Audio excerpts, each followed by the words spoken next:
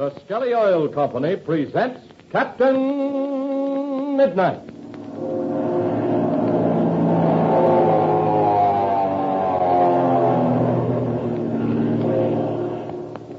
Captain Midnight, brought to you 5 times each week by the Skelly Oil Company, Skelly Jobbers and Dealers. The Skelly Oil Company, you know, was the originator of tailor-made gasoline. And now, climb into the cockpit, fasten your safety belt, snap on your pilot's helmet and flyer's goggles. You're going to get a flying lesson right now. First, here's something every young flyer should know. Ask any experienced airplane pilot why he always fills his gasoline tanks before he leaves his plane in a cold hangar overnight. Now, perhaps you didn't know that. Yes, flyers always see to it that their gasoline tanks are filled up if the plane is going to be left standing in the cold. And here's why. A full tank will not collect water vapor. And you know, water vapor will condense and freeze in the fuel line, in the fuel pump, or in the carburetor bowl. Of course, frost or ice any place between the gasoline tank and cylinders may kill the engine. And of course, no flyer can afford to have his engine die on him. Now, the same thing is true of drivers. No driver wants his car engine to die on him either. And we all want our cars to start quick every time. So if your car is going to stand in a cold garage overnight, remember this tip I've just given you. Don't let your car stand in the cold with an almost empty gasoline tank. Fill it up first and avoid trouble. Now, you boys and girls listening in, Dad may not know about this. Well, why don't you tell him? And tell him this, too. When he's driving a car in winter weather, tell him to use gasoline that's weather right. Drive up to a Skelly service station and fill up with Skelly Aeromax. Because Skelly Aeromax gasoline is tailor-made for your weather. It's weather right for your car because it's tailor-made to fit the weather in each part of the country where it's sold. So remember, I've given you 2 ways to get faster starts and fewer stalls in cold weather. In winter, always fill your tank before letting the car stand overnight in a cold garage. And then, the other tip I gave you is, fill her up with Skelly Tailor-Made Aeromax, the gasoline that's weather right for your car. And now to Captain Midnight. The famous pilot and Chuck Ramsey are imprisoned in the underground water chamber of the Aztec Temple, together with their deadly enemy, Ivan Shark. The criminal had planned to escape for himself, but when he learns from Captain Midnight and Chuck that his former chief pilot, Von Grif, and Senor Lutro are in the temple, he realizes he, too, may be doomed. Above, in a different part of the temple, unaware of any danger, are the rest of Captain Midnight's party. As our scene opens today, we find Lutro and Von Grif crouched together in a dark passageway. Listen as Lutro says. Did you get the time wandering? You bet I did. My watch has a luminous dial, and I looked at it when we heard Fury and her father talking. How much time is there left? 5 minutes. 15-minute period will be up at 12 o'clock. But we'd better be careful. Fury's shark may hear us. No, she won't. Not over the road of that waterfall. We'd better get going, hadn't we? See, we will start right now. Now listen. She's down this passageway in a small alcove. Yes, where the controls for that water chamber are. See, and we must keep her away from them. We must sneak upon her carefully, noiselessly. We haven't got much time left. Come on. Who's that?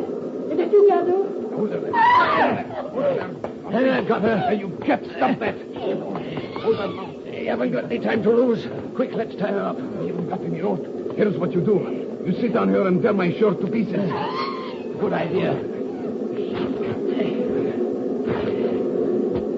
Now then, I'll tie your ankles. Sinew, if you will not scream, I will take the hand away. But if you do scream, I will shoot you through the head. Very well, I will be quiet. I've got her ankles tied. How about her arms? Here they are behind her back. Tie the wrists. Now she won't be able to get away. So it is you, Von Grif. How could you do this thing? That's a good one. What about you and Shark? What about what you were going to do to me? You are mistaken, Von Grif. Ivan and I intended no harm to you. Don't tell me that. I could see it coming. How much time is there left? About 2 minutes. Quick, God, Fury. Trying to take that lever. Come back here. Never, senorita. It is not to be moved by you. Please, I beg of you. Ivan is down there. The water is rising. I will do anything you say. The time is not up yet, senorita. It is not up until 12 o'clock. You know about that? Of course we do. We heard you and your father talking. Oh, don't you see? You have over a minute left. Listen, Van Grif and you, Lutro. When it becomes 12 o'clock, you will move the lever. You will do so because if you do, a great fortune will be yours. Listen to that, Lutro. She's talking business. It's about time. Yes, Van Grif, I am listening. But, Senorito Shark, what kind of a proposition do you offer us? I will make you a good one, and Ivan will back me up. We will split the profit of the cattle with you, and we will give you 1/3 of the Perada Treasure. Do you have the Perada Treasure in your possession, senorita? No, but Ivan knows where it is. Yeah, but so do I, senorita. Why should we bother with you? That's the way to talk. Why should we split with you and your father? But you cannot do this, Van Grif. Think of what Ivan has done for you. You cannot do this to him. Be quiet, senorita, or I will silence you forever. And another thing. Captain Midnight and that kid Chuck Ramsey are down there, too. I've got no love for them either. This is a good chance to finish them all off together. What time is it? Quick, look at your watch. Gee, I would like to know that also. What time is it, Van Grif? It is 5 seconds before. Now, it is 12 o'clock. Oh, push the lever. I beg of you. The answer is no, senorita. How I would like to look into that chamber down there. What a great pleasure it would give me to see Ivan Shark gasping for breath, with his nose against the ceiling, and then to hear him gulping in water against his will. Stop it. I cannot do it. Yes, this Ivan Shark has done much worse to many men. I'll say he has. If you knew how he's made some men die. And this daughter of his is worse even than he is. It's a lie. Do not believe him, Senor Lutro. This is certainly one for the book, Lutro. Here are Ivan Shark and Captain Midnight, enemies all their lives. And now they are facing eternity together in the same water-filled room. My amigo, that is indeed the interesting situation. I would like to listen to the last words they will say to each other. Look, mi amigo, what is the time now? It is almost 2 minutes after 12. They should be done for very soon, eh? But we should give them another minute to be very sure. Yes, another minute.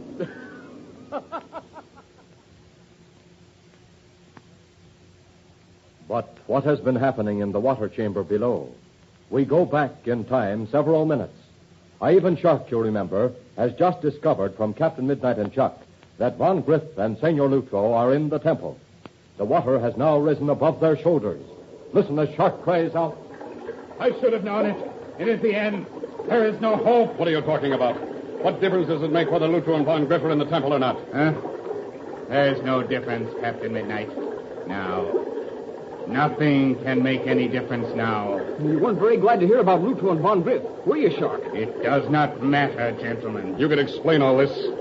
But perhaps it is too late. Gee, Red, this water's getting up around our necks.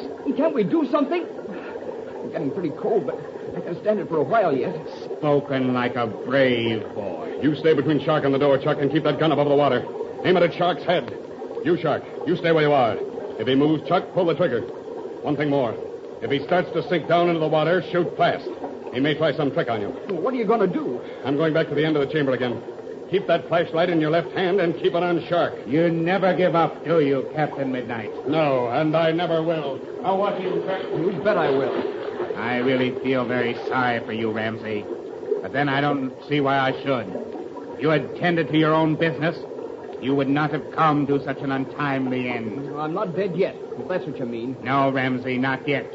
But you can look at your wristwatch and count the minutes until you will be. If you're trying to divert my attention, it won't work. I will look at my watch.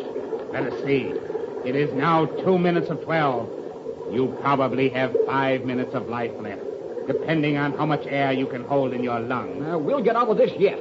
Such sublime confidence amazes me.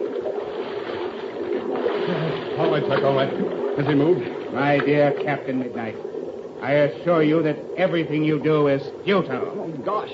water is up to my mouth. Hold steady, Chuck. Hold steady. What time is it?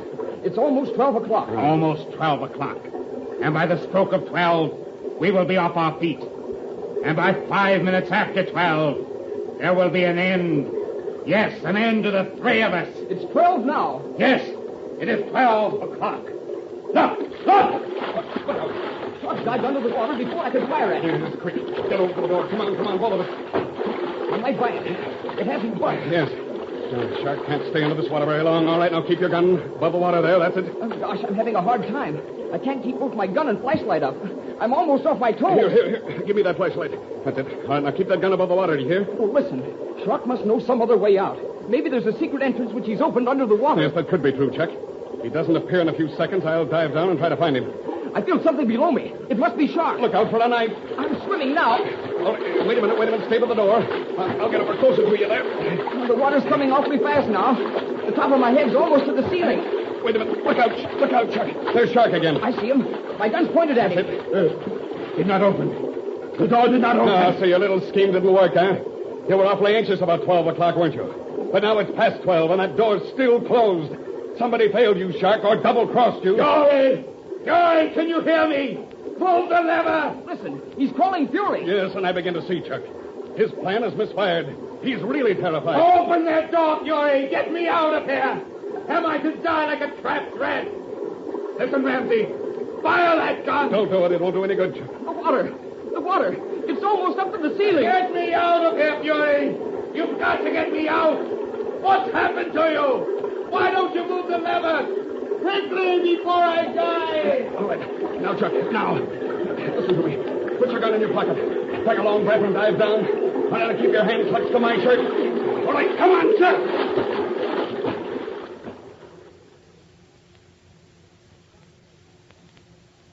Well, what can be happening in that terrible water chamber?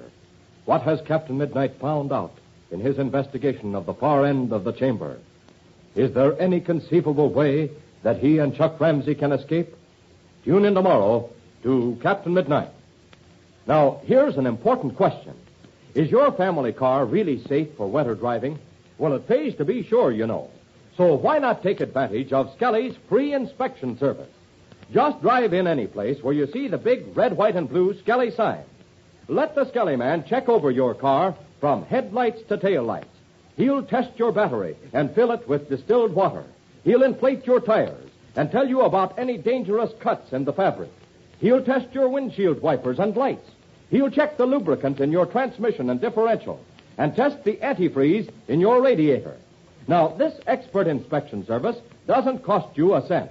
And if you need a few things to make your car really safe for winter driving, things that will save you time, trouble, and perhaps a big repair bill, your Skelly man has them for you. They are all premium quality Skelly products, and they cost you no more than you pay for many ordinary grades. So, you fellas and girls who are listening, remember to tell your dad or mother about the free inspection service at your Skelly service station. And don't forget to tune in again tomorrow, same time, same station, for further transcribed adventures of Captain Midnight. Brought to you by the Skelly Oil Company, Skelly Jobbers and Dealers. Is Ivan Shark trapped and left to die, the only victim of his plot against Captain Midnight and Chuck Ramsey? Have these two really found a way to escape? Be sure to listen tomorrow. Until then, this is Don Gordon, your Skelly man, saying goodbye and happy landing!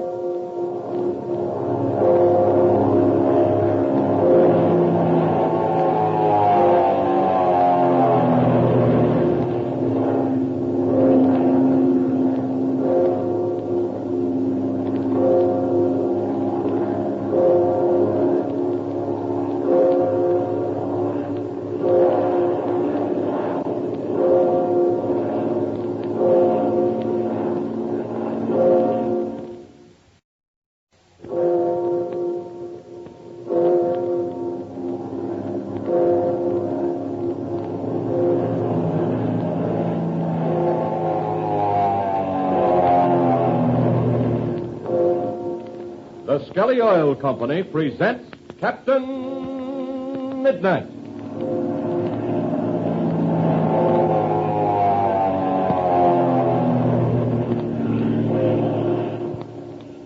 Captain Midnight, Brought to you 5 times each week by the Skelly Oil Company, Skelly Jobbers and Dealers. The Skelly Oil Company, you know, was the originator of tailor-made gasoline. And tonight, I'm going to tell you something I just found out about mittens. Yeah, that's right, mittens. You know, the 3 little kittens lost their mittens, those things. Well, now, what I found out about mittens is this.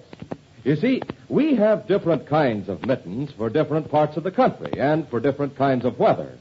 Way up in northern Minnesota and Wisconsin, they put on 2 pairs of woolen mittens and a pair of leather ones besides sometimes. Not quite so far north, around, Iowa and Illinois, for instance, a single pair of mittens will do if they're good and heavy. And further south, a pair of good fleece-lined gloves will keep the frost out of your fingertips. And way down south, of course, well, gloves are just something to dress up in or work with. And mittens, well, they hardly know what mittens are for. Well, now, and here's the point of the whole story. Think of this. Wouldn't it be silly if all these folks that wear all these different kinds of gloves and mittens, wouldn't it be silly if they all tried to use the same kind of gasoline in their cars? Why, of course it would. They need different kinds of gasoline just as much as they need different kinds of mittens. They need gasoline that's tailor-made to fit their weather. Isn't that right? So look, when you're out driving, watch for the big red, white, and blue sign that marks every Skelly service station. Because that's where you can get Skelly tailor-made gasoline. You see, Skelly tailor-made gasoline is weather right because it's tailor-made to fit the weather in each part of the country where it's sold. It's weather right for your car wherever you buy it. So remember what I told you about mittens. Wear mittens that are made for your kind of weather and use gasoline that's weather right, too. That's Skelly tailor-made gasoline, good old Skelly Aeromax. Tell Dad to try a tank full tomorrow. And now to Captain Midnight. The famous pilot, Chuck Ramsey and Ivan Shark, are all suddenly trapped in the flooded water dungeon of the old Aztec temple. Shark's plan of escape has gone wrong, and yesterday, as the water in the chamber neared the ceiling, Captain Midnight instructed Chuck to take a deep breath and to follow him. Then they dove beneath the surface, leaving Shark behind. In the meantime, above and in another part of the temple, Senor Perada and Patsy are where Captain Midnight and Chuck left them. They're becoming terribly worried. Listen as Patsy says, I can't understand it, Senor Perada. Captain Midnight and Chuck should have been back by this time. See me, senorita. But they have not been gone too long. Perhaps they will soon be here. But, Senor Perada, those screams and those shots, what do you think they meant? I do not know, senorita. But El Capitan Midnight and Senor Chuck Ramsey, they will find out. Well, I do think we ought to go and look for them, Senor. Perhaps something has happened. Perhaps they're in trouble.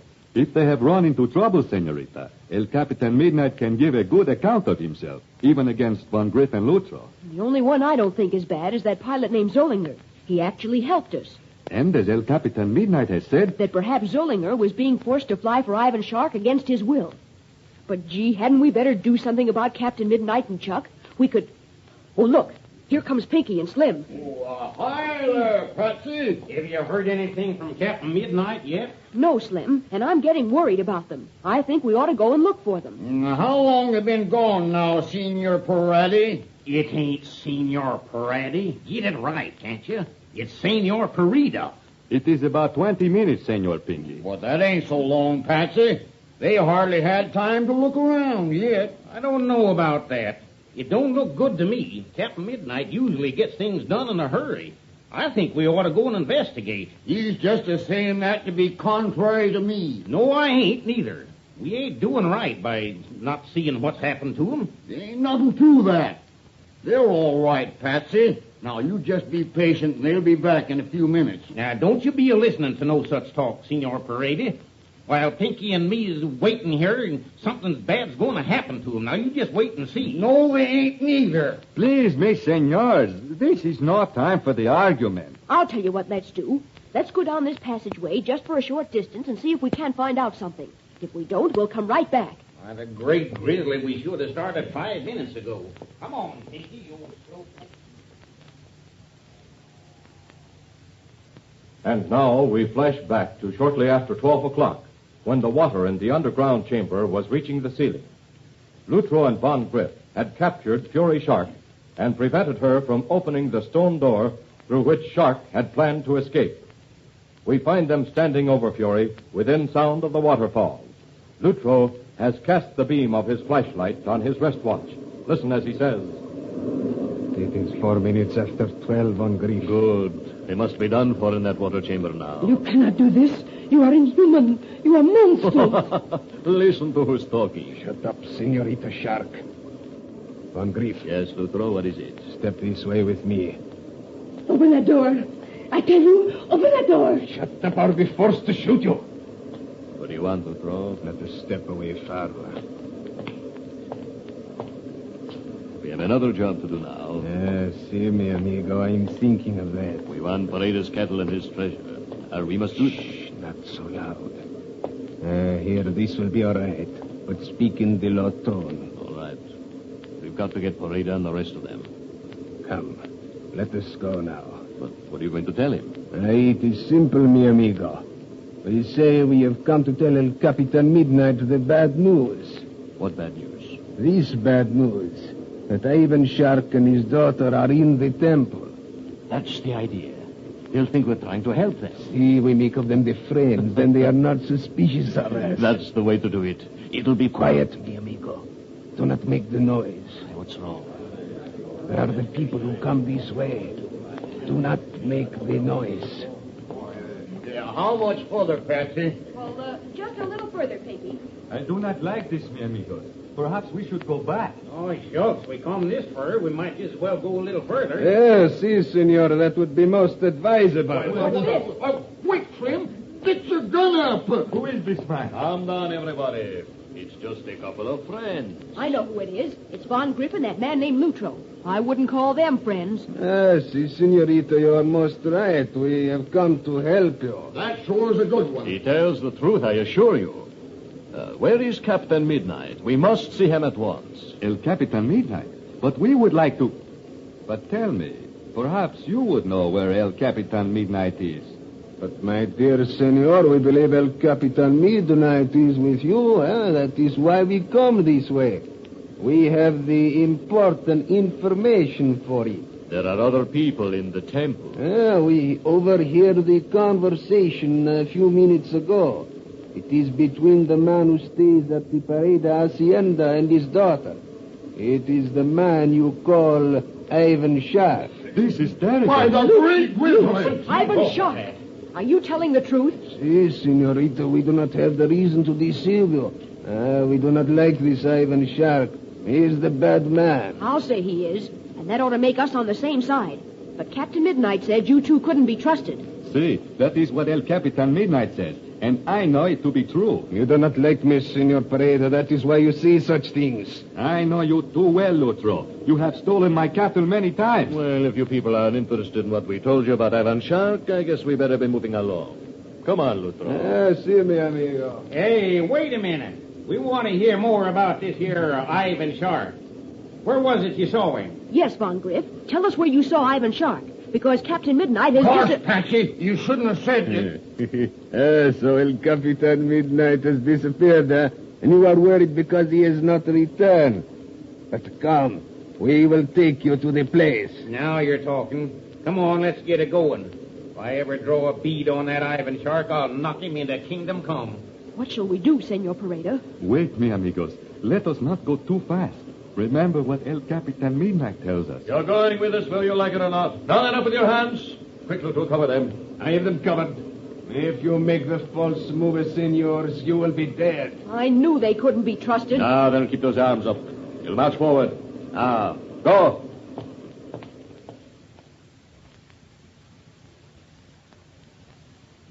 Our scene now changes. You will remember that Lutro and Von Grif left Fury Shark tied hand and foot in a passageway above the water chamber. A dark figure is approaching the place where Fury Shark lies. Listen. Hey, what's that? Garda, it is you? Oh, I'm so glad to see you. What are you doing down on the Oh, floor? quickly, Garda, we have no time to lose. Out with your pocket knife. All right. Here it is. What do you want me to do? My wrists and ankles are bound. Cut them free. All right, away. There. There. I've got your wrists free. There is the flashlight somewhere on the floor. Find it quickly. Yeah, I found it. Hey, who did this to you? Van Grif and Lutro. They're here in the temple. They overheard Ivan and me. Well, where's the chief? I don't know, Galdo. I'm afraid he's dead. Dead? What are you talking about? The chief ain't so easy to get. Did he have a fight with Captain Midnight? No. I think Captain Midnight and the boy Chuck Ramsey are dead also. Quick, let me have that flashlight. All right. Here it is. There. Do you see that iron lever? Yeah, I see it. Push it to the left, quick. Okay. Hey, what's this thing for? I'll tell you later. Quick, follow me down these stairs. All right. Look out, Fury. There's water ahead. So I see, Gardo. Oh, I am afraid we are too late. Well, what's this all about? That water wasn't here yesterday. Do you not remember, Gardo? The water chamber used by the ancient Aztec kings? Is that it? Down there? Yes, Gardo. It is down there. And that is where we will find the body of Ivan Shark, our chief. Well, what was the chief doing down there? He laid a trap for Captain Midnight. But Lutro and Van Grif came along and spoiled everything. I was supposed to open the door at the end of 15 minutes. But that time was up almost 10 minutes ago. Hey, no man can live underwater that long. Look in the water, Gardo. Do you see the open door? Yeah, I see it. Under the water. I will direct the beam of my flashlight into the water. You will take a deep breath, and you will go under the water and look inside the door. Me go into that water? Go, I tell you. We must know the truth. Well, I don't like this, but I'll do it. Hurry, Gardo, hurry. He is finding a door. The beam of my flashlight is bright. He will see. Oh, Ivan, I will promise you this.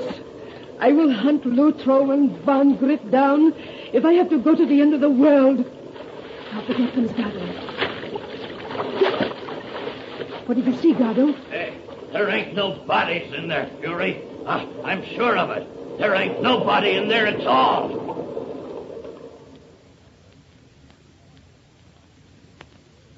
Well, can Gardo be right? Have Captain Midnight and Chuck, and Ivan Shark, too, all escaped from a terrible death? And meanwhile, what is happening to Senor Perada, Patsy Donovan, and the old miners, Pinky and Slim? Tune in tomorrow to Captain Midnight. Now, here's something your dad should hear about. Skelly gasoline is tailor-made for quick starting in your weather. It's weather right for your car. So it not only helps you start faster, it gives you faster pickup, too. If you want your car to pull out in front of traffic, if you want your family car to be the first to get away when it starts at a traffic light, you just ask Dad to try Skelly tailor-made gasoline. And once he tries it, he'll say it's a grand gasoline. And I'll bet he uses it from then on. And boy, oh boy, will you be proud of the way your family car starts and the way it steps out ahead of the rest on the road. Yes, sir. For fast starts and real pickup, tell Dad to try Skelly tailor-made Aeromax gasoline tonight. And don't forget to tune in again tomorrow, same time, same station, for further transcribed adventures of Captain Midnight, brought to you by the Skelly Oil Company, Skelly Jobbers and Dealers. Until tomorrow, this is Don Gordon, your Skelly man, saying goodbye and happy landing!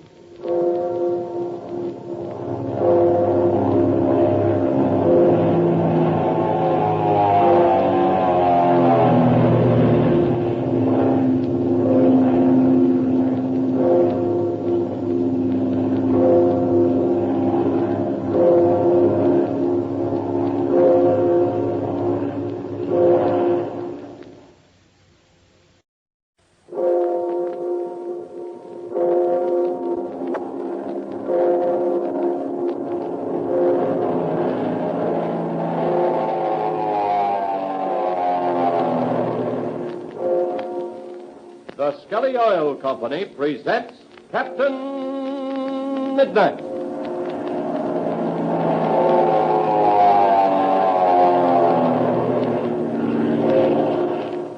Captain Midnight, brought to you 5 times each week by the Skelly Oil Company, Skelly Jobbers and Dealers. Say, when you hear the wind blowing like this, what's the first thought that pops into your head? Ooh, well, when cold winds howl, a pilot's first thought is to protect his motor. And a wise motorist thinks of the same thing. And if he hasn't changed to winter oil already, he changes the oil in his car at once. Now, that's something every boy and girl should know and tell Dad about. You see, when cold weather comes, the oil in your family car gets heavy as glue unless you're using winter weight oil. It thickens, doesn't flow through your motor as quickly as it should. Your car's hard to start, and while it's warming up, it runs partly dry, without the lubrication it needs to keep the motor safe. Remind Dad of this, won't you? You fellas and girls who are listening. Tell him he should have winter oil in your family car. And tell him Skelly Tagoline winter oil is the kind to try. Skelly's Tagoline winter oil is amazingly fast-flowing, even in the coldest weather. It's especially made to get up into the motor fast. It keeps your motor safe. And what's more, it stands up under hard driving. Keeps your motor purring mile after mile. And you don't need to add so many extra quarts. Be sure, now that cold weather's here, you have Skelly Tagoline winter oil in your family car. Dad will know he can get Skelly Tagoline at any Skelly service station. And the Skelly man knows just the right weight for his weather and his car.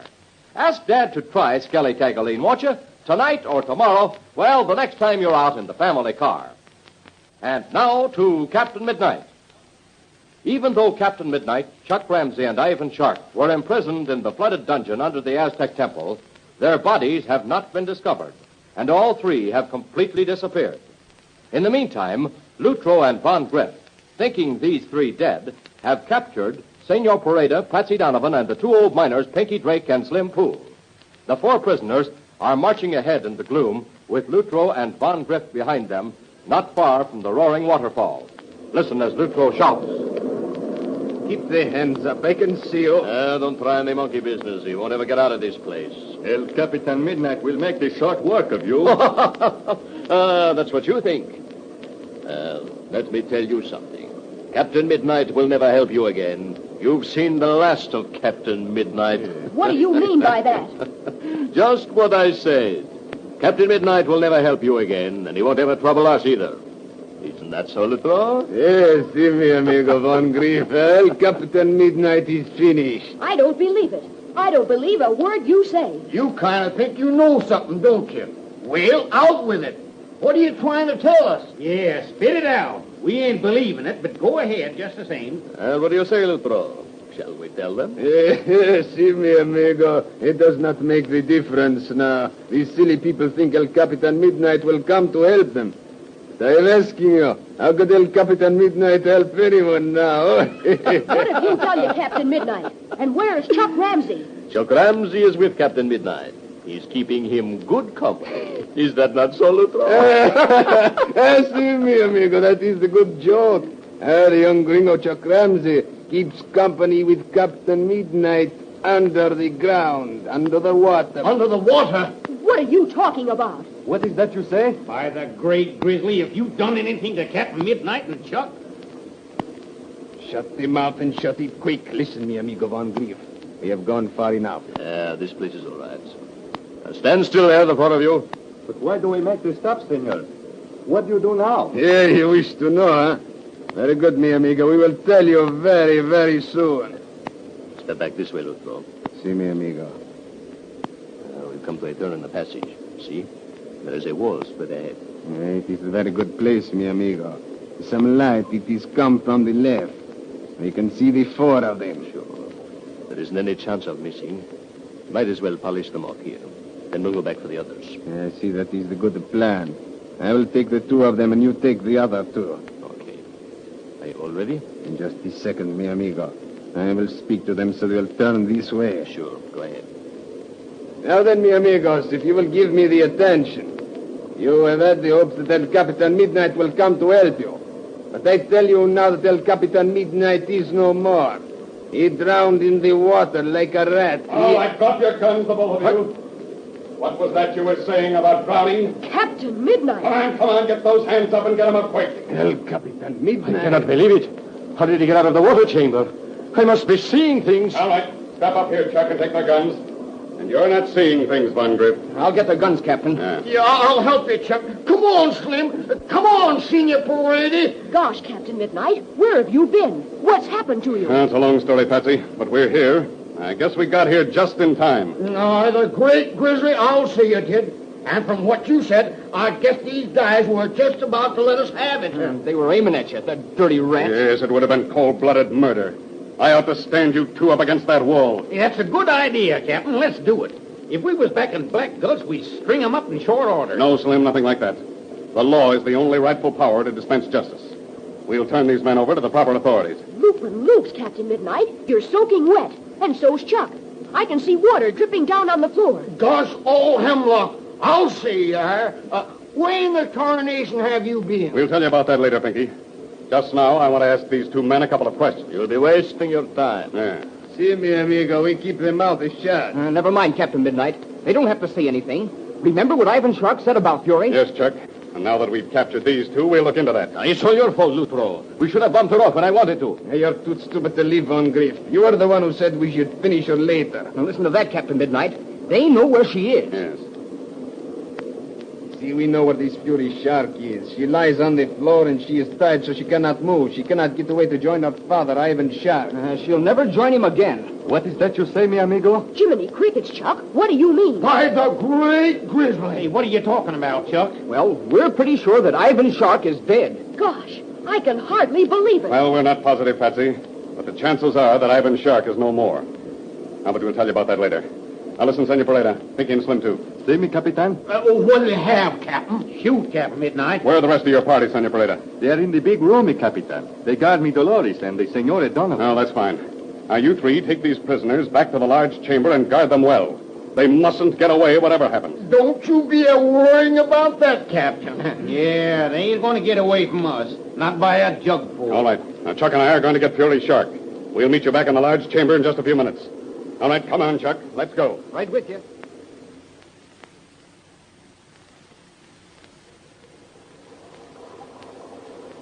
This is the place, Chuck. See? There are the controls that work the water chamber. Well, that's what they are, all right. But I don't see anything of Fury Shark. Wait a minute. Let's look at this floor here. I'll snap on the flashlight. Ooh, look down there, Captain Midnight. Somebody's been lying on the floor. Yes. There are a lot of footprints around, too. Yeah, if I can read these signs right, some kind of a struggle has taken place here. But they said Fury Shark was tied up.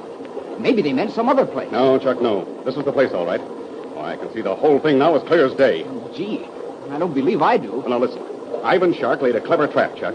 He tried to make us believe he was caught in that water chamber, too. Don't you remember how anxious he was about 12 o'clock? Oh, sure I remember. He expected something to happen at 12 o'clock. Exactly. He expected Fury to open the escape door for him, but she didn't do it. Remember? He dived down and then reappeared just after 12 o'clock? Yeah, he reappeared because he couldn't get out. Yeah, that's it exactly. And he couldn't get out because by that time, Fury had been captured by Lutro and Von Grif. They tied her up and left her here. But she could have kicked that lever open. Oh, don't you see, Chuck? Lutro and Von Grif waited until after 12 o'clock, until they were sure that Ivan Shark was dead. But they must have known that we were down there, too. Yes, of course they did. Don't you remember that crack they made about the water? They wanted to get rid of us and Ivan Shark, too. Oh, the dirty scoundrels. Yeah, but the question is now, what has happened to Fury Shark? Now, let's go down those stairs. Maybe she's down there. Good idea. Come on. Well, you can see footsteps going down there. Mm-hmm. Oh, and look. There's some water on the steps. Well, how did it get there? Yeah, it looks to me as though somebody has been in the water and then walked up them. Oh, look down there, Captain Midnight. There's water ahead. You're right, Chuck, and look. The stairs turn. They go down to the lower level, and there, Chuck. That must be the door which leads into the water chamber. Throw the beam of light more to the left, Captain Midnight. All right. I think I see something. All right, there. How's that? See? Down in the water, there's the stone door which leads into the chamber. That's the door through which we entered. And inside that chamber, we came as close to losing our lives as we ever will. I'll say we did.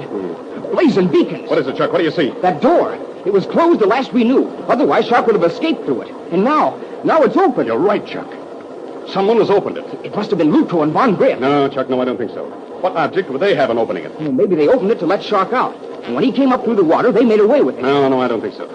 I think they would have just left him in there. But maybe it has something to do with Fury Shark's disappearance. Yeah, I think we're getting close. Yes, that's it. She must have been the one who opened that door. But it was too late to do any good. That's true enough. But she was hoping it wouldn't be too late. But she was tied up. Well, how did she get loose? Fury Shark's mighty clever, Chuck. She may have got loose by herself, and then again, someone else might have helped her. Gosh, you think there are other people around here? Well, it's quite possible. So many strange things have happened by this time that I wouldn't be surprised at anything. What will we do now? Shall we try and find out what's happened to Fury Shark? No, Chuck, no. We haven't got time for that now. What I'd really like to do is to dive down into that water and explore that chamber. You want to find out whether Ivan Shark's there or not? Yes. That's something I've got to find out. But I'm afraid we'll have to let that wait until later, too. Right now, there's something else to do. Now, come on. Let's join the others.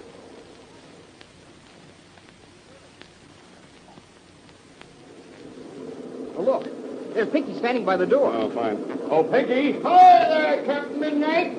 Hello, Chuck.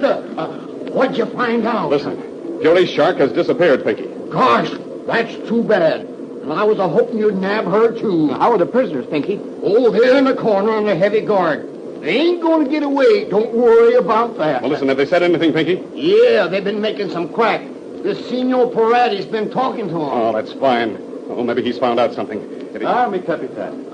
You and Chuck Rams have returned. Did you find the Senorita Shark? No, Senor Perada. She's disappeared completely. That is not good. But, mi Capitan, I have the news for you. Yes? This man, Lutro, he tells me about the trail through the jungle. A trail which I believe has not been used for years. It leads across the river and to my hacienda. Oh, that's the best news yet. Now, we've got to strike while the iron's hot. We'll leave 2 of your men, Senor Perada, with Pinky and Slim to guard the prisoners. The rest of them will accompany you, Chuck, and me to the hacienda at once.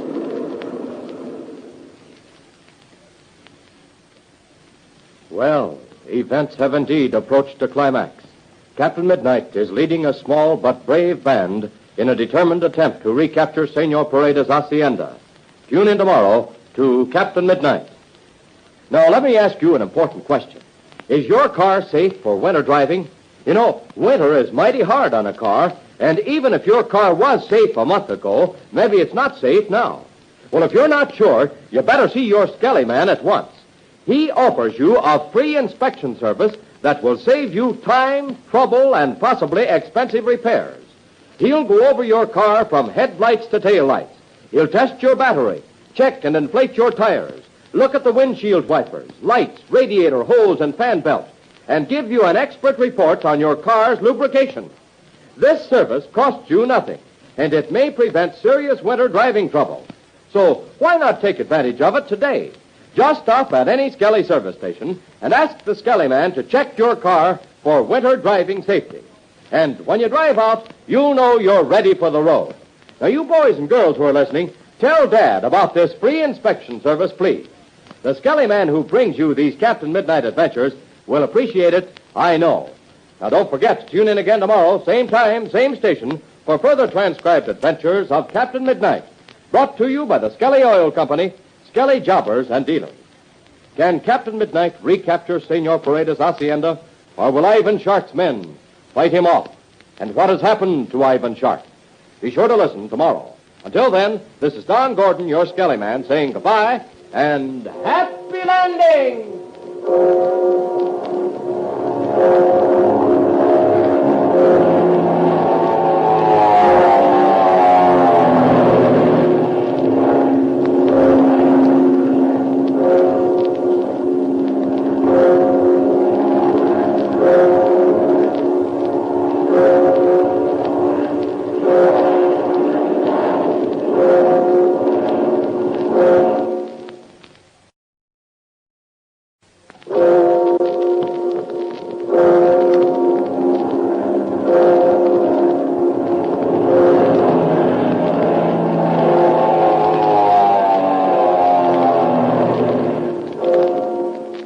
The Skelly Oil Company presents Captain Midnight.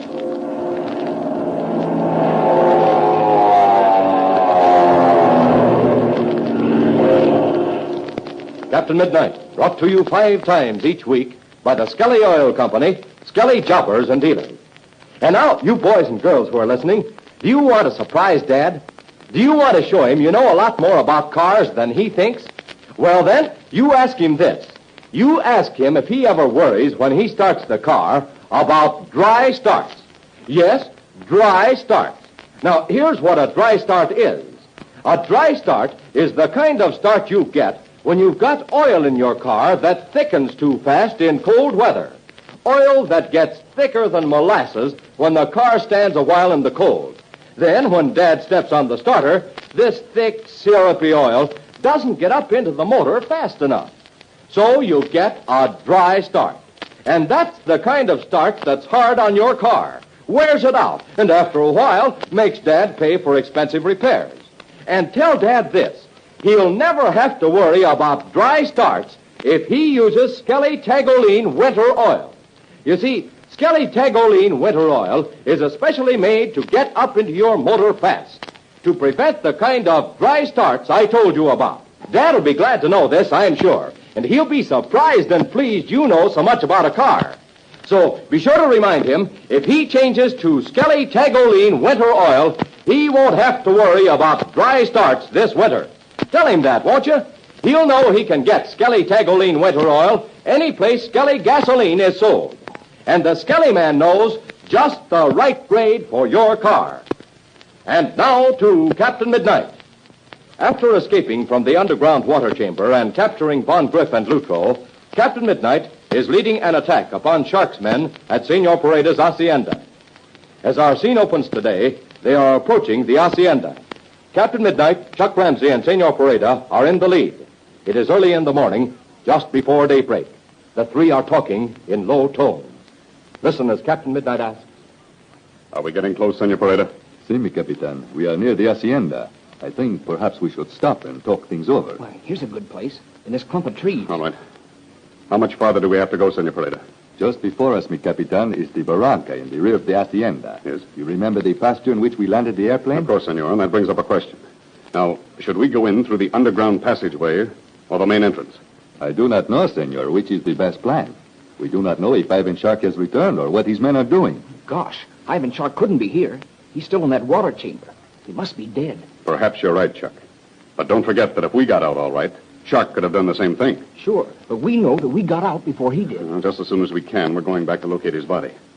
That isn't deciding our immediate problem. It is for you, mi Capitan, to make the decision. All right, now here it is. You, Senor, will lead your men around to the main entrance. Post them so as to command the big gate. In the meantime, Chuck and I will go through the underground passageway and enter the library through the secret door. Now, is that perfectly clear? Si, Senor. But what about the time? It will take me and my men longer to get into position before the main entrance. That's true. Do you have your watch with you? Si, mi Capitan. All right, now let's see what time you have. No, can't see very well. Your watch doesn't have a luminous dial. Switch on your flashlight, Chuck. Here you are. Now I can see, Senor. It is 10 minutes to 4. All right, now here's my wristwatch. You're about 3 minutes faster than I am. Captain Midnight's watch is exactly right. So, in that case, I will set the watch back. Yeah, that's it. There. The watches are both the same. Good. Now, we'll call the 0 hour 4:15. Will that give you plenty of time, Senor Pereda? Si, mi Capitan. That will be sufficient. My men will be ready in their positions at the time agreed upon. Very well. At exactly 4:15, Chuck and I will open the door leading into the library. And at exactly the same time, you and your men will advance toward the main gate. Now, there's one thing that's very important. Si, Senor, I am listening. Chuck and I may run into a large group of Shark's men in the house. When they see there are only 2 of us, they may put up a good fight. So at exactly 4:15, you and your men start shouting and shooting outside. Shark's men will then think that they're surrounded by a large force. Si, Senor. It is the very good plan. Very good, then. There's no time to lose. Come on. Chuck and I will go our way and you go yours. Si, mi Capitan. I get my men and we start now. All right. Now, come on, Chuck.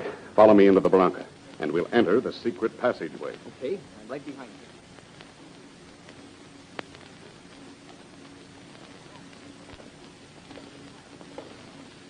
Gosh, Captain Midnight, everything seems to be just as it was the last time we... Not so loud, Chuck. We better talk in low tones, at least until we get into the library. Yeah, but you're right. Everything does seem to be just as it was when we last saw it. There's one thing I'm worried about. Now, what's that, Chuck? Some of Shark's men may be hiding down here. You've got to be careful about that. So don't use your flashlight any more than you have to. I won't turn it on again. It must be almost to the bottom of the stairs. Gosh, my toe hit the lowest step. Now, quiet a second. All right. I just wanted to find out if anyone heard that noise. Shall we go up the stairs? Yes, but now go very carefully. We don't want to be advertising our approach. How much time have we got? Not very much, I think. We were very slow getting through that passageway. I won't have to switch on the flashlight. Your wristwatch has a luminous dial. Yes, here it is. Oh, gosh, 13 minutes after 4. We haven't got any time to spare. No, say we haven't. Come on now, up the steps. Hurry. Well, we must be almost there. Just a couple of more steps. Can you feel that lever that opens the door? Not yet, but I will in a couple of seconds. I wish we knew whether anyone was in the library. We'll find that out pretty quick. Oh, wait a minute. I've got the lever. Can you feel the door? Yes. I'm leaning against it right now. How much time have we got? 30 seconds. Well, it won't be long now. No, it won't. Now listen, Chuck. We don't know what we're going to run into. So we're going to do just as we did before. You mean open the door and wait? That's right. I'm going to open the door. We're going to stand just where we are. After the door is opened, we'll wait just a few seconds in silence to see what happens. From that time on, you take your cue from me. You can count on me. I know that only too well, Chuck. What time is it now? Time's just up. Quiet now. I'm going to open the door. All right. Come on. Follow me, Chuck. Okay. There doesn't seem to be anyone in here. Shall we switch on the light? No, Chuck, no, don't do that. Light your flashlight and play the beam around the room. Okay. There's not a soul in here, Chuck. There's Ivan Shark's desk, and the other furniture seems to be in place. Listen. Listen to that. Yes, it's Senor Perada and his men. Well, what do we do now? Now, wait a minute. Now, listen to that. That sound comes from just outside the library door. It must be Shark's men. Now, listen, Chuck. This door opens into the courtyard, and on the other side of the courtyard is the main gate. Senor Perada and his men will be just outside that gate. Shark's men will think they're being attacked and will be facing the main entrance. It will be our golden opportunity to take them by surprise. Okay. I'm all set. Good. Now put your flashlight in your pocket and get out your gun. Okay, I'm ready. All right, now the door's to our left. Come on, follow me. I'm right after you. Good. You were right. Those must be Shark's men at the main gate. Look, Chuck. There's that fellow we saw before, the one who looks like an Oriental. Yeah, and he seems to be leading them. Is your gun ready? I'll say it is. All right, now follow me out to the steps, but be sure and stay behind me. Right. Okay, here we go. All right. Throw down your arms, man. This house is surrounded. It is Captain Midnight. Hey, Captain Midnight! Yes, it's Captain Midnight. Throw down your guns. It is only Captain Midnight and the boy, Chuck Ramsey. Oh, look. Senor Perada's men have broken down the main gate. Throw down your arms or you'll all be killed. Now, this is the last warning. Quick, men. You must shoot. Senor Perada! See me, Capitan. When I raise my hand, you'll start shooting. See me, Capitan. Oh, look. The men are dropping their guns. All right, come on now. Quick. Drop your guns and we start firing now. There. They're all down. All right. Senor Perada. See me, Capitan. Have your men pick up those guns. See. Listen, Captain Midnight. Do you remember what Senor Perada told us? That fellow's name is Fang. Yes, Chuck, I remember that. Your name is Fang, isn't it? Yes, Captain Midnight. My name Fang. All right. Step forward. Yes, Captain Midnight. Me, Capitan. My men. They have all the guns. Good. Line all the prisoners up, Senor Perada, and put them into a room where they can be well guarded. See me, Capitan. Vamos, mi hombre. Vamos. All right. You, Fang, come with us into the library, and no tricks. I'll say yes, Captain Midnight. Now watch him carefully, Chuck. You better watch him.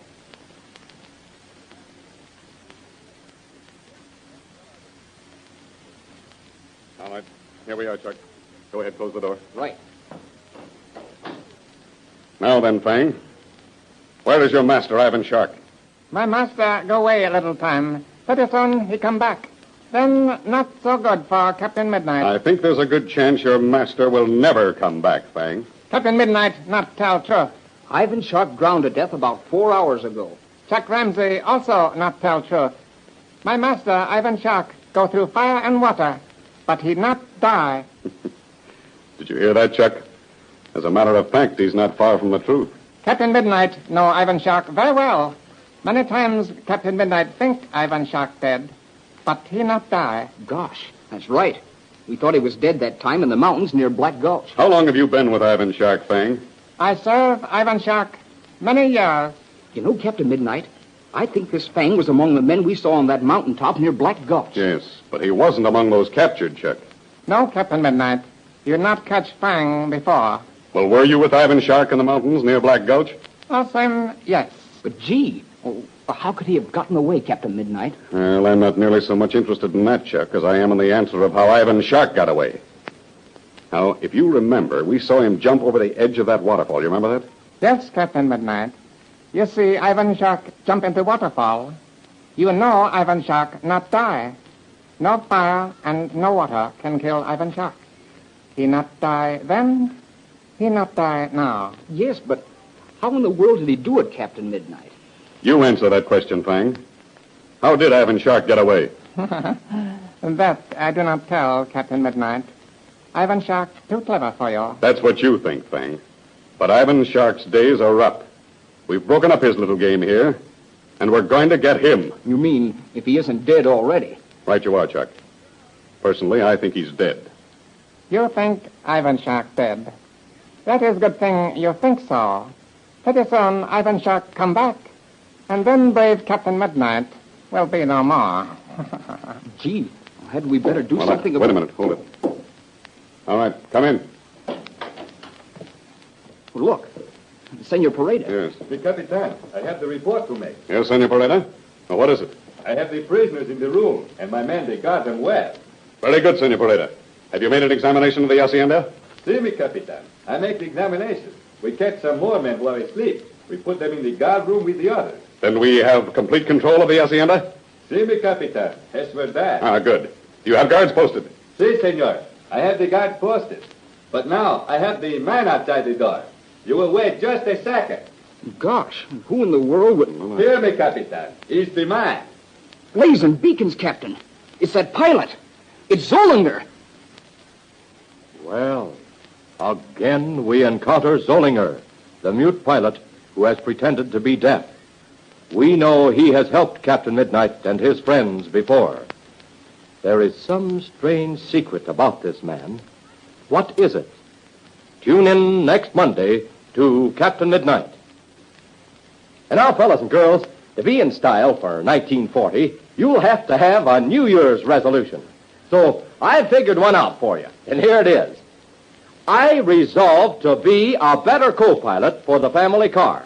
Now, that's a good New Year's resolution, don't you think? I resolved to be a better co-pilot for the family car. Now, that's a resolution that will really be fun to keep. It just means being a wide-awake young flyer like Chuck Ramsey and Patsy Donovan every minute that you're in the family car.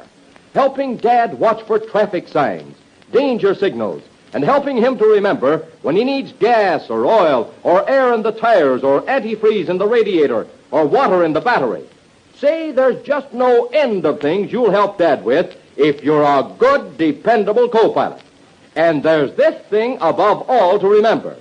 To pilot Dad into your Skelly service station whenever you need anything at all for the family car.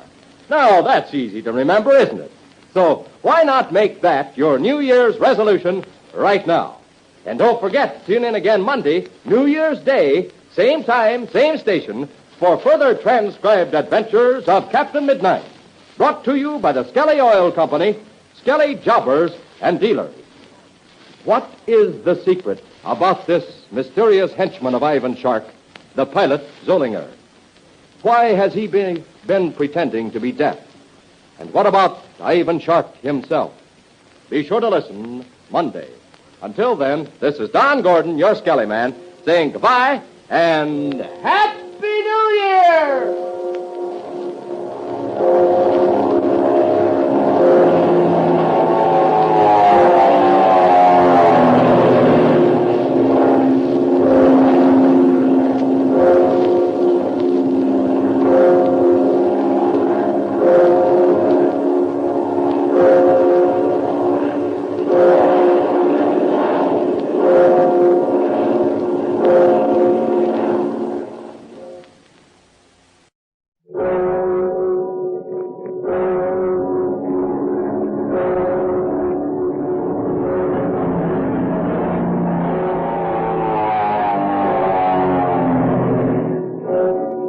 The Skelly Oil Company presents Captain Midnight.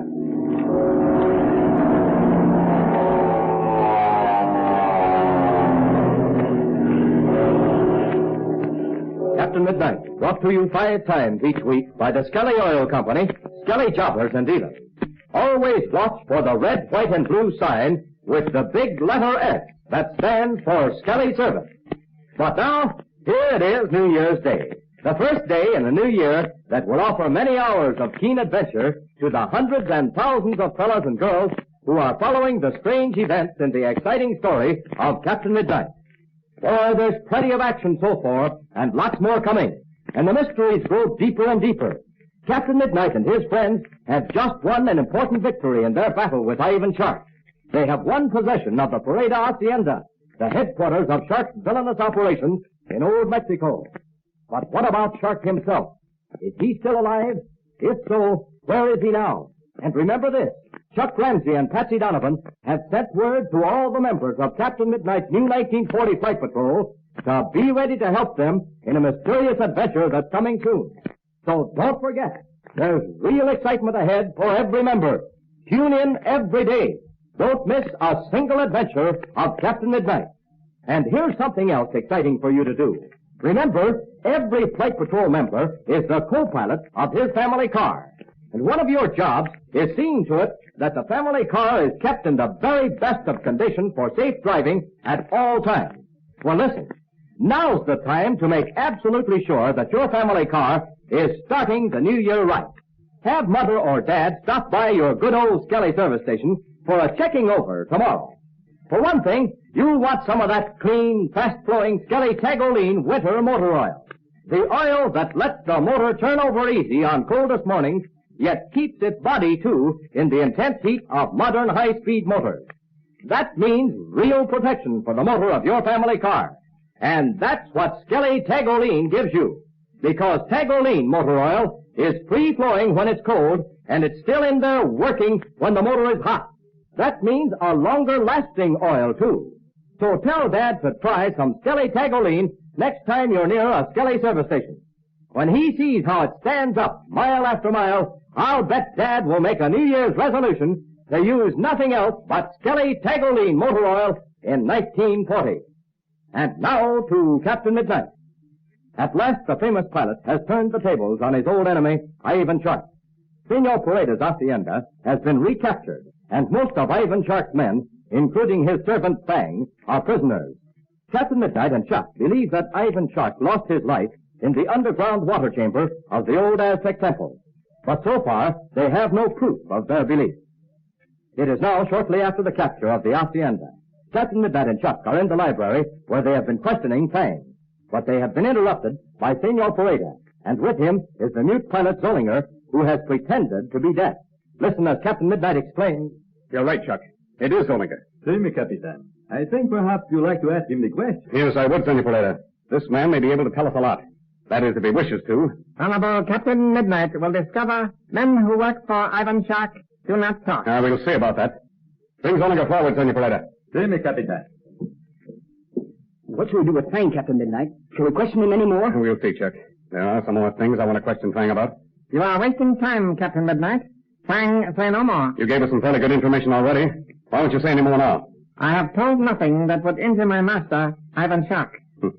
As despicable as you are, I do give you credit for being loyal to your chief. All right, I'll come back to you later. We'll have to write some questions to ask Zollinger. I'll write out the first one then. It do you no good, Captain Midnight. You waste much time. Better send Zollinger and Fang to join other prisoners. So you and Zollinger want to be sent to join the other prisoners, eh? It does no good to keep us here. Can I say something to you alone, Captain Midnight? Certainly, Chuck. Here, wait. We'll move over this way. Oh, now, what is it? I don't think Fang will talk in front of Zollinger. You may be right, Chuck. But I don't think we're going to get much more out of Fang anyway. Except maybe some false information. Yes, you're right. And this man Zollinger helped us before. He may help us again. Wait a minute. Senor Perada. See me, Capitan? Will you please take Fang and put him with the other prisoners? See me, Capitan. And then join us as soon as possible. Si, senor. I will go at once. You will come with me, Fang. All right, Chuck. Now, here's the first question for Zollinger. Jiminy Cricket. Look at him. Huh? Why, he's grinning from ear to ear since Fang left. Look, what's he pointing at his ear for? You got me. I'll give him a piece of paper. Yeah, wait. Here's a pencil. Here you are, Zollinger. He's going to write something. Well, he hasn't even bothered to read the question I asked him. There, he's finished. Wait, I'll see what he says. It is. Well, can you tie this, Chuck? Here's what he's written. I can hear everything you say. I am not deaf. Ways and beacons. Well, that's what Ma Donovan thought all the time. She was sure he could hear everything said. Well, that's going to save a lot of time. I'm going to have to keep writing him questions. Well, Zollinger, why did you try to make us believe you were deaf? Gosh, look at him write. Here's what he's written. I did not know your game. Gee, it won't take long to tell him that. I should say not. Well, Zollinger, here is my game, as you call it. Only it's not a game, but my duty. To rid the world of one of the worst criminals of all time. Ivan Shark. Jiminy Cricket, look at him grin. That must be good news for him. Wait a minute. He's writing something else now. What does he say this time? All right, I'll read it to you. The men say you have killed Ivan Shark. Is it true? That's something we'd like to know ourselves. To be truthful, Zollinger, we don't know. The last we saw of Ivan Shark, he was in an underground water chamber, and the water had risen up to the ceiling. We believe that he drowned, but we've not been able to verify this. Oh, look, he's writing something else. Mm-hmm. Oh, there, here it is. Ivan Shark is clever. He will get out if there is any way. Watch his secret landing field. Gosh, he seems to be as anxious as we are to see Shark dead. Yes. But what's that about Shark's secret landing field? I can guess. Zollinger, you're afraid that Ivan Shark will escape from his secret landing field by plane, is that it? That's it, all right. Look, he's making motions with his hands like a plane taking off. Mm-hmm. Does Ivan Shark keep his personal plane at the secret landing field, Zollinger? Yeah, Shark must. See, Zollinger's nodding his head. Wait a minute. Oh, he's writing something else. There, he's finished. Mm-hmm. Here's what he says. You must not let Ivan Shark escape. What's that? I don't know, but we'll find out right away. Well, what do we do with Zollinger? Listen, Zollinger. Are you with us or against us? No, I'm sure we can trust him. Look, he's nodding his head. Yes, and look. He's whipped the gun out of his pocket. All right, come on, Chuck. Come on, Zollinger. Let's go. Oh, look, there's fighting going on in the other end of the courtyard. Yes, and they're some of the prisoners. They're escaping. Hurry, Chuck. Hurry, Zollinger. Oh, good night. Those men are getting away. Come on, faster. And there's Senor Perada. Senor Perada! What's happened? Something's gone wrong, very wrong. Here he comes. We'll find out about it now. Yes. Oh, mi amigos, this is the terrible thing. Quick, Senor Perada, what's happened? Mi Capitan, some of the prisoners, they have escaped. Oh, how did it happen? Some men, they make this surprise attack. They come into the garden, and we do not know they are here until they are upon us. Who are these men, Senor? Mi Capitan, I do not know. I have never seen them before. They have the leader, a big man with the black hair and the black mustache. Oh, look, Zollinger wants to tell us something. Here, I've got a piece of paper in my pocket and a pencil. Yes, write it down, Zollinger. Quickly, quickly. Come on.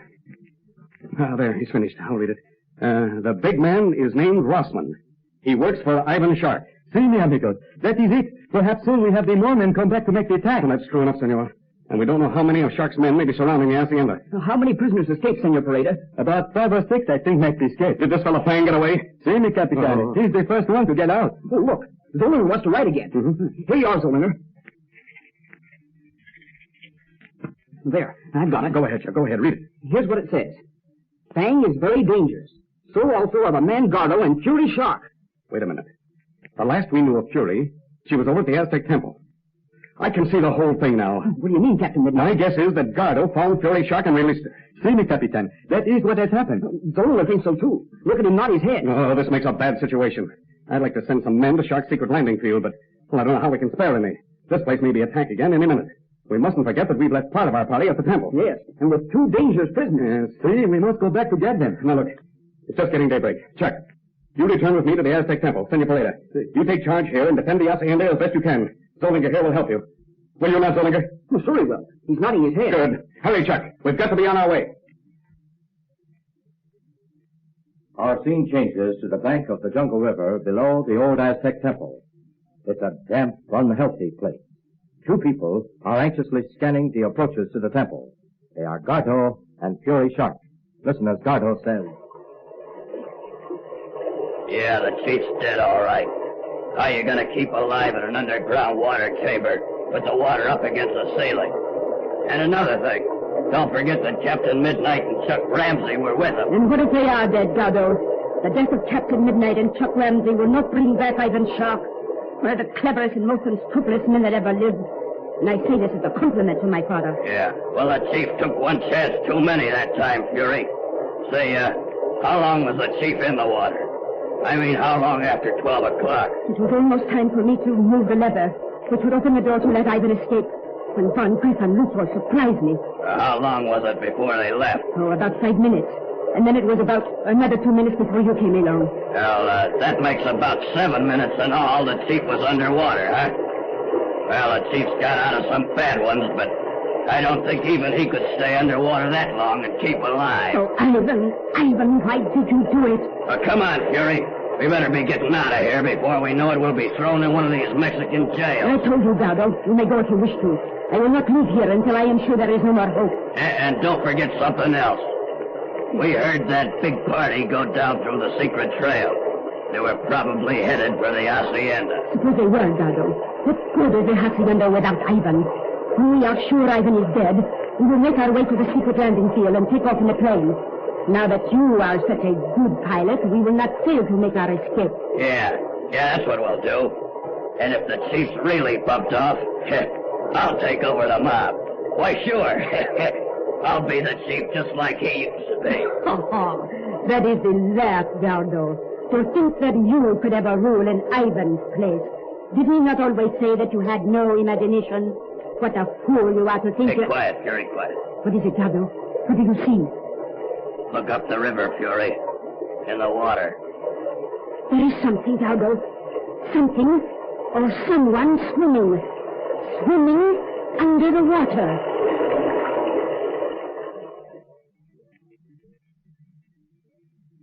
Well, what is it that Gardo has seen in the treacherous jungle river? Is it man or beast? And meanwhile, what is happening in the old temple and in Senor Perada's hacienda? Tune in tomorrow to Captain Midnight. And now, remember that co-pilot's job of yours.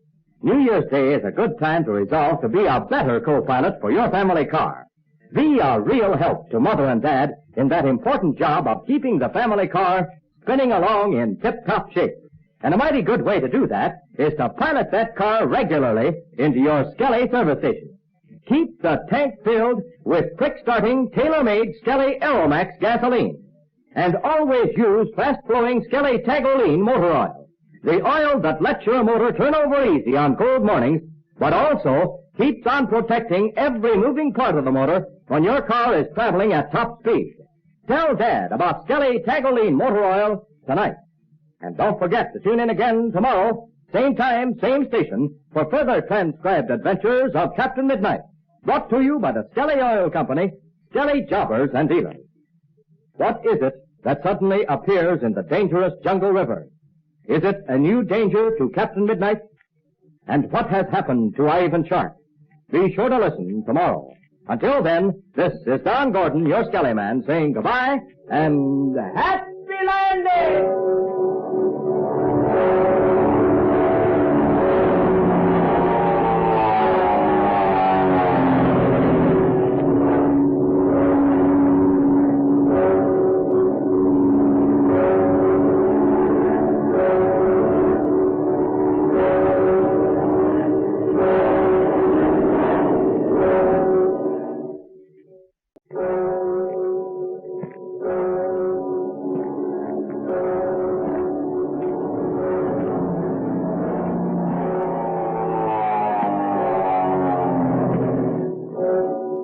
The Skelly Oil Company presents Captain Midnight.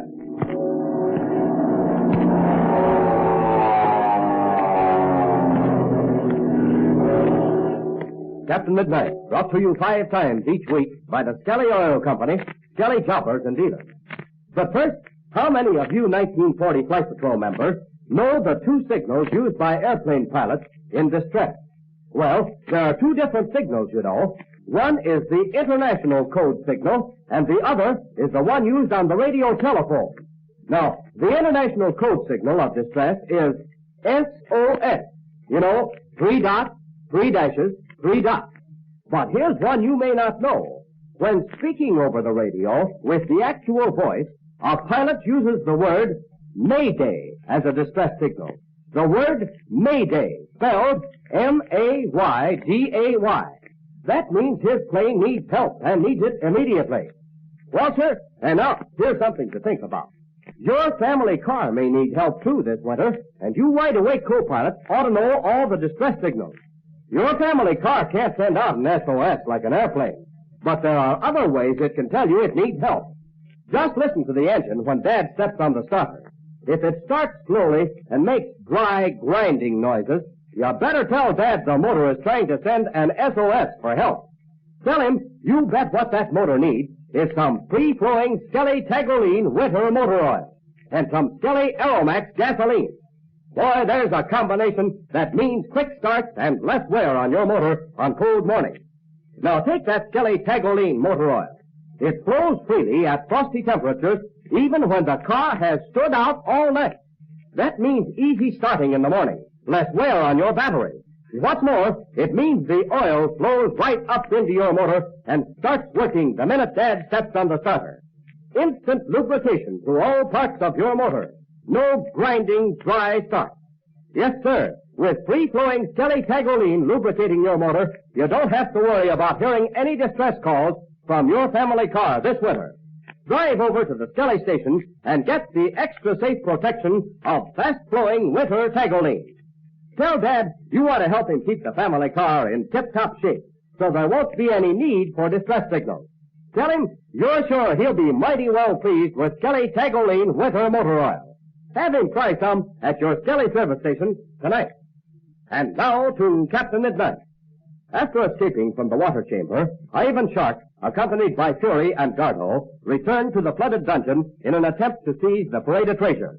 Shark dived into the water and soon after reappeared with the surprising announcement that the treasure had disappeared. At that moment, voices are heard in the distance, those of Captain Midnight and Chuck Ramsey, followed by some of Senor Perada's men, who are approaching through the upper passageway. Hastily, Ivan Shark and his two companions flee. As Captain Midnight and Chuck come closer, Chuck thinks he sees a figure moving in the gloom of the passageway. Listen as he says excitedly, Look, Captain Midnight. Did you see anything? Yes. Come on, Chuck, run for it. There is someone in front of us. Come on. I was sure I saw something move. Yes. The stairs leading down to the water chamber are just ahead. Come on. What in the world could it be? I don't know. But whoever it is has disappeared now. Here we are. There are the stairs leading down to the water chamber. Oh, gosh, Senor Parada's men don't know what to make of this. Well, at any rate, they're right behind us. Come on, Chuck, down the stairs. Here, Okay, quick. I'm right behind you. There's the water down there. Well, what in the world would anyone be doing down here? Jiminy crickets. Look on the steps. Huh? Yes, Chuck. Someone has been here. See that water on the stairs? Someone's been in the water. And whoever it was came up and stood almost where I am. See where the water dripped down from his clothes? Mm-hmm. Why, it formed a regular pool on this step. Yes. Then he went up the stairs. See the little puddles on the steps? Blazing beacons. You suppose it was Ivan Shark? I don't see how it could have been, Chuck. Shark certainly hasn't been in that water chamber all these hours. Not and still be alive. But somebody's been here, that's a cinch. Well, there's no disputing that. Oh, look, Captain Midnight. Look. Where, Chuck, where? Down in the water. See that door? It's open wider than it was before. Yes, it is, Chuck. It is open wider. Somebody has been down there, has moved that door. Gosh, Captain Midnight. Don't you remember? Senor Parada's treasure. It's down in that room somewhere. You suppose somebody's been in there and taken it? I don't know, Chuck. But we're going to make an investigation right now. And anyway, we got to find out whether Shark's body is in there. That's right. That's one thing we've got to be positive about. Come on, Chuck. We're going to dive in. We were wet before, so I guess it won't hurt us to get wet again. Oh, I'll take off my shirt so I'll have something dry to put on when I come out. Yes, that's a good idea. I'll do the same thing. Well, I'm all ready. Yeah, so am I. All right, come on. Let's go.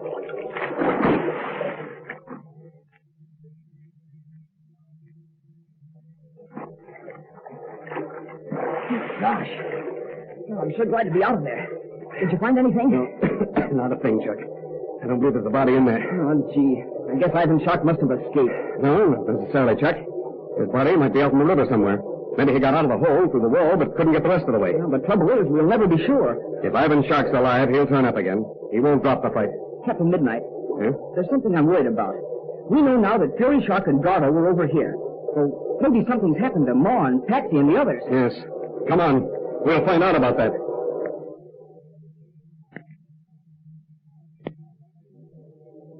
Oh, look up ahead, Captain Midnight. There's somebody there. What? Why, it's Pebbles and Patsy. Yeah, so it is, Chuck. Well, that's a relief. Everybody must be all right. Hey, Patsy! Pebbles! Doc, Captain Midnight. How are you, Patsy? Is everything all right? Gosh, we're glad to see you. What happened? Oh, me amigos. It is plenty okay to see you again. Yes, quick, Patsy, tell us. Is everybody all right? I'll say everybody is. Just as snug as a bug in a rug. Ma and Dolores are asleep by the fire, and Pinky and Slim are on guard. How about the prisoners? Lutro and Von Grif? They're just where they were when you left. I don't think they moved an eyelash. See, they do not dare to make them move because this Pinky and Slim, they say they press the trigger if they see them move. No, that's fine. Certainly a load off our minds. Then now tell me, have you seen anyone around here? Gosh, we haven't seen a soul. Oh, no, me, Capitan. We do not see anything. But when the day breaks, we think we go out and give the place the once over. Oh, we saw someone in the passageway near the water chamber, but we couldn't catch anybody. For goodness sakes, tell us what happened. Did you go to the hacienda? Yes, Patsy. We've been there and returned. We have good news for you. Oh, my uncle, Senor Perada. He does not return, but I see some of his men may have come with you. Yeah, Pebbles. We left your uncle at the hacienda, and the rest of his men are with him. You left Senor Perada at the hacienda? Yes, Patsy, everything's all right. Senor Perada is guarding the hacienda, And we're going to send you and Ma Donovan there right away. Loot. That's the best news I've heard since we came down to Mexico. Just think of it. Senor Parade and Dolores will have their home back again. Oh, see, I thank the kind Dios who has helped the brave Captain Midnight. But what about Ivan Sharp? What's happened to him? Well, that's the only bad news, Patsy. We haven't found a trace of him. We don't know whether he's alive or dead. We dived down into the water chamber, but we couldn't find his body. Now, here's what you do, Patsy. Go into the room and rouse your mother and Senorita Dolores. Get them ready for the trip to the Hacienda. I'll go tell Pinky and... No, Chuck, no, wait. Let Pebbles do that. I want to talk to you for a second. Oh, sure, of course. I'll go tell Ma and Dolores. And I will give the good news to Senor Pinky and Slim. Some things have been racing through my mind, Chuck. I don't think we ought to return to the Hacienda. Where would we go? I'll send the others to the Hacienda. Senor Pareda's men know the way, Pinky and Slim and Pebbles along. There'll be plenty of guards. Gosh, where will we go? Now listen. Do you remember what Zollinger said about Shark's secret landing field? You bet I do. But you think we can get there from here? Yes, Chuck, I do. We'll have to go up the mountain trail next to the waterfall, then over the underground river, and back into the circular valley. From there, we go down through the barranca, the outlet, which leads into the valley where Shark's secret field is. Jiminy Crickets, you're right. And we can make it in a couple of hours. Not finding Shark's body has made it necessary for us to take every precaution to see that he doesn't get away. Now, if Zollinger's information is correct, his only means of escape is his plane. Gee, we can't waste any time. He might be on his way there right now. You're right. We'll go into the large room now, and I'll tell Pinky and Slim about our plans. We'll see them on their way, and then we'll start. Okay, let's go. A little over 2 hours later, we find Captain Midnight and Chuck making their way through a rough canyon leading into the valley where lies Ivan Shark's secret landing field. The two friends are weary and out of breath from their forced march. Listen as Captain Midnight says. You're pretty much all in, aren't you, Chuck? Oh, I am sort of tired. Yeah, but this is no time to stop now. By rights, we should rest about 15 or 20 minutes, but I don't like to take the chance. Don't worry about me. I can keep going all right. I don't think we've got very far to go now. I'm sure this canyon leads into the valley. Oh, I'm sure it does, too. But we could get there a lot quicker if it weren't for such tough going. Yes, I know. Oh, wait. Hold it a second, Chuck. It looks as if we're coming to a right-angle turn here. Gee, if we go that much to the left, we'll be going out of our way, won't we? Yes, I'm afraid we will. Let's look the situation over a second. Well, from what we could see farther up the mountains, the valley must be directly in front of us. Tell you what I think we'd better do, Chuck.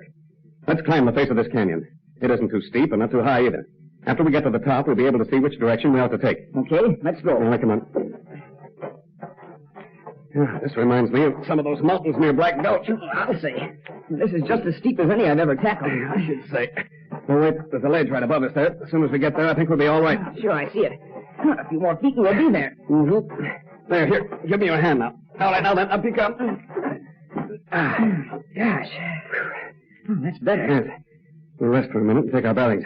Oh, boy. You can see a long way from here. Mm-hmm. Yes. And there's the valley right below us. And the open place where the landing field is. Mm-hmm.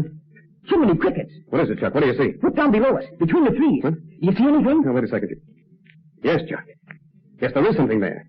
Something white. It's not white. It's silver. We're looking at the wings of Ivan Shark's plane. We're in time, Chuck. Come on, come on. Well, all we've got to do is go straight down this hill and we'll come out on the edge of the field. Mm-hmm. It can't be more than a quarter of a mile away. No, it isn't.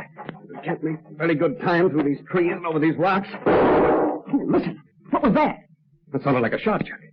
What the dickens is going on down there? Oh, listen to that. 2 more shots.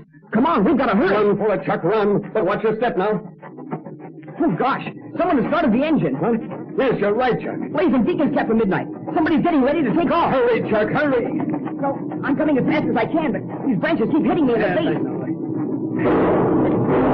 Listen to that. There's a regular battle going on down there. I can see out in the field. There are a bunch of men near the plane. Yes, I see them.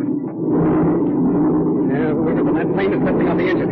He's getting ready to take off. And those men on the ground are trying to stop him. I just saw someone shoot from the cockpit. Gosh, what in the world can we do? We've got to stop that ship from taking off. If I can get there in time, I'll do it. Listen to that. He's taking off. Yes, I can see the plane moving. Hurry, Chuck, hurry. I can see the nose of the plane. Shall I shoot? No, Chuck, no. You couldn't do any good. We're too late. Oh, gosh, what Wait a minute. Duck down, Chuck. Someone's coming this way.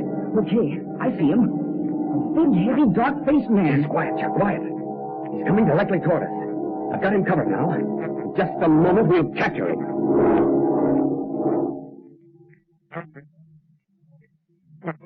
Well, disappointment has again come to Captain Midnight and Chuck Ramsey. Who was at the controls of the Silver-Winged plane? Was it actually Ivan Shark? And who are these men on the ground who tried to prevent the plane from taking off? Tomorrow's adventure will bring you the answer. Don't miss it. Tune in to Captain Midnight. Now remember those two pilots' distress signals we learned about tonight.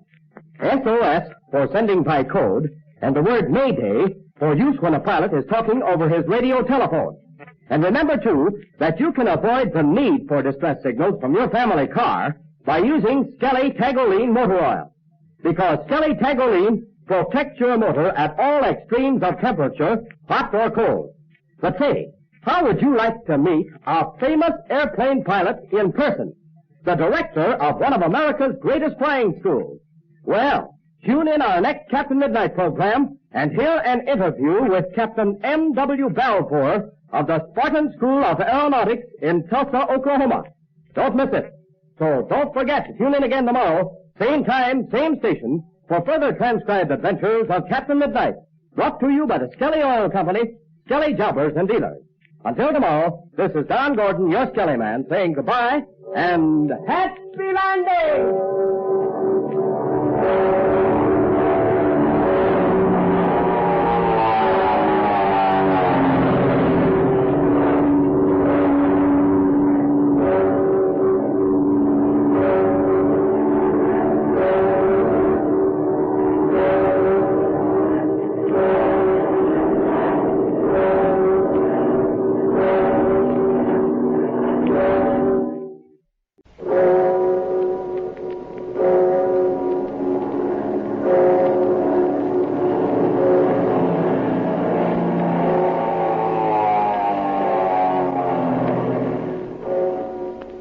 Skelly Oil Company presents Captain Midnight.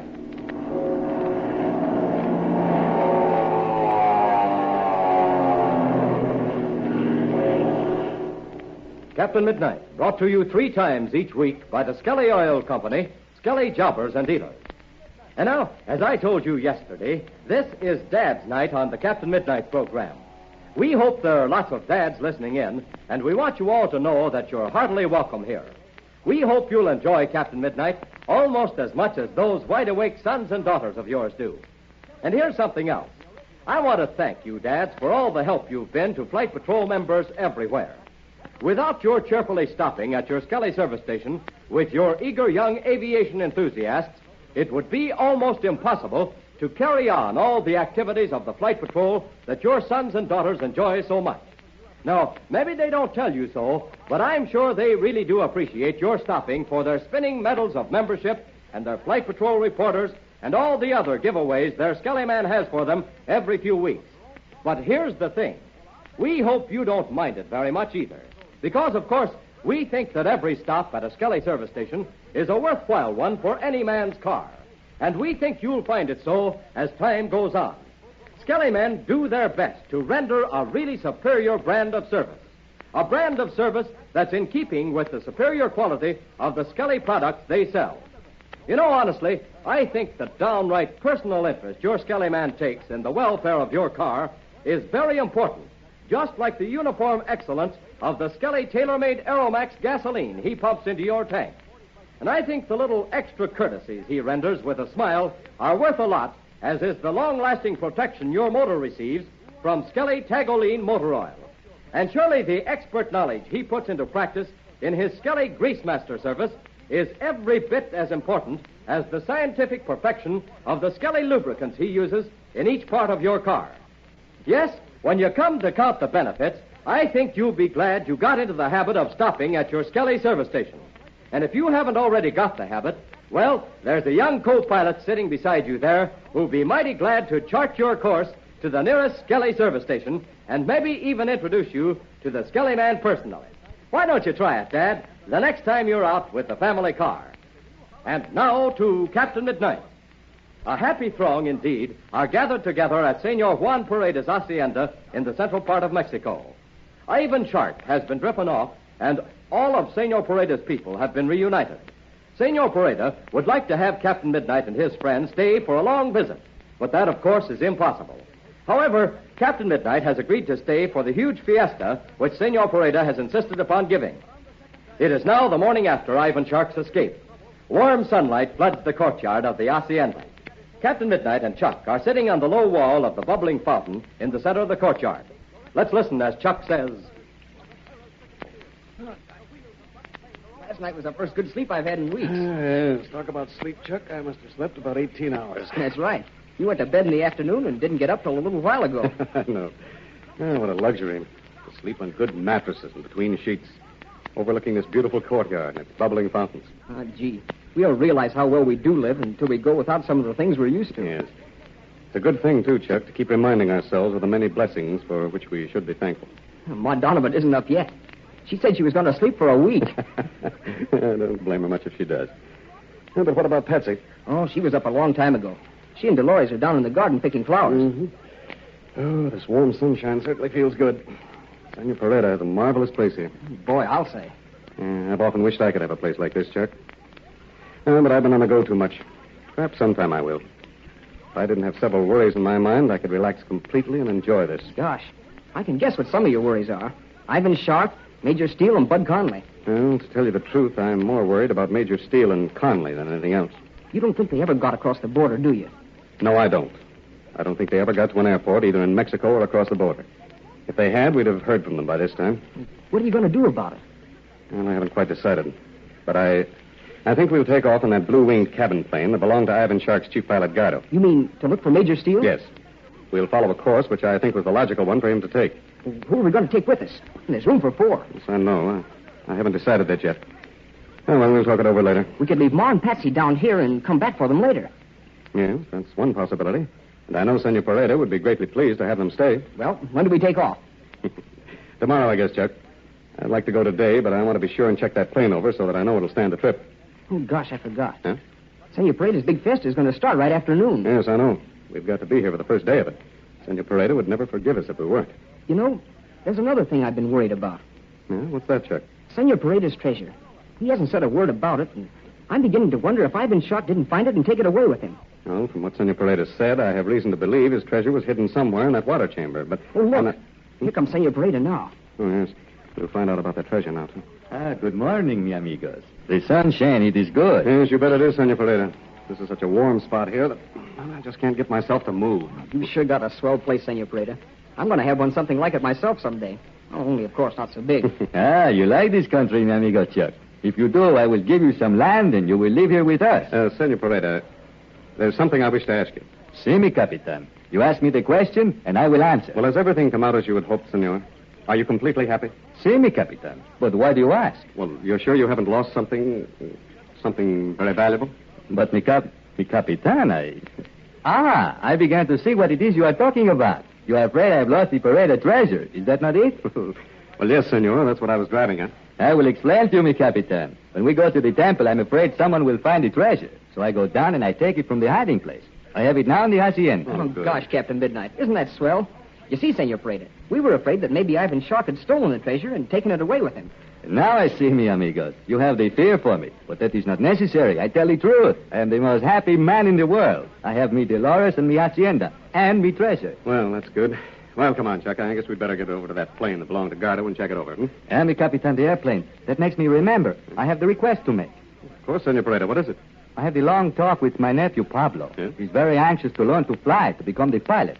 He says if you will not stay here to conduct the flying school, then he will go to the Estados Unidos. You mean to a flying school? Si, mi amigo. You would like to send Pablo to your country to learn to fly. Well, where do you wish to send him, senor? That I do not know, mi capitan. I must ask your advice. Oh, gosh, there are a lot of good flying schools in the United States. Yes, Senor Pereda, Chuck is right. There are a lot of good schools across the border. But if I were to name one, I would pick out the Spartan School in Tulsa, Oklahoma. The Spartan School. Pablo, he has heard about it. Yes, senor. There's a factory there, too. I've been flying their planes for years. Perhaps then you will take him there? You will see that he gets the good start? Well, I will if I can, senor. We'll see how things work out. I'm very grateful, mi capitan. And now you must take the siesta. You must get the rest because you will wish to enjoy the big fiesta which I'm giving for you tonight. Hours pass.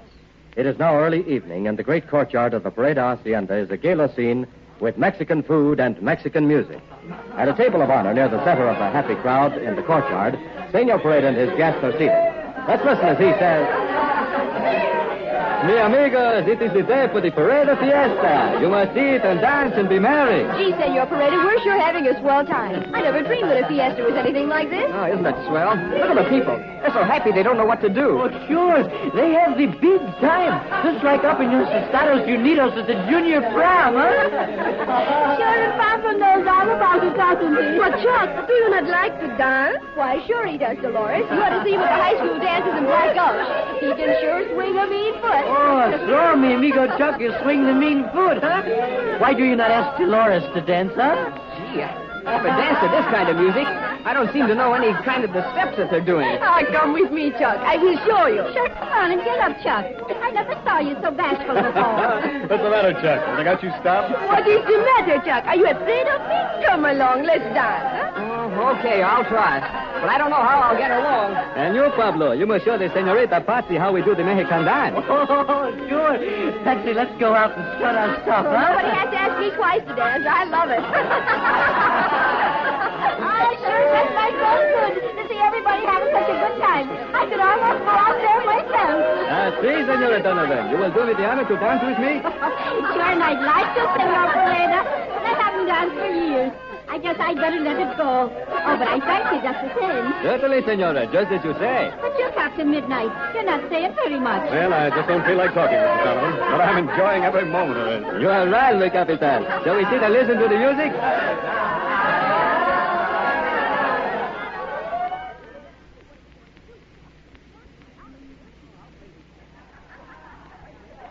Chuck, you are a good dancer. You should dance all the time. Oh, sure, Patsy told you he could swing a mean foot, Dolores. After I sort of got in the spirit of things, it was easy. It was perfectly thrilling. I just love your Mexican music. You swing the hot puppies, Patsy. Sometime I will take you to the junior prom, huh? There, mi amigos. The music, it commences again. You would like to dance some more? Come on, Chuck. Let me see how well you picked up this Mexican dance. Okay, but don't be stepping on my toes. Why, I never heard of such a thing. I never stepped on anyone's toes in my life. Oh, come on, Dolores. Let's go out and strut our stuff, huh? Come along quick. We shall have as much of the music as we can.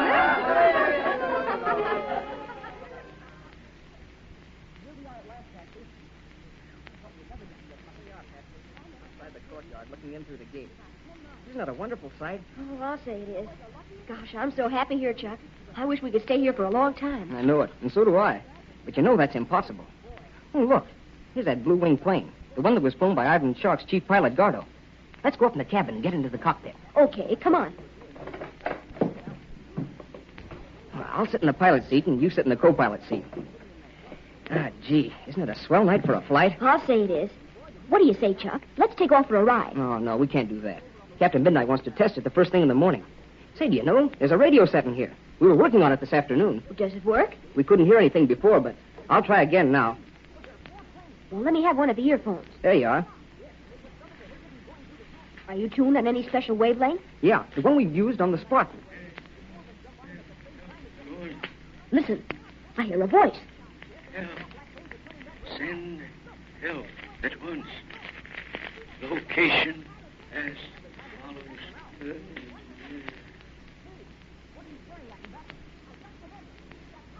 Well, whose voice can this be which Chuck and Patsy are hearing over the radio? Can it possibly be that of Major Barry Steele? What will Captain Midnight's next move be? Don't miss the next adventures. And now, just another word to the fathers of Flight Patrol members. A few minutes ago, I mentioned a Skelly service that some of you dads may not be familiar with. Skelly Greasemaster service. Now, that's something worth knowing about. Here's why. When you see the Skelly Greasemaster sign in front of a Skelly service station, this is what it means. It means, first, a lubrication job performed by a Skelly-trained operator who really knows his job. Second, it means lubrication of every part of your car according to the Greasemaster check chart, with exactly the proper kind of lubricant at every point. And third, it means a 5-star lubrication job, guaranteed to give you complete satisfaction. The next time your car needs lubricating, stop at your Skelly service station and inquire about Skelly Greasemaster service. You'll be glad you remembered. Ask about it tonight. Now, don't forget to tune in again Friday, same time, same station, for further transcribed adventures of Captain Midnight, brought to you every Monday, Wednesday, and Friday by the Skelly Oil Company, Skelly Jobbers and Dealers. A mysterious voice suddenly comes in over the radio. Who is it who calls for help? Is it Major Steele or Ivan Shark? Be sure to listen Friday. Until then, this is Don Gordon, your Skelly Man, saying goodbye and happy landing!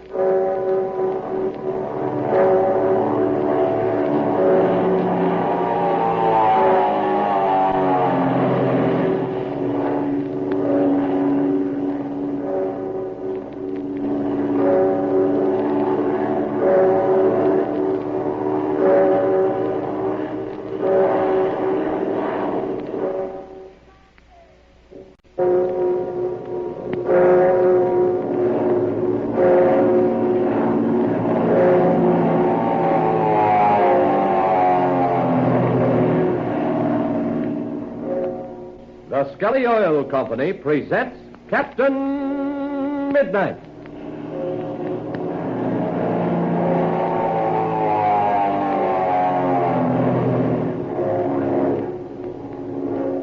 Captain Midnight, brought to you 3 times each week by the Skelly Oil Company, Skelly Jobbers and Dealers. Always watch for that red, white, and blue sign with the big letter S that stands for Skelly Service. But first, listen. Did you ever see an airplane pilot start the engine of his plane? Well, listen, I'll show you how it goes. First, of course, he winds up his inertia starter, then he turns on the switch, releases the starter, and... There. That's the way an airplane motor starts, fast as a flash. But now listen. Does your family car start like that? Does the motor in your family car snap right into action the minute Dad steps on the button, just like an airplane motor does? Or does your car sound more like this when Dad goes to start it up in the morning?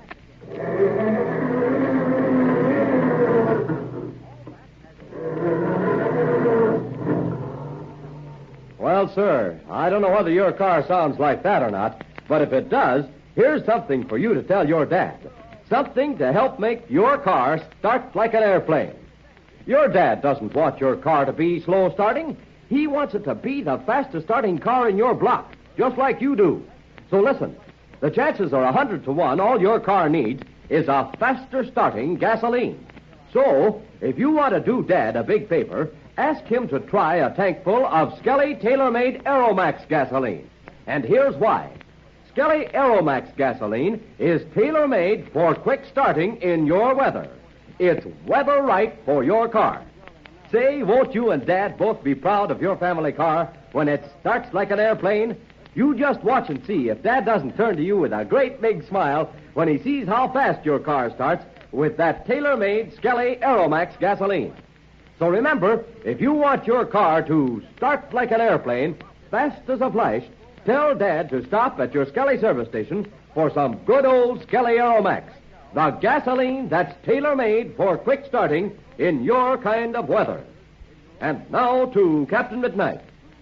Last time you remember, during the Perada Fiesta, Chuck Ramsey and Patsy Donovan went outside the courtyard and into the plane formerly flown by Ivan Shark's chief pilot, Gardo. Chuck tuned the plane's radio to the wavelength used by Captain Midnight's Spartan, and he and Patsy distinctly heard a feeble voice calling for help. It is now early the following morning.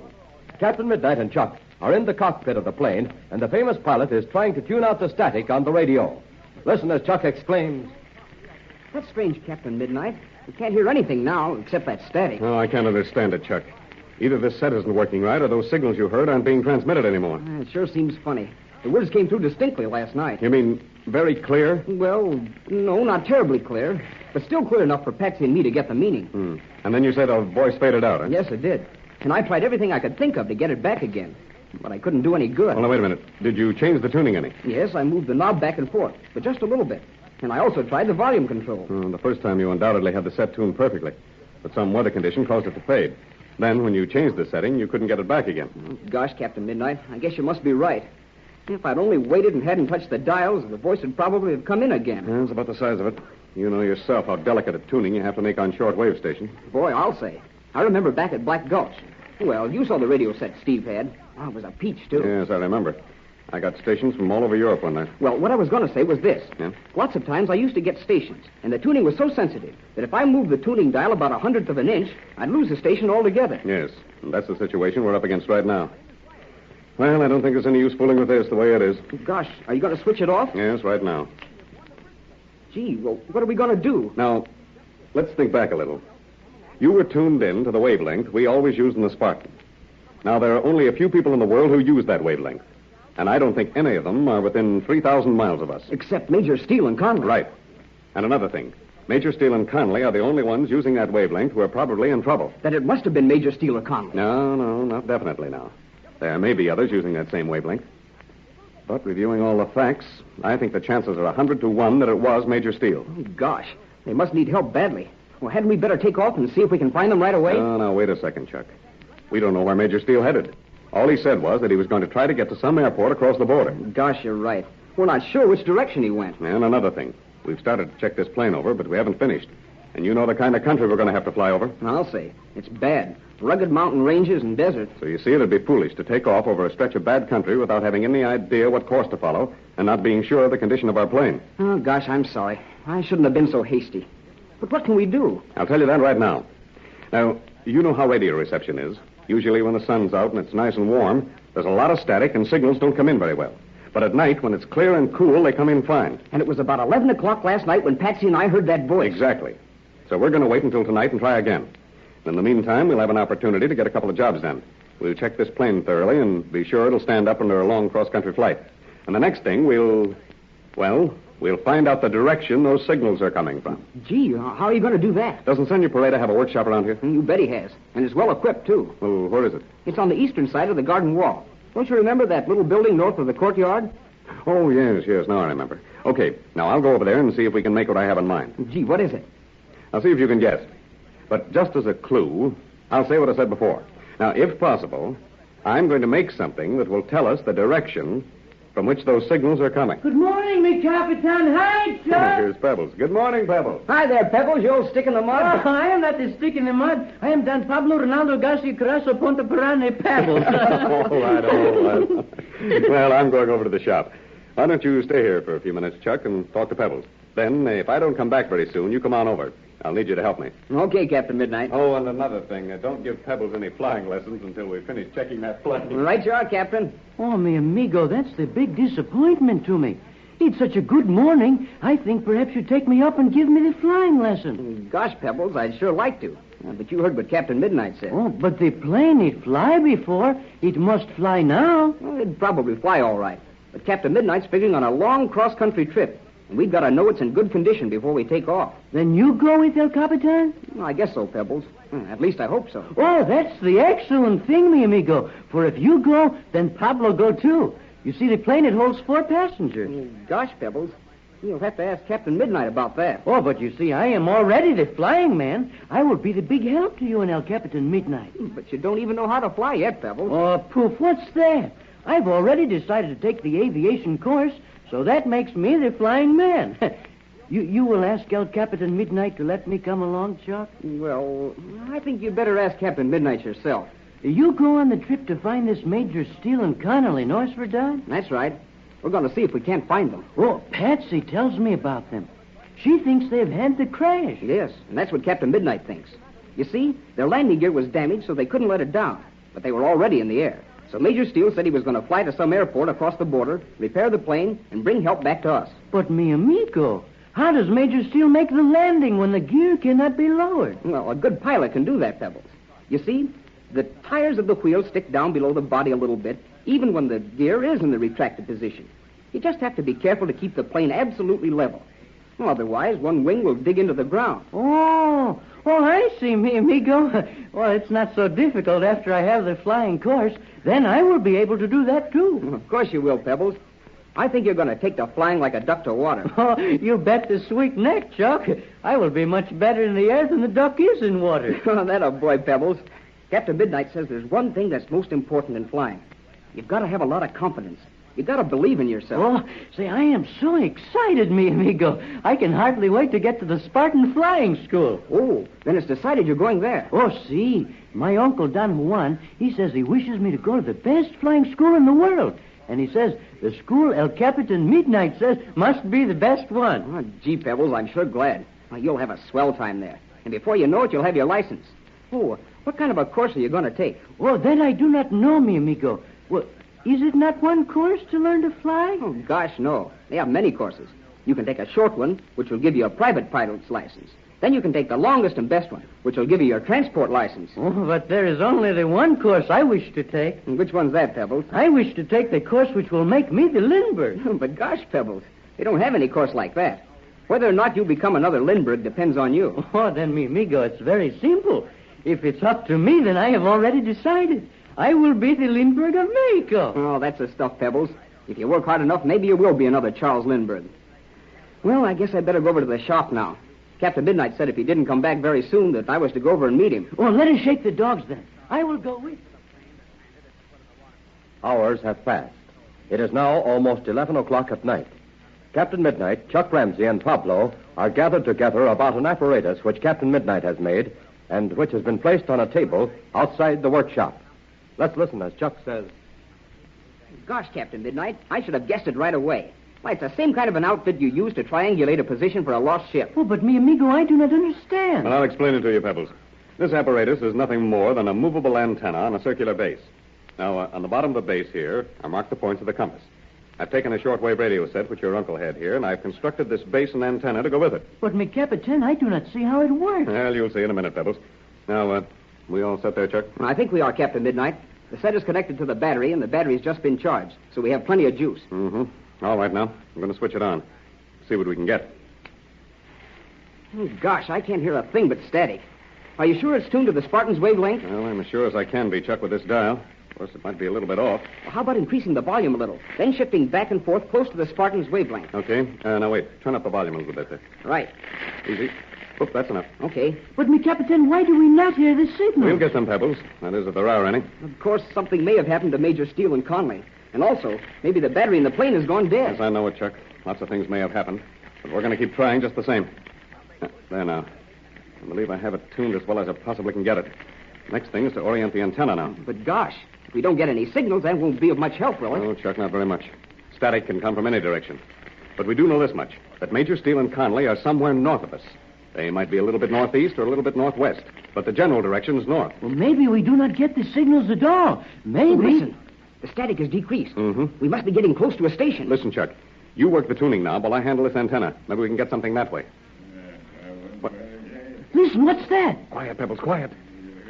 Can you hear me? We've got something. You hear that voice? Can't we bring it in sharper? Can you hear me? Can you hear me? Can...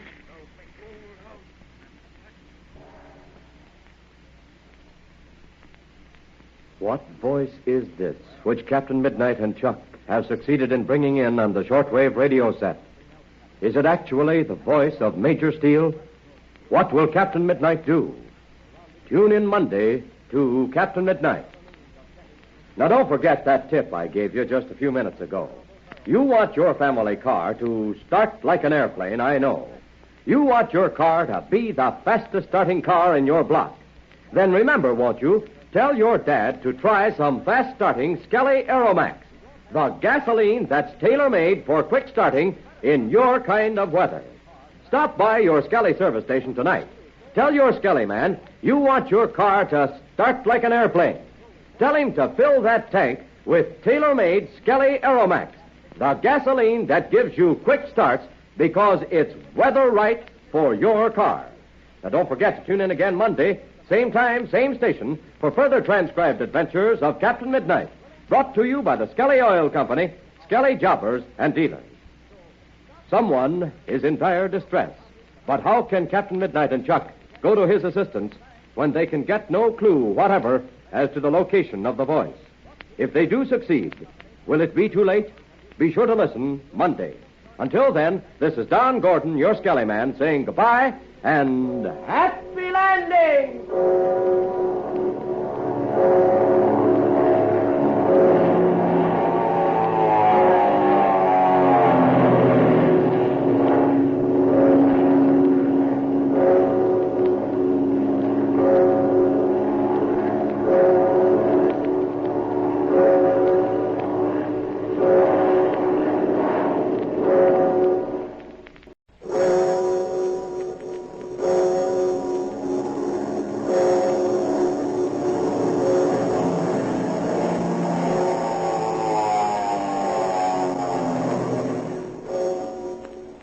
Skelly Oil Company presents Captain Midnight.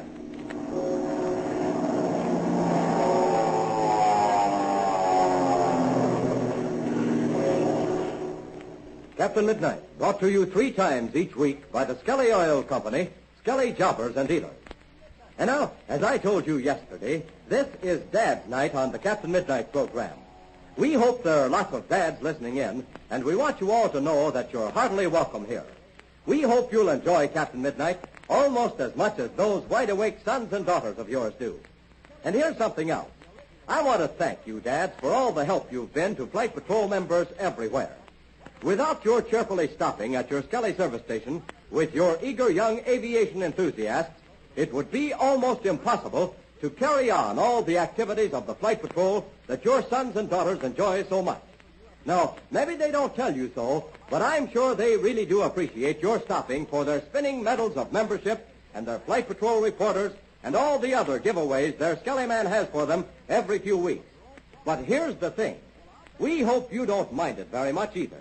Because, of course, we think that every stop at a Skelly service station is a worthwhile one for any man's car. And we think you'll find it so as time goes on. Skelly men do their best to render a really superior brand of service.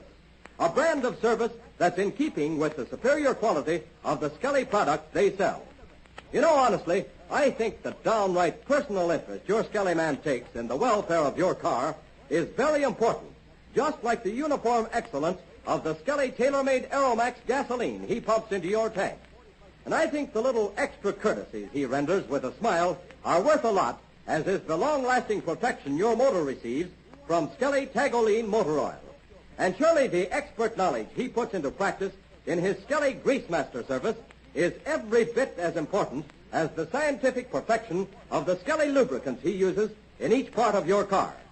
Yes, when you come to count the benefits, I think you'll be glad you got into the habit of stopping at your Skelly service station. And if you haven't already got the habit, well, there's a young co-pilot sitting beside you there who'll be mighty glad to chart your course to the nearest Skelly service station and maybe even introduce you to the Skelly man personally. Why don't you try it, Dad, the next time you're out with the family car? And now to Captain Midnight. A happy throng, indeed, are gathered together at Senor Juan Pereda's hacienda in the central part of Mexico. Ivan Shark has been driven off, and all of Senor Pereda's people have been reunited. Senor Pereda would like to have Captain Midnight and his friends stay for a long visit, but that, of course, is impossible. However, Captain Midnight has agreed to stay for the huge fiesta which Senor Pereda has insisted upon giving. It is now the morning after Ivan Shark's escape. Warm sunlight floods the courtyard of the hacienda. Captain Midnight and Chuck are sitting on the low wall of the bubbling fountain in the center of the courtyard. Let's listen as Chuck says... Last night was the first good sleep I've had in weeks. Yes, talk about sleep, Chuck. I must have slept about 18 hours. That's right. You went to bed in the afternoon and didn't get up till a little while ago. No. Oh, what a luxury. To sleep on good mattresses and between sheets, overlooking this beautiful courtyard and its bubbling fountains. Oh, gee. We don't realize how well we do live until we go without some of the things we're used to. Yes. It's a good thing, too, Chuck, to keep reminding ourselves of the many blessings for which we should be thankful. Ma Donovan isn't up yet. She said she was going to sleep for a week. I don't blame her much if she does. Oh, but what about Patsy? Oh, she was up a long time ago. She and Dolores are down in the garden picking flowers. Mm-hmm. Oh, this warm sunshine certainly feels good. Senor Pereda has a marvelous place here. Boy, I'll say. I've often wished I could have a place like this, Chuck. But I've been on the go too much. Perhaps sometime I will. If I didn't have several worries in my mind, I could relax completely and enjoy this. Gosh, I can guess what some of your worries are. Ivan Shark, Major Steele, and Bud Conley. Well, to tell you the truth, I'm more worried about Major Steele and Conley than anything else. You don't think they ever got across the border, do you? No, I don't. I don't think they ever got to an airport, either in Mexico or across the border. If they had, we'd have heard from them by this time. What are you going to do about it? Well, I haven't quite decided. But I think we'll take off in that blue-winged cabin plane that belonged to Ivan Shark's chief pilot, Gardo. You mean to look for Major Steele? Yes. We'll follow a course which I think was the logical one for him to take. Who are we going to take with us? There's room for 4. Yes, I know. I haven't decided that yet. Well, we'll talk it over later. We could leave Ma and Patsy down here and come back for them later. Yes, that's one possibility. And I know Senor Pereda would be greatly pleased to have them stay. Well, when do we take off? Tomorrow, I guess, Chuck. I'd like to go today, but I want to be sure and check that plane over so that I know it'll stand the trip. Oh, gosh, I forgot. Huh?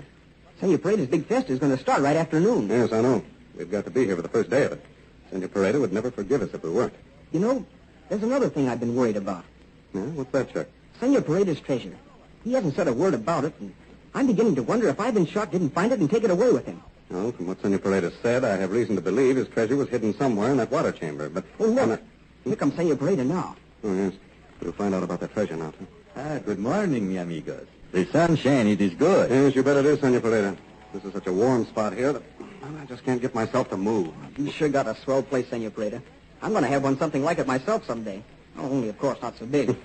You like this country, mi amigo Chuck. If you do, I will give you some land and you will live here with us. Senor Perada, there's something I wish to ask you. Si, mi capitan. You ask me the question, and I will answer. Well, has everything come out as you had hoped, senor? Are you completely happy? Si, mi capitan. But why do you ask? Well, you're sure you haven't lost something very valuable?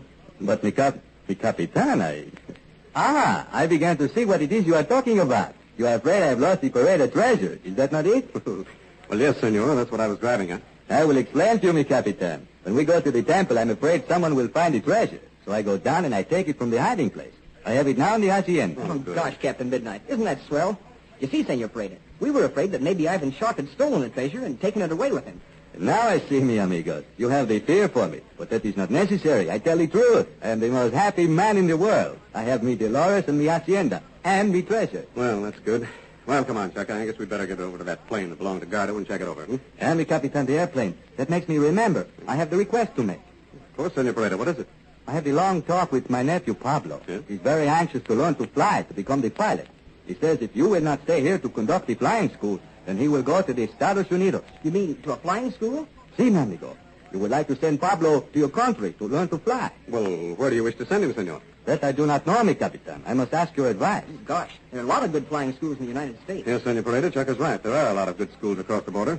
But if I were to name one, I would pick out the Spartan School in Tulsa, Oklahoma. The Spartan School. Pablo, he has heard about it. Yes, senor. There's a factory there, too. I've been flying their planes for years. Perhaps then you will take him there? You will see that he gets the good start? Well, I will if I can, senor. We'll see how things work out. I'm very grateful, mi Capitan. And now you must take the siesta. You must get the rest, because you will wish to enjoy the big fiesta which I'm giving for you tonight. Hours pass. It is now early evening, and the great courtyard of the Perada Hacienda is a gala scene with Mexican food and Mexican music. At a table of honor near the center of the happy crowd in the courtyard, Senor Perada and his guests are seated. Let's listen as he says...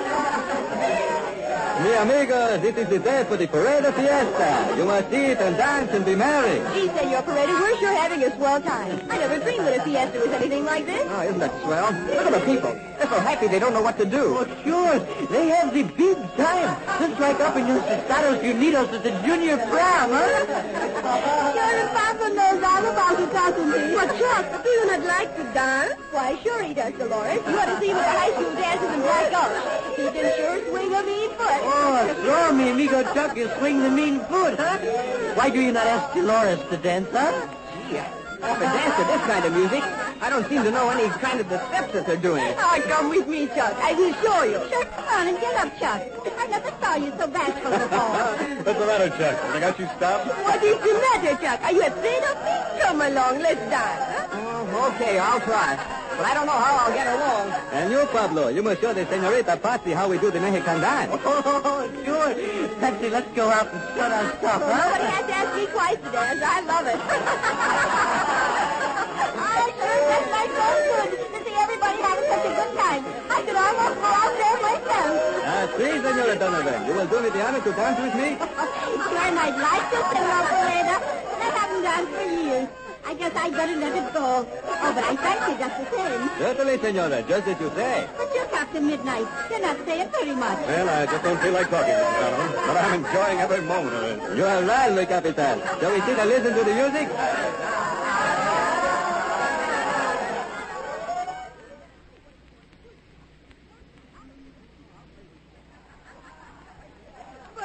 You are a good dancer. You should dance all the time. Oh, sure, Patsy told you he could swing a mean foot, Dolores. After I sort of got in the spirit of things, it was easy. It was so perfectly thrilling. I just love your Mexican music. You swing the hot puppies, Patsy. Sometime I will take you to the junior prom, There, mi amigos. The music, it commences again. Would you like to dance some more? Come on, Chuck. Let me see how well you pick up this Mexican dance. Okay, but don't be stepping on my toes. Why, I never heard of such a thing. I never stepped on anyone's toes in my life. Oh, come on, Dolores. Let's go out and strut our stuff, huh? Come along quick. We shall have as much of the music as we can.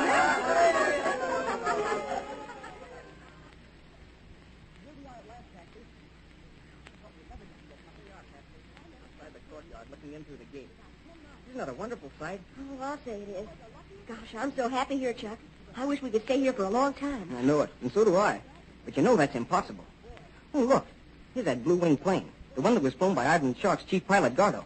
Let's go up in the cabin and get into the cockpit. Okay, come on. Well, I'll sit in the pilot seat and you sit in the co-pilot seat. Ah, gee, isn't it a swell night for a flight? I'll say it is. What do you say, Chuck? Let's take off for a ride. Oh, no, we can't do that. Captain Midnight wants to test it the first thing in the morning. Say, do you know, there's a radio set in here. We were working on it this afternoon. Does it work? We couldn't hear anything before, but I'll try again now. Well, let me have one of the earphones. There you are.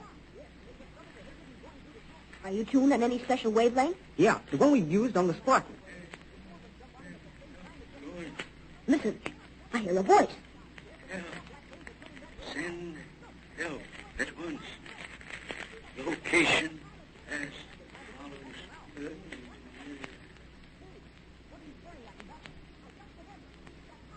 Well, whose voice can this be which Chuck and Patsy are hearing over the radio? Can it possibly be that of Major Barry Steele? What will Captain Midnight's next move be?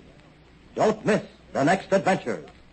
And now, just another word to the fathers of Flight Patrol members. A few minutes ago, I mentioned a Skelly service that some of you dads may not be familiar with. Skelly Greasemaster service. Now, that's something worth knowing about. Here's why. When you see the Skelly Greasemaster sign in front of a Skelly service station, this is what it means. It means, first, a lubrication job performed by a Skelly-trained operator who really knows his job. Second, it means lubrication of every part of your car according to the Greasemaster check chart, with exactly the proper kind of lubricant at every point. And third, it means a 5-star lubrication job, guaranteed to give you complete satisfaction. The next time your car needs lubricating, stop at your Skelly service station and inquire about Skelly Greasemaster service. You'll be glad you remembered. Ask about it tonight. Now, don't forget to tune in again Friday, same time, same station, for further transcribed adventures of Captain Midnight, brought to you every Monday, Wednesday, and Friday by the Skelly Oil Company, Skelly Jobbers and Dealers. A mysterious voice suddenly comes in over the radio. Who is it who calls for help? Is it Major Steele or Ivan Shark? Be sure to listen Friday. Until then, this is Don Gordon, your Skelly man, saying goodbye and happy landing!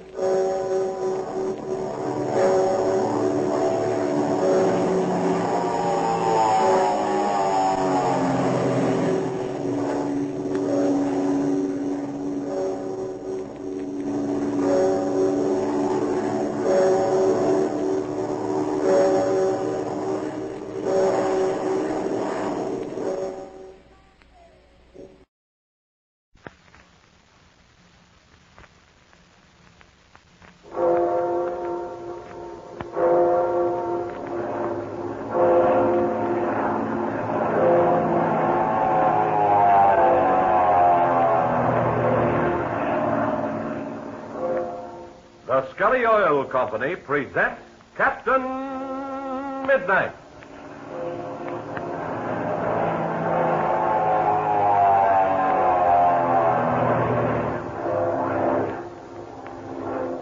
Captain Midnight, brought to you 3 times each week by the Skelly Oil Company, Skelly Jobbers and Dealers. Always watch for that red, white, and blue sign with the big letter S that stands for Skelly Service. But first, listen. Did you ever see an airplane pilot start the engine of his plane? Well, listen. I'll show you how it goes. First, of course, he winds up his inertia starter, then he turns on the switch, releases the starter, and... there. That's the way an airplane motor starts. fast as a flash. But now listen. Does your family car start like that? Does the motor in your family car snap right into action the minute Dad steps on the button, just like an airplane motor does? Or does your car sound more like this when Dad goes to start it up in the morning?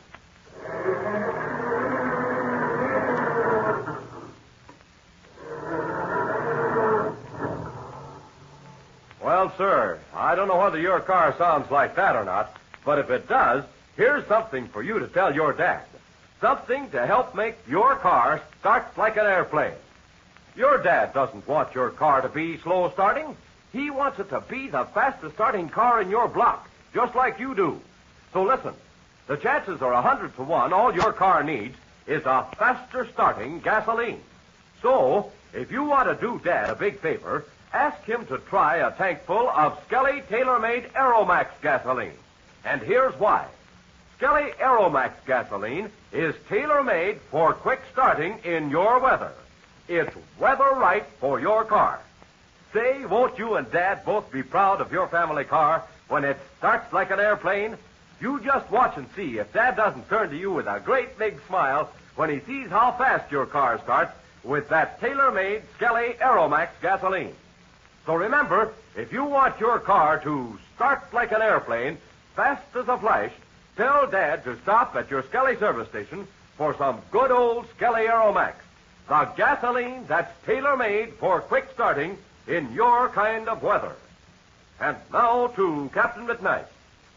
Last time you remember, during the Perada Fiesta, Chuck Ramsey and Patsy Donovan went outside the courtyard and into the plane formerly flown by Ivan Shark's chief pilot, Gardo. Chuck tuned the plane's radio to the wavelength used by Captain Midnight's Spartan, and he and Patsy distinctly heard a feeble voice calling for help. It is now early the following morning. Captain Midnight and Chuck are in the cockpit of the plane, and the famous pilot is trying to tune out the static on the radio. Listen as Chuck exclaims, "That's strange, Captain Midnight. We can't hear anything now except that static." No, I can't understand it, Chuck. Either this set isn't working right or those signals you heard aren't being transmitted anymore. It sure seems funny. The words came through distinctly last night. You mean very clear? Well, no, not terribly clear, but still clear enough for Patsy and me to get the meaning. And then you say the voice faded out, huh? Yes, it did. And I tried everything I could think of to get it back again, but I couldn't do any good. Well, now, wait a minute. Did you change the tuning any? Yes, I moved the knob back and forth, but just a little bit. And I also tried the volume control. The first time you undoubtedly had the set tuned perfectly, but some weather condition caused it to fade. Then, when you changed the setting, you couldn't get it back again. Gosh, Captain Midnight, I guess you must be right. If I'd only waited and hadn't touched the dials, the voice would probably have come in again. Yeah, it's about the size of it. You know yourself how delicate a tuning you have to make on shortwave stations. Boy, I'll say. I remember back at Black Gulch. Well, you saw the radio set Steve had. Oh, it was a peach, too. Yes, I remember. I got stations from all over Europe on that. Well, what I was going to say was this. Yeah? Lots of times I used to get stations, and the tuning was so sensitive that if I moved the tuning dial about 1/100th of an inch, I'd lose the station altogether. Yes, and that's the situation we're up against right now. Well, I don't think there's any use fooling with this the way it is. Gosh, are you going to switch it off? Yes, right now. Gee, well, what are we going to do? Now, let's think back a little. You were tuned in to the wavelength we always use in the Spartan. Well, there are only a few people in the world who use that wavelength. And I don't think any of them are within 3,000 miles of us. Except Major Steele and Conley. Right. And another thing. Major Steele and Conley are the only ones using that wavelength who are probably in trouble. Then it must have been Major Steele or Conley. No, not definitely now. There may be others using that same wavelength. But reviewing all the facts, I think the chances are 100 to 1 that it was Major Steele. Oh, gosh. They must need help badly. Well, hadn't we better take off and see if we can find them right away? No, wait a second, Chuck. We don't know where Major Steele headed. All he said was that he was going to try to get to some airport across the border. Gosh, you're right. We're not sure which direction he went. And another thing. We've started to check this plane over, but we haven't finished. And you know the kind of country we're going to have to fly over? I'll say. It's bad. Rugged mountain ranges and desert. So you see, it'd be foolish to take off over a stretch of bad country without having any idea what course to follow and not being sure of the condition of our plane. Oh, gosh, I'm sorry. I shouldn't have been so hasty. But what can we do? I'll tell you that right now. Now, you know how radio reception is. Usually when the sun's out and it's nice and warm, there's a lot of static and signals don't come in very well. But at night, when it's clear and cool, they come in fine. And it was about 11 o'clock last night when Patsy and I heard that voice. Exactly.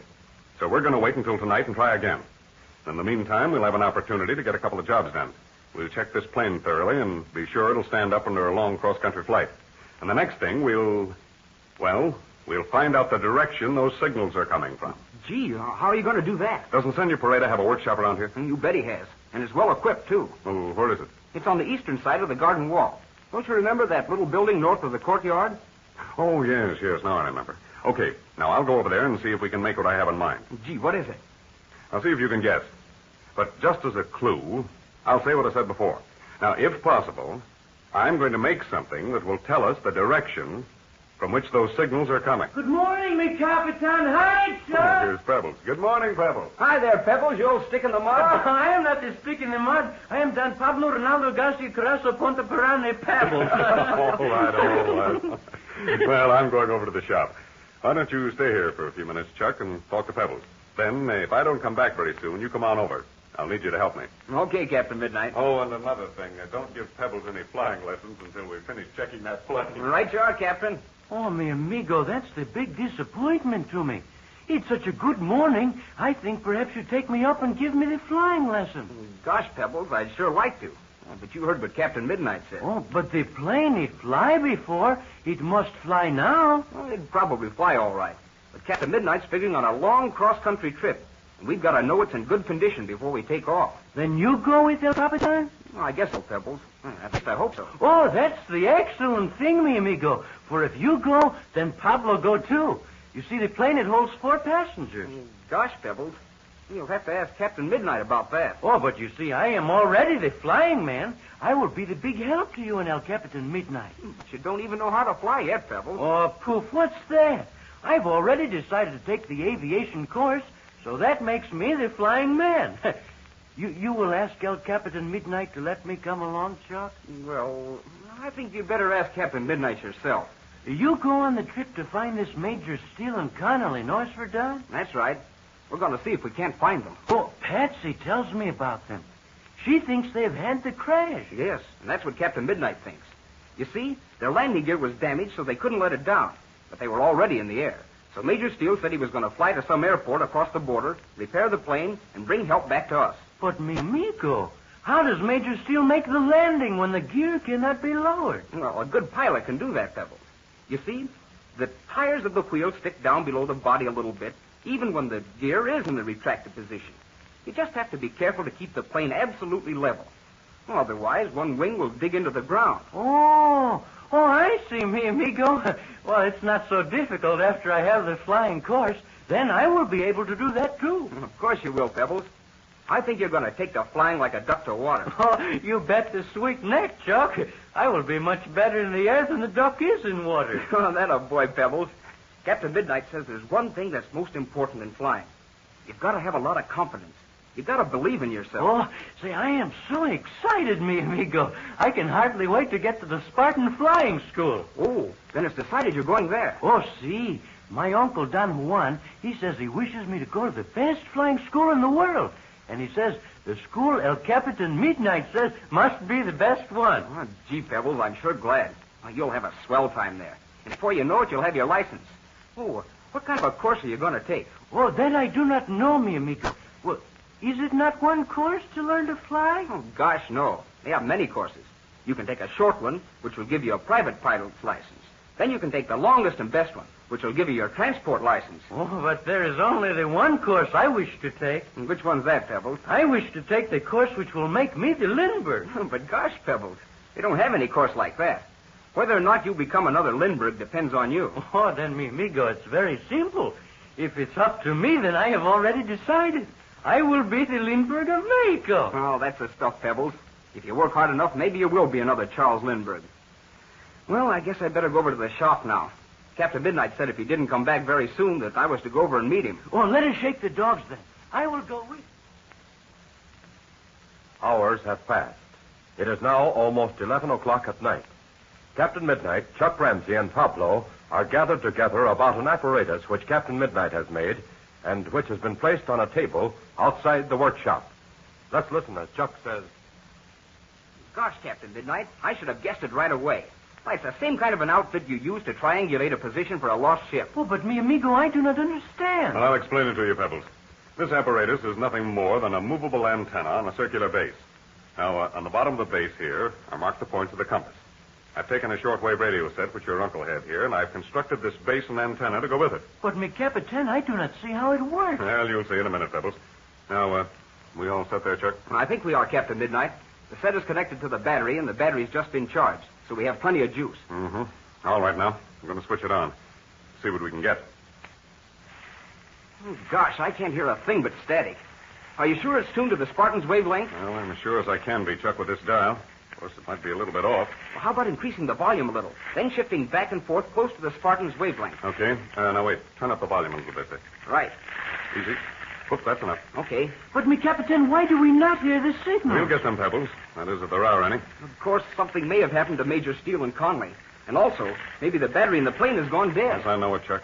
Lots of things may have happened. But we're going to keep trying just the same. There now. I believe I have it tuned as well as I possibly can get it. Next thing is to orient the antenna now. But gosh, if we don't get any signals, that won't be of much help, will it? No, Chuck, not very much. Static can come from any direction. But we do know this much, that Major Steele and Conley are somewhere north of us. They might be a little bit northeast or a little bit northwest, but the general direction is north. Well, maybe we do not get the signals at all. Maybe. Listen, the static has decreased. Mm-hmm. We must be getting close to a station. Listen, Chuck, you work the tuning now while I handle this antenna. Maybe we can get something that way. What? Listen, what's that? Quiet, Pebbles, quiet. Can you hear me? We've got something. You hear that voice? Can't we bring it in sharper? Can you hear me? Can you hear me?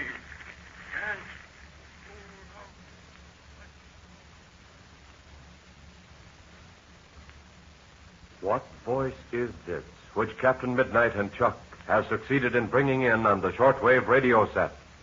Is it actually the voice of Major Steele? What will Captain Midnight do? Tune in Monday to Captain Midnight. Now, don't forget that tip I gave you just a few minutes ago. You want your family car to start like an airplane, I know. You want your car to be the fastest starting car in your block. Then remember, won't you, tell your dad to try some fast-starting Skelly Aeromax, the gasoline that's tailor-made for quick starting in your kind of weather. Stop by your Skelly service station tonight. Tell your Skelly man you want your car to start like an airplane. Tell him to fill that tank with tailor-made Skelly Aeromax, the gasoline that gives you quick starts because it's weather right for your car.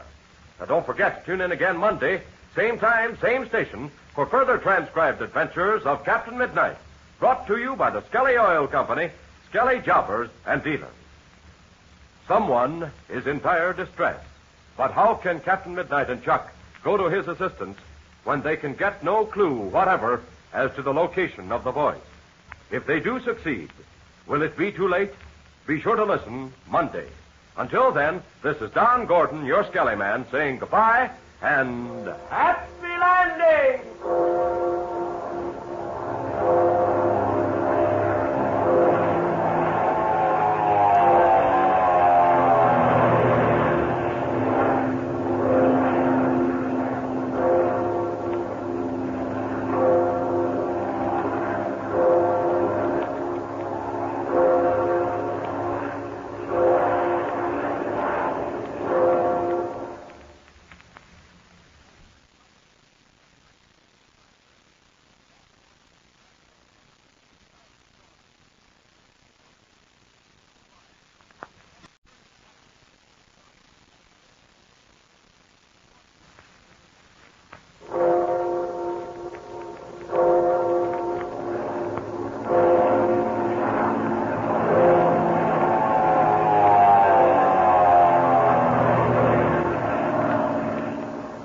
The Skelly Oil Company presents Captain Midnight.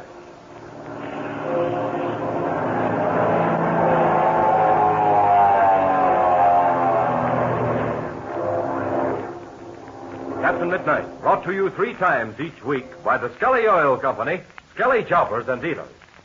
See, we have another swell treat for you tonight.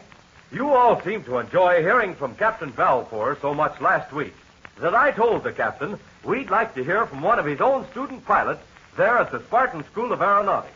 Well, it was no sooner said than done. So here's young Henry Rankin, flying student from the Spartan School of Aeronautics in Tulsa, Oklahoma. Where's your home, Henry? I live in Gastonia, North Carolina, sir. Gastonia, North Carolina. Yes, sir. Well, listen, Henry. If you live in North Carolina, how'd you happen to choose the Spartan School of Aeronautics way out in Tulsa? Oh, that is easy. I'd heard of the Spartan School for years. It's one of the best flying schools in the country. It's fully government approved, and they teach all branches of aviation, so a student isn't limited to just one phase of the industry. Well, you seem to have some good reasons, all right. By the way, are you a member of the famous Dawn Patrol there at the Spartan School? Yes, sir. Every student pilot in the school is a member of the Dawn Patrol. I think it's one of the greatest flying clubs in the country. The biggest thrill of belonging to the Dawn Patrol is going on one of our big cross-country flights when we start out with as many as 15 planes and hop off for some city 500 or 600 miles away. Say, boy, that must be a thrill. By the way, I understand you're training pilots for Uncle Sam there at the Spartan School as well as private flyers. Yes, that's true. We have a staff of 50 instructors and 67 training ships for the use of a student pilot. Say, I had no idea the school was that large. Oh, yes, and that's not all. We have 17 modern buildings and 5 separate flying fields. Boy, I can see that's really some air school. But tell us now, Henry, what part of your student training do you like best? Well, of course, the flying, the actual flying, is the most fun. But all the work is mighty interesting to anybody that believes in the future of aviation. We study radio, navigation, meteorology, airplane mechanics, and even learn all about airplane construction there at the Spartan factory where they make those famous Spartan monoplanes. Well, you certainly should be well trained when you graduate from the Spartan School. Say, when I buy my first plane, maybe you can be my chief pilot. Okay, Don Gordon. And we'll use nothing but Skelly Aeromax gasoline and good old Skelly Tagaline motor oil, just like we do down at the Spartan School. All right, Henry. Boy, it's a deal. Thanks a lot for coming up here tonight. And I'm speaking for every Flight Patrol member when I say happy landing. And now to Captain Midnight. The famous pilot constructed a revolving antenna with a circular base on which are marked the points of the compass in the hope of discovering which direction the mysterious radio signals are coming from. As our adventure opens today, the scene is late at night outside the workshop of Senor Perada's Hacienda. Captain Midnight, Chuck, and Pablo are gathered around the crude apparatus which Captain Midnight and Chuck have made. The sound of a voice speaking indistinctly is heard coming from the radio. Listen. What can we do, me Capitan? There's only one thing we can do, Pebbles. We've got to get this radio tuned sharper. Now then, Chuck, here's what you do. I'll see if I can tune it in clear, and if I do, you turn the volume up while I rotate the antenna. Right you are, Captain Midnight. I just can't seem to get it on the nose. Well, the whole trouble is it requires a too sensitive setting. Yes. Oh, listen to that. It's much better now. Now we're getting somewhere. Quiet, now, quiet. I'll see if I can improve on that. No, that won't do. I should have left it where it was. Help. We must have help at once. Injured man needs attention. Our location as follows. Well, why does he not continue? Oh, he is continuing, Pebbles, but we can't hear him. It must be Major Steele or Bud Conley. No one else would be using that wavelength. Well, I'm going to give this thing a rest. I'm going to cut the switch. Now, we'll look at this antenna, and we'll make some calculations. I saw you moving the antenna. Did you get the position where the signals came in loudest? Yes, as well as I could. Didn't have much time, though. Oh, see, the time was very short. The voice came in, and then it goes. What kind of a reading did you get? Here it is. Here, take a look at it. Jiminy crickets. It's almost straight north. No, wait, Chuck. No, it's a little bit east of north. Now, look. I have the base marked in units of 10. You see? It's almost at 10 degrees. No, not exactly. I'd say that 12 would hit it closer. Mm-hmm. Yeah, that's just about it. All right, we call it 12. Oh, but me amigos, I do not understand. Well, it's like this, Pebbles. I turned this antenna until those signals came in loudest. Then I left it that way. Upon reading the degrees at the base, we find out the exact direction from which those signals were coming. Oh, that's the wonderful thing. Now you know the direction in which to fly. Mm-hmm. That's the whole thing, Pebbles. It may not be exact, but it's as close as we can get with what we have to work with. Now, where's that map we were looking at? Oh, here's the map. Oh, fine. Now, spread it out on this table. There. Now then, let's see what kind of a direction 12 degrees would be. Mm-hmm. Oh, wait, there's a board with a straight edge over there, Pebbles. Hand it to me, will you, please? Well, see me, Captain. Ah, that's it, thanks. Now then, here we are at Senor Pereda's Hacienda. Now, we draw a line straight north. But how do you find the 12 degrees, mi Capitan? I'll show you that, Pebbles. Now, here's a circle I made with a piece of cardboard. You see, now it's marked off in degrees, starting with 0 and going to 360. This is what we call a protractor. It's used to lay off courses on a map. So you see, Pebbles, your aviation course is beginning right now. Now then, you see, we put the protractor on the map with the center at the Hacienda.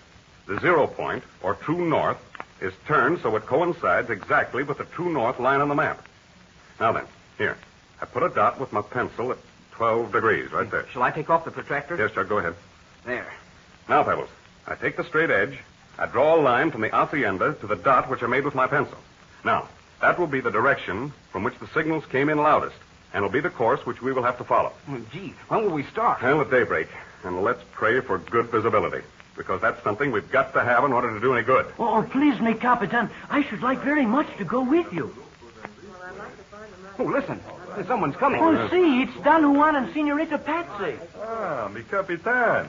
You have had the success? Well, Senor Pereda, yes and no. We heard a voice all right, but we're not absolutely sure it was Major Steele or Bud Conley. But did you hear someone? Was it on the Spartan's wavelength? You bet it was, Patsy. Right on the nose. See, and we hear the voice call for help, Patsy, and he tells about the injured man. An injured man? Gosh, Captain Midnight, it must be Major Steele or Bud Conley. You have made a decision, mi Capitan? You take off in the airplane? Yes, Senor Pereda. I'm taking off at daybreak. Chuck and I have checked that ship left here by Gardo.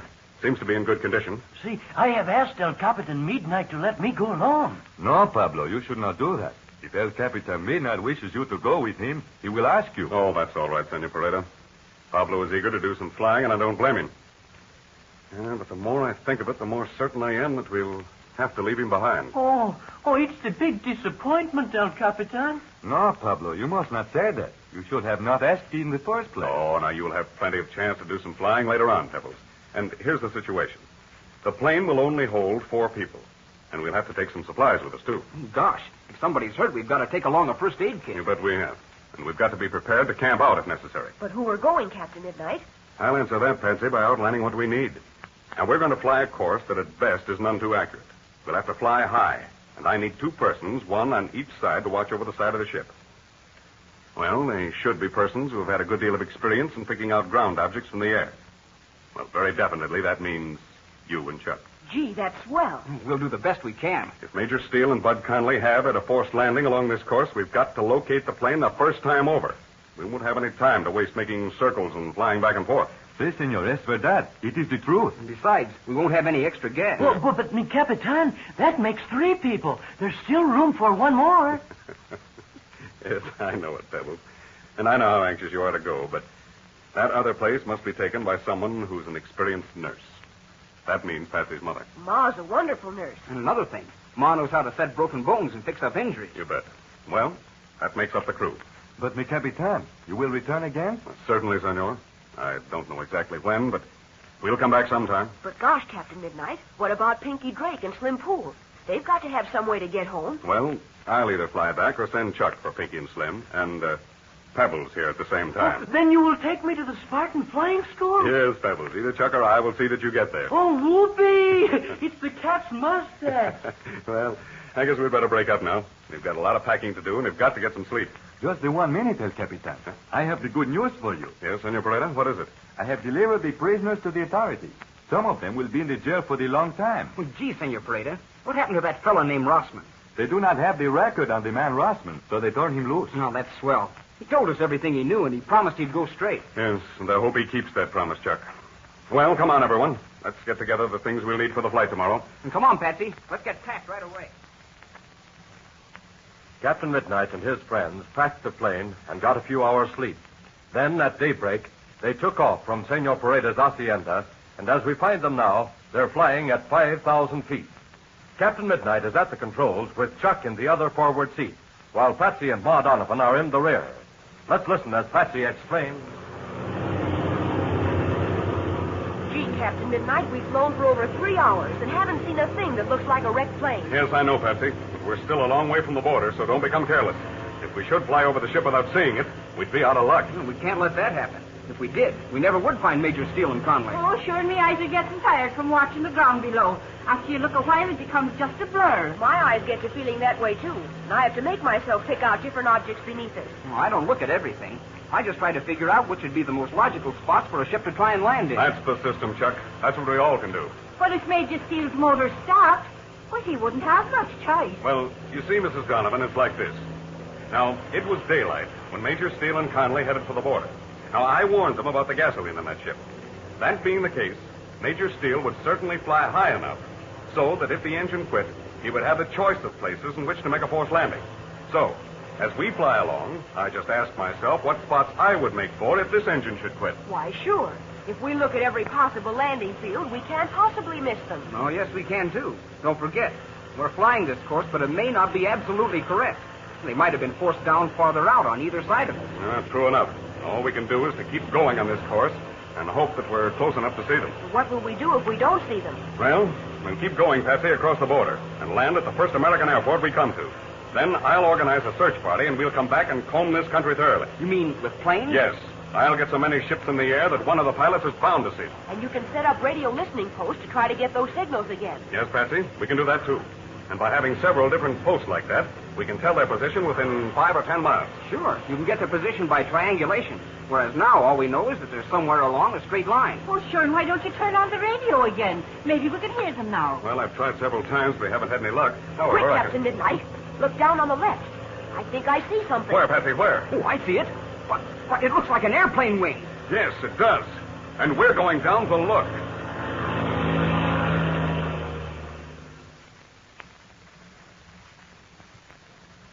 Well, what have Patsy Donovan's keen eyes picked out? And is it, as Chuck Ramsey has exclaimed, the wing of an airplane? Has Captain Midnight's crude apparatus led them to Major Steele and Bud Conley? Listen Wednesday and find out. Tune in to Captain Midnight.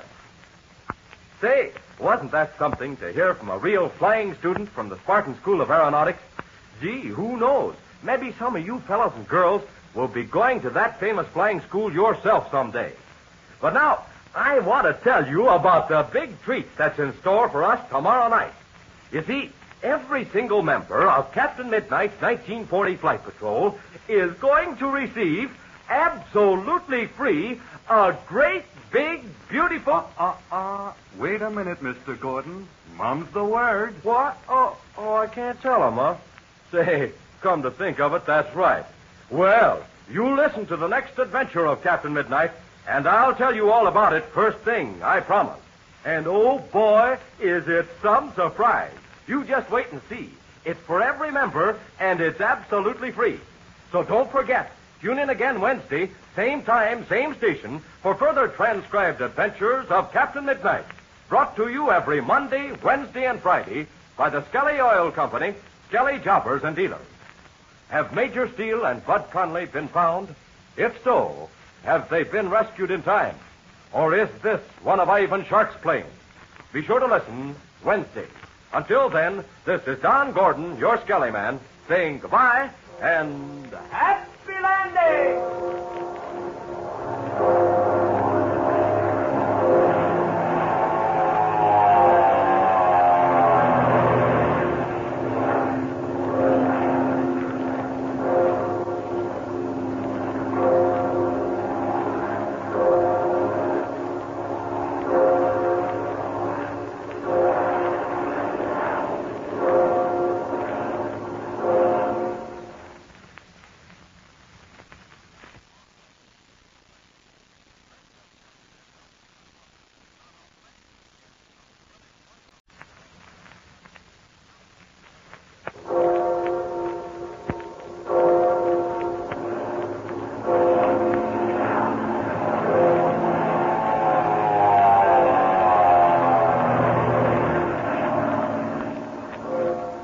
The Skelly Oil Company presents Captain Midnight.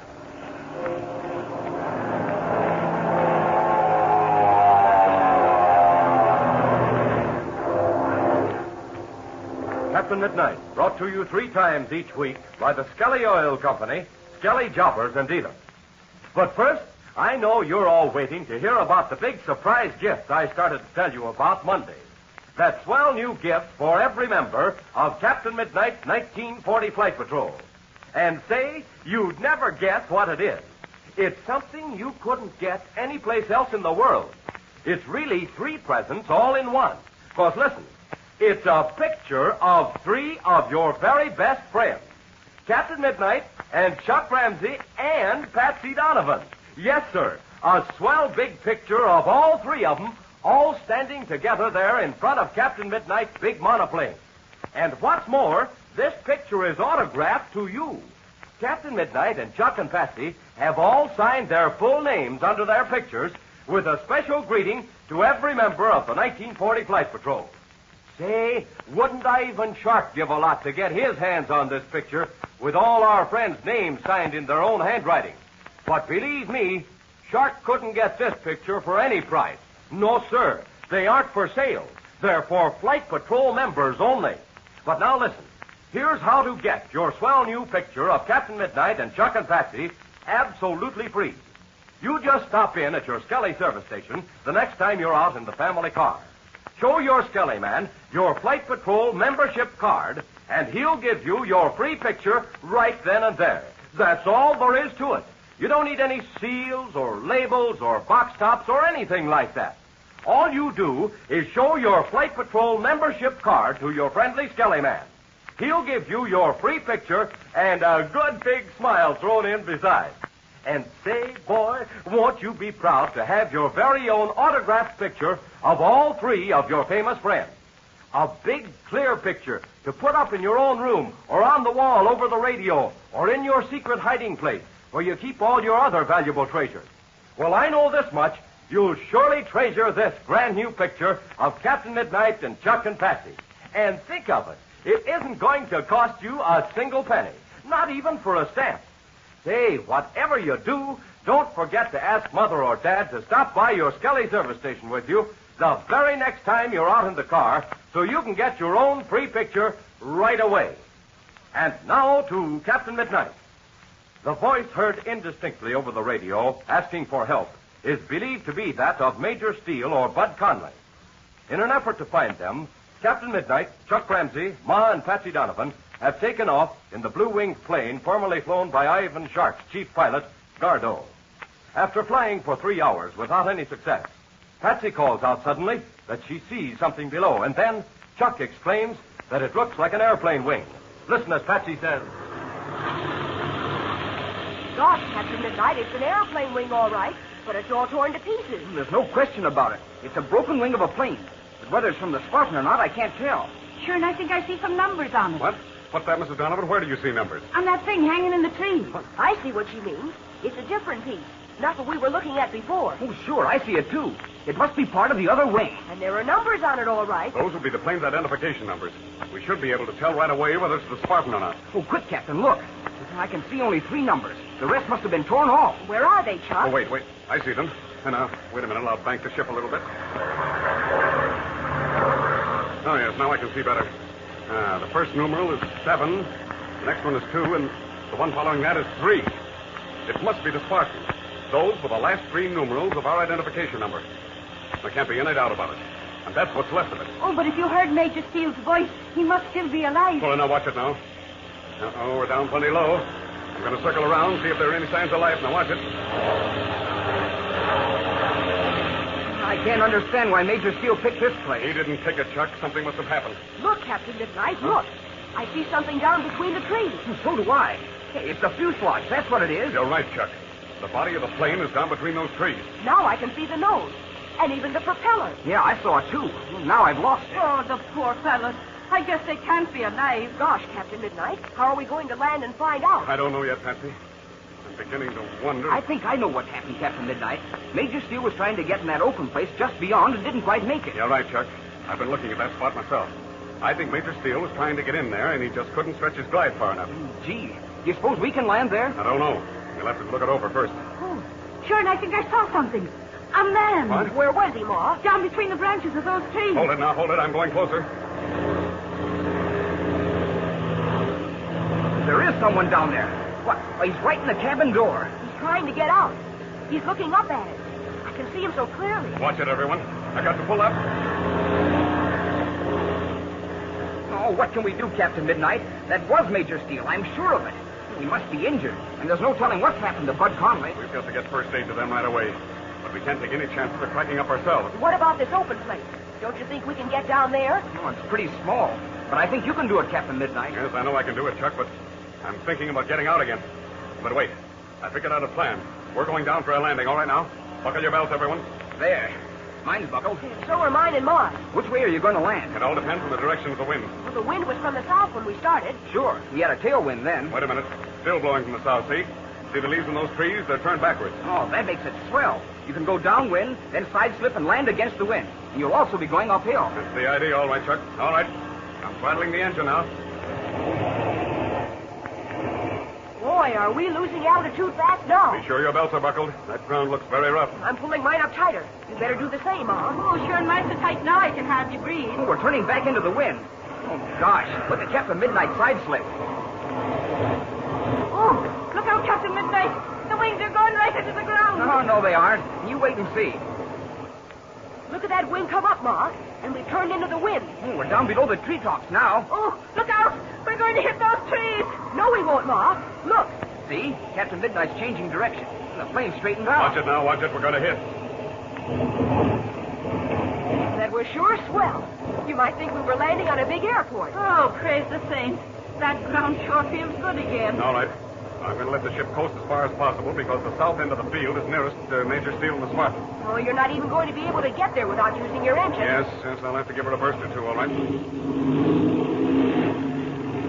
A little bit more and we'll be there. Now, the first aid kit is in the baggage compartment behind the rear seat. I know where it is. I'll get it out. That's the stuff, Patsy. We'll have it ready as soon as we bring the ship to a stop. Shall we bother to turn the plane around? No, we won't do that. We haven't got time now. All right, here we are. I'll cut the switch.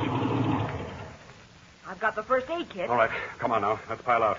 Looks like rough going, so we'll have to help Mrs. Donovan. Okay, I'll get the door. Come on, let's hurry.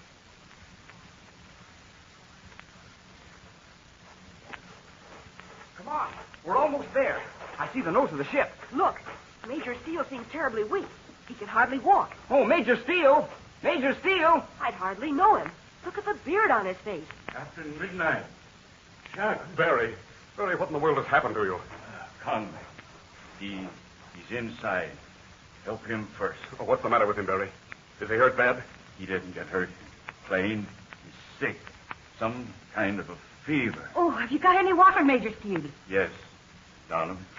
In a thermos jug inside the cabin door. Oh, quick, Patsy. Give me that first aid kit. Go in. Help him quick. Are you all right, Barry? Yes, I'm all right. Just a little bit weak. Go in with Conley.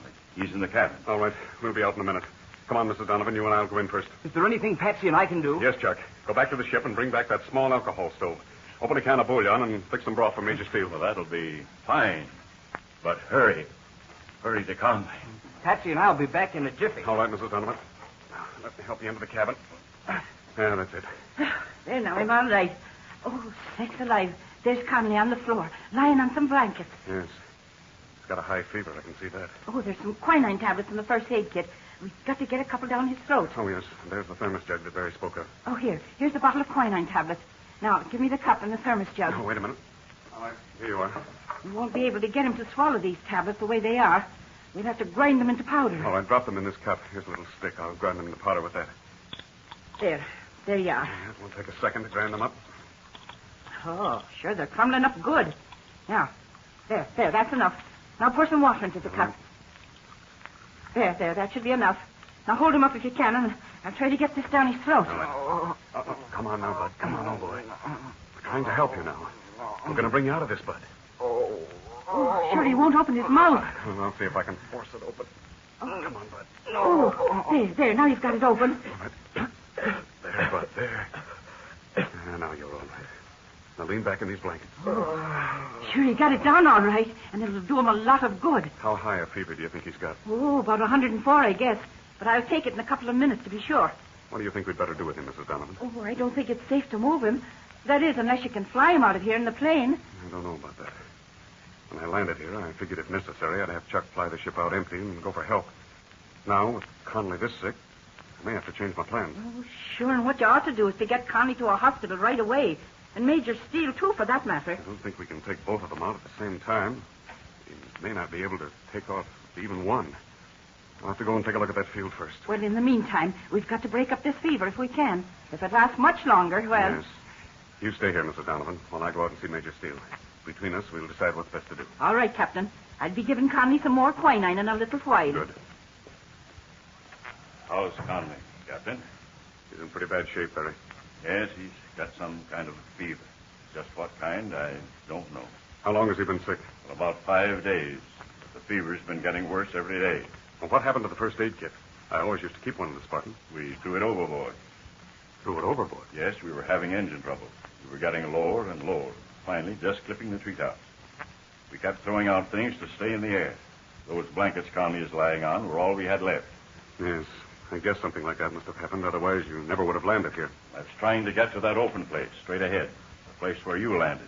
But we just couldn't make it. You're lucky to be alive, judging by what I see. Both wings were torn out and settled into the trees. Luckily, the engine wasn't hurt. We had some gas left. Not very good, though. That's what let us down. Yes, I was afraid of that gas. Remember, I told you about it. We thought we could get to the border, but she kept overheating and finally cut out. Twice a day, I've been running the engine for about 5 minutes and calling for help over the radio. But we're down here so low and engines kept missing, I didn't know whether the signals got out. Yes, they got out all right. That's the only way we found you. What are you going to do, Captain? I know you won't have an easy time taking off from that small clearing here. There are too many of us for your ship. And, well, just what are you going to do? It's a tough problem, Barry. But it's got to be answered. Because a man's life depends on it. Well, in coming to the help of Major Steele and Bud Conley, Captain Midnight has again made a dangerous landing in a small jungle clearing. The lives of several people are now at stake. What can be done? Tune in to Captain Midnight. Now, don't forget, get your free autographed picture of Captain Midnight and his two young friends, Chuck Ramsey and Patsy Donovan, at your Skelly service station the next time you're out in the family car. It's a swell big picture photographed right in front of Captain Midnight's big silver monoplane. Boy, you'll sure be proud to show your friends your very own picture of your three most famous fellow members of the 1940 Flight Patrol. But remember, none of this is going to cost you a single penny. It doesn't cost anything to join. And it doesn't cost anything to get this swell new picture of Captain Midnight and Chuck and Patsy. It's absolutely free to members of the 1940 Flight Patrol. So, the next time you're out in the car, ask Mother or Dad to stop by your Skelly service station. Show the Skelly man your Flight Patrol membership card and get your autographed picture tonight. And don't forget to listen Friday, same time, same station, for further transcribed adventures of Captain Midnight. Brought to you by the Skelly Oil Company, Skelly Jobbers and Dealers. With Bud Conley dangerously ill and hundreds of miles from medical aid, Captain Midnight is faced with another baffling problem. A human life is at stake. What will he do? Be sure to listen Friday. Until then, this is Don Gordon, your Skelly man, saying goodbye and happy landing!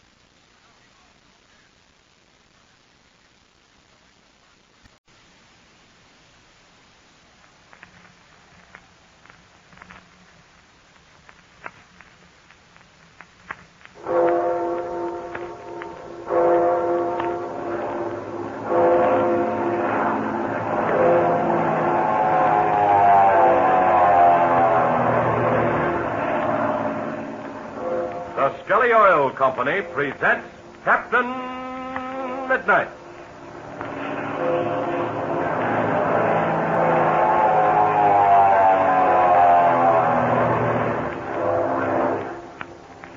Captain Midnight, brought to you 3 times each week by the Skelly Oil Company, Skelly Jobbers and Dealers. But say, fellows and girls, have you got that grand free gift I told you about the other day? That swell big new picture of Captain Midnight and his 2 young friends, Chuck and Patsy? Well, if you haven't, you better stop by your Skelly service station for your copy the very next time you're out in the family car. Because you'll certainly want to have one of these marvelous pictures as soon as you see them. Remember, you can't get these pictures anyplace else in the world. They're not for sale anywhere. And they're autographed to you by Captain Midnight and Chuck Ramsey and Patsy Donovan themselves. They're standing right in front of Captain Midnight's speedy monoplane. And they're all dressed in their flying suits and helmets, ready to take off. It's the kind of picture every air-minded fella and girl will be proud to own. So listen, why not be the first one in your room at school to have one? Wouldn't that be fun? Well, here's all you do to get this swell new picture absolutely free. It isn't going to cost you a single penny, even for a stamp. You don't need any seals or labels or box tops or anything like that. You just have Mother or Dad stop by your Skelly service station the next time you're out in the family car. Show your Skelly man your Flight Patrol membership card, and he'll give you your free picture right on the spot. If you're not yet a member of the new 1940 Flight Patrol, tell your Skelly man, and he'll show you how to join and get a free spinner medal of membership. That's all free, too. Yes, sir. Just ask your friendly Skelly man about it the next time you're out in the car with Mother or Dad. Now, don't forget, you'll sure want to have that swell autographed picture of Captain Midnight and his 2 young friends, Chuck Ramsey and Patsy Donovan. And they're absolutely free to members of the 1940 Flight Patrol. So stop by your Skelly service station and get your very own free copy of this marvelous new picture tonight. And now to Captain Midnight. The famous pilot, accompanied by Chuck Ramsey and Ma and Patsy Donovan, has found Major Barry Steele and Bud Conley in a deserted part of Mexico, several hundred miles below the American border. Conley, however, is dangerously ill with some kind of tropical fever.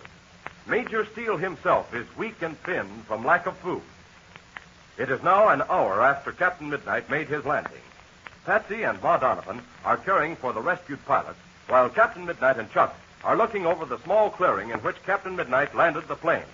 Let's listen as Captain Midnight says. To tell you the truth, Chuck, I knew when I landed here that I couldn't take off again with the plane loaded as it was, even under the most favorable conditions. And now, since I've been on the ground, I know such a takeoff would be impossible. Gosh, then what are we going to do? You're going to make the takeoff, Chuck. After watching you take that plane out of the small square in front of the temple, I'm well sold in your ability. And don't forget this. There's 50 pounds difference in weight between us. You want me to take off with Conley? Well, I'm not so sure yet, Chuck. It depends on what Mrs. Donovan says about his condition. I may have you take off alone, go for help, and return. Or we may decide to take a chance in sending Conley with you. Is Conley's condition very serious? Yes, Chuck, I think it is. Mrs. Donovan hasn't said much. But what she hasn't said carries more weight than spoken words. I've seen a lot of tropical fever, Chuck. It's bad. But Ma Donovan's doing all she can to check it, isn't she? Oh, of course she is, Chuck. But don't forget, we're not equipped like a hospital. All we've got is a few quinine tablets. Oh, gosh. If the wind would only change. Yes, we'd better pray for that. Because I'm afraid Bud Conley's life depends on it. I've been looking at the field again, Captain Midnight. But there just isn't any other way to get off. No, Chuck. I've studied this clearing from every angle. A shift in the wind is our only chance. Of course, if I'm to take off alone, or even with Conley, we can do a few things to lighten the plane without dumping any gas. Sure we can, Chuck. I'm taking that into my calculations. Now, I figure we'll take out the right front seat, the 2 rear seats, and clean out the baggage compartment. We could even take out part of the wall leading from the cabin to the baggage compartment and fix a place for Conley on the floor. Sure, we can do all those things, and they'll help a lot, too. Oh, gee. What's the matter now, Chuck? Well, I was just thinking. We don't know how far away from civilization we are, and it certainly isn't likely we could get Conley out on foot. Or do you think we could? No, Chuck, no. I don't think there's a chance. We might start and find it would take a couple of weeks to get out. We haven't got enough provisions for a trip like that, and our very existence would depend on our ability to shoot game for food. And in the meantime, Conley would die. Yes, that's certain. Well, so our only hope lies in using our plane, and we're even prevented from doing that. Yes, I know. Well, come on, Chuck.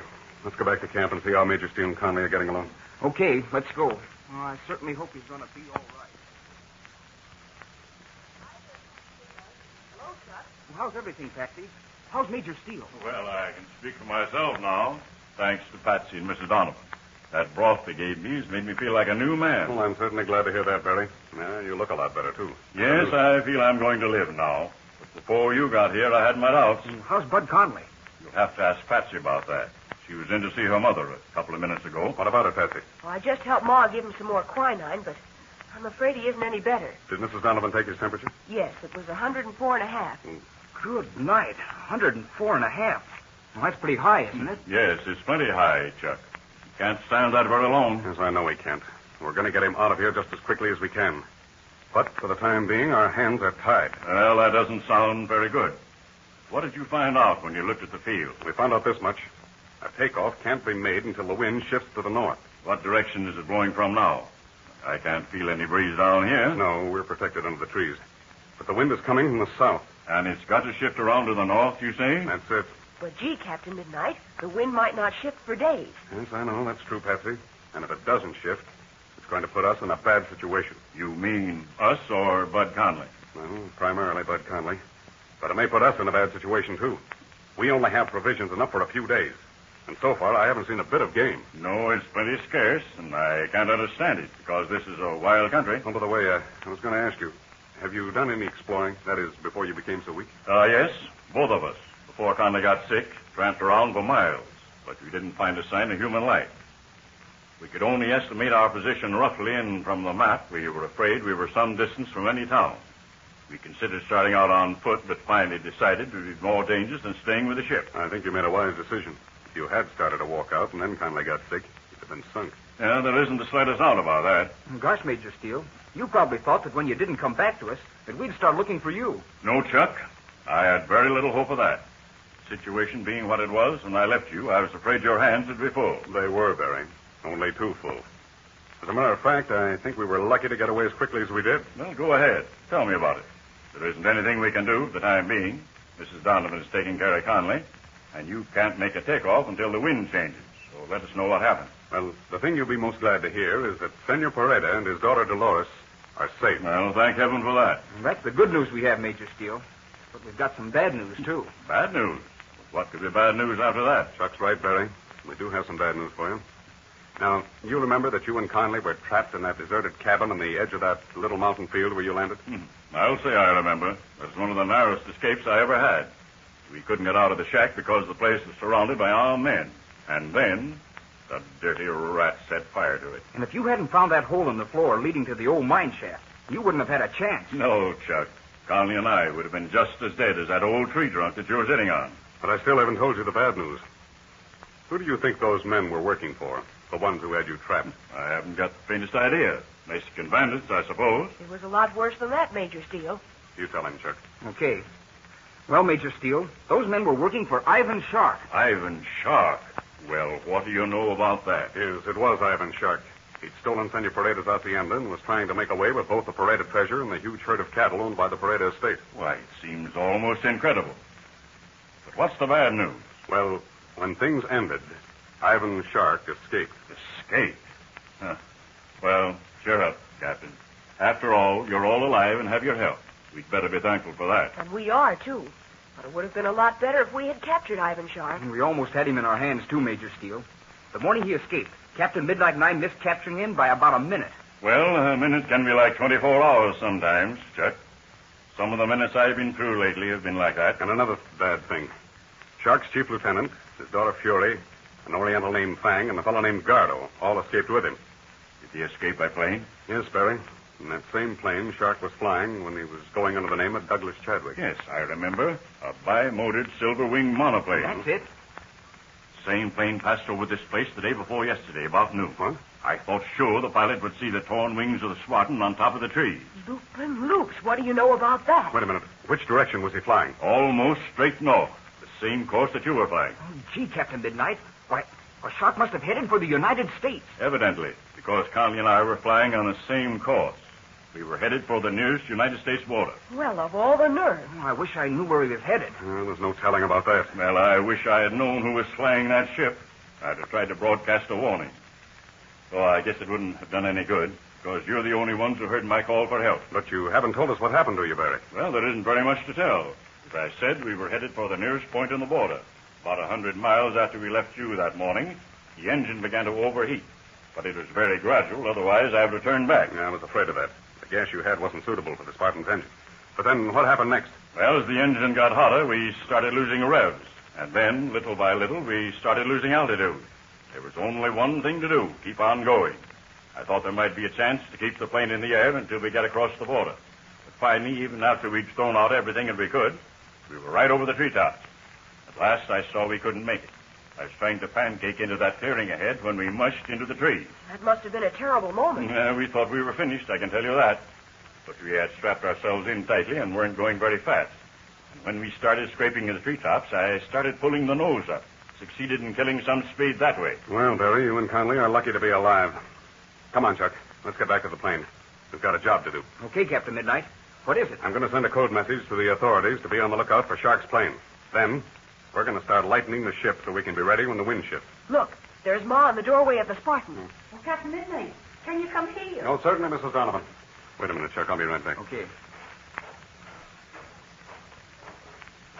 What is it, Mrs. Donovan? Please come inside. I want you to look at Mr. Conley. Oh, yes, of course I will. I'm afraid Mr. Conley isn't any better. Yes. Face looks very flushed. Oh, I see you have the thermometer in his mouth. Yes, and I want you to look at his temperature. Here's the thermometer. Can you see? What is it now? Yes. Yes, I see. It's 105. Captain Midnight, we've got to do something for Mr. Conley. I've done all I could, and yet his temperature keeps going up. That can't go on much longer. If it does, you know what that means. Bud Conley is in a very critical condition, or Mrs. Donovan wouldn't have brought Captain Midnight into the cabin to tell him what she did. But what can Captain Midnight do? The only chance of helping Conley is to get him to a hospital at once by plane.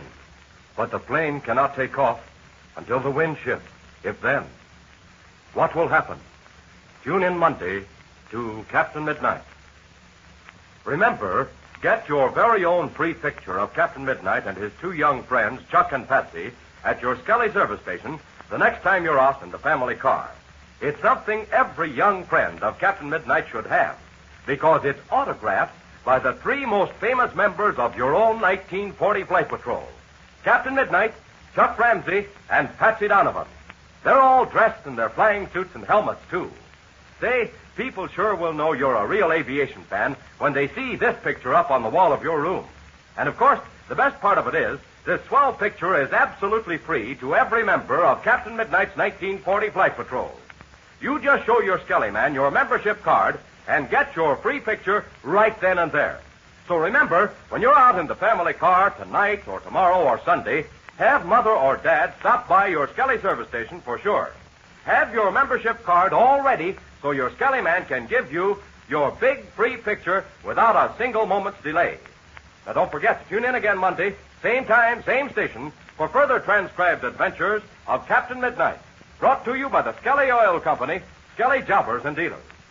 Can some way be found of saving Bud Conley's life? With the takeoff by airplane impossible, are Captain Midnight and his party stranded, beyond reach of help? Be sure to listen Monday. Until then, this is Don Gordon, your Skelly man, saying goodbye and happy landing!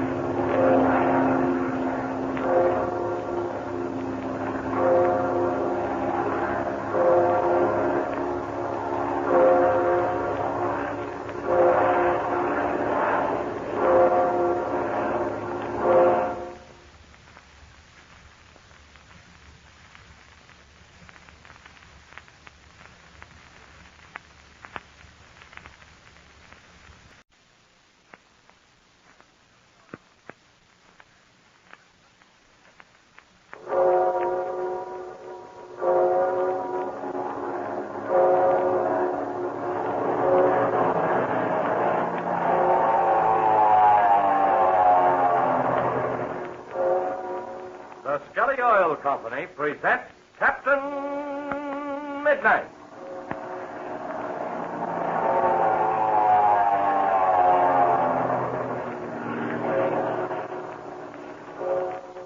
Captain Midnight, brought to you 3 times each week by the Skelly Oil Company, Skelly Jobbers and Dealers.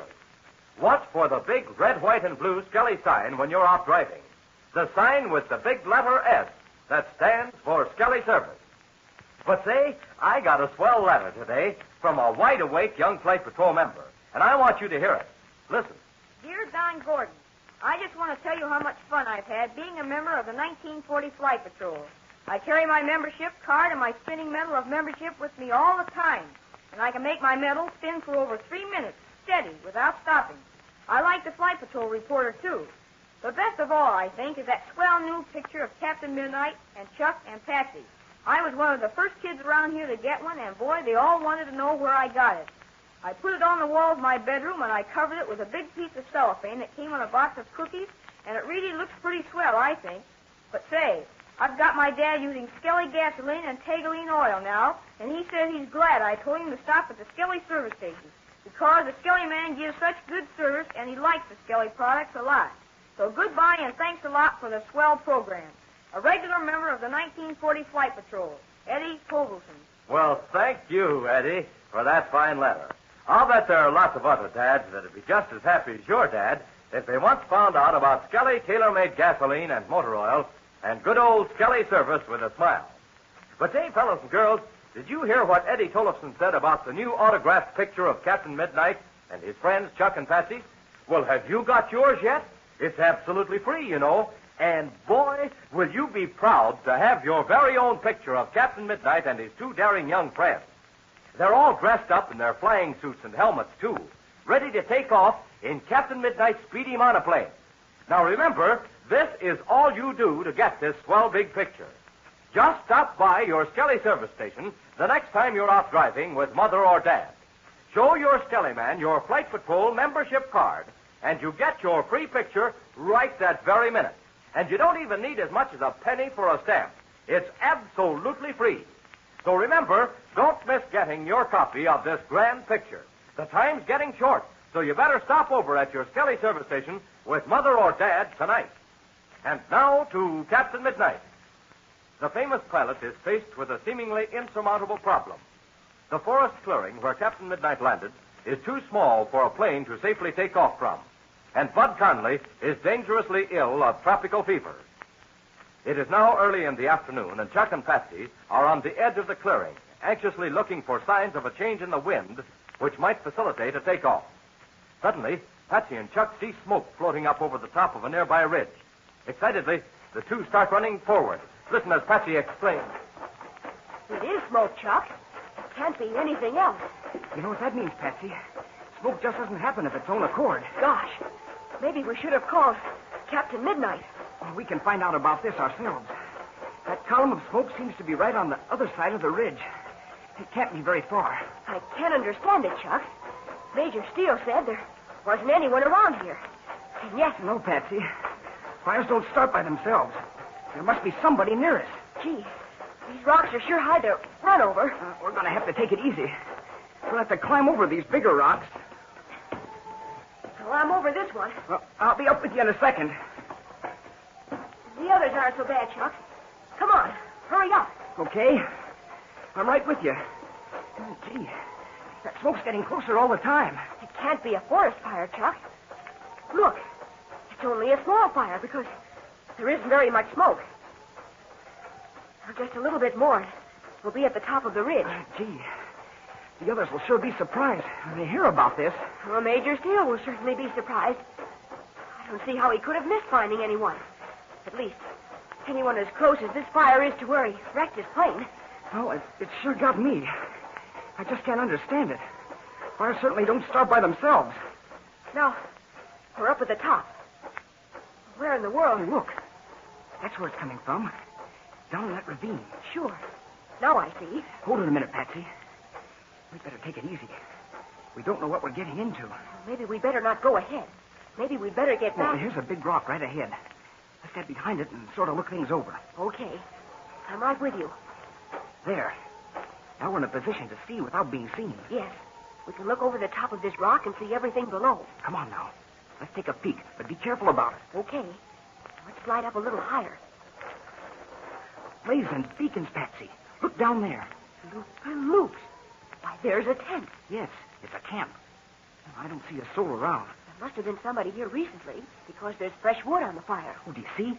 Back of the tent, in those trees, it looks like a mule. Now I see. It's a burrow, Chuck. That's what it is. Chimney crickets.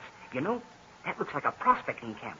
I've seen dozens of them in the mountains near Black Gulch. Do you suppose they're Americans? You've got me there. The equipment would be the same, either there or here. Look, Chuck. I thought I saw the wall of that tent move. Oh, there. There's a man coming out. He's looking at the fire. Now he's looking around. I wish I could see his face better. He's turning this way. Now we can see his face. He looks like an American, Chuck. I'll bet anything in the world he's an American prospector. I'll bet you're right. And there are lots of them down in Mexico. What in the world will we do? I'm going to take a chance. I'm going to call out to him. And if we find out that he isn't friendly, we can always run back to our camp where we have him outnumbered and capture him. Well, I don't think there can be very many, because that's just a small camp. Okay, here goes. Hello there! Hello! Gosh, Chuck, look at him jump. I think he was scared to death. I don't blame him much. He can't see us behind this rock. But look, he's glancing all around. We better stand out from behind this rock. Yes, that's the thing to do. Then I'll call out to him again. There. Call out again. Okay. Hello there! Hello! He sees us. Gee, he looks as though he was seeing a ghost. Gosh, he's a lot more scared than we are. Hey there! In the name of creation, who be you? We're friends. We're Americans. He's an American, Chuck. Listen to that. We're Americans, I tell you. We're friends. Jump from gooseberries. I'll be darned if you don't talk like Americans. If you're friends, come on down here. What do you think, Chuck? I think it's all right. I'll go ahead and you stay behind me. Come on. Sure, darnation, I thought you was a couple of ghosts. But if you're amigos, as they say down here in Mexico, come on down. Okay, we're coming. Well, I'll be darned if it ain't a boy and a girl. Now, what are you two doing down here in this wild country? Don't tell me you're waiting for friends. Well, in a way we were. Oh, but we might as well introduce ourselves. I'm Chuck Ramsey, and this is Patsy Donovan. Well, I'm sure glad to be a-meeting you. That old American lingo sure sounds good. My name's Ben Gillis. I'm down here doing a bit of prospecting. Are you all alone, Mr. Gillis? Well, I am right now. There was a couple other fellas with me, but they've gone back to get a new supply of grub. Gee, Mr. Gillis, how long have you been here? We just got here a little while ago. I found this good place to camp, and my partners turned back to get us a new supply, like I was telling you. Didn't you and your friends see an airplane in the sky this morning? An airplane?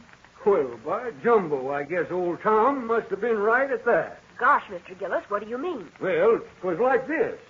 When we was back about 2 miles to the north, old Tom said he could hear an airplane in the sky. But me and Chubby, that's the other fella, we laughed at him. We said, what in the dickens would anybody be flying an airplane around here for? Of course, we was down the holler and couldn't see very good. Well, your friend Tom was right, Mr. Gillis, because we landed in an airplane about 3 hours ago. The ship is in a small field just the other side of this ridge. Well, what in tarnation do you know about that? You must be expecting to stay here for a long time, Mr. Gillis. Well, we sort of figured on it, yes. We run across some pretty nice lookers. Yeah, but then why am I a blabbing to you? You ain't alone, are you? No, we aren't. There are 3 men and Patsy's mother. But one of the men is awfully sick. You ain't prospectors, then? No, of course we aren't. Tell me, Mr. Gillis, how far is it to the nearest town? Oh, 'tain't so fur, but this country is mighty rough. I reckon take you maybe 6 or 7 days. Then you'd be plumb wore out time you got there. Is that where your partners are going? Yes, but I don't look for them back for a couple of weeks. Gee, Chuck, that doesn't sound very good, does it? Seems like you said something about a sick fella. You ain't in trouble, are you? Well, yes, Mr. Gillis, we are. A couple of friends of ours were flying over this country and their engine overheated, forcing them down. And they didn't get hurt, but one of them's awfully sick with some kind of a tropical fever. Fever, huh? That don't sound so good to me. You say you landed in an airplane? Then why don't you put him in it and fly him to a hospital? They tell me them airplane things cover a lot of ground in a short time. You bet they can. But here's the trouble. We landed in such a small field that we can't get out again unless the wind changes. And even then, we'll have to be awful good to make it. Unless the wind changes.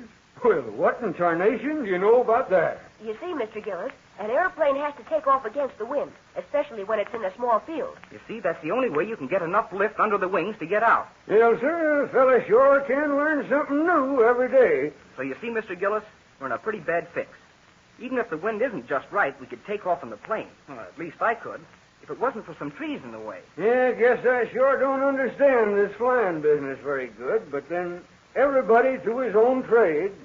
You say if it weren't for some trees, you could get into the air, huh? Well, that's the size of it, Mr. Gillis. How many trees are there? Well, if we could just get 3 of them out of the way, there'd be enough clearance for the ship to get through. How about chopping them down? Gosh, Mr. Gillis, they're great big ones. It would take too long. Yeah, I guess 'twould, all right. Well, I guess you're just going to have to wait for that there wind to change. But, gee, Mr. Gillis, we've just got to find some way to get this sick man, Mr. Conley, out of here soon. If we don't, I'm very much afraid. Yeah, lad, I know what you're going to say. This here friend of yours is going to kick the bucket. Oh, he's liable to. His fever's awful bad. Isn't there something we can do? There's just got to be some way of getting him out of here. I sure wish I could think of something, Miss Donovan, but darned if I know what 'tis. Well, listen, Mr. Gillis, I've got a plan. Shoot, lad. What is it? You're a miner, Mr. Gillis. Have you got a lot of supplies with you? Well, sure. We're pretty well equipped, if I do say so myself. There's just one thing, and if you've got it, it might help us. Okay, my boy. What is it? You don't happen to have any dynamite with you, do you? Dynamite? Well, lad, I reckon I got a little. But what in the world do you want with dynamite? Yes. What in the world can Chuck Ramsey have in mind? What could he use dynamite for that would help them get Bud Conley to a hospital right away? Yes, Chuck has a plan, and it might possibly work. But first, does the prospector, Ben Gillis, have any dynamite with him? Be sure to listen to Captain Midnight. Say, what's the next best thing to having a friend of yours right with you? Why, it's having a picture of him, isn't that right? Well, I wish you could all see and know Captain Midnight and his grand young friends, Chuck Ramsey and Patsy Donovan. But if you can't have them with you, you can at least have their pictures. So look, the next time you're out with Mother or Dad in the family car, be sure you ask them to stop by your Skelly service station. Have your Flight Patrol membership card all ready to show to your Skelly man the minute he steps up to the car. Then he'll be all set to give you your very own free picture of Captain Midnight and Chuck and Patsy that he's been saving just for you. Because there's one for every single member of the 1940 Flight Patrol. Remember, it isn't going to cost you a single penny. It's absolutely free. Say, why don't you get that big free picture from your Skelly man tonight? And don't forget to listen Friday, same time, same station, for further transcribed adventures of Captain Midnight. Brought to you by the Skelly Oil Company, Skelly Jobbers and Dealers. What is Chuck's plan, which he hopes will soon get Bud Conley to a hospital? And what has dynamite got to do with it? And what about Captain Midnight? Be sure to listen Friday. Until then, this is Don Gordon, your Skelly man, saying goodbye and happy landing!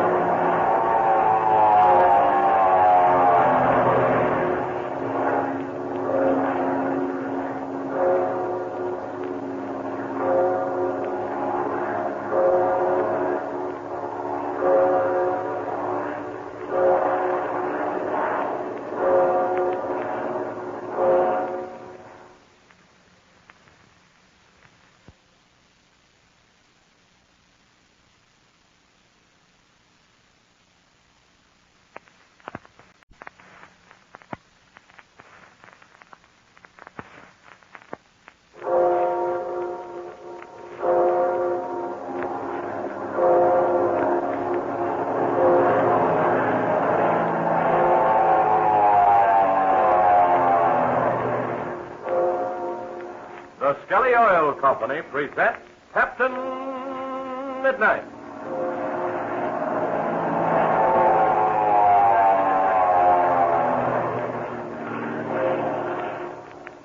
Captain Midnight, brought to you 3 times each week by the Skelly Oil Company, Skelly Jobbers and Dealers.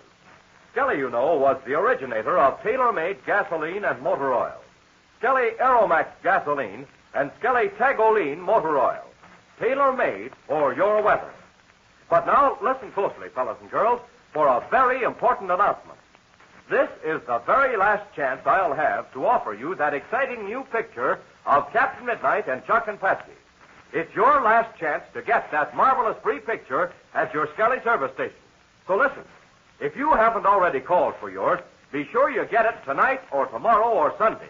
Because after that, we can't promise you that your Skelly man will have a single one of them left. Now, I know every fellow and girl listening in wants one of those swell autographed pictures of Captain Midnight and his two fun-loving, adventurous young friends. It's just the kind of picture every typical wide-awake flight patrol member would like to own. You see, Chuck and Patsy and Captain Midnight are dressed in their regular flying suits with the aviators' helmets on, and they're standing beside Captain Midnight's high-powered monoplane. It's a real aviation picture that any air-minded young fellow or girl will be proud to have up on the wall for everybody to see. And don't forget this. It's autographed by all three of our famous friends themselves, Chuck, Patsy, and Captain Midnight. And remember, you don't have to spend a single penny to get it. You don't even need any labels or seals or box tops. You simply stop at your Skelly service station the next time you're out driving with Mother or Dad.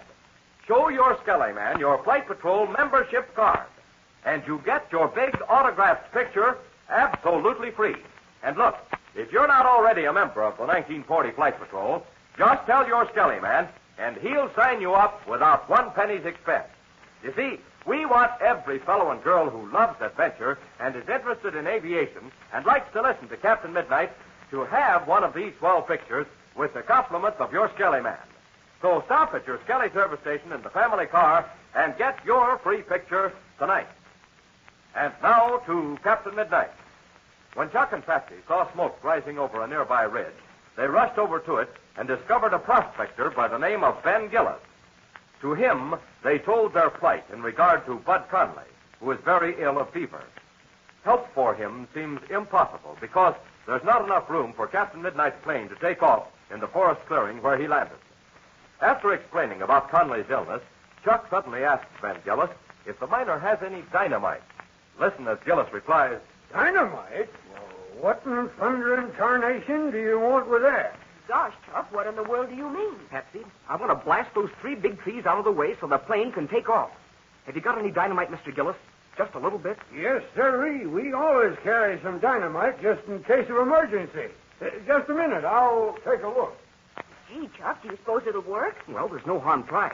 Captain Midnight said that if those three trees could be gotten out of the way, I could make a downwind takeoff. But wouldn't the trees be in the way? I mean, on the ground? No, I don't think so. The wheels of the plane would be off the ground before they got to the trees. Oh, gosh, I hope Mr. Gillis has got some. But gee, Chuck, those trees are awfully big. Maybe he hasn't enough dynamite to blast all three of them down. We'll have to hope for the best.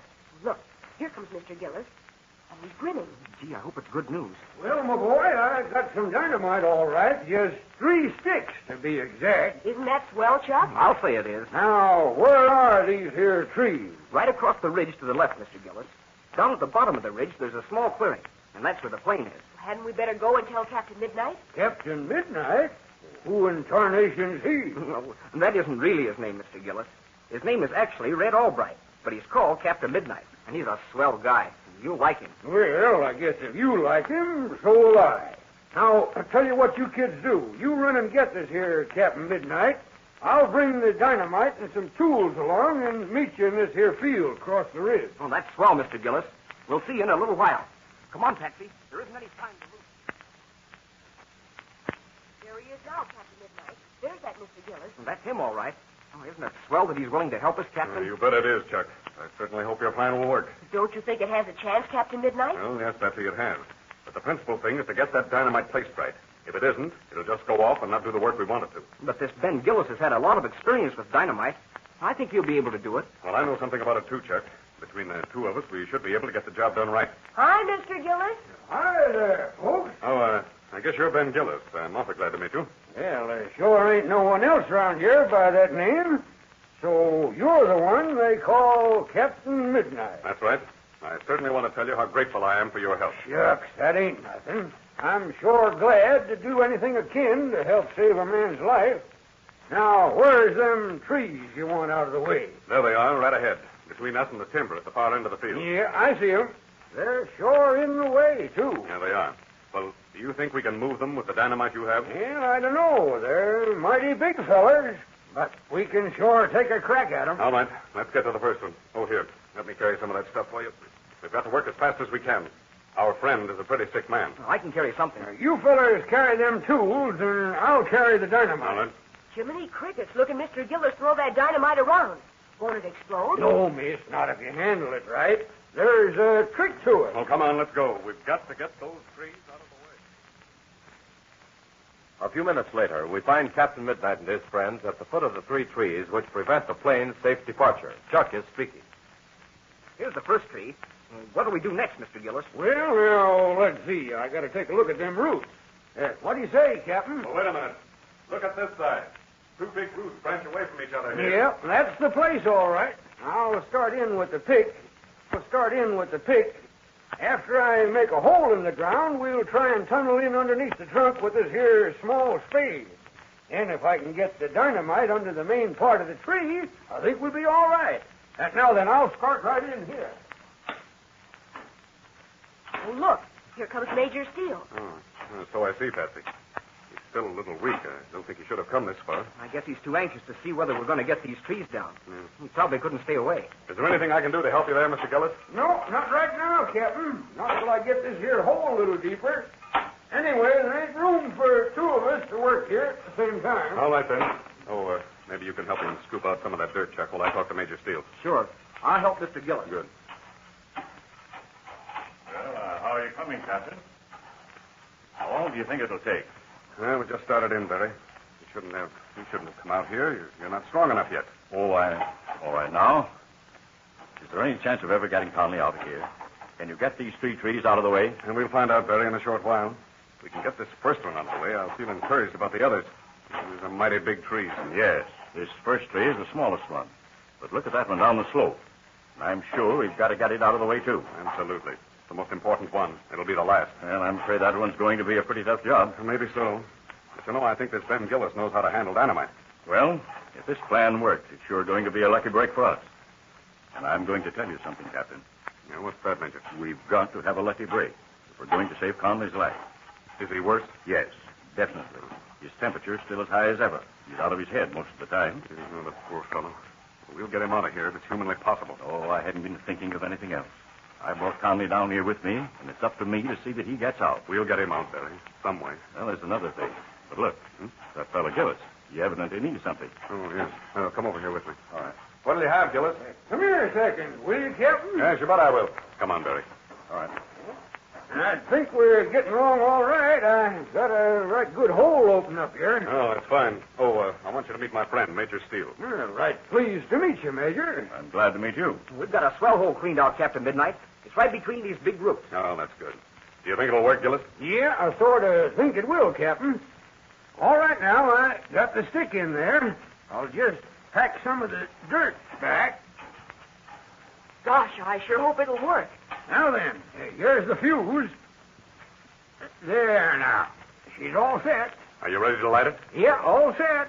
Now, this ain't a very long fuse, so you better start making tracks. Which way do you think the tree will fall, Gillis? Well, I ain't sure it'll fall at all. What's more, I ain't got any idea the direction it'll go.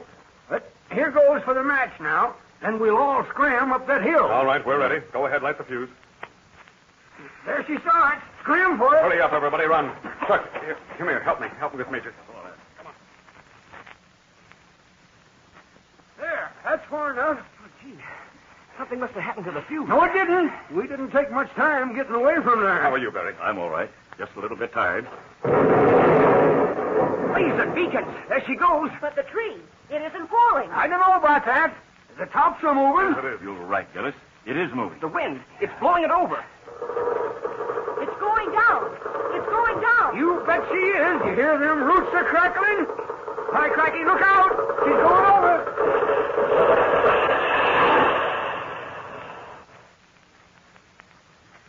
Captain Midnight, here comes a big test. That second tree was easy. know about this third one. Well, I don't know about it either, Chuck. This tree is way bigger than the first one. Yes, and if it hadn't been for the wind, that wouldn't have gone over. Well, I'm sure going to do my best. But if this here stick doesn't do the job, I ain't got none left. Well, you all set now? No, not quite. Hand me that there spade, will you? Here it is, Mr. Gillis. Much obliged. Say, Captain, step aside with me a moment, will you? You bet I will. There's one thing that I'm worried about. What's that, Billy?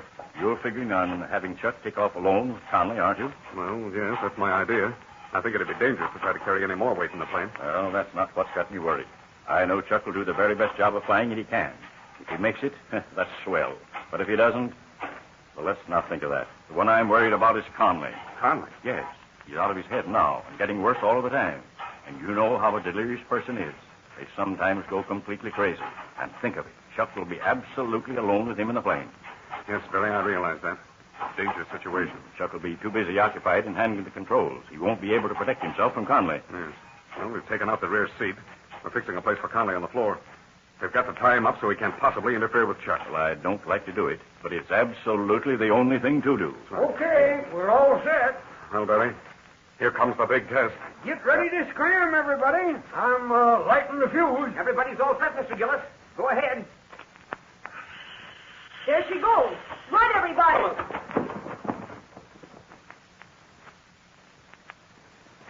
Are we far enough? No, a little bit further. That's a mighty tall tree.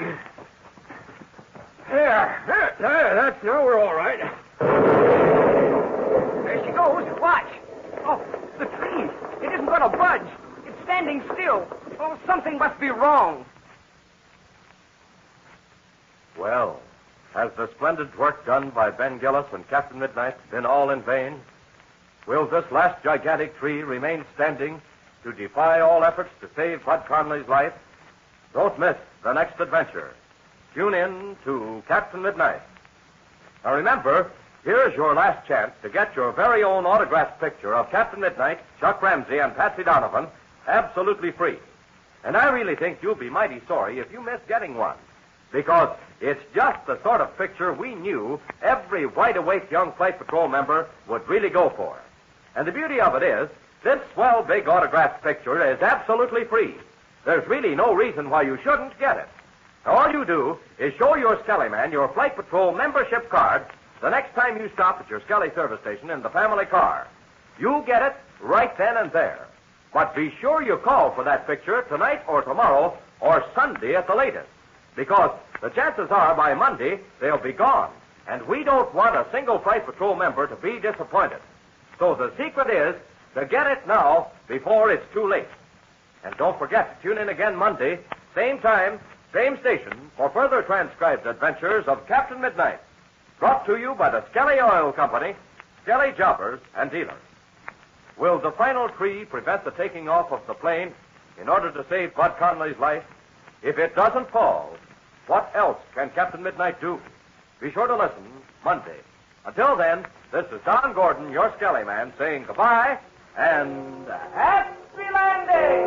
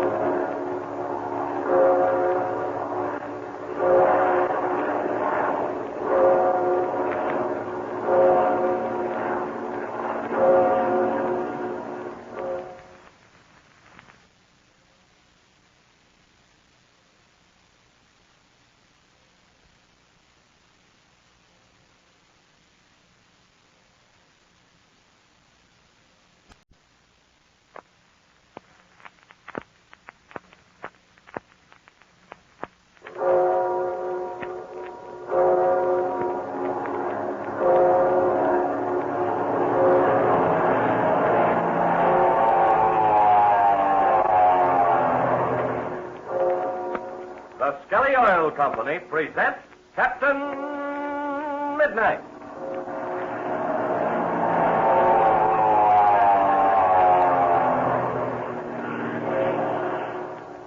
Captain Midnight, brought to you 3 times each week by the Skelly Oil Company, Skelly Jobbers and Dealers. Say, the other day I told you how to help your dad make your family car start like an airplane, fast as a flash. Remember? I told you to tell him about Skelly Aeromax, gasoline that's tailor-made for quick starting in your kind of weather.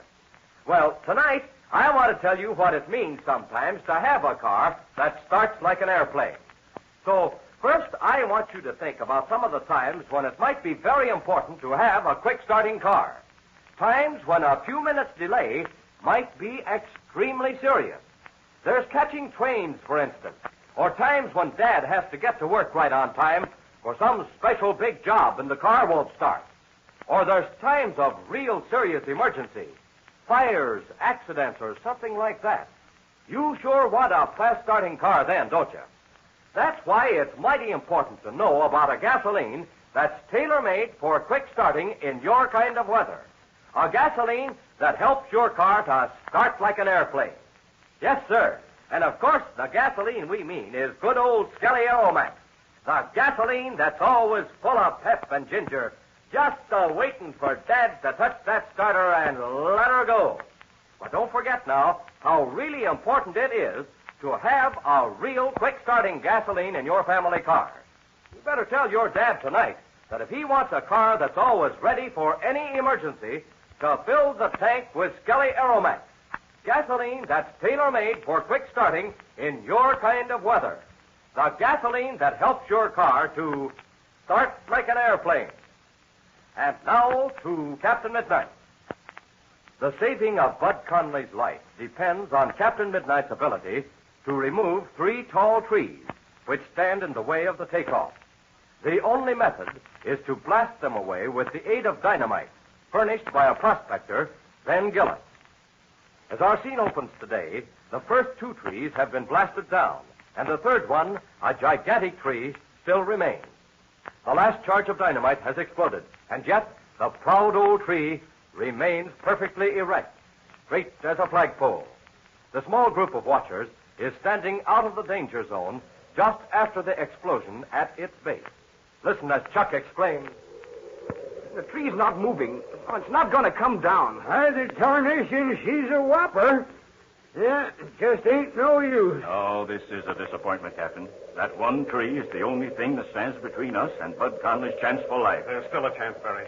That tree may fall yet. But look, if it was going to fall, the wind would have blown it over. That charge of dynamite just wasn't big enough. And it's the last stick I got. There must be some way. There's just got to be. Say, you think we could go near and examine it? Would that be safe, Mr. Gillis? Oh, sure it is now. That old tree's going to stand there for many a year to come. Anyway, if it was going to fall, one of the safest places is right at the base of the trunk. Gee, Mr. Gillis, how could that be? Well, it's like this, miss. If you're at the foot of the tree, you can look up and see which way it's going to fall.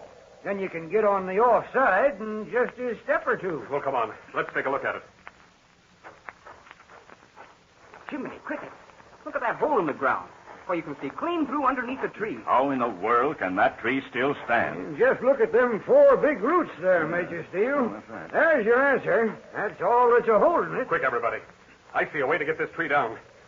Where's that hatchet, Chuck? Oh, there it is on the ground. Gosh, Captain Midnight, what's your idea? Yes, Captain, what is it? We haven't got any time to waste if that plane's going to take Conley out of here before dark. Chuck, you and Ben Gillis take the big axe there and go over to one of those 2 fallen trees and chop out a stout limb about 10 or 12 feet long. Sure, Captain. We can do that. Come on there, lad. Let's get going. You bet. We'll have it for you in a jiffy. Right. What are you going to do, Captain? Oh, here, I'll use the hatchet. While I'm working, I'll explain it to you. All right. Loop for loop. You're going to chop that root through. That's it, Patsy. I'm going to chop that root through, then all that'll be holding the tree up is the other 3 roots. When I get through with this root, I believe the wind will blow the tree over, and it'll fall away from us. But what's the idea of the limb you sent Chuck and Mr. Gillis for? I'm going to use that as a brace against it falling our way. We can't take any chance of anyone getting hurt now. Gosh, you're almost through that root already. Say, look, here comes Chuck and Ben Gillis. Boy, they've got a swell log, too. Well, I'll take this spade and start digging the hole for one end of the log. Oh, that's enough here. Oh, no, Barry, don't do that. You're still pretty weak. Let Chuck or Ben Gillis do it. Besides, we've got to see how long the log is before we can dig the hole. Well, you're right at that. Yeah, how do you like this one, Captain Midnight? Oh, couldn't be better, Gillis. All right, now, come on. Let's see how long it is. Brace it against the trunk at about the angle we'll want there. There. How's that? Oh, that's excellent. Make a mark there with a spade, Chuck. Here you are, Chap. Oh, thanks a lot. Oh, that's it. All right, that's fine. Now drop the limb on the ground and make a hole there for one end of the pole. There. That's swell. How deep a hole do you want, Captain Midnight? Oh, not very deep there, Chuck. About 8 or 10 inches. Okay. I see your idea, Captain Midnight. It may work, too. I believe it's our only chance. Aren't you going to chop the rest of the way through the root? About 2 blows will finish it, Patsy. I don't want that tree to fall before we're ready. Are you coming there, Chuck? How's this? Oh, that's fine. Now then, let's hold the log up and ram it down into the hole. Come on. Here, I'll help you. All right. There we go. All right, now wait. That's high enough. All right, now into the hole with it. Gee, it goes down about a foot. Yeah, that's fine. I notice you've cleaned some dirt out from the side toward the tree. That's good. All right, now, let's put the other end against the tree trunk. Easy.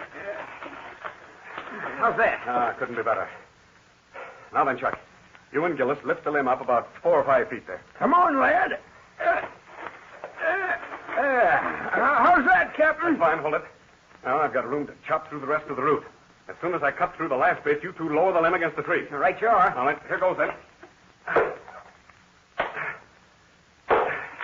Look, the root's through. Quick, lower the limb. There. Now she's braced. That tree can't fall this way. Oh, I'm afraid it's no-go, Captain. The tree isn't moving. I don't know about that. Look up above. Yeah. Yes, I think she's beginning to go. Well, you're right, Patsy. She is going. Stand still, everyone.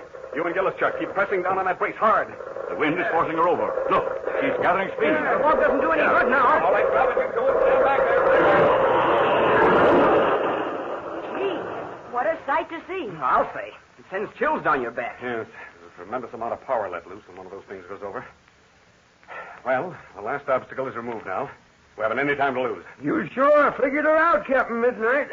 Looks like you're going to get your friend out after all. What will we do now, Captain Midnight? Just a second, Chuck.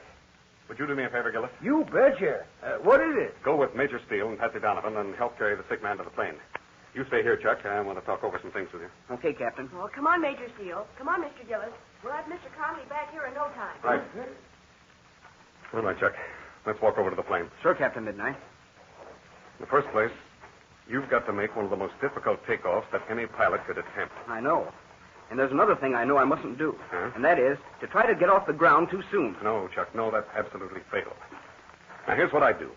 I'd keep the ship's nose down, easing it up very gradually, getting just as much speed as you possibly can, and allow the wheels to stay on the ground until you're almost up to the first tree trunk. Then I'd pull her off, but not too abruptly. All right. I'll do just that. Oh, and there's something else I've just noticed, Captain Now, Midnight. what's that, Chuck? The wind. It's changed direction slightly. It's coming a little bit more from the west quarter. Mm-hmm. And, what does that mean to you? Well, it means that I must turn that side as soon as I can, so as to gain the benefit of the lift from that side. Right, Chuck, right. And it works in fine, too, because there are no trees on that side to worry about. Well, here we are. While the others are bringing Conley, we'd better lift up the tail and turn the ship around. Here, that's it. Get over there. We've got to have as much room as possible for the run. Okay. I'll take this other side. That's it. All righty now. All right, come on, lift. All set? All right. Come on now. Around with it. Easy. There, that's fine. Let her down. Easy now.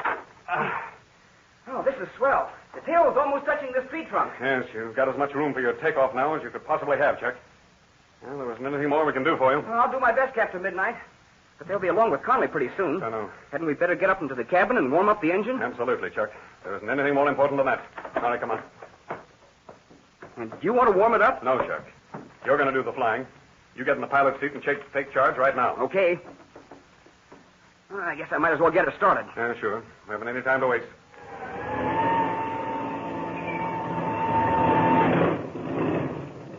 I'll crack the throttle open a little bit and let her warm up. All right. Now then, Chuck. While the engine's warming up, I want to give you some instructions. We worked out your course on the map. Now, you're going to head straight for Ridgeville, Texas. That's the nearest good airport. Yes, and I should get there with about a half hour's gas to spare. Yeah, that ought to be about right. Now then, after you get in the air, you must contact Ridgeville by radio and tell the field to have an ambulance with a doctor and nurse waiting for you. Okay, I'll do that. Now, another thing. We'll be anxious to know how you're getting along.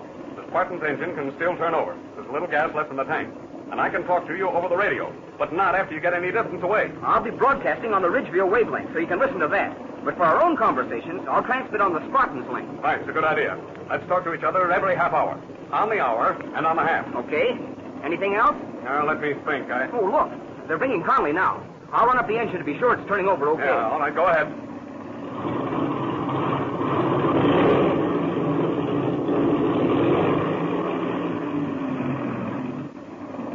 She's turning over like a sewing machine, and I tested her on each mag. Yeah, so I noticed. I believe the engine's all right, Chuck. Well, here we are. Here's Conley. Oh, okay, Major Steele. We'll lift him up in there, Captain Midnight. All right, but be careful, be careful. Yeah.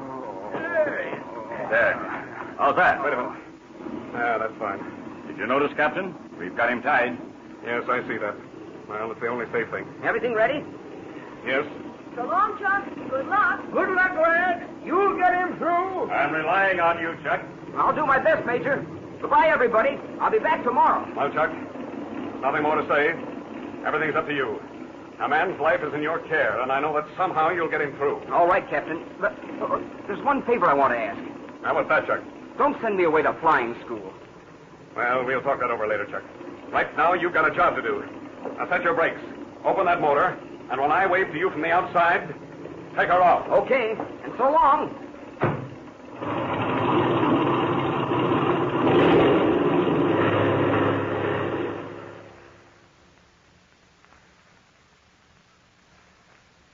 Yes, the thin thread of a human life is in Chuck Ramsey's care.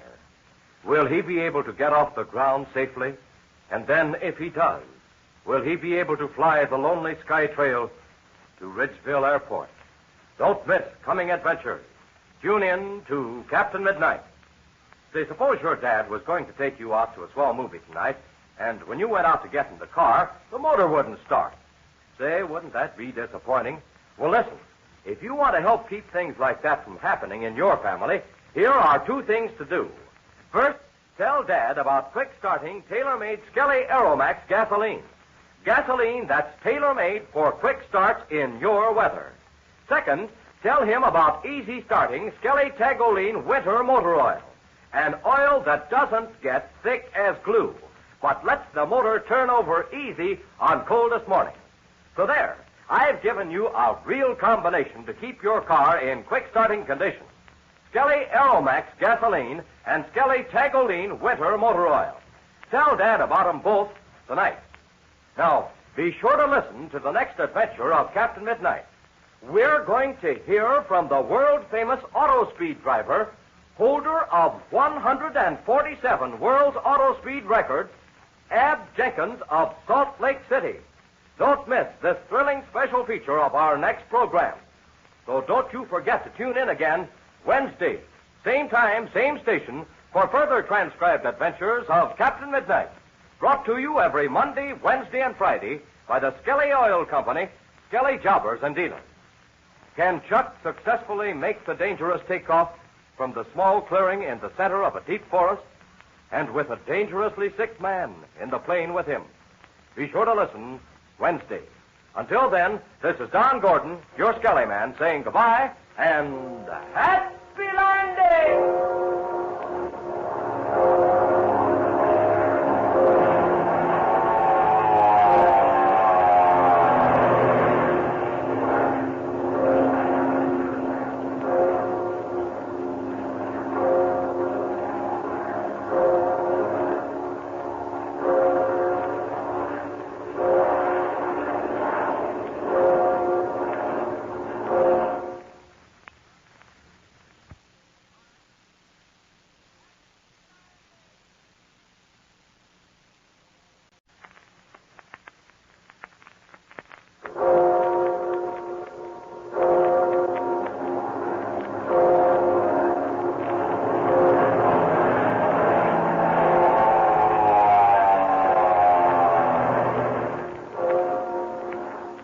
Skelly Oil Company presents Captain Midnight.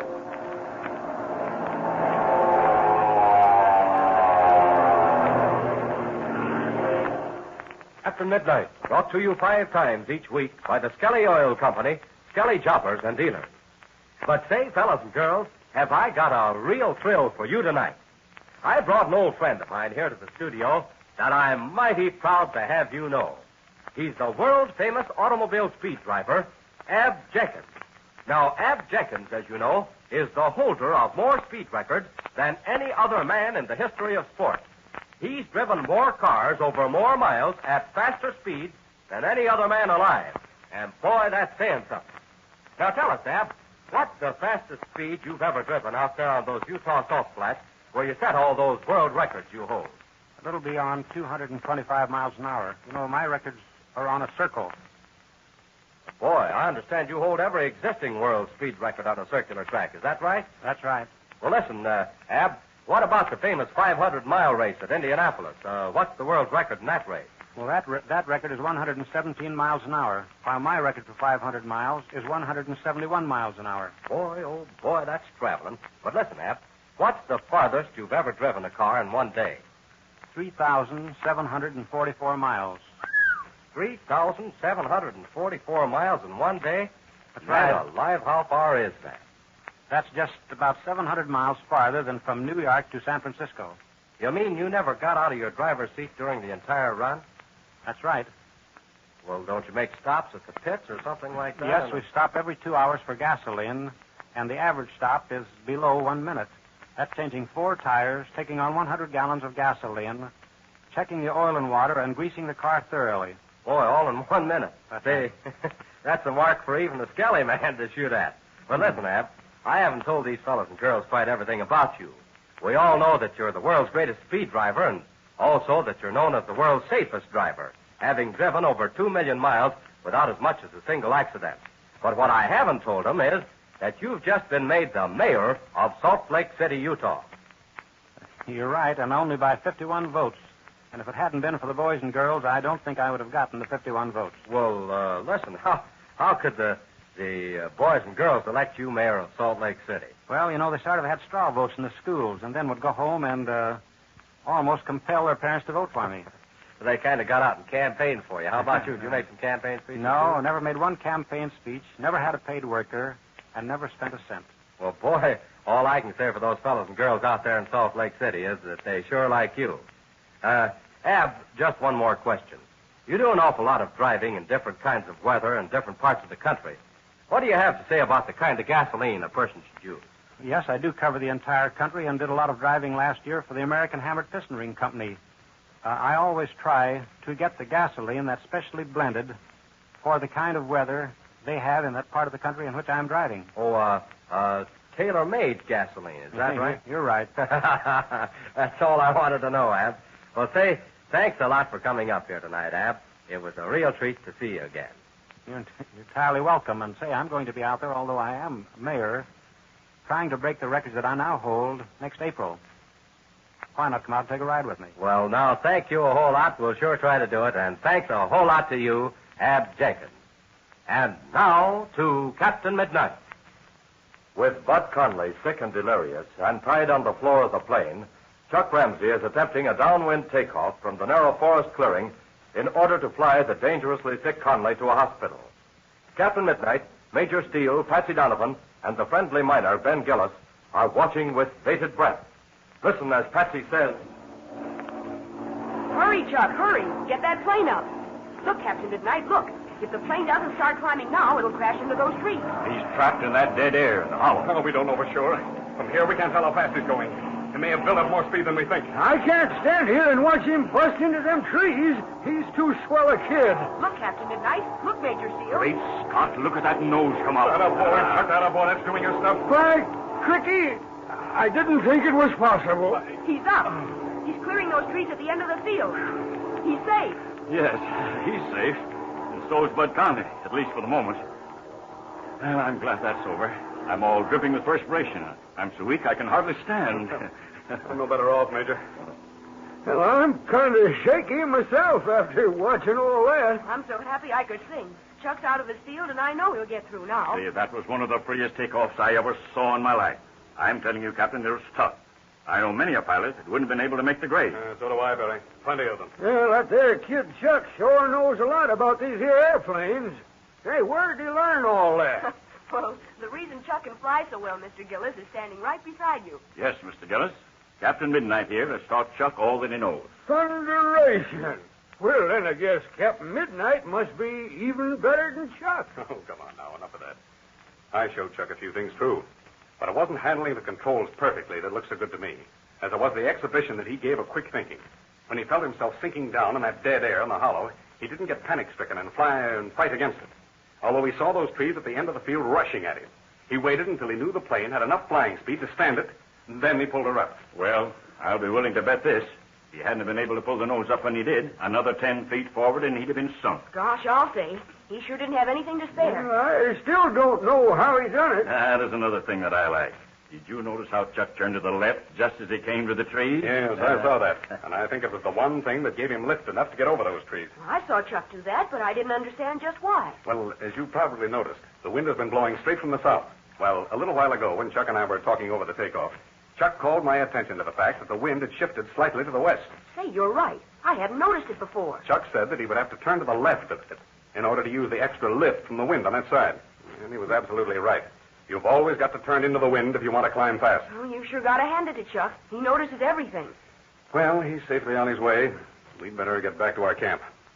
Thank goodness the Spartan's radio is still functioning so we can communicate with Chuck, at least for a while. Well, I guess I'll be leaving you people. I got to be getting on back to my own camp. Well, you're welcome to come over with us if you'd like to. Much obliged, Captain Midnight, but I got to be getting some work done while my partners are away. So I'll just be getting on back. Well, I can't tell you how grateful we are for the help you've given us. Shucks, that wasn't nothing at all. To think that a fellow's life may be saved is sure good enough for me. Say, tell me one thing. Is there anything else I can do for you? You sure you got enough grub? Yes, and thanks a lot. Chuck will be back for us tomorrow. We've got more than enough to last until then. Well, so long then. I'll be seeing you. Goodbye. Well, thanks a lot, Mr. Gillis. Thanks for your help, Mr. Gillis. Oh, by the way, Patsy, where's your mother? Well, she stayed at the camp, Captain Midnight.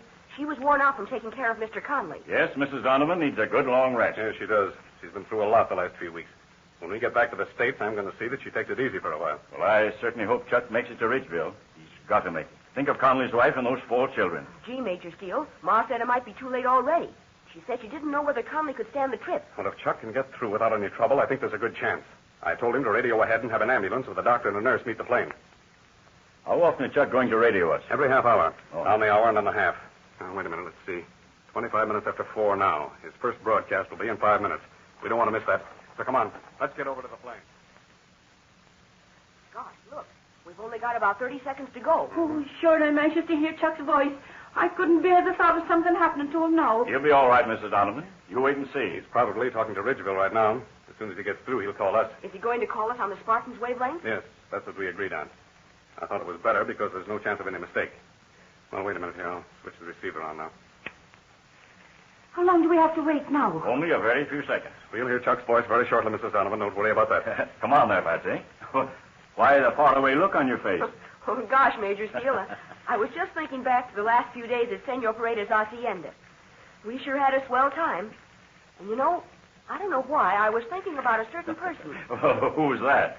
This nephew of Senor Perada's? The one called Pebbles? No, Major Steele. Although Pebbles is a swell kid. I was thinking about that pilot named Zollinger. Yeah. It's a coincidence, Patsy. I was thinking about him this morning. There was sure something mysterious about him. I wonder why he was working for Ivan Shark. Well, he didn't tell me the whole story, Patsy, but he promised he would sometime in the future. But I can tell you this much. He was just as anxious to see Shark captured as we were. Some personal motive, I suppose? Yes, that's it, I imagine. But he's going to tell me all about it when I go back for Pinky Slim and Pebbles. Gee, what's going to happen to Zollinger? It's something I don't know, Patsy. But after what Zollinger did for us, I'm going to see to it that he gets anything he needs. Is he a good pilot? Yes, I think he's an A1 pilot. Well, if he needs a job, I'll see that he gets it. Well, I'll talk to him when I get... Ramsey calling Captain Midnight. There's Chuck now. Captain Midnight. Answering, Chuck Ramsey. Go ahead, Chuck. Everything okay. Flying at 2,000 feet. Engine turning over swell. Visibility unlimited. Special report. Just after making takeoff from small clearing, passed over excellent landing field about 2 miles north. May be necessary to use on return. We'll call again on the hour. Chuck Ramsey, signing off. Well, that's that. I'll switch the receiver off. Oh, praise be the saints. Maybe Chuck will get to Ridgeville after all. Oh, you bet he will, Ma. That takeoff was the worst part. No, he'll get there all right, Mrs. Donovan. You wait and see. Gosh, Captain Midnight, if Chuck is coming back for us tomorrow morning, shouldn't we be doing a lot of things to get ready to leave? You bet we should, Patsy. We'd better get at them right away, too. But we'll come back here every half hour to hear how Chuck's getting along. Come on now, Patsy. You and I will...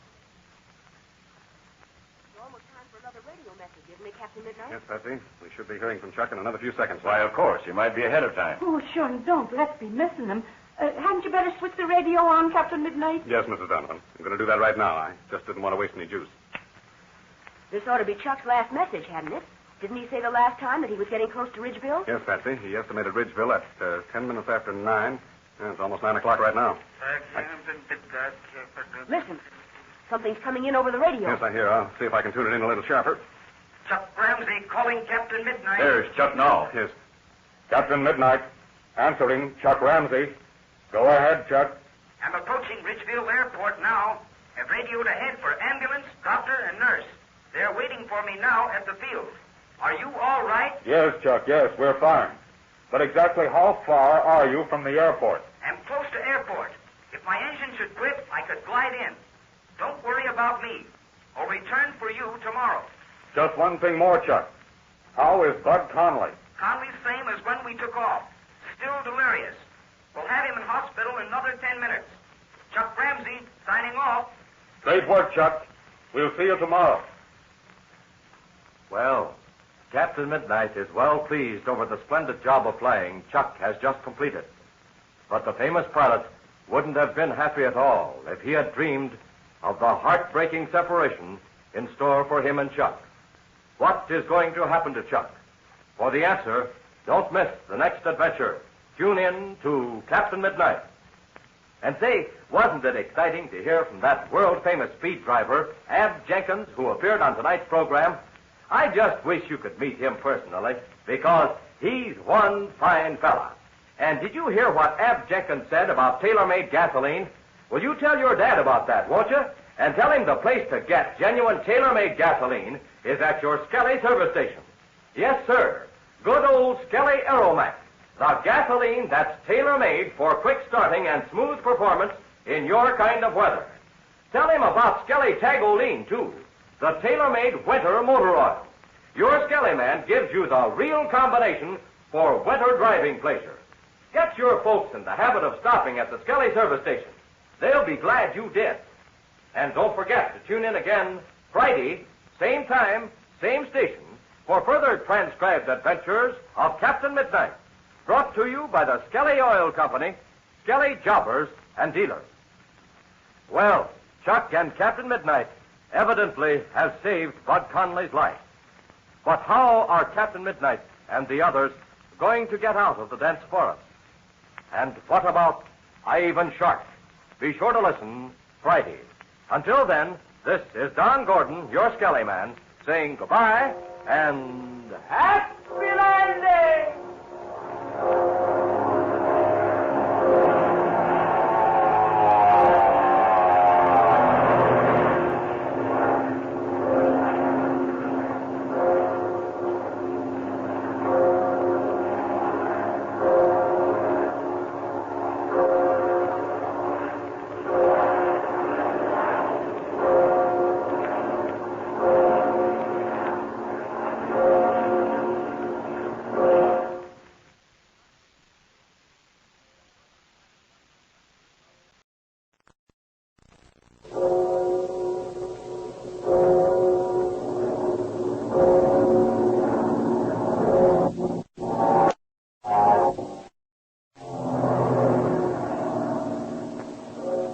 The Skelly Oil Company presents Captain Midnight.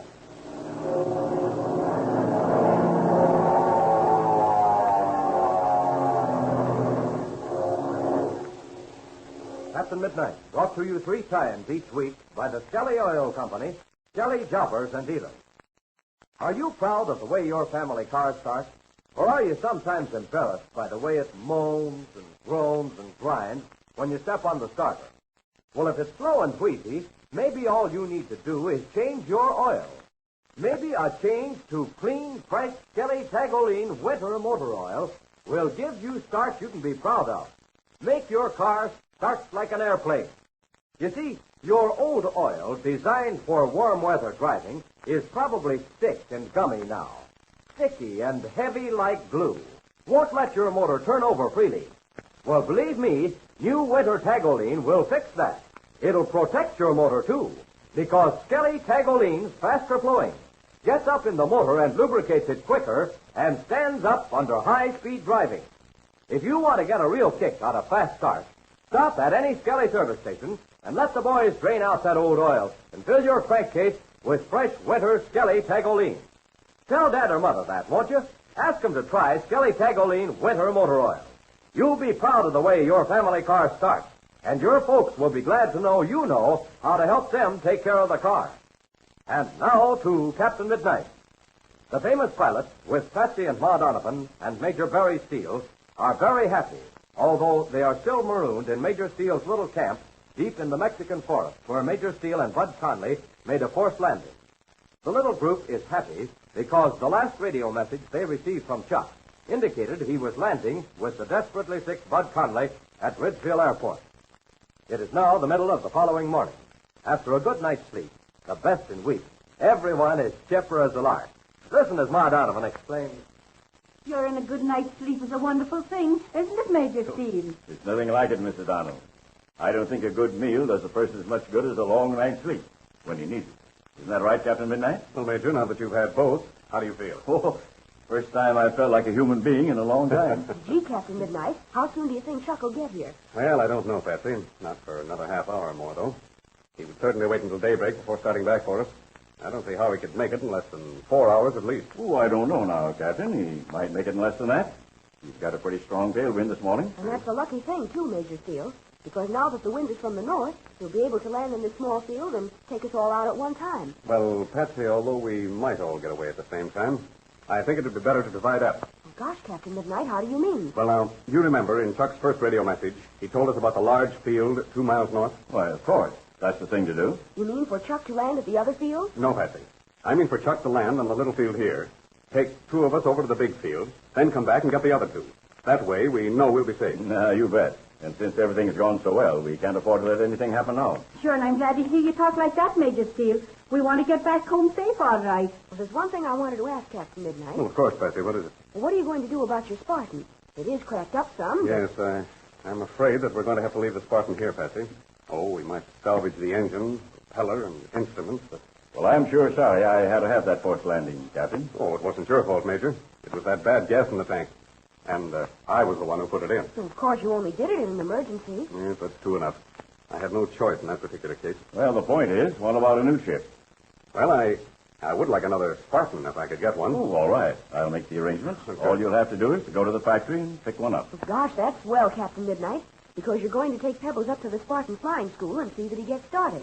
That makes it fine, then. We can kill 2 birds with 1 stone. Can I go with you when you take Pebbles to the school? Well, I don't see why not, Patsy. But I know that your mother wants to get to Black Gulch as soon as she can. Sure, and we can arrange about that, Captain Midnight.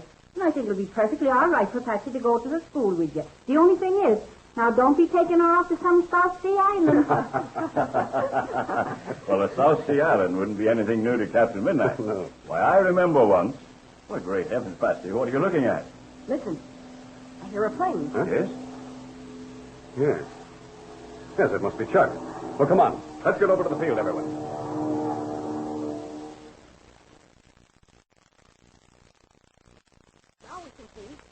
There he is, coming down the land. Ah, good old Chuck. He'll be on the ground in a minute. Wait a minute. That isn't Chuck. That's not the plane Chuck was flying. It's smaller, see? Say, you're right. I'm so short of Chuck, I didn't notice. Who in the world can it be? Well, I don't know. But it's a cinch the pilot knows we're here. Otherwise, he wouldn't be landing in this place. I'll bet it was someone sent by Chuck. Of course, that must be it. Look, he's coming in right over us. Yes. Well, I saw the pilot's face for just a second. Well, did you recognize him? Who is it? I know who it is. It's my brother, Steve. What? Steve Donovan. Well, you're right, Patsy. It is Steve. Yes, I remember now. I met Steve in Black Gulch. Where in the world can he have come from? He still knows how to fly, too, landing in this small clearing. Well, he stopped way this side of those fallen trees. Yeah, but wait. Wait, see? He's going to turn and come back toward us here. Listen, I hear another plane in the air. You certainly have keen ears, Patsy.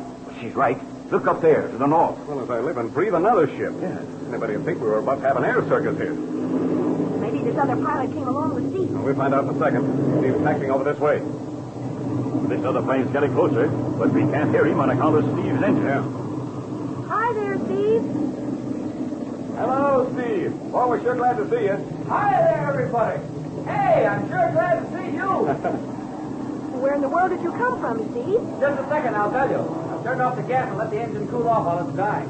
Who's this other fellow in the air, Steve? I'll tell you all about it, Captain. He's Bill Reed, a friend of mine who came along with me. I'll have you meet him in a couple of minutes. Oh, swell. Looks like he's got a large cabin job there. Maybe he better not land here. He's not going to. Chuck told us about that field 2 miles to the north. Bill stayed behind to look it over good. Oh. Gosh, look at him dive down. Uh-huh. He's going to get the okay signal from me, and then he'll go over and land on the other field. Now he can see me. Here, I'll wave to him. Oh, look. He understands all right, see? He's waving back. Uh-huh. Gee, Steve, you remember Major Steele, don't you? You bet I do. Glad to see you again, Major. I'm glad to see you too, Steve. Hey, where's Mother? Chuck told me she was here. Well, she's over at our camp, Steve. We'll go and see her in a couple of minutes. Oh, your engine just died, Steve. Maybe we'd better turn off the switch, huh? I'll get it for you, Steve. Oh, thanks a lot, Patsy. Say, what's the matter with Chuck, Steve? Why didn't he come back with you? Well, I'll explain the whole thing to you. It isn't Bud Conley, is it? He isn't worse, is he? No, Captain. The doctors think Conley has a good chance to pull through. Oh, thank heaven for that. Guess I'll say. The best news yet. Well, you see, it's this way. I had been working for the Southwest Airlines, you know, and just finished a long charter trip. Mm-hmm. In fact, it took me all over the United States and to Cuba. I was pretty well worn out when I got back, so the boss told me to take a long vacation. Oh, your headquarters are at Ridgeville, aren't they? Uh-huh. I just got in yesterday afternoon and was out in the field last night when Chuck landed with Bud Conley. And after they took Conley to the hospital, Chuck and I had a long talk. By the way, he wrote a note for you. Here it is. Oh, fine. Thanks a lot. Well, go on with your story. Well, Chuck and I fixed up a little plan. I borrowed this small ship and got this other fellow to fly the big cabin job. Mm-hmm. Now, after I take you people over to the other field one by one, he'll fly this ship back to Ridgeville while I'll go on with you people to Senor Perada's Hacienda. Loop. Are we going back there right away? Well, yes, that was Chuck's plan, Patsy. He said you had to pick up Pinky Drake and Slim Poole and some Mexican kid who you were going to take to the Spartan Flying School. Yes, that's right. But what's Chuck going to do in the meantime?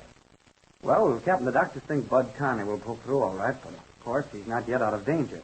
Chuck wanted to stay around pretty close. As long as I could come down here for you, he thought that would be the best way. Well, I'm sure I don't see anything wrong with that. However, if you don't mind, Captain Midnight, I believe I'd go back with Bill Reed to Ridgeville. Yes, I know. You want to be close to Bud Conley, and I don't blame you. Oh, sure, Major. There's no reason why you can't go back with him. This is a 2-passenger plane. All right. Then that's decided. Major Steele goes back to Ridgeville with Reed, while we go down to Senor Perada's Hacienda. Gosh, Captain Midnight, what does Chuck say in his note? Oh, wait, I almost forgot. See about that. Here it is. He says, Steve Donovan will explain everything to you. And as long as he can fly to meet you, I thought I had better remain near Bud Conley, at least until he's out of danger. While I am waiting here, don't you think it would be a good plan for you to fly down to Senor Perada's Hacienda and get Pinky, Slim, and Pebbles? Then fly back and meet me here. Love to everyone. And it's signed Chuck. Well, everything seems to be fixed up in fine style, doesn't it? Just think of it. We'll get to see Senor Perada and Dolores again. Why, if we take off right away, we can be there by the middle of the afternoon. That's right, Patsy. And we'll get started right away, too. Come on, Steve. Maybe you'd better help us break camp. Right. You fly us over to that other field, and then we'll be on our way. Nice work, Steve. I see you haven't lost your touch of the stick. Well, here we are. I'm rather out of practice in a small ship like this, Major. Yes? You know, for a long time now, I've been flying nothing but bi-motored airliners. Gee, Steve, nobody would ever know it. You handle this small job just as though you'd had 100 hours in it the last 2 weeks. Well, are we all ready to go to Senor Perada's, Patsy? Well, I am, Captain Midnight, and Ma's waiting in the large cabin plane. And Bill Reed is waiting for you, Major Steele. Well, I'll be with him in a few seconds. Goodbye, Steve. Goodbye, Patsy. I'll probably see you in a couple of days. Goodbye, Major Steele. See you soon, Major Steele. Before we part, Captain Midnight, I'd like to have a couple of words with you. Well, certainly, Major. Oh, we'll be waiting for you in the plane. Oh, okay, Steve. We'll be right over. I'd go with you, but I feel my duties with Bud Conley. Yes, certainly, Major. I understand. Say, what are your plans after you get back from Perada Hacienda? I'm rather afraid that Ivan Shark has slipped out of our reach again. Yes. Well, Major, naturally, I'll devote all my energy to picking up his trail and closing in on it. What about Chuck Ramsey? Well, I'm afraid Chuck's going to be very unhappy if he can't help us. But, well, for his own good, I really think he should be in a flying school. Oh, you can do more for him than any flying school, Captain. But then I realize there are many other things to be taken into consideration. Yes, there are. Well, I'd talk it over after I get back from the Perada Hacienda. As soon as I see Chuck, I'll have a long talk with him. Okay, Captain. The best of luck. And we'll keep in touch with each other by radio. Right. I'll see you and Chuck in a couple of days.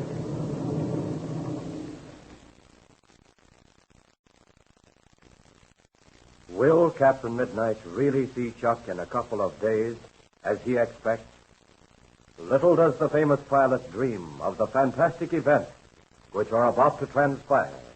Events which will prevent his seeing Chuck Ramsey for a long time in the future.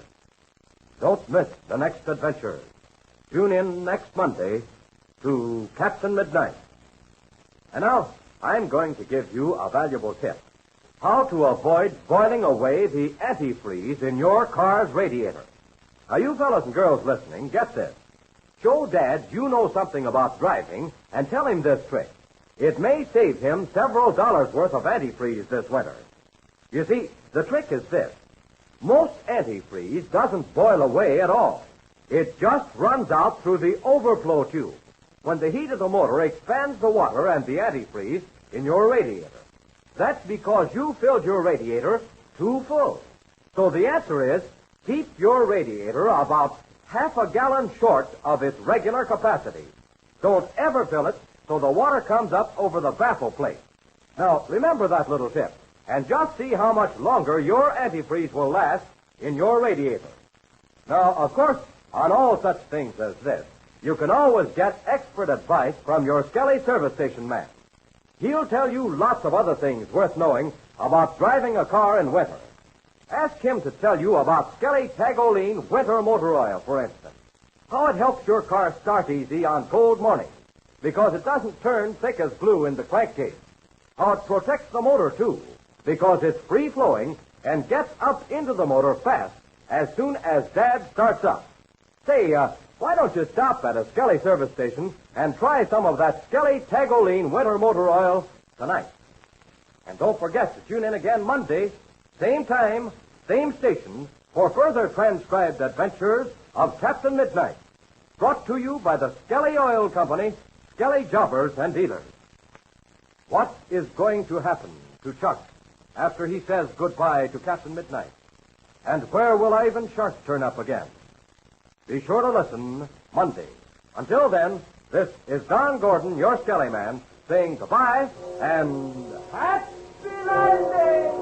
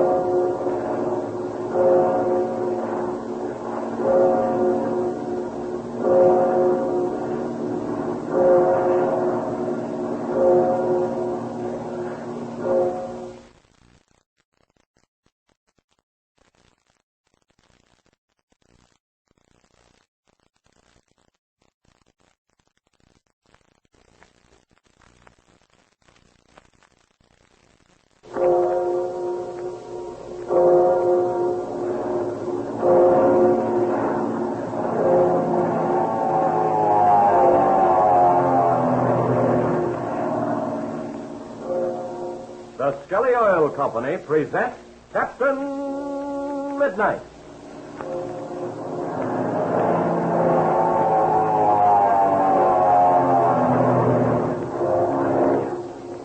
Captain Midnight, brought to you 3 times each week by the Skelly Oil Company, Skelly Jobbers and Dealers.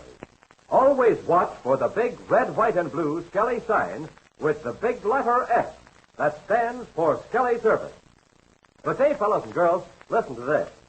What if you were in swimming at a nice big lake when all of a sudden the water turned thick as molasses? Boy, what a hard time you'd have swimming in water like that. Then, before you'd had time to get used to it, suppose the water turned thin as skimmed milk. Then, just when you got going good again, suppose it turned thick as glue so you could hardly swim a stroke. Well, sir, you'd never go swimming in that lake again, would you? Not if you wanted to do any real serious swimming, anyway. You want a lake with water in it that you can depend on. But, you know, think of this. The oil in your family car might be just as changeable as the water in that changeable lake. Yes, sir. And, of course, that's bad. What you want is an oil that stays almost the same thickness all the time.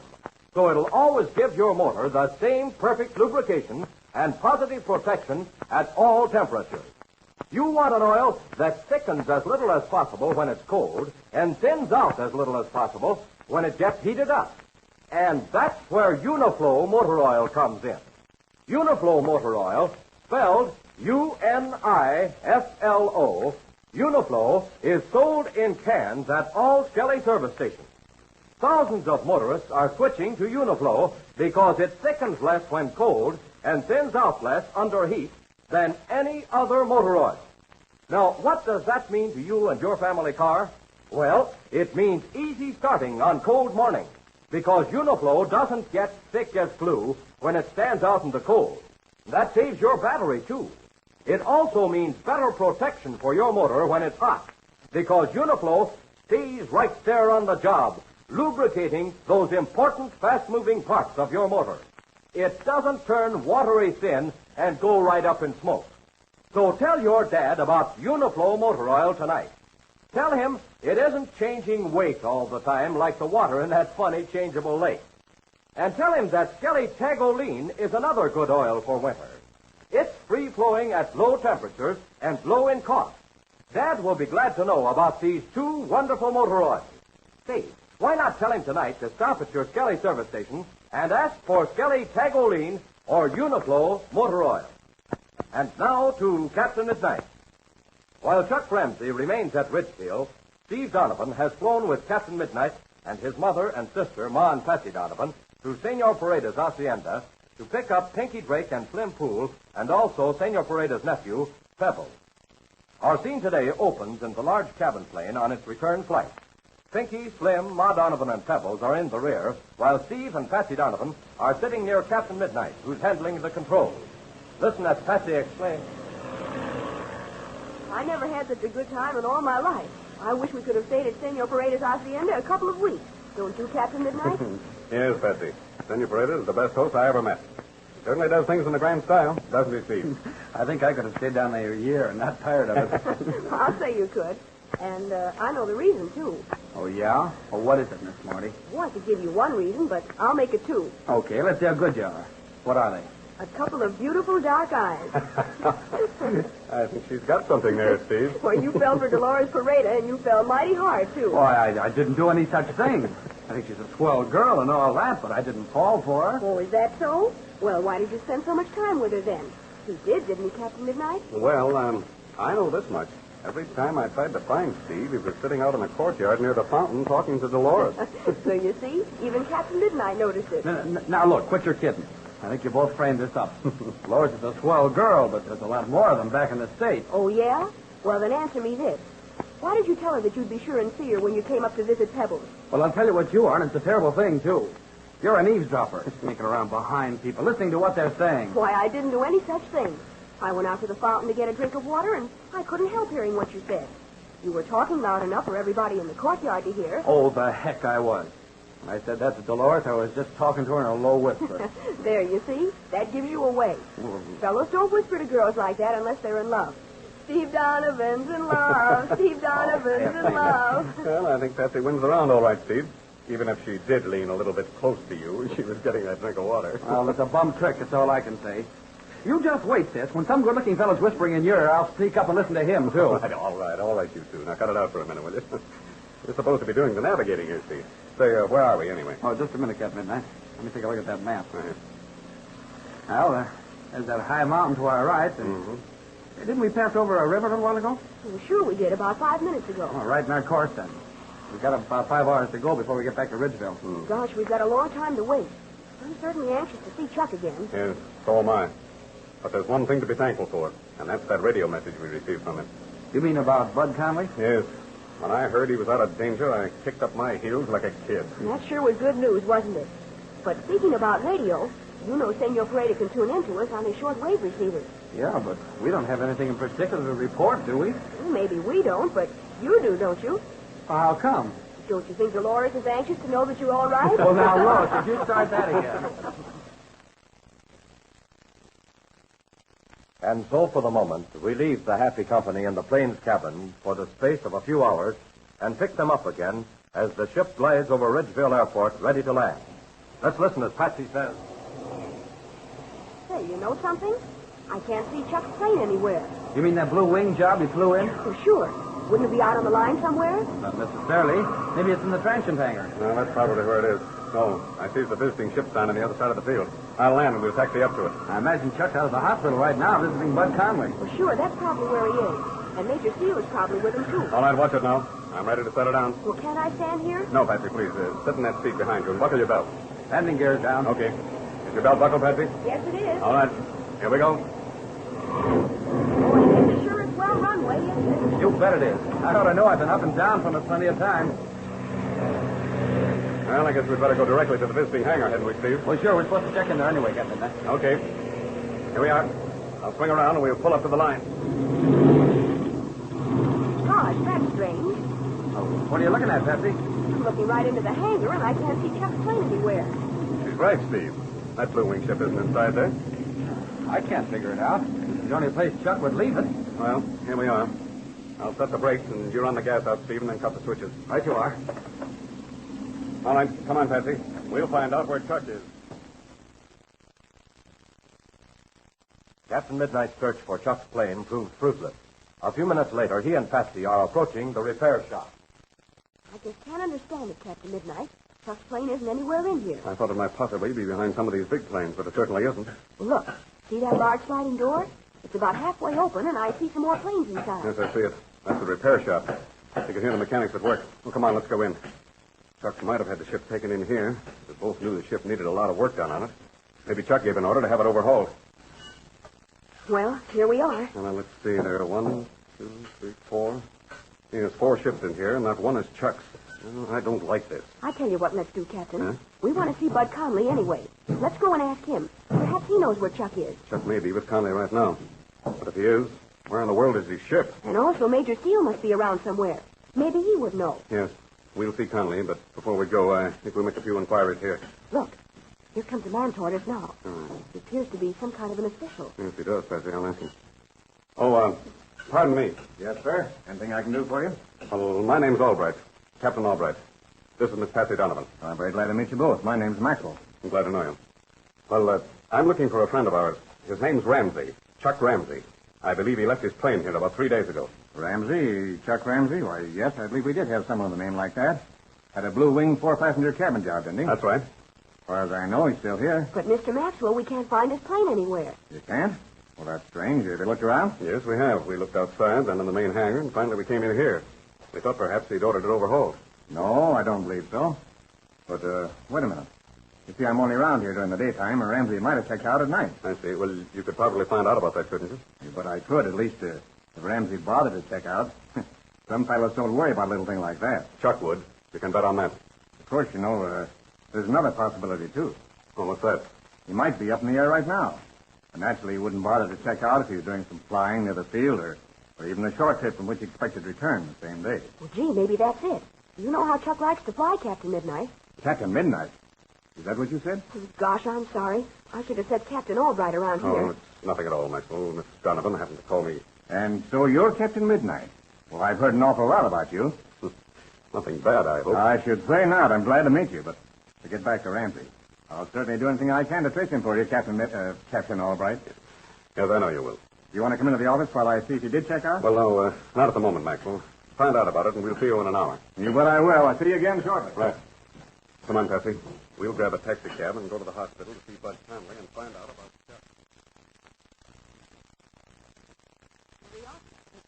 Room 410, but the nurse said not to stay very long. All right. Come in. Captain Midnight. Patsy Donovan, I'm sure glad to see you. We're glad to see you, too, Conley. Particularly glad to see you feeling so well. Oh, I'm pretty weak, but I guess I'm all right. Thank heaven that fever's gone. Well, what does the doctor say about you? Oh, he says I've had a tough go of it, but I'll pull through now. Oh, I'm so glad, Mr. Conley. Oh, I am too, Miss Donovan, especially on account of my family. My wife's on her way here now. She'll arrive the first thing in the morning. Oh, I see. Well, you haven't by any chance seen anything of Chuck Ramsey, have you? Seen anything of Chuck Ramsey? You bet I have. Why, he's practically lived in the corridor outside the door for the last 3 days. That is until last night. What do you mean, Until last night. Well, Chuck and Major Steele were here last evening as usual, and they're supposed to come back again this morning. Major Steele did come back, but Chuck wasn't with him. He wasn't? Well, Major Steele and I didn't think anything about it now that I'm so much better. We thought Chuck had run into some friends of his at the airport. Major Steele came back again this afternoon. In fact, he just left a few minutes ago. But when Chuck didn't show up this time either, we did think it was rather strange. Strange, you say? Yes. Not only strange, it's more than that. I'd better investigate this right away. Yes, this is strange indeed.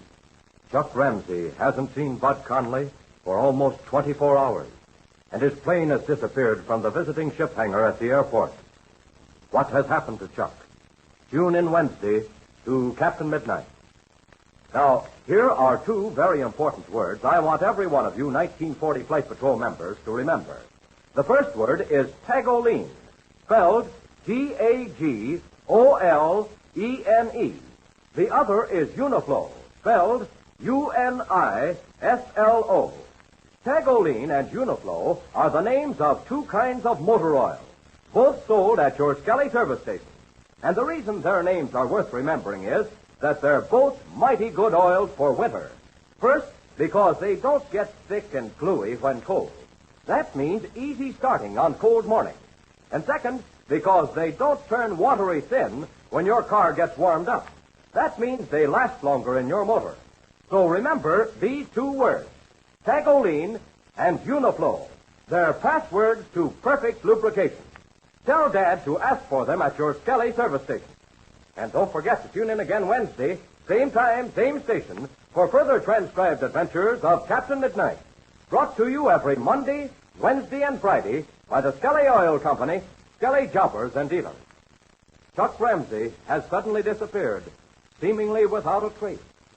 What has happened to him? How can Captain Midnight find him? Be sure to listen Wednesday.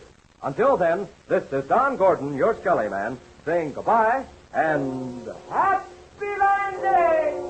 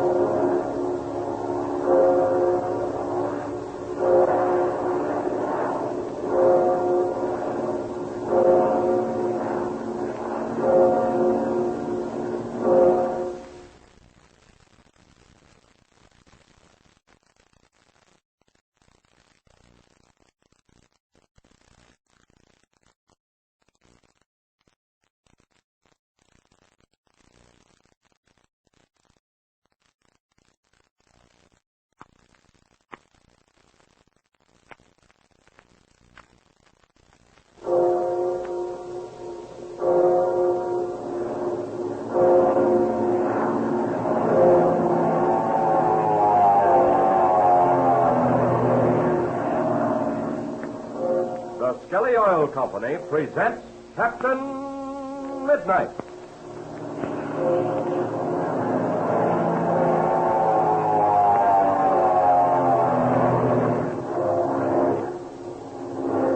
Captain Midnight, brought to you 3 times each week by the Skelly Oil Company, Skelly Jobbers and Dealers. Say, fellas and girls, why is it that a man's dog is such a symbol of loyalty? Well, it's because a faithful dog sticks with his master even if all other friends have forsaken him. Isn't that right? A dog sticks with you through thick and thin, in good luck and bad, in fair weather and foul. A dog is always the same in his loyalty to his master. Now, that's a good thing to remember when you're choosing a motor oil for the family car. You see, some motor oils may be all right when the temperature is just so. But when the weather gets cold, they thicken too much. Or when the car gets all warmed up, they thin out too much. And your car suffers the consequences. Now, that's why I want you to tell your dad about Uniflow motor oil. Uniflow is sold in sealed cans at all Skelly service stations. It's spelled Uniflo. Uniflow motor oil changes less when the temperature changes, much less than the average motor oil.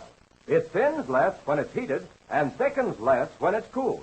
It's always there when it's needed, like a dog that's ever faithful to his master. Now, what does that mean to your dad and your family car? Well, it means faster starts on winter mornings, less wear on your battery.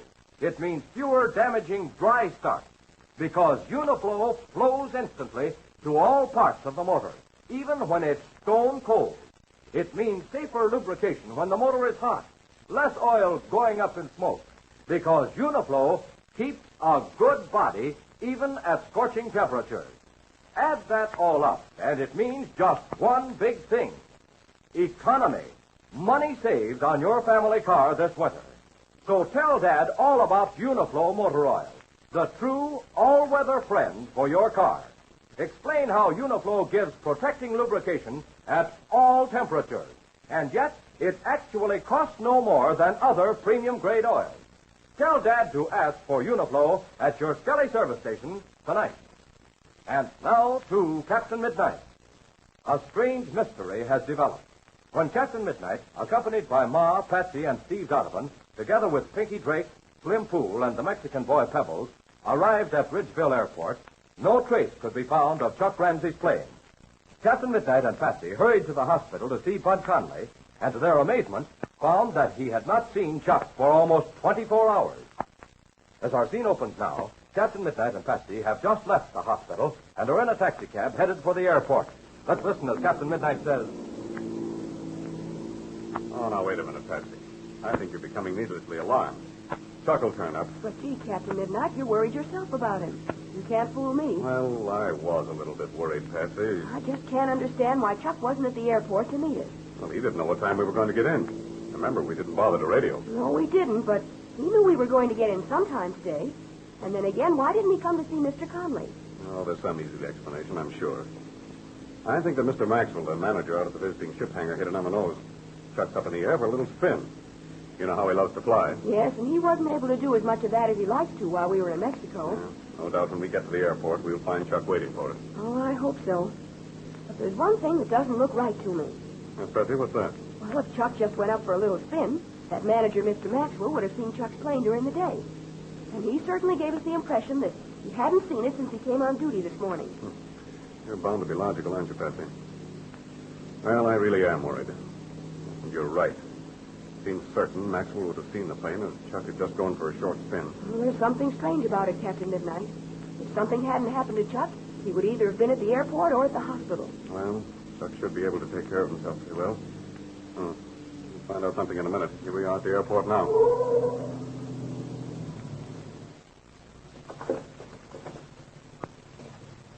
Airport, sir. Oh, thanks a lot. All right, Patsy, come on, let's get out. Here you are, driver. Keep the change. Thanks a lot, sir. Look, Captain Midnight, there's an airliner at the end of the field getting ready to take off. Mm-hmm. Yeah, there she goes, Patsy. It's beginning to get dark. He's already got his navigation lights up. Isn't it swell? I'm going to be an air hostess on a ship like that someday. When you're an air hostess, Patsy, you'll probably be on a ship that's even better than that. Oh, look. Isn't that Steve in the doorway of the passenger station? Oh, it looks like it. Oh, yes, it is. Hey, Steve. Oh, hello there, Captain Midnight. Hi. Hi, Patsy. Say, where in the world have you two been? We've been to the hospital, Steve, to see Bud Conley. Oh, sure. Say, how is he? No, he's much better. They've got his fever licked. The doctors say he'll pull through. Well, I'm sure glad to hear that. We've been looking all over the airport for you two. Wonder where you'd gone. We went out the back door of the hangar and grabbed a taxi. But tell me, Steve, have you seen anything of Chuck? Why, no.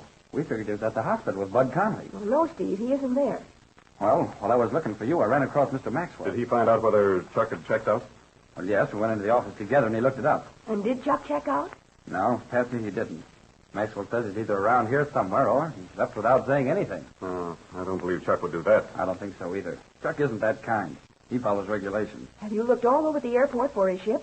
You bet I have. That Blue Wing job isn't anywhere on this airport. I'll guarantee that. There's only one logical explanation. Chuck must have gone on a short trip. But suppose he did. Look, it's almost dark now. He'd certainly be back before this. Yes, he would. Chuck went out to put in some time. He'd surely land before dark. There's just one other explanation. Okay, Patsy, shoot. He went up for a short trip, then had trouble and had to make a forced landing. Patsy, I believe you've hit it. Maybe so. But now, wait. Let's go back and try to trace his movement. Now, in the first place, we haven't found anyone who's seen Chuck since last night. You mean Conley? Yes. Chuck and Major Steele were over to see Conley last night. So Major Steele was the last one who saw Chuck. Now, we've got to get hold of him. Oh, he should be out here somewhere. He left the hospital just a few minutes before we arrived. Well, not necessarily. Major Steele may be staying at some downtown hotel. And there's something else. If he was surprised when Chuck didn't show up at the hospital, then he won't know any more about it than we do. Well, that may be true. But he was the last one who talked to Chuck. He might know where Chuck was staying or what the kid intended to do. Look, in through the door. See, in the waiting room. That looks like Major Steele now. Yes, it's Barry, all right. He's coming out through the door. Major Steele. Oh, Major Steele. Well, Patsy, Steve, what do you know about that? And Captain Midnight. Hello, Barry. I've just been looking for you. And we just started looking for you, too, Major. Well, I heard you got in a little while ago. Have you seen anything of Chuck Ramsey? We were just going to ask you the same thing. No, I haven't seen anything of Chuck since last night. We were over to see Bud Conley. We left the hospital together at 9 o'clock. Well, where did Chuck go? Well, we took a taxi, and I dropped Chuck off here at the airport. And I went on downtown to my hotel.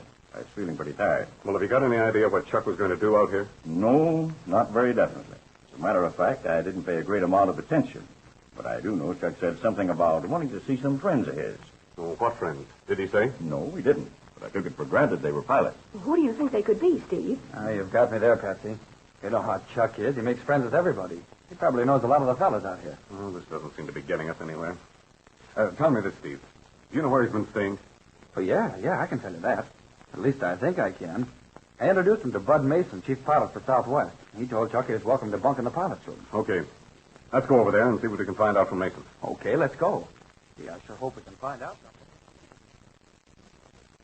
Here's the pilot's room. I don't know whether anyone's inside or not.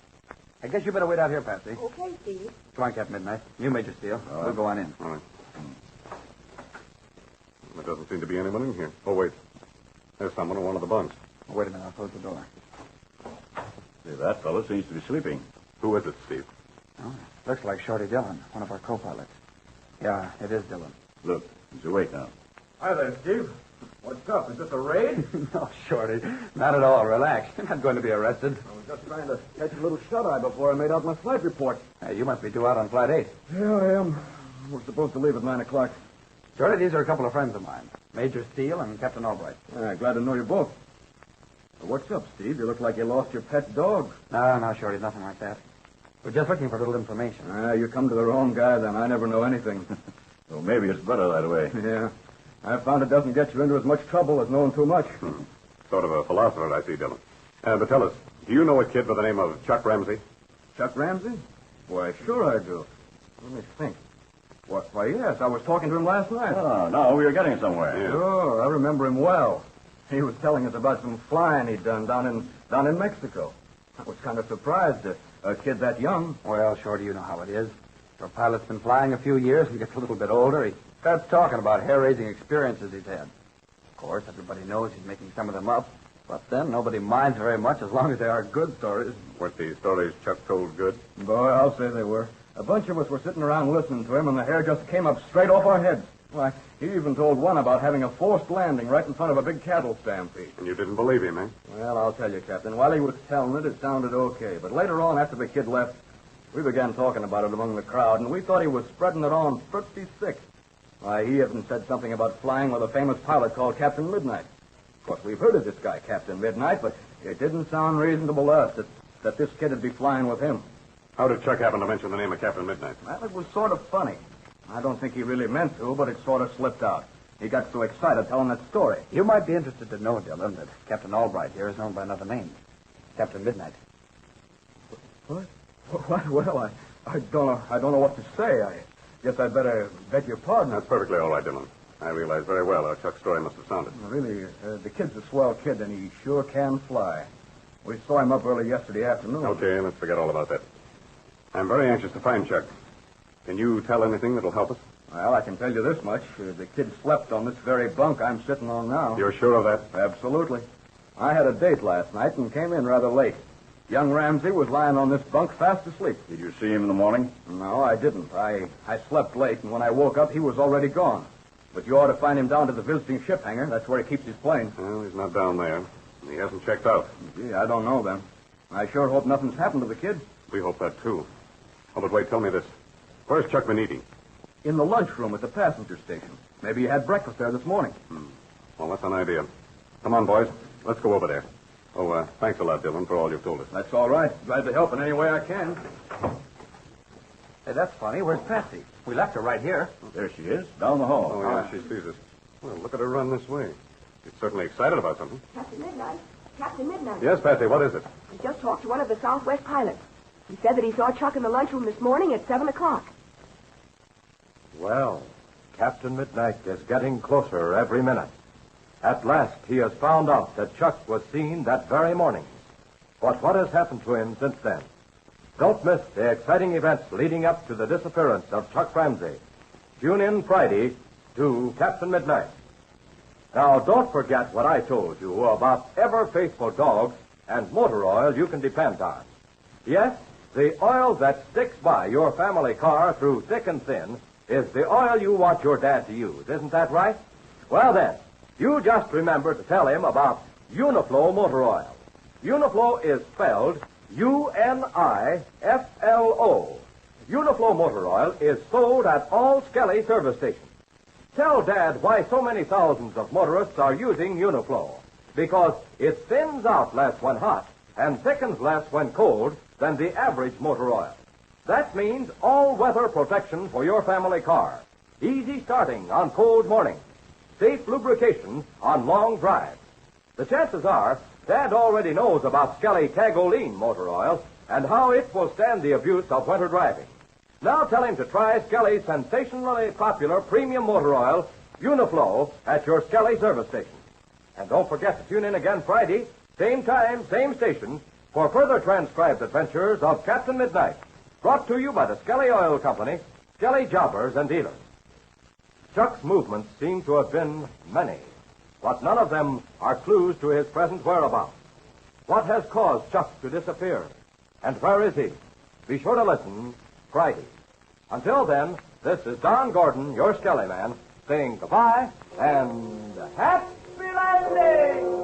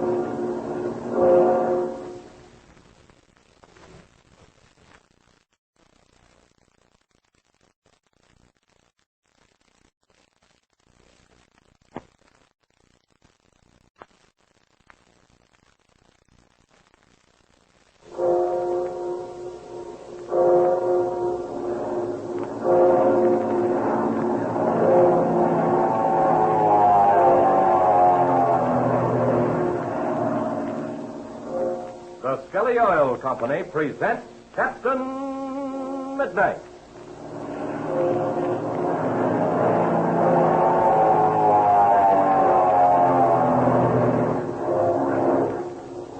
Captain Midnight, brought to you 3 times each week by the Skelly Oil Company, Skelly Jobbers and Dealers. Say, what would you think of anyone who went out skating on the ice in a bathing suit on a cold February day? Oh, I know you'd say, well, go ahead and skate in a bathing suit if you want to, but not for me. There are better things to wear in cold weather. Isn't that right? Well, let me tell you something. The oil in your family car may be just like a bathing suit on ice. Some motorists think they can get good winter driving results from the same oil that was made to be used in summer weather. But here's why they can't. You see, all motor oils change when the temperature changes. All oils thin out when they're heated and thicken when they're cooled. But the big difference is how much they thin out when they're hot and how much they thicken when cold. When oil gets too thin, it doesn't lubricate your motor properly, and it burns up too fast. When oil gets too thick, it makes your car hard to start and is liable to cause damage to your motor. Now, that's why so many motorists are changing over to Uniflow motor oil at their Skelly service stations. Because Uniflow changes less when the temperature changes, much less than the average motor oil. It thins out less when it's heated, and it thickens less when it's cooled. That means a better all-around oil for your motor. Uniflow lasts longer even under quick temperature changes, causes less wear on your motor, and that all adds up to money in Dad's pocket. And here's an important thing to remember when you tell Dad about this. Uniflow motor oil, with all its fine advantages, doesn't cost one bit more than other premium-grade oils. The next time you're out riding with the folks in the family car, tell them about Uniflow, sold in cans at all Skelly service stations. Dad and Mother will be glad to know you're so interested in the family car. Tell them about Skelly Tagoline winter oil, too. A free-flowing, long-lasting oil at the same price as ordinary motor oil. And now to Captain Midnight. There's plenty of excitement at Ridgeville Airport, at least among certain people. Chuck Ramsey seems to have completely disappeared, and Captain Midnight is trying to trace Chuck's last movement. At the conclusion of yesterday's adventure, Patsy told Captain Midnight she had discovered that Chuck was seen that very morning in the lunchroom of the airport passenger station. Captain Midnight hurries there at once, accompanied by Patsy and Steve Donovan and Major Steele. We now find them there, and Major Steele is speaking. Say, this lunchroom must have a manager. Let's ask him if he knows anything of Chuck. That's a good idea. The manager's a her, not a him. Anyway, she doesn't come on duty until 8 o'clock in the morning. Well, perhaps Chuck was still here when she came out. Here comes the girl to take our order. Hey, by George, this is a break. Well, how so? I know this girl well. She usually waits on me. She works early mornings and evenings. This is a break. Your order, please. Well, hello, Steve Donovan. Hello, Helen. Say, bring us some cups of coffee, will you? Oh, sure. Anything else? The pot roast is awfully good tonight. No, not now, Helen. We're going to have dinner a little later. Okay, I'll get the coffee right now. Just a second. You know a boy named Chuck Ramsey? Chuck Ramsey? Well, I'm not so sure, but I think so. Is he a kid that's been around a lot the last few days? About 17 or 18? Tall, tan-faced, reddish hair, and $1 million smile? That's Chuck, all right. And as good a description as I ever heard. Well, have you seen him lately? Oh, sure I have. I waited on him at breakfast this morning. Well, what time did he come in and when did he leave? Oh, he came in about 7 o'clock and left about 7:30. Well, tell us. You don't happen to know where he was going, do you? Oh, I'm sorry, I don't. I have no idea where they were going. What do you mean, they? Well, Chuck and the fellow who was with him. Now we are getting somewhere. Who was this other fellow, Helen? Was he one of the pilots? Oh, no, Steve, I'm sure he wasn't one of the pilots. I really don't know who he was. Had you ever seen him before? Well, I'm trying to think. I don't believe I'd seen him around here in the lunchroom, but I do think I'd seen him around the field. Well, what did he look like? But first, about how old would you say he was? Oh, about Chuck's age, I'd say. Maybe a year or two older. Mm-hmm. Would you recognize him if you saw him again? Yes, I think I would. Although I didn't take particular notice of him. Well, look, Helen, could you give us any kind of a description of him? Well, let me see. He wasn't as tall as Chuck, and I'd say he had dark hair, dark eyes, and I just can't think of anything else. Well, thanks a lot for that much. But tell us, was there any chance that you overheard what they were talking about? Oh, I can tell you that all right. There weren't very many people eating at that time, and I couldn't help but overhear. They were talking about the same thing everybody talks about around here. Well, I can guess what that was. Flying. You hit it on the nose, miss. Well, that doesn't help us much, though. You can't think of anything else, can you? Something they might have said which would give us an idea where they were going when they left here? No, I can't. Oh, wait a minute. I remember when Chuck, this friend of yours, paid the bill. Did he pay the bill for both of them? Yes, he did. I see. All right, go on. Well, after this friend of yours paid the bill, they got up from the table and started for the door. And this other kid must have asked Chuck something because I heard him reply, "Why, sure, I'll be glad to." I wonder what that meant. I wish I could give you more information, but I can't. Well, that's all right. You bring us some coffee, and we'll try to figure it out. Sure. I'll have it here in a second. What do you make of it, Captain Midnight? I'm trying to figure it out, Patsy. At the moment, I have no idea. All we know is that this other kid asked Chuck to do something, and Chuck agreed to it. Chuck's always thinking about flying. This girl said they were talking about flying. Probably this kid asked Chuck to take him for an airplane ride. I'll bet that's it. But that doesn't get us very far. Oh, now there's another thing I'm wondering. How did Chuck meet this kid? Oh, gosh, you know how Chuck is. He makes friends with everybody. Talks to anybody that's willing to talk to him. One thing I forgot to ask the waitress is whether Chuck and this kid came in together. Well, here she comes with the coffee now. We'll ask her.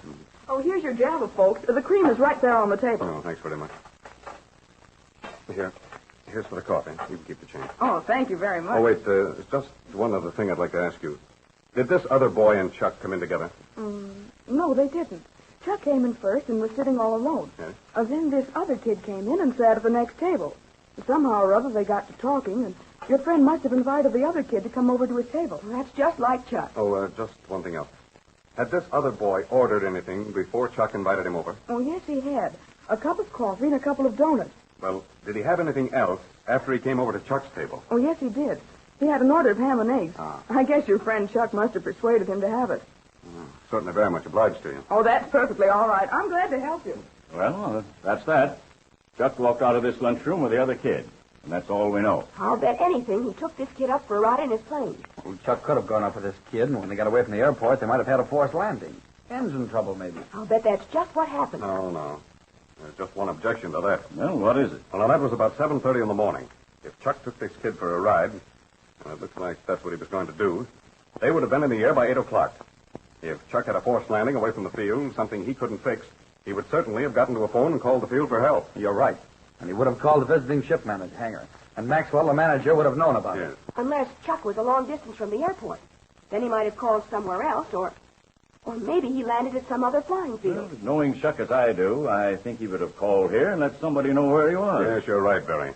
That's exactly what Chuck would have done. Well, the whole thing's got me. I just don't understand it. Well, there's just one other possibility. It's a very logical one. Gosh, Captain Midnight, what is it? I don't like to think about it. But here it is. Chuck could have gotten away from the field and had a forced landing. Perhaps a crash. May be unable to get to a phone. You mean he's hurt? That's possible, yes. But, of course, there's another chance, too.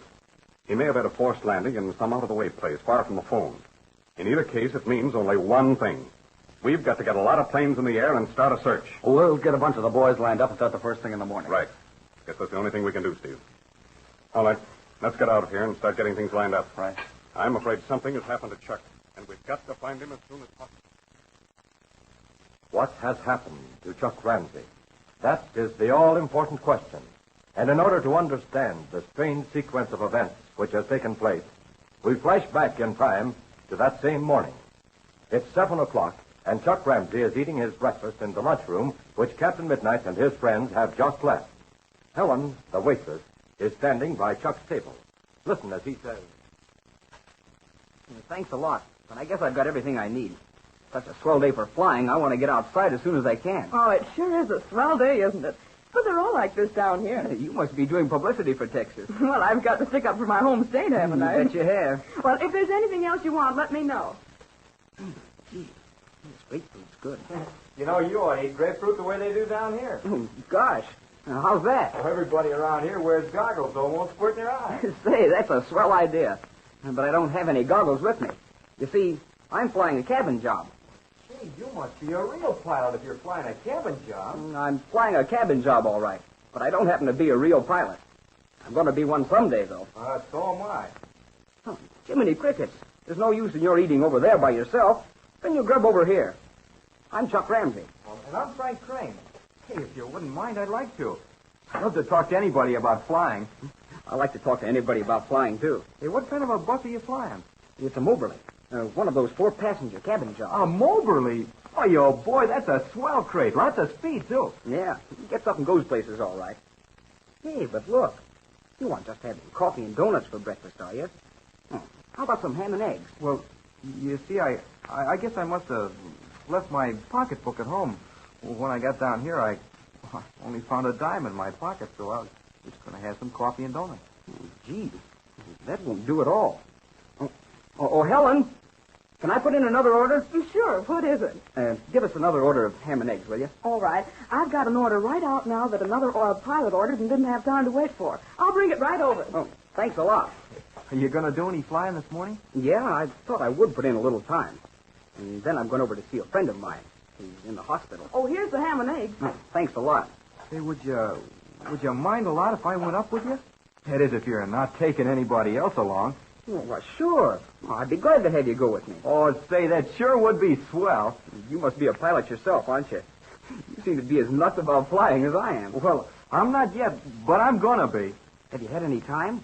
Sure, I've had about 12 hours. Soloed yet? Yeah, I made my solo hop a couple of weeks ago. Well, you ought to be almost ready for your private license. Oh, I should be, but I haven't been able to keep up the way I'd like to. Oh, you mean you you'd sort of run out of money. Yeah, that's it. My folks haven't got very much, and work's sort of hard to get for a kid my age. Yeah, I know how it is. Say, let's eat later on and go out and warm up the ship now. Oh, you bet. Helen, we'll get those ham and eggs later on.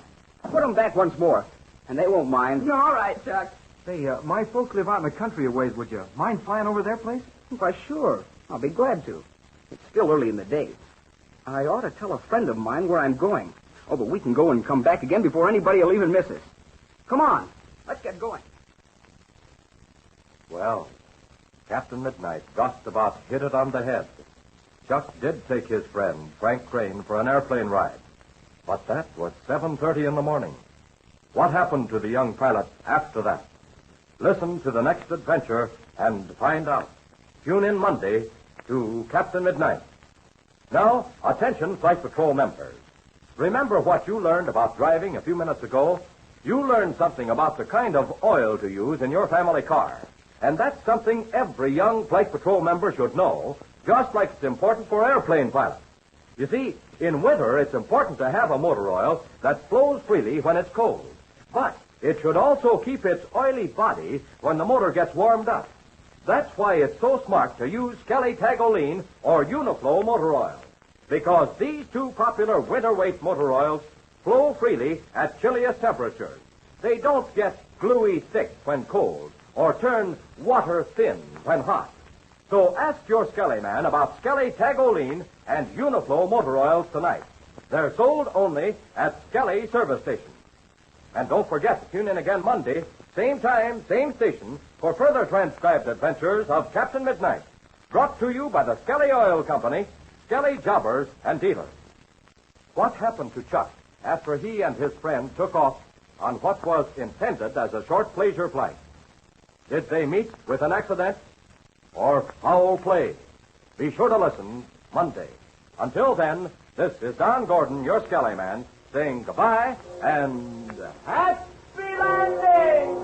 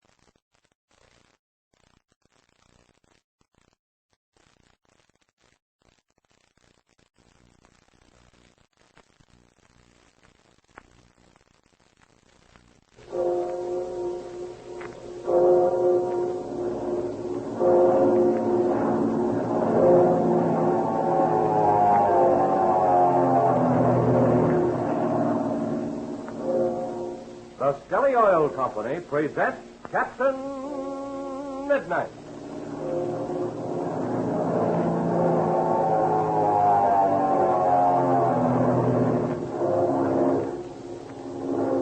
Captain Midnight, brought to you 3 times each week at the same time by the Skelly Oil Company, Skelly Jobbers and Dealers. You know, one thing most of us dread is being caught on a cold night with battery trouble. Being stalled with a car that won't start because the battery's dead. Here's one thing you can do to help prevent battery trouble.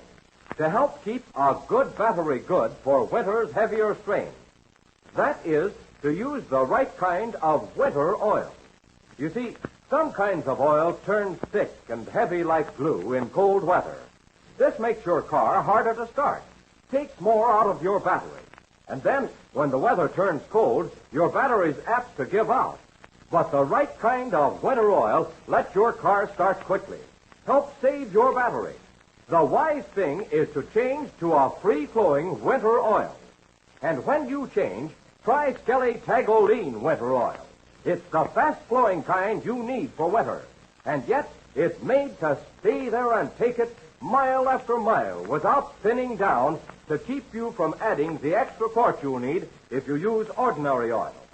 To save your battery, to save your motor, to save your gears, and to save on oil bills, too, change to Skelly Tagoline winter oil and gear lubricants today. The boys at any Skelly service station will give you the right weight for your car. And they're on their toes. They'll save you time, too.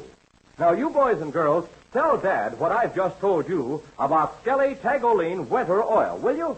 He'll be mighty pleased to know how Skelly Tagoline can help save his battery. And he'll be surprised you know so much about cars. So tell him about Skelly Tagoline Winter Motor Oil today. And now to Captain Midnight. After Chuck Ramsey mysteriously disappeared, his movements have been traced by Captain Midnight. It develops that Chuck met another boy while eating breakfast in the lunchroom in the Ridgeville Airport passenger station. The boy was Frank Crane, a young student pilot.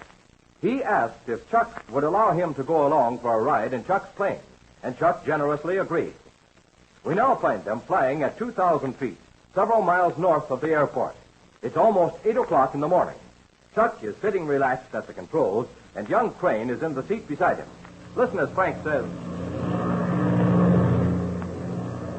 Hey, have you ever done any stunts in this ship? No, I haven't. But this ship could take him. Well, I tried to get my instructor to do some with me, but he never had enough time. I'll tell you what I'll do. I'll gain a little altitude, and we'll do one. Oh, gee, Chuck, that sure would be swell. What would you like to do? A vertical turn, a spin, or a loop? Well, gee, don't let's start in with a spin. I hear that's liable to make you awful dizzy. No, it won't. Not if you keep your eyes inside the cockpit. Well, anyway, let's try a loop. That'll be good enough. Okay. Now we've got enough altitude now. Oh, say, you'd better buckle your belt. Well, gosh, you have to do that? Some of the boys were telling me that the centrifugal force would keep you in your seat. It will.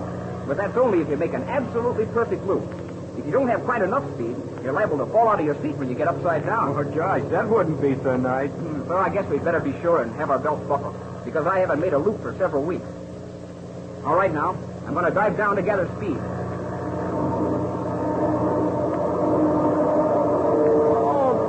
Oh, boy, look at that needle go up. Yeah. I was flying at 170, and now we're up to over 200. When she gets to 250, I'm going to pull her over. Oh, say, it looks like you're diving straight down at that road. We are. The man who taught me to fly told me to pick out an object like a road and dive down at it. And then when you get ready to pull up, if you keep on a line with the road, you're almost sure to keep on a straight line all the way around. Hey, and then when you get over on your back, you'll pick up the road on the other side, huh? That's the idea. Say, you catch on quick.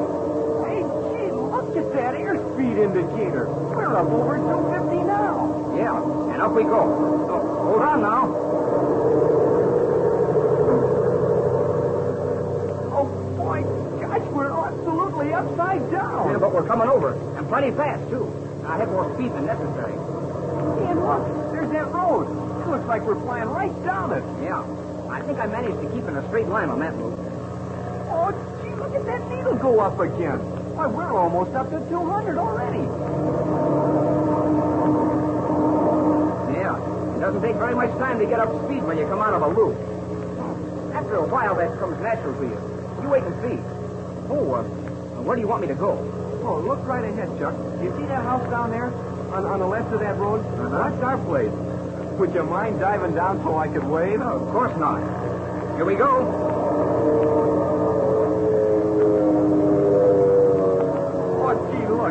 Out in the backyard already, hanging up their clothes. She must get started early. Well, I'll say she does. About 6 o'clock.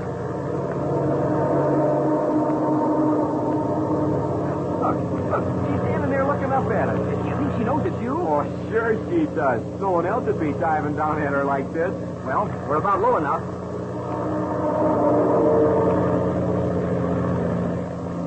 Can I wave out the window? You can try, but I don't think the wind pressure will let you do much waving. Oh, it won't be necessary. She can see me. I'll turn a little bit. There. How's that? Hi, Mom. Hi. Hey, there. She sees me waving. Well, up we go.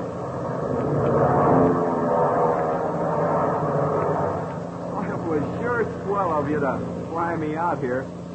Do you have to get back to the airport right away? No, not for a couple of hours. And then I've got to land and go out and see a friend of mine in the hospital. Well, yeah, you said you had to do that. But in the meantime, I don't have a thing to do. Say, if that's pretty country to the west, we might make a short cross country. Oh, gosh, that would sure be swell if you can do it. And no sooner said than done. Here we go.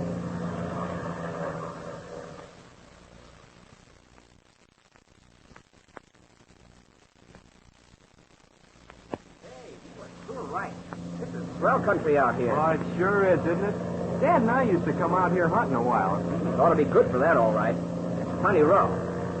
Uh-oh. Look down there. Well, what do you see? It seems to me I saw an airplane. You mean on the ground? No, in the air. Now, wait just a second. Hey, look. That looks like a pretty good landing field down there. Yeah, that's what I noticed. It looks like a big hayfield. Oh, it's probably just a wild pasture. I don't see any farms around. Oh, there. I was sure I saw a plane. Oh, I still don't see it. Well, it's pretty hard to see a ship between you and the ground. Now look straight ahead of us, on the other side of that field. Oh, hey, now I see. Why, it looks like he was landing. That's what I think he's doing. Well, I don't know why he'd land in a place like this, unless he was in trouble. We'll go on down and take a good look at him. Maybe it's just somebody out on a hunting trip. Well, that might be it, all right.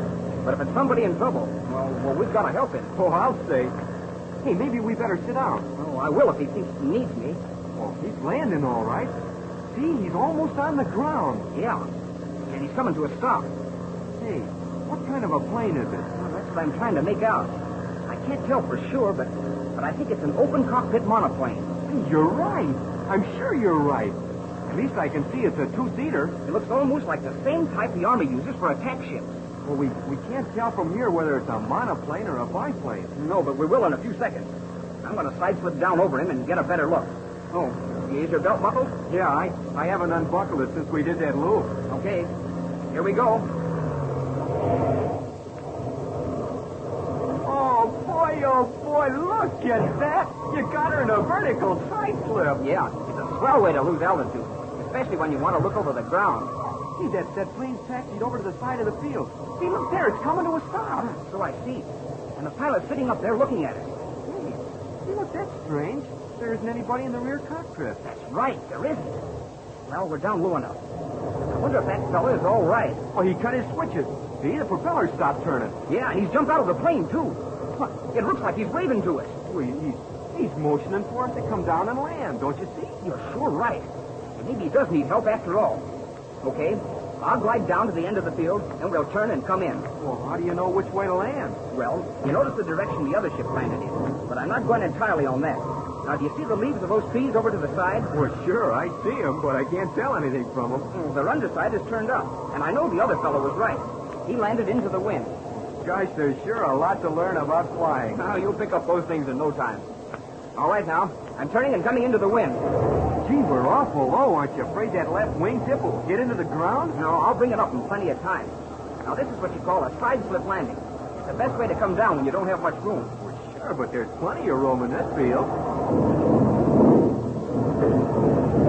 Hey, look, Chuck. Hey, that is a monoplane over there. Yeah, I can see now. Well, we'll turn and taxi over beside it. This fellow's standing next to his ship waiting for us. Oh, I sure can't figure this out. It doesn't look as though he's in any trouble. Well, maybe he's out of gas. No, I don't think so. Because his prop was turning over after he was on the ground. Well, here we are. Hey, are you going to cut the switch? No, I'm turning off the gas. It's a better way to cool the engine off. Well, shall we get out? Sure. Let's see what this fellow wants. Hey, look. Look, that fellow's coming over to meet us. Yeah, so I see. Hello there. How do you do? Are you in trouble? Is there anything we can do for you? No, I don't believe so. What are you fellas doing around here? Why, we're just joyriding around. Oh, my name's Chap Ramsey, and this is Frank Crane. Hi. How you do? My name's Hilton. You kids are pretty young to be joyriding over rough country like this, aren't you? Why, I don't know. Well, why did you pick this part of the country for your joyride? Well, I'm to blame for that. I told Chuck this was pretty country out this way. I see. You say that you, Ramsey, are the pilot? That's right. Do you have a pilot's license? Well, of course I have. Let me see it. Sure. Hey, wait a minute. I don't mind showing my license to someone in authority, like an inspector of the Bureau of Air Commerce, but not just anybody who thinks... Well, just take a look at this. Oh, gosh, look at that badge. All right, that satisfies me. In just a second, I'll show you my license. Here you are. Thanks. Transport license, you see. Let me take a good look at you. Identification picture and description certainly fits. Do you own the plane? Oh, no, I don't. You see... Now, look at the plane's license. Well, gee, Mr. Hilton, there isn't any license on the plane because... Well, you see, well, I can tell you... No license on the plane? You know that's against regulations. Very well, Mr. Ramsey. You and your friend Crane are under arrest.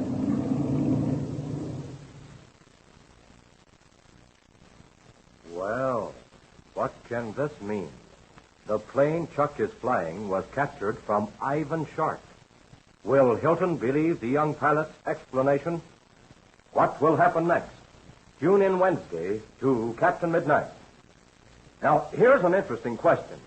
Do you know why it's so important to use the correct grade of winter oil in your family's modern car? Well, sir, the reason it is so important to use the correct grade of winter motor oil in our modern cars is this. Modern cars are built with very close clearances in the bearings. In other words, bearings nowadays are built to fit closely and accurately.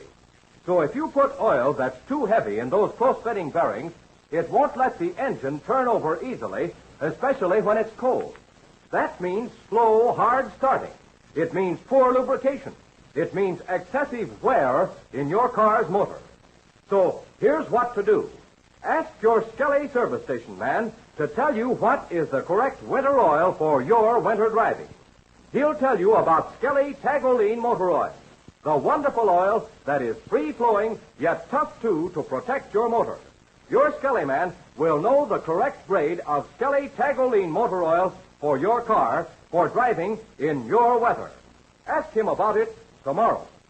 And don't forget to tune in again Wednesday, same time, same station, for further transcribed adventures of Captain Midnight. Brought to you every Monday, Wednesday, and Friday by the Skelly Oil Company, Skelly Jobbers, and Dealers. Until Wednesday, this is Don Gordon, your Skelly man, saying goodbye and happy landing!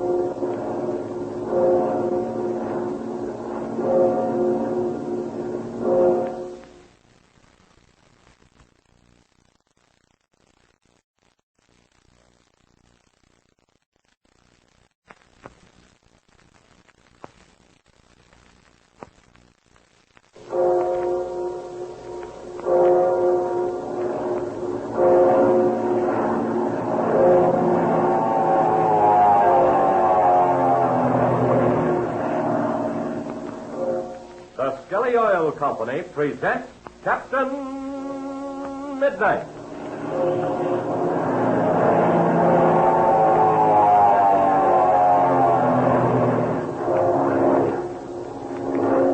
Captain Midnight, brought to you 3 times each week by the Skelly Oil Company, Skelly Jobbers, and Dealers. And now, you fellas and girls who are listening, tell me this. What kind of clothes are you wearing these days? Straw hats? Thin cotton half socks? Summer underwear? Lightweight jackets? Why, of course not. Anybody'd be crazy to dress that way in February. Well, now, here's a mighty interesting thing.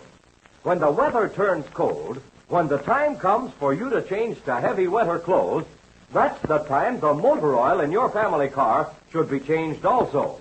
But there's one important difference. When you need heavier clothes, your family car needs lighter oil. Lighter, not heavier. Now, here's why. You see, motor oil designed for summer driving gets thick and heavy like glue in cold weather. It can't flow freely enough to lubricate your motor safely. And so, your car needs a special oil, lighter, faster flowing, the kind that lubricates safely as soon as your car starts. Now, Skelly Tagoline Winter Oil works just that fast, safe way. So, tell Dad or Mother about Skelly Tagoline Winter Oil, will you? Tell them Skelly Tagoline Motor Oil gets right up into that motor almost like a flash. Lets the motor turn over easy for quick starting and lubricates it perfectly the minute the motor starts running. Helps keep it safe and smooth and quiet. And tell them, too, Skelly Tagoline Motor Oil stands up under the hardest driving they can give the car mile after mile. Dad or Mother will be glad to know how Skelly Tagoline Winter Oil helps keep your car safe and saves money, too. And they'll be glad to know you know so much about driving the car. So tell them about Skelly Tagoline Winter Motor Oil tonight. And now to Captain Midnight. Last time, you remember, Chuck Ramsey took the young student pilot, Frank Crane, for a short ride. They flew west over broken country, then landed beside a plane they spied on the ground below. The pilot of this ship proved to be a government man by the name of Hilton, who placed both Chuck and his friend under arrest for flying a plane without identification numbers. Our scene today is again at the plane, just after the arrest. Let's listen as, after a moment of stunned silence, Chuck speaks. Under arrest? Well, what do you mean? That's just what I mean. If you're a transport pilot, you certainly know it's against the law to fly an unlicensed plane. But, gee, Mr. Hilton, I'm sure Chuck has an explanation. There can be no explanation for breaking rules. Let me have your transport license again, Ramsey. Sure. Here it is. Yeah. I'm just wondering if your license isn't fake. Well, of course it isn't. If you'll just give me a chance, Mr. Hilton, I can explain everything. Just a minute. I'm going over to your plane and cut your switch. Now, don't try to run into those woods. I warn you. Now, you don't have to worry about that. I never ran away from anything. Besides, I turned the gas off when I landed. The engine will die any second. Now, just see whether you're telling the truth. Yes, I guess you did tell the truth. Of course I told the truth. And while you're over there, you might as well cut the switch. You bet. I'll do that. Hey, what are we going to do, Chuck? Gosh, I don't want to get in any trouble. What are you two whispering about? And the more I think this thing over, the more I think there are a couple of phonies. No, we aren't any such thing. And if you'll just give me a chance, I can explain everything. First, I landed at Ridgeville Airport 4 days ago. Where'd you come from? Mexico. So you flew up from Mexico in an unlicensed plane, huh? That's even worse. I arrived in the evening, and I couldn't get to see the Bureau of Air Commerce inspector. But I did see him the next morning. What's his name? Mr. Reynolds. Well, that much is true. Go on. I saw Mr. Reynolds the next morning, and I explained the whole thing to him. And he said it would be all right to fly the ship until we got things cleared up. Yeah, I'm afraid I can't believe that, Ramsey. Be a most unusual procedure. Tell me, what were you doing down in Mexico, and how come you landed at the airport at night? I was flying in a dangerously sick man. That's a fine story. You have a quick imagination. That's not imagination at all. That's the truth. Well, I'm sure he's telling the truth, Mr. Now, Hilton. just a second. Let me ask you a couple of questions. Well, sure, go ahead. How long have you known Ramsey? Well, I've known him. Go ahead, Frank. Tell the truth. Well, I just met Ramsey this morning. You just met him this morning. You two have only known each other for a couple of hours, and you go up for a joyride, and you pick out this particular part of the country to fly over. Huh. That's sure a good one. Oh, with Captain Midnight, we're only here. Captain Midnight? What was that you said? Oh, I'm sorry. I shouldn't have mentioned his name. Come on, out with it. Why'd you mention him? Well, go ahead, Chuck. You might as well tell all you know. Who is Captain Midnight? He's a very good friend of mine. You mean there actually is such a person as Captain Midnight? I'll answer that for you, Crane. Yes, there is such a person as Captain Midnight. But I'll guarantee Ramsey doesn't know him. Well, I do know him. He's just the same as a father to me. That's laying it on a little too thick, Ramsey. Why, there are only a few people in the world who know Captain Midnight. That's right. And Captain Midnight isn't really the name of the man I'm talking about. He's got another name. Isn't that true? That's right. And if you can tell me that other name, which only a very few know, I might think you know what you're talking about. All right. Captain Midnight's real name is Captain Albright. Well, that does surprise me. By the way, you said you were flying a dangerously sick man to Ridgeville. Who was that man? His name is Bud Conley. Bud Conley? Yes, and I can tell you something else, too. I flew Bud Conley to Ridgeville at the request of Captain Midnight and Major Barry Steele. Major Barry Steele? Well, I guess you're right and I'm wrong. The arrest is off. What? Why, you're okay. Gee, that's swell, Mr. Hilton. Where were you headed when you landed here? Oh, we were just about to turn and go back to the airport. I'm expecting Captain Midnight up from Mexico today, and I wanted to get to the hospital to see Bud Conley. Well, you better hurry up back then. When you see Bud Conley, tell him you ran across Fred Hilton. You bet I'll do that, Mr. Hilton. Come on, Frank. Let's be off. So that's how everything happened, Frank. Oh, gosh, that's the most thrilling story I ever heard. Hey, I wonder if you could... Well, you wonder what? Say, what are you looking at? Hey, quick, Chuck, look down there. Where, Frank? Lean over my way a little bit. Right down below us, see? Blazing beacons. Another plane. Yeah.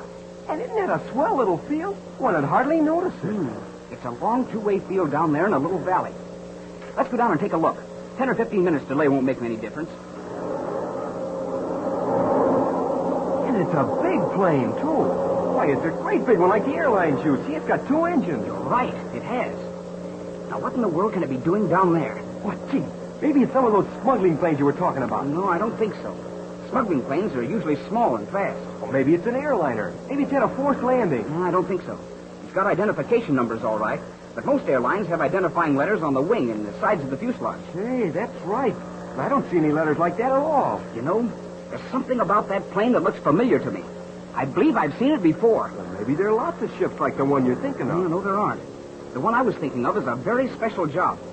You remember I told you about Ivan Shark? Well, that's the plane he flies. That's Ivan Shark's plane, or one very much like it. What, didn't you say that had silver wings? Yes, it did. And besides, it didn't have any identification numbers. Oh, I don't see anyone around it, and the propellers are dead, too. And we'll dive down a little closer.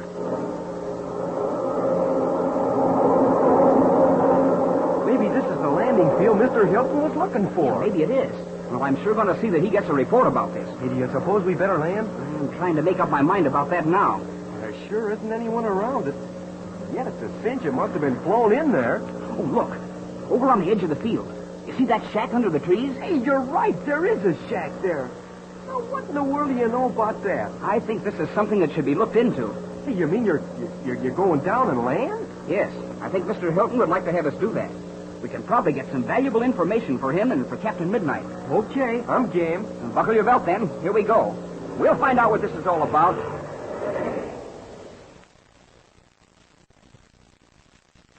Chuck was certainly right when he said the plane on the ground looked familiar to him. And if he had the slightest idea who was inside the ship, he would not land at all. On the contrary, he would start a sensational message crackling through the air. For in the plane, peering out at the downcoming plane above them, are Ivan Shark, his daughter Fury, and his chief pilot Gardo. Listen as Ivan Shark says. I do not like this, Gardo. I do not like it at all. I don't either, Chief. I wonder who this is coming down here. Porky lied to us, Father. He said no other ships landed here. You mean, Fury, no one landed here unless he was a friend of Porky's? Yeah, that must be it, Chief. This here pilot's a friend of Porky's. He's coming into land now. I wish Fang would hurry back, then we could leave. We could not take off anyway until this other plane is out of the way. Yeah. Hey, you know, Chief, that's kind of funny. Huh? What's funny, Gardo? What do you mean? Why, that plane coming in, Chief, it looks like the ship that I used to fly. Gardo is right, Father. It is exactly the same. There are many of that type, even to the same color scheme. Yeah, well, he's taxiing up this way now. We'll soon find out who he is. Pulling off to the side. Be careful now. Keep down low, out of sight. We cannot afford to be seen. There. He stopped. The pilot is evidently going to get out. Yeah, there are two of them. The other one's in the right front seat. Yes, he's getting out now. Why, it's some kid. So I see. I've never seen him before. Yeah, when Fury said it was a kid, I thought maybe it might be that Chuck Ramsey. No, he must be down in Mexico with Captain Midnight. There. The pilot is getting out. Hey, that pilot, look at him. Be careful, both of you. That pilot is Chuck Ramsey. It is. There could be no mistake. How did he get up here? Yeah, and more than that. How did he know that he was going to find us here? You're jumping at conclusions, Gardo. Ramsey does not know this is my plane, or he never would have landed. Yeah, I guess you're right, Chief. He wouldn't know it anyway since we had it repainted. What are you going to do, Father? We cannot afford to let Chuck Ramsey discover us here. Come on, Chief, start those engines and let's get out of here. Hey, what about Fang? Never mind about Fang. Let us go, Father. No, Fury. A plan is forming in my mind. Perhaps this is the best thing that could have happened. Hey, look, Chief. Chuck Ramsey and that other kid are walking over here. Quick, Gardo. Crawl back behind the cabin door. You have your gun, Fury? It is right in my hand, Father. They're getting close. Are you ready, Gardo? Yeah, Chief, I'm ready. We will remain hidden until they have entered the cabin. As soon as they have, you slam the door shut behind them, Gardo. I got you, Chief. Quiet now. Anybody in here? Come on in, Frank. Let's take a look around. Close the door, Gardo. Well, Chuck Ramsey and his young friend, Frank Crane, have walked into a trap indeed. What will Ivan Shark do with them? Will Captain Midnight be able to find Chuck again? A thrilling mystery is ahead. Tune in to Captain Midnight. Say, how many Valentines did you get this week? Oh, go on now. I'll bet you got a lot of them and you just don't want to tell me. Well, I don't care. I'm going to give you an idea for a swell Valentine anyway. It's a Valentine for Dad. And, boy, I know he'll appreciate getting it, even if it is a little bit late. Well, here's my idea for a Valentine for Dad. First, take a piece of white paper and draw a big red heart in the center. Then, inside the big heart, write this beautiful little poem. I will be your Valentine, and joy will be forever mine, if you try some Tagoline and also Skelly gasoline. There now, won't Dad get a kick out of receiving a Valentine like that from you? Well, why don't you try it just for fun? Here, I'll give you that poem again so you can write it down. I will be your Valentine, and joy will be forever mine, if you try some Tagoline and also Skelly gasoline. Well, how about it? Well, why not write that Valentine poem on a piece of paper and put it someplace where Dad will be sure to see it tonight? Say, Dad will get a real laugh out of it, and he'll know you're a real wide-awake young Flight Patrol member, too. Try it and see right now. And don't forget to tune in again Friday, same time, same station, for further transcribed adventures of Captain Midnight, brought to you by the Skelly Oil Company, Skelly Jobbers and Dealers. Chuck Ramsey and his friend, Frank, are trapped in the cabin of Ivan Shark's plane. Can they escape? What will happen next? Be sure to listen Friday. Until then, this is Don Gordon, your Skelly Man, saying goodbye and happy landing!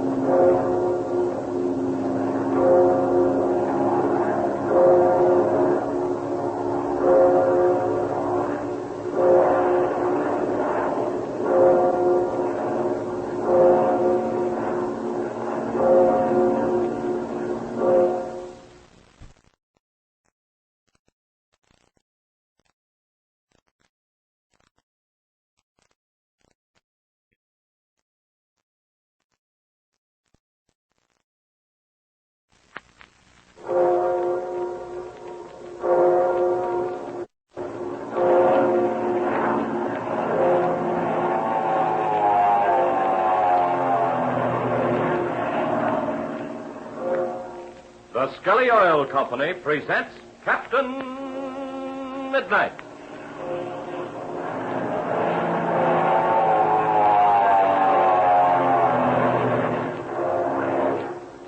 Captain Midnight, brought to you 3 times each week by the Skelly Oil Company, Skelly Jobbers and Dealers. Say, I got a nice letter the other day that I'm sure you'll want to hear. It's from one of the many wide-awake, air-minded girls who listen to Captain Midnight. And this is what she says. I listen to Captain Midnight every time he comes on the air, and I think he's swell. I like Chuck Ramsey, too, but most of all, I like Patsy Donovan. I want to fly an airplane like Patsy does when I grow up. I asked my daddy if I could learn to fly someday, and he said, well, maybe you can, but right now you'd better learn how to work those arithmetic problems. So I said, all right, I will. But first, promise me something. He said, promise you what? And I said, promise me you'll try some Skelly Tagoline next time you need oil for the car. Well, he said, I guess that's no more than fair. So he tried some like I said, and say, he thinks Tagoline motor oil is swell. He uses it all the time now. And the letter is signed, Patricia Ann Who. Well, thanks a lot, Patricia, and good luck with those arithmetic problems. But say, that's a real idea you've got there about getting Dad to try Skelly Tagoline winter motor oil. Why don't you other fellows and girls try that, too? Tell Dad or Mother this. Skelly Tagoline is the free-flowing kind of oil you need for winter driving. It gets up into the motor quick as a flash when you start, worlds quicker than heavy, sticky summer oil. It keeps your motor safely lubricated for winter driving. And another thing, Skelly Tagoline stands up mile after mile, lasts a good long time. Your Skelly man guarantees it to satisfy or your money back. So ask your folks to try Skelly Tagoline winter oil at your Skelly service station the next time you're out in the family car. They'll be glad you told them about this free-flowing, easy-starting, long-lasting motor oil, good old Skelly Tagoline. And now to Captain Midnight. You'll remember that Chuck Ramsey and his young friend, Frank Crane, were on their way back to meet Captain Midnight at Ridgeville Airport when they saw a large bimotored plane on a small two-way field below them. They landed to investigate, and upon stepping inside, the door suddenly slammed shut behind them at the sharp command of Ivan Shark. Gardo, his chief pilot, shouts, Oh, no, you don't. Get away from this door, I shout. Who is he, Chuck? I don't know. What do you mean, holding us up like this? Never mind, Chuck Ramsey, what he means. Get those hands up if you want to live. Ivan Shark? Yes.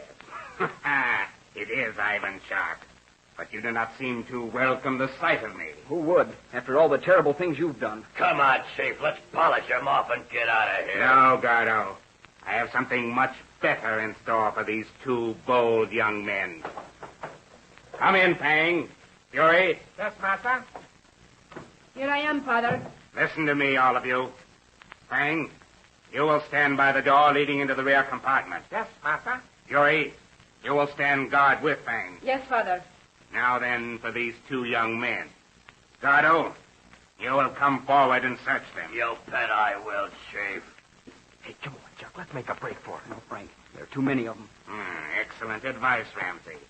I see you have profited by some of your encounters with me. Hey, I got a gun off of young Ramsey, but this other kid ain't got none. Very good, Gardo. And now, Ramsey, I will ask you a question. Who is your young friend? I don't believe that makes any difference to you, but his name is Frank Crane. Where's your home, Crane? Shall I tell him? Sure, go ahead. It can't do any harm to tell the truth. I am surprised, my dear Ramsey. You are becoming quite tractable. The last time I saw you, you were obstinate. I might even say antagonistic. I'll never be anything else toward you, Ivan Shark. Indeed, my dear Ramsey. Perhaps after you've been a guest of mine for some time, I will break that proud spirit of yours. But never mind that for the moment. Crane, where do you live? I live north of Ridgeville. What were you doing with Ramsey? He told the truth, sir. I just went with him for the ride. Well, I see you know how to be polite to your superiors. Perhaps you and I can get along. But you do not expect me to believe that, do you? Oh, it's the truth, sir. I swear it. Very well. And suppose it is. How did you happen to come out in this particular direction for a ride? Well, I'll tell you just how it happened. I met Chuck in the lunchroom on Ridgeville Airport. We got to talking about flying, and he found out I'd had a little flying time, so he invited me to come up with him for a short hop. We flew north over my home, and then I told him the country was pretty out this way, so we flew out here. We had turned, we're on our way back when we saw your ship down on this field. Perhaps you're telling the truth. But it seems almost too much to believe that you found me here by chance. I told you just how it happened. Every word he said is the truth. And where, if I may ask, my dear Ramsey, is Captain Midnight? He could not by any chance be close to us now, could he? The last I knew, Captain Midnight was at Senor Pereda's Hacienda in Mexico. Indeed. And you expect me to believe that, eh? It doesn't make any difference to me whether you believe it or not. You asked me a question, and I answered it. How does it happen that Captain Midnight is still at the Perada Hacienda? I didn't say he's at the Perada Hacienda. I said he was there the last time I heard from him. But I don't mind telling you how it happened. Very well. Proceed. You'll probably remember that Major Steele and an agent of his named Bud Conley flew away from that region in Captain Midnight's Spartan plane. I remember that very well. In fact, I remember that you and Captain Midnight, flying in one of my planes, attacked the Spartan. Yes, we did. But at the time, we didn't know that Major Steele and Conley were in it. So, you and Captain Midnight attacked two of your own men. A very intelligent thing to do. But then proceed. The landing gear of the plane was damaged by our fire. And Captain Midnight advised Major Steele to fly to the nearest American airport, make a landing, and get fixed up, and then return to help us. Yes, to help you and Captain Midnight against me. That's right. But Major Steele and Conley never came back. Why? I'll tell you why. Major Steele and Conley were forced down between Senor Pereda's Hacienda and the airport at Ridgeville. We passed over the plane, Father. You yourself pointed out to us. We know you passed over Major Steele and Conley. You passed over them when Conley was dangerously ill of a fever, and they were both starving to death. And yet you didn't offer to help them. Very interesting indeed. But how did it come about that Captain Midnight returned to the Perada Hacienda? We were in a very small field. I flew Conley out and to the hospital at Ridgeville.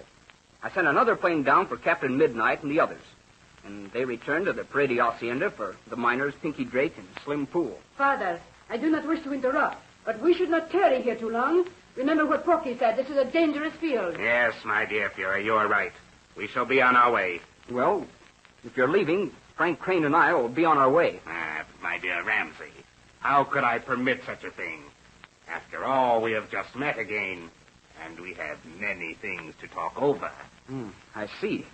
In other words, you're not going to permit me to leave this ship. Now, how could I, my dear Ramsey?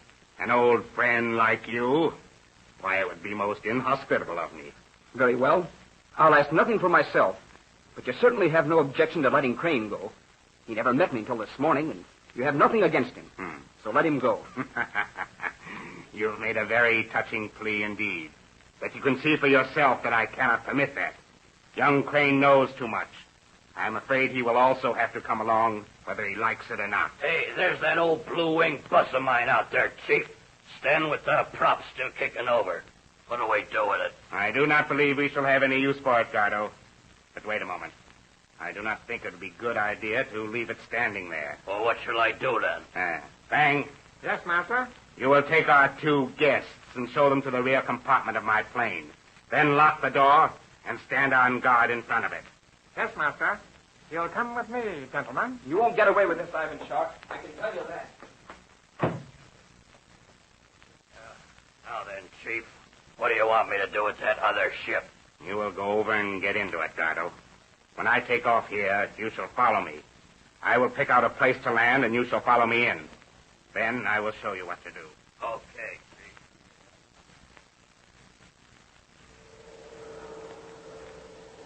Chuck, the ship's taken off. Yes, I was afraid of that. What in the world's he going to do? I haven't the faintest idea. What'll he do with us? Where'll he take us? I'm trying to figure that out myself. Oh, if there was only some way I could get in touch with Captain Midnight. Oh, I don't see any way you could. Hey, but another thing. What's he gonna do with that plane you were flying? I don't know that either. But I can guess he didn't want to leave it on this field for fear of someone else finding it. Oh, gosh, Chuck. There's something I didn't understand. Well, what's that, Frank? Well, I couldn't figure out why you told him the truth about so many things. Well, I'll tell you, Frank. I didn't see any way in which the truth could hurt. And I wanted to keep talking to him as long as I could. The longer I could keep him listening to me, the more chance there was that someone would come along to help us. Oh, gee, I see. You were thinking about that fella Hilton. Yes, and that was my main idea. And again, there was no telling who might come along. Well, I guess it didn't do any good, though. I didn't hear any other ship in the air before they put us in here. No, but you can never tell who might see us. And if someone does see us and notices the direction we're flying, that'll be a clue for Captain Midnight. Gosh. Let's see if we can find out what direction we are flying. Maybe we can find some kind of a crack where we can see out.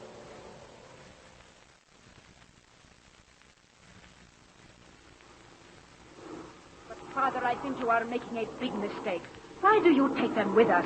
You never were one, Fury, to see the long point of view. All you can see is the immediate situation. I do not know what you have in mind, but I cannot see any good to come from this. Never mind that for the moment. Is Gardo following us? Just a moment, Father. Yes, he is to our right, a little bit behind. Very good, then. I see a field ahead which seems suitable for my purpose. It's a very desolate field and one which will probably not be noticed for many days. But to return to Chuck Ramsey, Father, what do you propose to do? For many years, Fury, I have struggled against Captain Midnight. He is the one great obstacle to my ultimate ambition. I realize that, Father, but still My conflict with Captain Midnight must be settled, and settled soon. You may not realize it, because you do not have my scope of imagination. But I will tell you this. The possession of Chuck Ramsey will give me the advantage over Captain Midnight I have been wanting for a long time.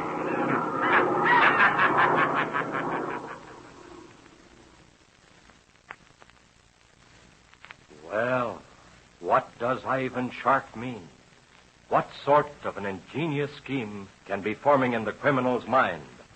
And how will Captain Midnight ever be able to trace his young friend, Chuck Ramsey? Don't miss coming adventures. Tune in to Captain Midnight. But say, let me ask you something. Does your family car ever make noises like this? Well, if your car ever sounds like that, you know what it means. It means your car needs a good lubrication job. And where's a better place to get a good lubrication job than at a Skelly service station? If you want to do your dad a real favor, you just tell him about Skelly Greasemaster Service. It's a factory-approved service, approved by the factory that made your car. It's an expert service, performed by a graduate Skelly Greasemaster, and it's a guaranteed service, guaranteeing the right amount of the right lubricant at every point of your car. And the oils and greases used are Skelly's premium quality Tagoline lubricants, guaranteed to lubricate your car as it should be or your money back. So, the next time, don't be satisfied with an ordinary lubrication job. Get approved, guaranteed Skelly Greasemaster service at any Skelly station where you see the Skelly Greasemaster sign. It's not expensive, yet it keeps your car lubricated the way the manufacturer wanted it to be, to give you the best service. Now, you fellows and girls who are listening, tell Dad about Skelly's Greasemaster service, won't you? And don't forget to tune in again Monday, same time, same station, for further transcribed adventures of Captain Midnight, brought to you by the Skelly Oil Company, Skelly Jobbers and Dealers.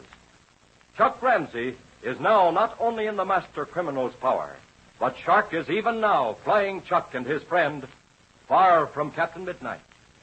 Can Chuck and Frank be rescued? Be sure to listen Monday. Until then, this is Don Gordon, your Skelly man, saying goodbye and happy landing!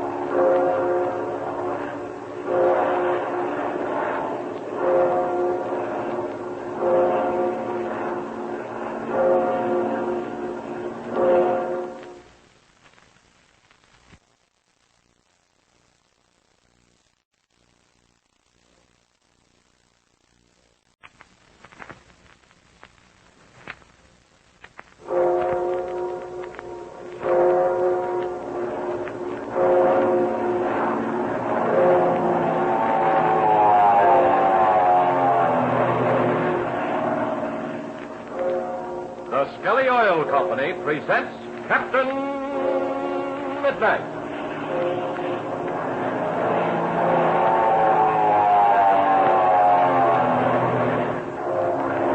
Captain Midnight, brought to you 3 times each week by the Skelly Oil Company, Skelly Jobbers and Dealers. The Skelly Oil Company, you know, was the originator of tailor-made gasoline. Gasoline that's weather right for your car. And now, here's a question. How's your family car starting these cold February days? Does it sound like this when Dad tries to start it in the morning?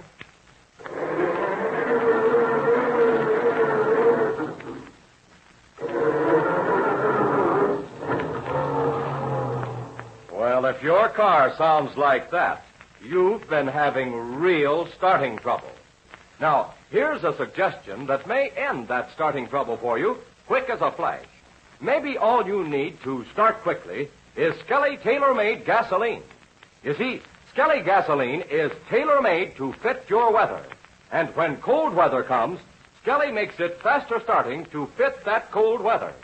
So, if you've been having trouble with slow-starting gasoline, try a gasoline that's weather right.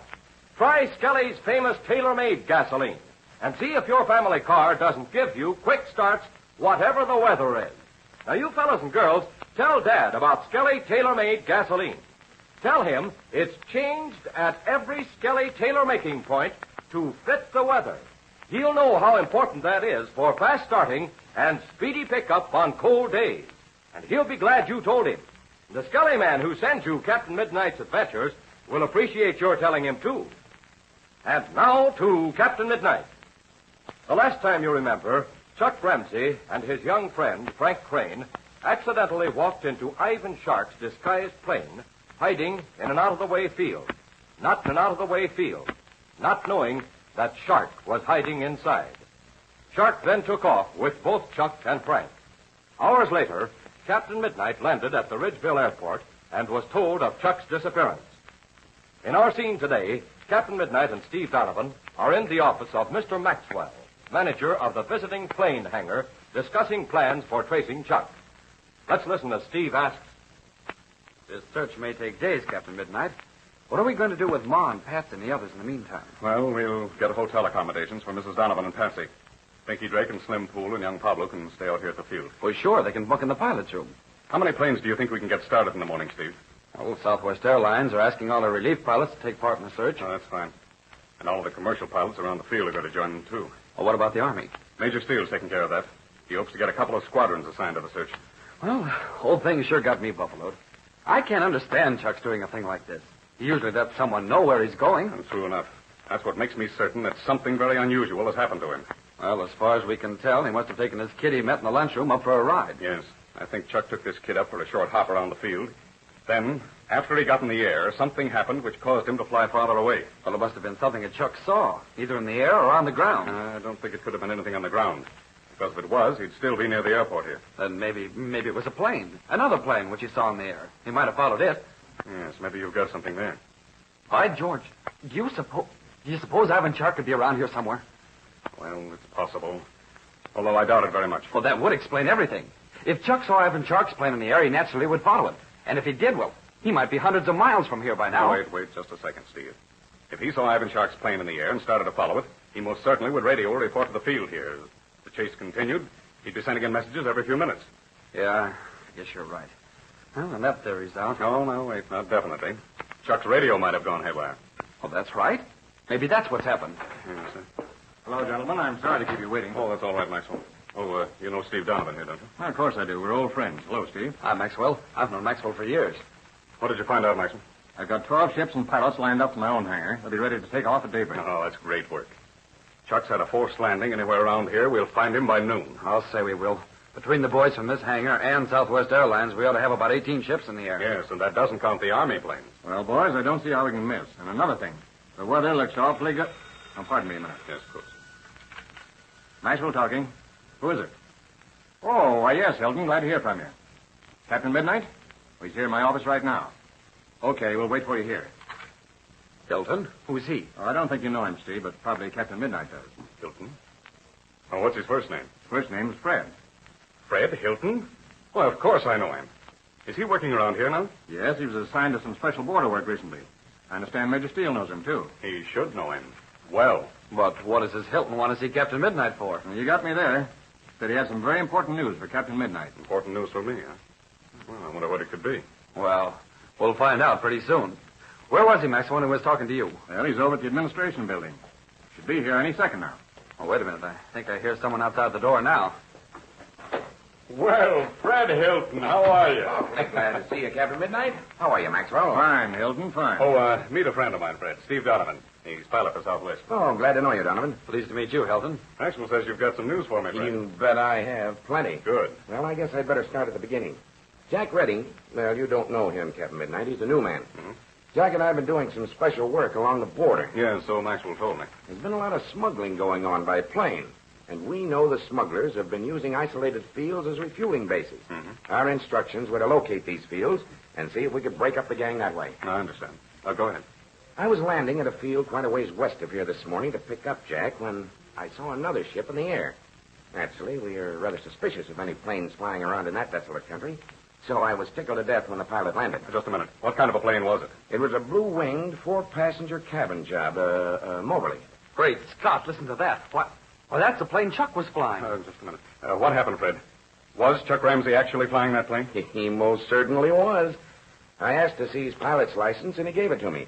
It had his picture and description on it, and his signature. Mm-hmm. Couldn't be any mistake. Well, we're getting somewhere. Was anyone with him? Yes, there was. Young kid who said his name was Frank Crane. Oh, now we are getting somewhere. Everything begins to fit together. Well, go on. Tell us the rest. Frank Crane, eh? How old a kid is he? About Chuck's age, I'd say. Maybe a little bit younger. Well, what were they doing way out there? Naturally, I was suspicious about that. Young Ramsey said they were just out on a joy hop, and that didn't look reasonable to me because it's rather rough country. Rough country wouldn't stop Chuck. No, I don't think it would. But anyway, young Crane said he told Ramsey it was pretty country out this way, and it is. Although it isn't the kind of country I'd be taking a pleasure hop over. Well, okay. What happened next? The moment I didn't think their story held together. And then something else happened which didn't look good at all. Well, come on. Get to the point. Ramsey was flying an unlicensed plane. Uh-oh. I never thought about that. I did. And I told Chuck as soon as we got here to Ridgeville to report the matter to the Bureau of Air Commerce. Yes. That's what young Ramsey said. He evidently tried to get the inspector here that evening, but the office was closed. But he did report the next morning. Uh-huh. I knew Chuck wouldn't fail to do that. Of course, I didn't believe him, so I put them under arrest. What? Put them under arrest? Well, if that isn't one for the books. Well, tell me, how did Chuck take that? He didn't like it very well, but he took it like a man. Well, come on. What happened next, Fred? Well, I questioned him further, and one thing led to another. Finally, your name slipped out. I'll bet that surprised you. It sure did. Then he mentioned Connolly and Major Steele, and then I knew he was on the level. Yes, he wouldn't know these things if he wasn't. Ramsey was anxious to get back here to the airport because he wanted to go out and see how Connolly was getting along, so I told him to go ahead and take off. I see, and that was the last you saw of him. That's right. Then, Fred, you were the last one to see Chuck. Tell me, what time was it you had this conversation with him? Between 9:30 and 10 o'clock this morning. What time did he take off to come back here? Oh, I'd say it was about 10 o'clock. 10 o'clock. Where is this field, Fred? It's west of here, about 75 miles. Well, then, Captain, all we've got to do is search the country between here and that field 75 miles away. Yes. I wonder who's coming in now. Come in. Could I speak to the manager? Oh, I'm the manager, ma'am. What can I do for you? I'm looking for my boy. Your boy? Who are you? My name's Crane, sir. Miss Lois Crane. Mrs. Crane? What is your boy's first name, Mrs. Crane? His name's Frank, sir. And he should have been home long ago. Well, when did you see your boy last, Mrs. Crane? I saw Frank this morning when he left for the field. He's just crazy about flying, and he's been taking flying lessons. That is when we could spare the money. I understand, Mrs. Crane. And that was, you say, early this morning? Yes, it was early this morning. But I did see him later than that. Later than that? Well, tell us about it. He flew over the house about 8:30, and he dived down and he waved at me.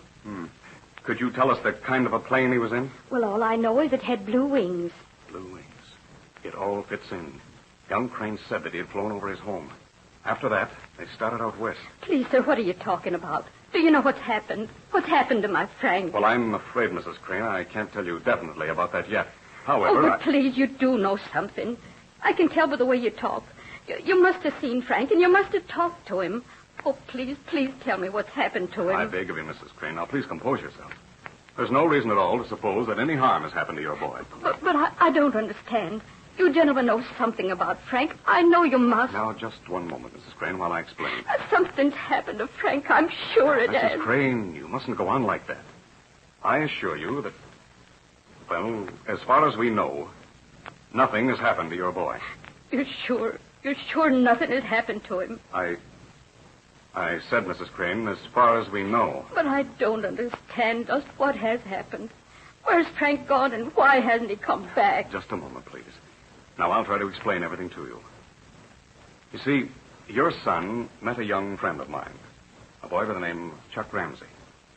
Now, I'm as fond of Chuck as you are of your boy. Well, your boy, Frank, met Chuck this morning while they were having breakfast together at the airport lunchroom. All we know is that they got to talking about flying, and Chuck offered to take Frank for a ride. They flew north from the airport, dived down over your home, and your boy waved to them.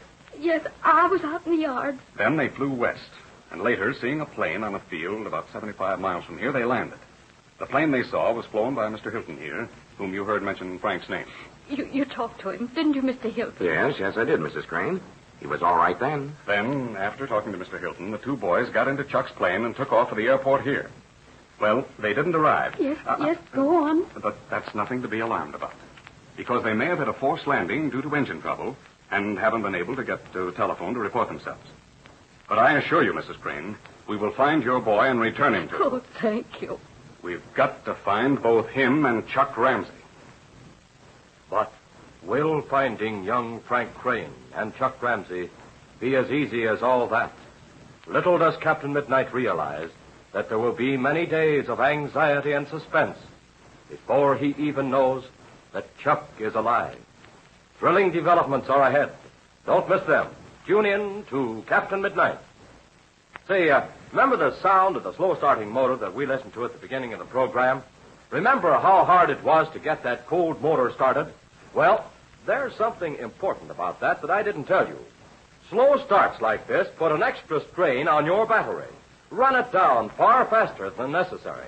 And before long, you may be stalled on the road with a dead battery and have to pay for a service call and to have your battery charged. Why, maybe you'll even have to buy a new battery. So, if slow-starting gasoline is giving you starts like the one we heard, don't forget this.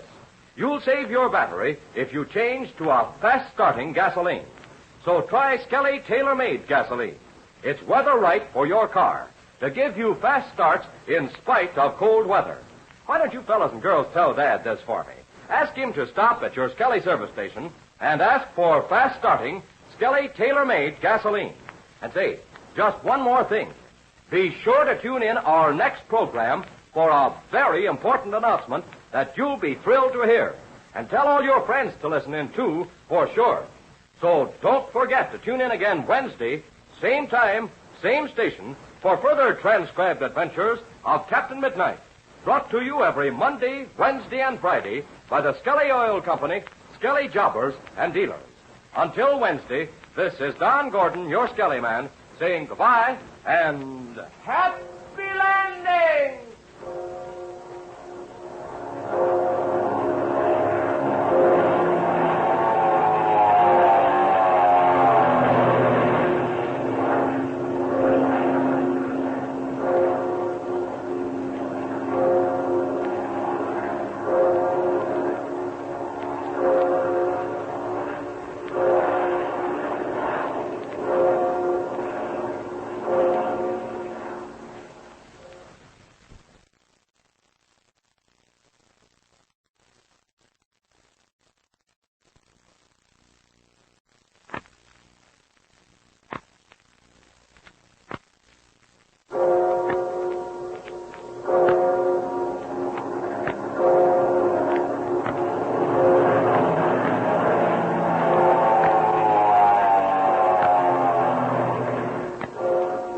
Skelly Oil Company presents Captain Midnight.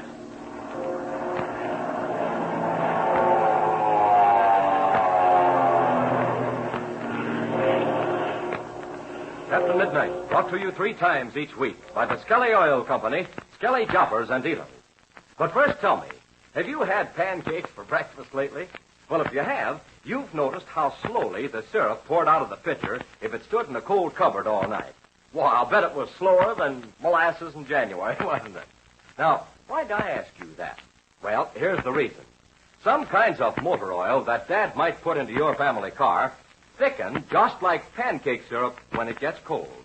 An oil like that gets too thick to flow freely. And so, instead of rushing into every part of your motor the instant the starter turns, it creeps along slower than molasses in January.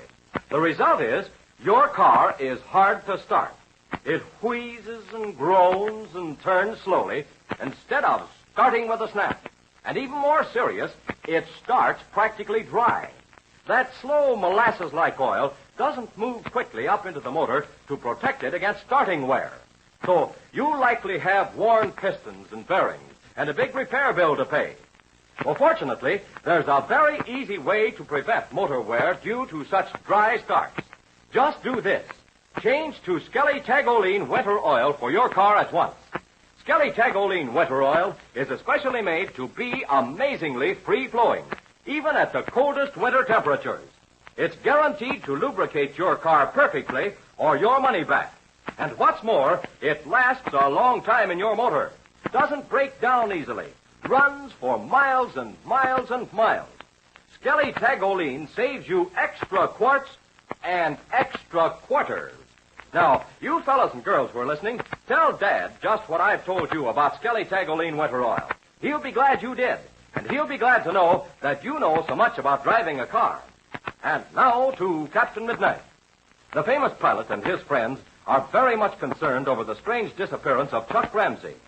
We know that Chuck, accompanied by the young student pilot, Frank Crane, landed at an isolated field to investigate a suspicious plane, entered it, and then found they had walked straight into the arms of Ivan Shark.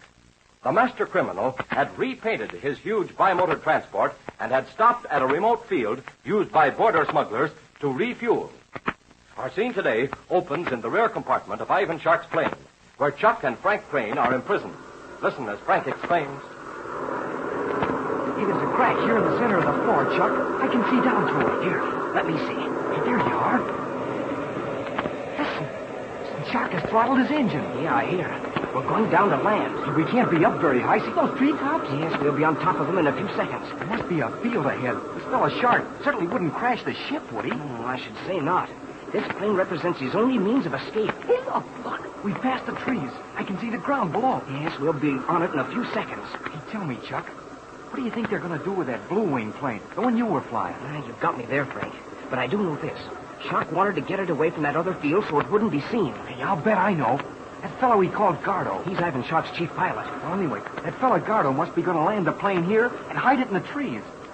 Hey, I think we're coming down right now. I believe you've hit the nail on the head, Frank. That's just what he'll do. Hey, listen to that. Listen, we're on the ground. Oh, gosh. I wish there was some way we could figure to get out of here. Well, I don't know what it could be. This door leading to the cabin's probably the only way. Yes, Ivan Shark could make certain of that. Hey, listen to that. He must be taxiing over the side of the field. I wish there was some way of looking through the side. Well, I'm over here trying to find one. There's not the sign of a crack anymore. These planes just aren't built with any. Chuck, I just thought of something. What's that? If they hide this blue wing job over here, it's going to make it awful tough for anybody to trace us. And that's probably why they're doing it, Frank. Say, we're turning. We must be on the side of the field. Yeah, I think we are. I wonder... Hey, listen to that. It must be Gardo in the blue wing plane. See, someone must have gone out the cabin door. That must have been Ivan Shark. He left the engine, this plane running. Hear him idling? Yes. Well, he doesn't intend to stay here very long. That's a cinch. Well, we don't hear that other ship anymore.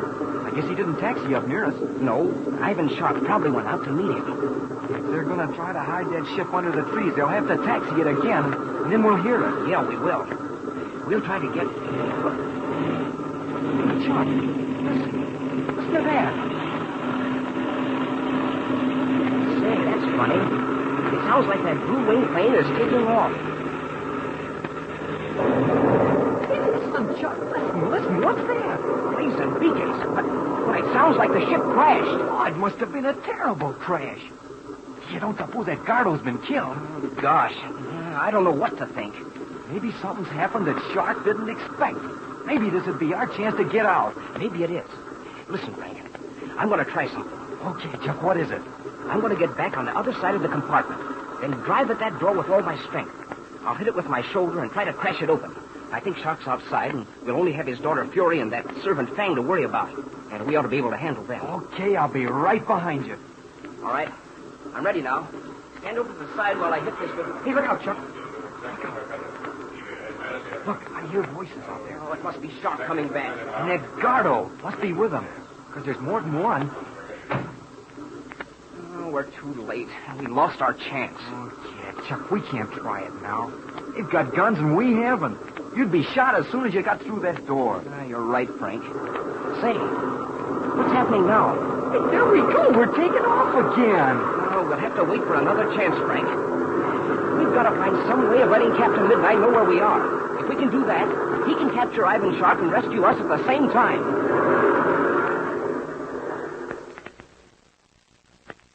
In the meantime, let's return to Captain Midnight. It is now the following morning, the morning of the extensive aerial search for Chuck Ramsey and Frank Crane. Captain Midnight is at the controls of a 4-passenger cabin ship, and in the seat beside him sits Fred Hilton. Behind them, watching on each side, are Steve and Patsy Donovan. Listen as Hilton says. There. Now we're off the field. We'd better head straight for Ridgeville. Right. I'll turn and get on the course. Just think of it. Chuck was on that field yesterday morning. Oh, this is going to be a cinch. We're bound to see Chuck's plane somewhere on the ground between here and Ridgeville. And if we don't, some of the other planes will. I can see 2 of them right now. I hope you're right, Patsy. But I have a feeling there's something more to this than just a forced landing. I believe Chuck could have gotten to a phone by this time. If a phone call or telegram does come in from Chuck, the field will notify us by radio at once. Yes. So Chuck must be down somewhere along this course. And some of this is pretty desolate country. If he did get down here somewhere, he might not be able to get to a phone for a couple of days.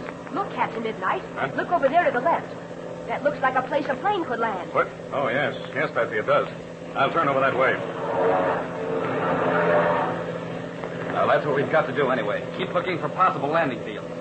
You know Chuck. He's going to fly high enough so that if his motor quits, he'll have time enough to find a place to set the ship down. Say, that looks like a pretty good little field. Yes, it's only a two-way field, but it's well protected on either side by those ridges. You would hardly notice it unless you happen to pop right over it, as we have. There. Now we can see better. Why, there's been an airplane down there, and recently, too. I can see the wheel tracks. You're right, Miss Donovan. And look, Captain Midnight. Yeah? Over there under those trees on the side of the field, I can see some kind of a cabin. Oh, yes, Fred, I see it. All right, now, everybody buckle your belts. We're going down to do some investigating. Right. Some plane must have been here very recently. Look how clear those wheel tracks are. Uh-huh. They sure stand out. And look how wide those tracks are. Must have been a big ship. That ground must be a little bit soft. Have you had any rain around here lately, Fred? Yes, we have, about 2 days ago. Good. That may be a big help to us. Gosh, Captain Midnight. Don't you think those tracks were caused by a really big ship, like an airliner? Yes, Patsy, I think so. Heavier than a single-engine job, I'll bet. You're right, Donovan. Possibly a bimotor job. Now, what would a big ship like that be landing in this place for? Gee, Mr. Hilton, you said something about smuggling across the border. Maybe the plane that made those tracks is used for smuggling. No, Miss Donovan, it doesn't fit in. The smugglers use small, fast planes for their work. All right, get ready now. We're about to land. And I've discovered something else, too. Another ship has been on this field recently. A smaller one. One which made narrower tracks and was lighter, too. Because the wheels didn't sink down so far in the ground. Why, sure, I see them. On the other side of those larger tracks. All right, now watch yourselves. This surface may be a little bit rougher than we think. Are you going to taxi over near that shack? Yes, I am. I want to keep clear of those other tracks on the ground. We may want to look them over. All right, now. I'll turn to the right. We'll have to cross those other tracks. Hey, this looks like a mighty sweet little hideout, if you ask me. I'm sort of put out for not finding this place before. Oh, don't feel bad about that, Fred. You never could see this place unless you happen to pop right over it. All right, now. I guess this is far enough. We leave the ship here. Shall we leave the engine idling? No, I don't think so. We want to save as much gas as we can. Anyway, that long glide cooled the engine enough. Here, I'll cut the switches. Oh, what's the first move, Captain? Hadn't we better go over and see what's in that cabin? We're going to do that all right, Patsy. But I'm afraid I can't allow you to go with us there. Oh, gosh, why not? This may be one of those refueling bases for smugglers Hilton has been trying to locate. We don't know what we may run into. Yes, by all means, Miss Donovan, you stay here. We may run into a desperate gang in that shack. Look, Steve, you and Patsy go back out on the field and see what you can make out of those wheel tracks. Fred and I'll tackle that shack. Well, I'd rather go with you, Captain Midnight. No, you stay with Patsy. Oh, wait. Do you have a gun? You bet I have. All right, everybody. Come on, let's get out. If you need any help, I can put Patsy back in the cabin. Come on over. All right, Steve. And listen, keep watching us. If we need you, I'll give you a signal. Right. All right, come on. Gee, Steve, aren't they taking an awful chance, going up to the cabin like that? They're taking a chance, all right. But Captain Midnight has had plenty of experience in situations like this. Somebody could hide in that cabin, and when Captain Midnight and Mr. Hilton get close enough, they could start shooting and they couldn't miss. Oh, come on now, Patsy. Don't worry about that. Let's get on out here and look those tracks over. There are the big tracks right ahead of us. See? Yes. Yes, there isn't any question about it. They were made by a powerful plane. There. You can see so clearly. The ground was pretty soft in this place, and you can even see the tread made by the tires. Yes. We must remember this spot because Captain Midnight might want to make an impression of that tread. Gee, can you do that? Well, of course they can. All you got to do is pour wet plaster down that tread and wait for it to dry. Then, when it does, you've got a perfect copy of the tire tread. Well, let's see what's happening to Captain Midnight and Mr. Hilton. Gosh, Steve, look. Huh? What? They're right at the shack, and they're motioning for us to come over. Well, what have Captain Midnight and Fred Hilton found out at the lonely cabin? And will Captain Midnight be able to determine what has happened to Chuck Ramsey and the young student pilot, Frank Crane? Tune in to Captain Midnight. What happens when you have your family car greased? Do you really treat lubrication job that takes in every hidden point of your car? Are the greases and lubricants used the grade your car manufacturer specified? And are they top quality? The kind that will stand up under punishment and lubricate perfectly mile after mile? Well, that's something every wide-awake fellow and girl should know about the family car. And here's something else to know and to tell Dad about. You can be sure of getting guaranteed lubrication where you see the Skelly Greasemaster sign. Skelly Greasemaster Service is a factory-approved lubricating service, approved by the factory that made your car. It's a complete service, including every lubricating point on your car. And it's a guaranteed service, guaranteeing the right lubricant in the right amount at each lubricating point or your money back. And the lubricants themselves are Skelly's premium quality Tagoline oils and greases, the finest, we believe, that money can buy. So if you want guaranteed lubrication, a service you can depend on, ask for Skelly Greasemaster Service. To protect your car and your pocketbook, tell Dad to try a Skelly Greasemaster job at his Skelly service station tomorrow. And don't forget to tune in again Friday, same time, same station, for further transcribed adventures of Captain Midnight, brought to you by the Skelly Oil Company, Skelly Jobbers and Dealers. At last, Captain Midnight is discovering clues to Chuck Ramsey's mysterious disappearance. What exciting developments has he just found? Be sure to listen Friday. Until then, this is Don Gordon, your Skelly man, saying goodbye and happy landing!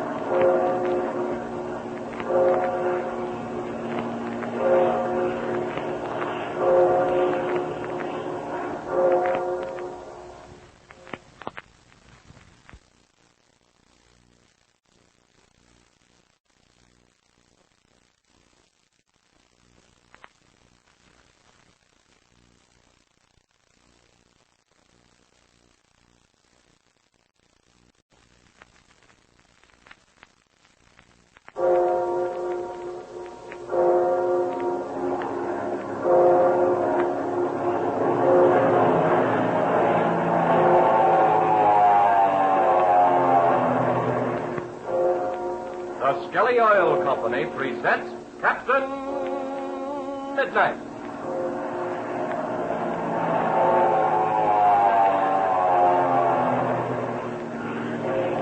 Captain Midnight, brought to you 3 times each week by the Skelly Oil Company, Skelly Jobbers and Dealers.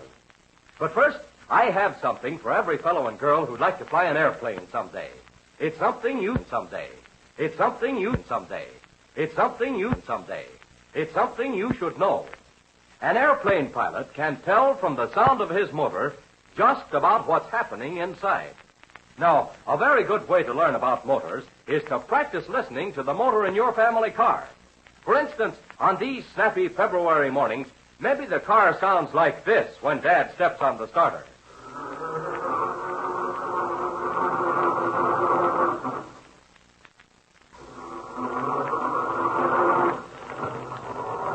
Now, when your motor sounds like that, you know something. You know at once that it hasn't got the right kind of oil. That wheezing, groaning sound tells you that the oil in your family car has turned thick as molasses because of the cold.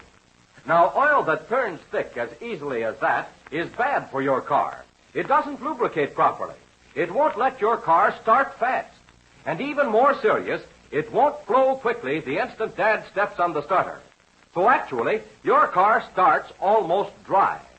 These dry starts, due to the wrong kind of oil, are perhaps the greatest cause of motor trouble and repair bills.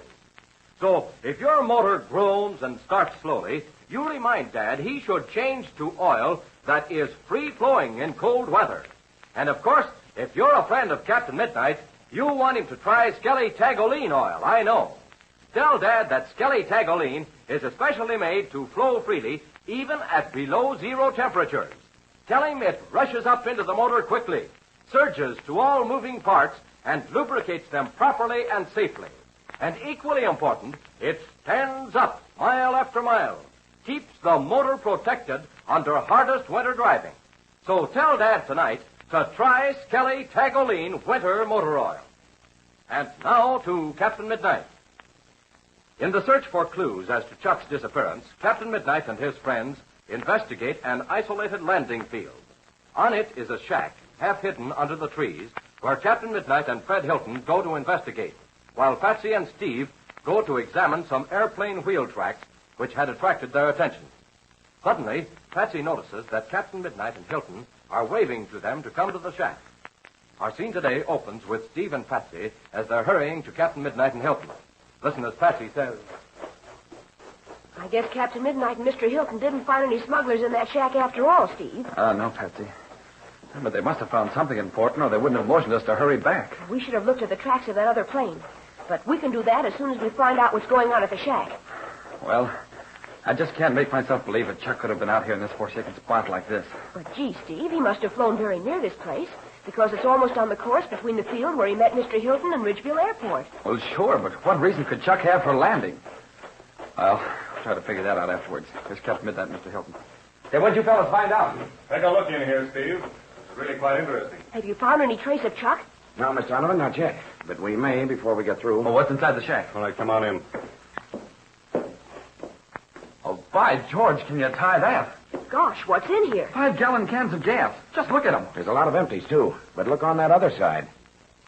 Cans of lubricating oil, too. Yes. What about that far corner? Loop and loops. A radio set. Not only a receiver, but a transmitter, too. They used a small gasoline engine to run a generator. I guess you found what you were looking for, eh, Mr. Hilton? Yes, I think so. This must be the smugglers' main refueling base. But what would they use the radio for? Well, you can't tell about that, Patsy. But it'd come in mighty handy. They could listen to weather information. With that transmitter, they could send messages to other fields of their own. Besides keeping in touch with their planes in the air. Yes. Right. And if we can make it tough for them to maintain places like this, we'll lick this smuggling racket. Well, I guess you didn't find anyone here, did you? No. But someone's been here, and recently, too. There's a pot of coffee standing on the gasoline stove, and it's still warm. Whoever was on duty here is probably back in the woods somewhere now. He evidently saw us land, knew we were strangers, and took it on the lam. But, gee, how did he know we were strangers? Well, that's easy, Patsy. He probably knows in advance every ship that's going to land here. And when one comes in that he isn't expecting, he naturally is suspicious at once. Well, the only trouble with all this is that it doesn't give us any clue about Chuck. Just a minute. I'm not so sure about that. We all know that Chuck left the field where he met Hilton west of here. He was headed straight for Ridgeville Airport. At least we must assume that he was. Well, sure. All right. While he was flying on his course to Ridgeville, it would have been very easy and very likely, too, that he should spot this field. And we figured that Chuck would be suspicious after my telling him about this smuggling racket. Yes, I begin to understand. Well, to go on. Chuck might have seen a plane on the ground here. Perhaps the one which made those tracks. Gee, that's quite probable, because that big plane must have been here very recently. At any rate, whether he saw a ship on the ground or not, Hilton and I figured that Chuck would have landed to look the place over, particularly if he happened to see this shack under the trees. He wouldn't miss an opportunity like that. The next question is, if Chuck did land, what happened next? Very well. Now, let's speculate a little farther. We know there must have been at least one man in this cabin, and maybe there were a lot more, particularly if that big plane was on the ground. Now, suppose Chuck and young Crane landed, came up to this cabin, and were captured. And maybe killed. I don't think so, Patsy, although we can't overlook any possibility. But going on the assumption that something did happen to them, where is their plane? It'd be rather difficult for Chuck's plane to be hidden around this field. Well, someone could have flown it away. Right. That's a far more likely theory, Steve. You mean, and have left Chuck and Frank Crane around here? That's possible, Miss Donovan. In that case, we ought to search these woods, hadn't we? Well, if everything else fails, we will. But there isn't much use for us to attempt it alone. There's too much ground to cover. If we have to, we'll get a lot more men and do the job thoroughly. What's the next move, then? Well, I've got an idea. Let's go back out on the field. I'll test it out. All right, come on, let's go. Yes. Do I hear a plane in the air? Yes, Mr. Hilton. There to the north. Do you see? Must be one of our planes looking the country over in that direction. He's coming this way. Well, if he sees our plane on the ground, he'll probably land. By the way, Steve, what did you and Patsy find out about those wheel tracks? Oh, I meant to tell you, Captain Midnight. Yeah? There's a soft place in the ground right ahead there. Now, the wheel sank down, made a perfect impression. If you want to, when we come back, we can make a cast of the tread. That's swell, Steve. We may do just that. There are the marks just ahead of us. And very plain, too. Oh, what do you make of them, Captain Midnight? I don't think we're going to find out much from these marks, Steve. They were made by a large-sized tire, which is almost standard for most heavy planes. You're right. There are probably several hundred ships in the United States whose wheels have the same tread. Right. Let's look at the marks made by the smaller plane. There they are, a little bit farther on. Steve and I didn't have time to look at them before you motioned us over to the cabin. I see. Yeah, that's what I wanted to look at anyway, Patsy. Well, come on, let's go forward. That ship in the air is getting closer. I think he's seen us. He's headed this way. Here are the marks made by the smaller plane, Captain Midnight. They went through the same soft spot that the larger plane did, and you can see them just as clear. What? Loop and loops. Oh, what's up, Patsy? What do you see? Look at these tire marks, Captain Midnight. Yes? They stand out so clearly in this soft ground. I'm sure I've seen the same marks before. Just a second, Patsy. Let me. Yes. You have seen these marks before. That's the idea I was thinking of. The tread of the tires on that mobile Chuck was flying was a very peculiar design. And here it is, staring right up at us. You mean you think Chuck landed here? I'm almost positive of it. Say, look up in the air. That plane, it's rocking its wings. It's one of our ships, all right. I know what he wants. He wants to talk to me. Come on, let's get back to our radio. Yeah, that's what he wants, all right. Come on, everybody, get back to the ship. Gosh, Steve, he must have discovered something. Do you suppose he's found Chuck? I don't know, Patsy, but we'll find out in a second. He's evidently pretty much excited about something because he doesn't want to take the time to land. All right, here we are. I'll get in first and you pile in after me. Right. All right, now. I'll switch on the receiver. Calling Captain Midnight.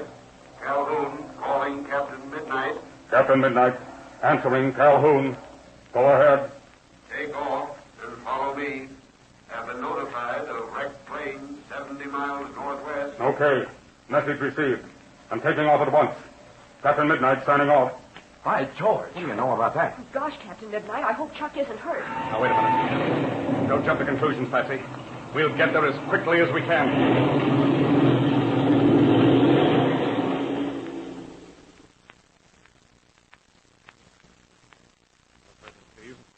Looks like bad news. That was Chuck's plane, all right. Are you sure? Positive. I noticed a tread mark on the ground, which is the same as the one we saw in the other field. The tread design of the tires in Chuck's plane. But, geez, some of the other ships could have landed. I know, Steve, but I saw it just the same. There's something else. On the other side of the wreck in those trees is a piece of wing fabric that didn't burn. It's blue.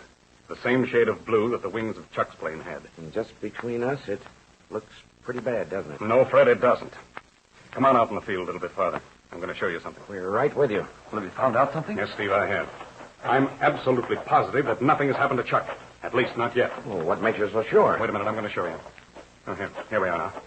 Now look down there. Tire tread marks. Large ones, just like the ones over at the other field. Exactly. Now, I want you two to look at something very carefully. You're both pilots, so you should see it almost immediately. Shoot right and shoot. All right. Now, I'm going to reconstruct what happened on this field.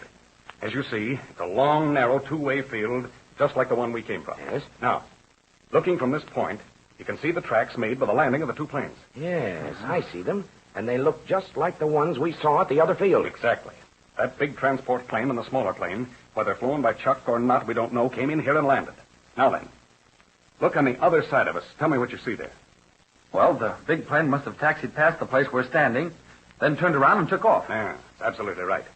He didn't bother to go back to the other end of the field to turn around, which proves that when this happened, there could have been little, if any, wind blowing. Yesterday morning, when all this probably happened, there was no wind at all. Yeah. But now, what about the smaller plane?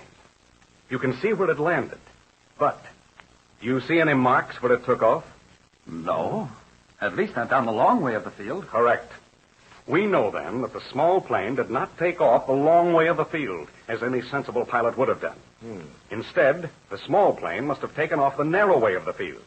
It couldn't clear those trees, so it crashed and it burned. I can't imagine anyone being that stupid. No, neither can I. Well, I just can't get this thing through my head. If Chuck was in that plane, why did he try to take off the narrow way of the field? An attempt which was practically suicide. Chuck wouldn't do that, Steve. Now, listen to me, you two. The other pilots have made a thorough search of that burned plane. The ashes are still warm, which proves that this whole thing happened within 24 hours. But the important thing is, no bodies have been found. I'm glad of that. But I'm like Steve. This thing has sure got me buffaloed. Okay. Now I'm going to tell you something. When Chuck's plane took off, there wasn't anybody at the controls. Well, can Captain Midnight's deductions be correct? And yet they must be, because we know that Chuck and young Frank Crane were imprisoned in the rear compartment of Ivan Shark's plane. What else will Captain Midnight discover? Listen to the next adventure and find out. Tune in to Captain Midnight. As I told you a while ago, an airplane pilot's ears tell him a lot about his motor. And if you listen carefully, your ears can tell you lots of things about your family car. For instance, you may have heard cars that made a noise like this.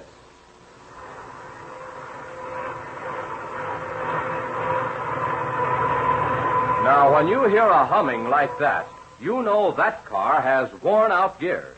And probably they're worn because the owner forgot to change to wetter gear lubricants when cold weather came. Now, here's how you can help keep this from happening to your car. Remind Dad to have your Skelly man check the gear lubricants in your family car. You see, Skelly wetter gear lubricants are especially made to lubricate perfectly in cold weather. They don't get stiff and heavy the way old summer gear lubricants will. And the Skelly man at any station knows just the right weight for your car and for your weather. So remember, tell Dad tonight to have your Skelly man check the gear lubricants of the family car. And don't forget to tune in again Monday, same time, same station, for further transcribed adventures of Captain Midnight, brought to you by the Skelly Oil Company, Skelly Jobbers and Dealers.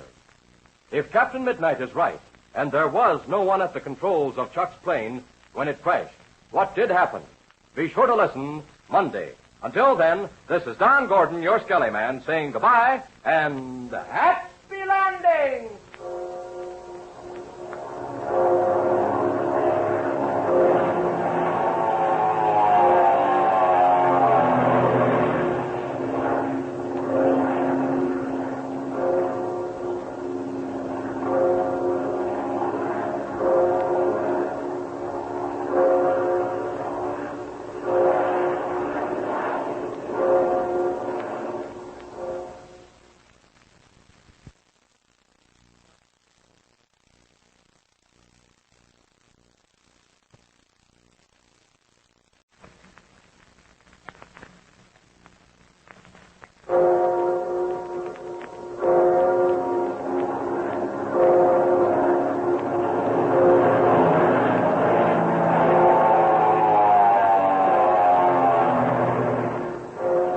Skelly Oil Company presents Captain Midnight.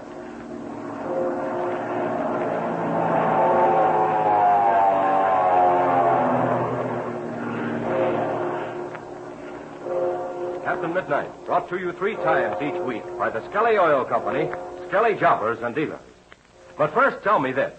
Does your family car ever have heart trouble? Yeah, heart trouble. In other words, is your family car ever troubled with a weak battery? You see, the battery is the heart of your car. A car can't operate without a battery any better than your body could operate without a heart. Now, why do I tell you this? Well, it's because I have something for you to tell Dad about the heart of your family car, the battery. It's this. There's nothing that's quite so hard on a car's battery as motor oil that gets thick as glue in cold weather. Now, of course, all motor oil gets slightly thicker in cold weather, but some kinds get much thicker and gluier than others. They keep your motor from turning over easy in the morning. They drain the power out of the battery, so you have to have it recharged oftener. The battery may even go dead just when you need it most. Yes, oil that turns thick as glue in cold weather is really hard on the heart of your family car. So here's what to tell Dad about that. Tell him to try Skelly Tagoline Winter Motor Oil, because Skelly Tagoline Winter Oil is especially processed to make it stay free-flowing in cold weather. It won't turn thick as glue when the car stands overnight in a cold garage. It will let your motor turn over easy and start quick. That means less wear on your battery, better lubrication for your motor. Skelly Tagoline Winter Motor Oil is easy on the heart of your family car. So remember that, won't you? Tell Dad you don't want your family car to have heart trouble. Tell him how Skelly Tagoline Winter Motor Oil is easy on batteries, because it's free-flowing in cold weather. It's good for your car's heart. Tell Dad about it tonight. And now to Captain Midnight. In trying to trace Chuck Ramsey and Frank Crane, who have suddenly disappeared, the remnants of Chuck's plane, which burned after a crash, were found. A short distance from the wreckage, Captain Midnight is talking in low tones with Steve Donovan and Fred Hilton. After reconstructing what, in his opinion, has happened, Captain Midnight makes the amazing statement that when Chuck's plane crashed, no one was at the controls. Listen as Steve exclaims, You actually mean that no one was flying Chuck's plane when it crashed here? I don't mean anything else, Steve. Why, it doesn't seem possible, Captain Midnight. Perhaps not, but that's still my opinion. It may sound fantastic, but here's the way I see it. Chuck's plane was turned for a takeoff the narrow way of the field. The wheel was tied so that the ship would rise on a normal climb. Then someone from outside the plane shoved the throttle wide open and the ship took off by itself. You mean it tried to take off? Yes. But whoever did it must have known the plane wouldn't clear those trees. I don't think whoever did it cared whether it cleared the trees or not. If the ship crashed here, that was all right. If it succeeded in clearing the trees and crashed somewhere else, well, that was all right, too. Oh, I begin to get your drift now. Someone wanted it to appear that Chuck and young Crane had been killed. Yes.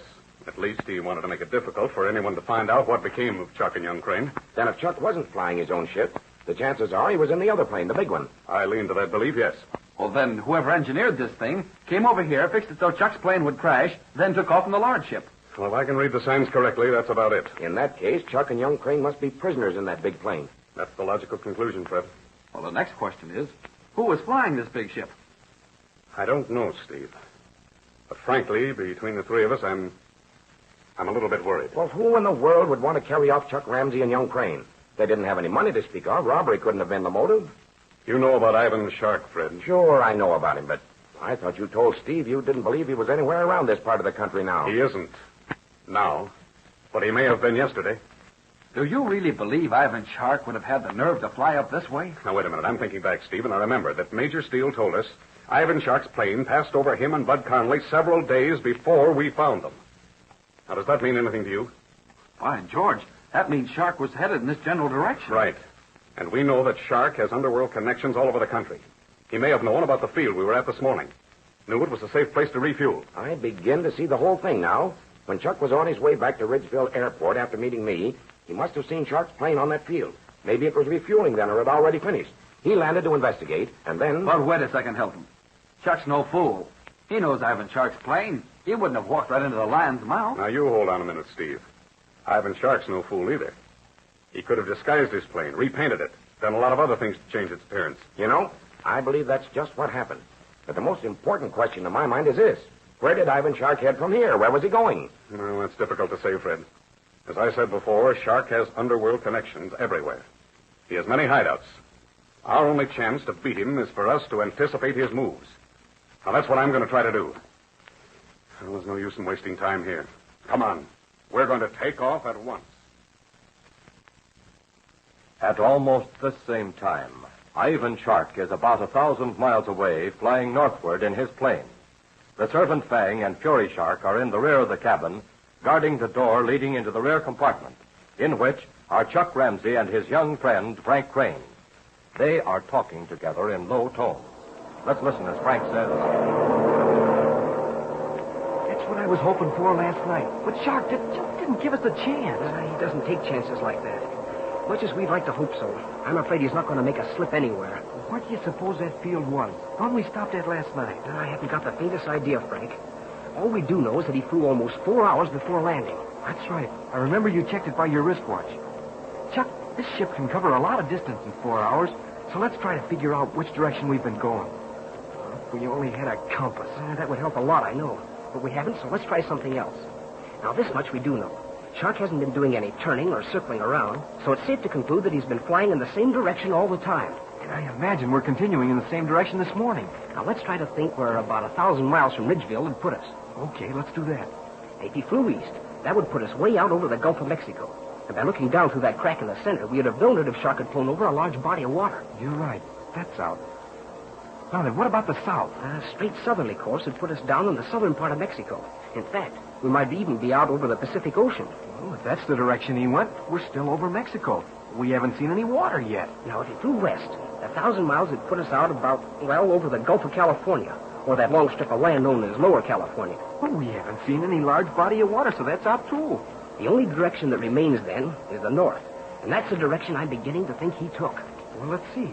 If he flew north 1,000 miles, it ought to put us somewhere in the northern part of Texas or in Oklahoma. Right. And that particular region is rather flat. Come on, let's take a look and see what the country below us looks like. Okay, Chuck, let's. I don't think we're over Oklahoma or Texas, because this country below us is awful rough. Yeah, some of those mountains are pretty high. You bet they're high. Look, you'll notice there's a lot of timber down there, but at certain parts where there isn't any timber at all. Now, those sections are above the timber line. Well, gee, if that's the case, those parts that didn't have any timber must be terribly high. Yes. And I'm beginning to wonder if we aren't looking down on the Rocky Mountains. I can't imagine any other region where so much of the mountaintops would be above the timber line. Gee, if we're over the Rocky Mountains, Shark must have been flying in the northwest direction. That's right. And if those are the Rocky Mountains, we're probably in the northern part of New Mexico or the southern part of Colorado. My gosh, Chuck. You're not far from your home at Black Gulch. You know, I'm just wondering, Frank. I'm wondering if Shark isn't going back to his old hideout in the mountains behind Black Gulch. But you said he was driven out of there. Yes, he was. But it's quite possible he had another hideout here that we didn't know anything about. If only you've given us a chance to do something last night. We just didn't. No, it would have been suicide to try anything. They blindfolded us before they took us out of this compartment. And when I tried to push my blindfold up with my hand, that fella Gardo hit me so hard with his fist, I almost knocked me over. Yeah, I heard that. Afraid for a moment that you were hurt bad. So I didn't try anything more after that. If we're going to get out of this, we're going to have to do it by using our heads. But look, Chuck, what do you suppose Shark's going to do with us? What's his idea in taking us this far? Wait a second. Somebody's at the door. You will come out, Chuck Ramsey. My master, Ivan Shark, wishes to see you. Very well. Now, don't get worried, Frank. I'll be back in a few minutes. Okay.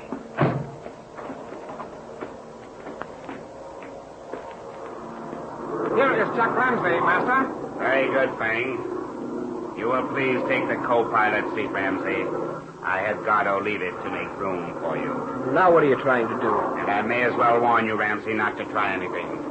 Gardo is seated in the cabin with a gun ready for instant use. And even though I'm flying the plane, I can handle you, too. You have a lot of confidence in yourself, don't you? Yes, Ramsey, I do. But I may say that I would not find myself in my present position if I didn't. I know you didn't get me up here to tell me about yourself. What do you want with me? Excellent, Ramsey. That was spoken after my own heart. You waste no time in coming to the point. You might as well come to the point, right now. I do not think there is any great rush, Ramsey. To be truthful with you, I anticipate that you will be my guest for a long time. And in order that you shall not raise your hopes too high, I will tell you that I have noticed the quick glances you are taking at the ground below. It is quite useless, my dear Ramsey.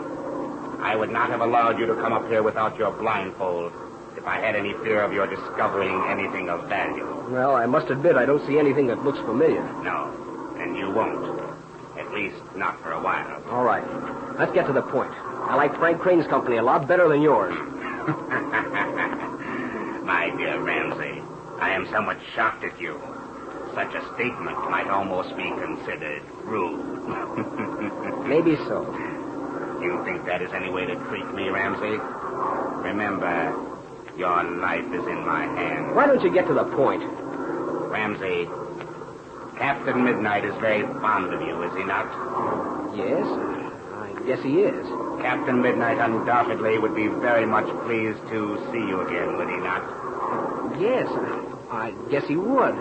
What do you suppose that Captain Midnight would be willing to do, Ramsey, if he could be assured of having you back safely with him again? Almost anything, don't you think?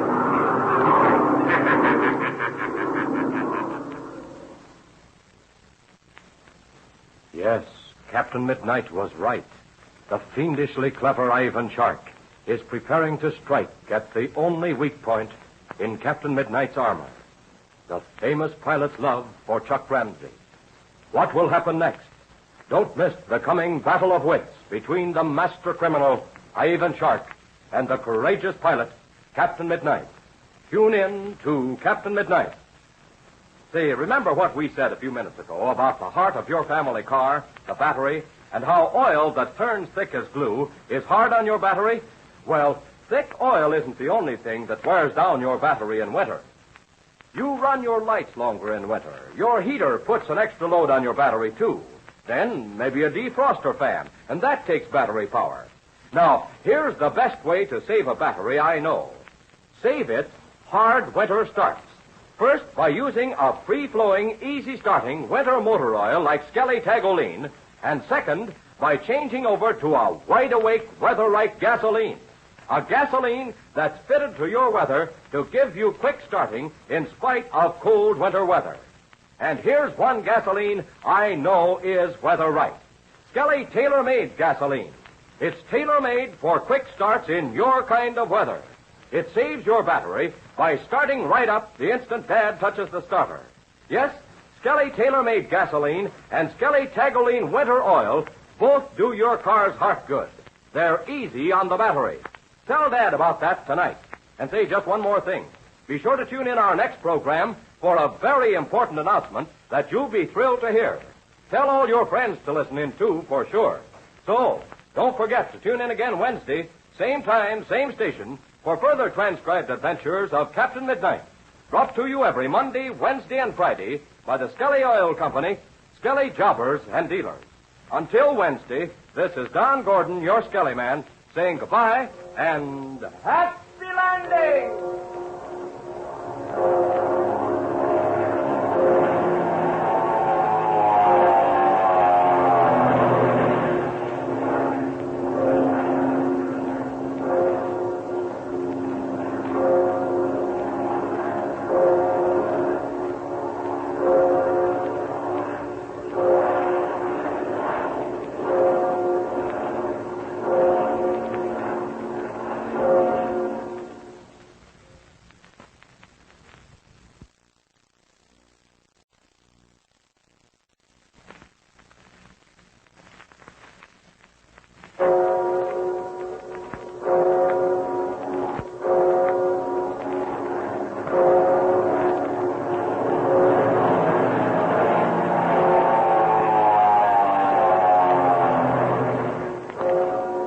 Skelly Oil Company presents Captain Midnight.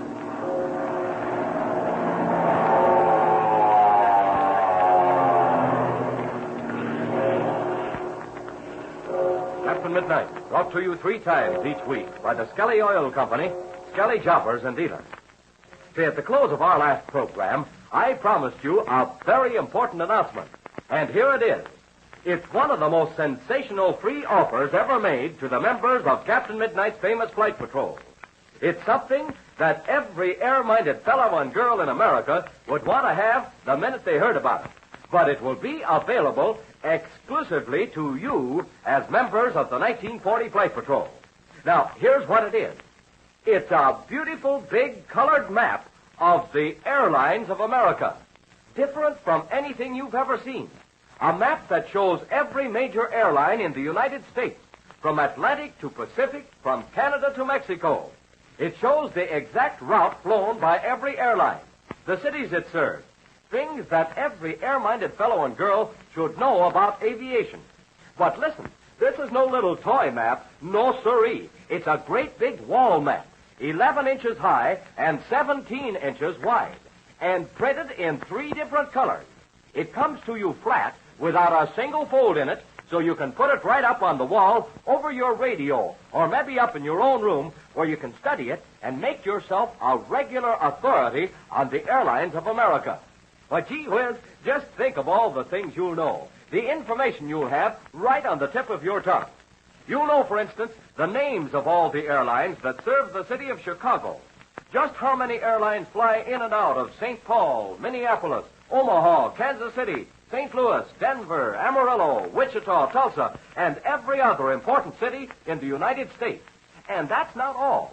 You'll know all about the airplanes they use, too.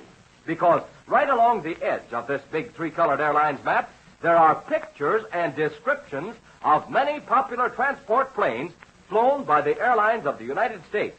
Boy, oh boy, what fun you'll have. And how proud you'll be to have one of these big Captain Midnight airline maps all your very own. But here's the most amazing part of it all. It's absolutely free to members of Captain Midnight's 1940 Flight Patrol. Here's all you do to get one. Just have Mother or Dad stop at your Skelly service station the next time you're out driving with them in the family car. Show your Skelly Man your Flight Patrol membership card and ask for your free Captain Midnight airline map of the United States. You don't need any seals or labels or box tops or anything else. You don't have to spend a single penny, not even for a stamp. Your Skelly Man will give you your big airline wall map absolutely free the minute he sees that you're a member of Captain Midnight's 1940 Flight Patrol. And if you're not a member, the Skelly Man will be glad to enroll you and give you that swell medal of membership. So remember, your map is ready for you right now at your Skelly service station. So have Mother or Dad drive you over to get it tonight. And now to Captain Midnight. With Chuck Ramsey and the young student pilot, Frank Crane, in the hands of Ivan Shark, the mystery of their disappearance has become more baffling to Captain Midnight. As our scene opens today, Ivan Shark's powerful bimotored plane is flying high over a region unknown to Chuck. Young Crane is in the rear compartment, with Fury Shark and the servant Fang guarding the door. The chief pilot, Gardo, sits in the cabin with drawn pistol, watching Chuck, who is sitting in the co-pilot seat, talking to Ivan Shark. Let's listen as Shark says. I see there is no hope for you, Ramsey. You came under the influence of Captain Midnight too soon.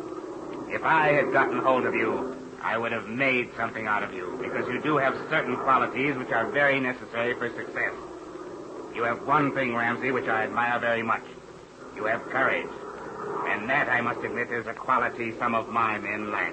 I can tell you why some of your men lack courage. Proceed, my dear Ramsey. Your philosophical dissertations amuse me very much. True courage comes only from doing what is right. And that's why your men don't have it. Well, Ramsey, I can see that you're set in your ways. It is a shame, too, I assure you. But perhaps we had better get back to the point. Yes, I think so, too. Just what is the point of you dragging me and my friend Crane with you? The point is this. What will Captain Midnight be willing to do for your safe return? Nothing. Nothing at all. I do not believe that, Ramsey. He won't do anything if it conflicts with his duty. Then I am afraid, Ramsey, that the acceptance of any proposition I may make to Captain Midnight will conflict with his silly sense of duty. I'm sure it will. But I don't agree with you about Captain Midnight. I believe there isn't a man in the world who hasn't some weakness which will interfere with his sense of duty. That's not true. There are plenty of men who won't allow any weakness to interfere with their sense of duty. And Captain Midnight is one of them. A very naive and silly belief, Ramsey. And I can tell you this. I am certainly going to put Captain Midnight to the test. You said you wondered what Captain Midnight would do for my safe return. And just what do you mean by that? I will tell you. As you know, Captain Midnight and I have been waging a long struggle. He is determined upon my extermination. My liquidation, as it were. Now, strangely enough, I admire him for his courage. And so all I ask of Captain Midnight is to let me alone. He won't ever do that. What you're doing now will set him on your trail more than ever. And with me along, you're in a more dangerous position than you ever were before. That, Ramsey, is a matter of opinion. I will gamble that Captain Midnight will bargain with me for your safe return. How do you propose to do your bargaining with Captain Midnight? That will be very simple, Ramsey. I shall get into communication with Captain Midnight, and I shall make him my proposition. Or rather, I shall find out if he is agreeable to a proposition. He won't be. Again, I disagree with you. And also, what kind of assurance would you have to have from Captain Midnight? That, again, is very simple. Captain Midnight is a very remarkable man. Most of the time, as you say, he has that very silly but firm sense of duty. I consider that Captain Midnight's word of honor is final.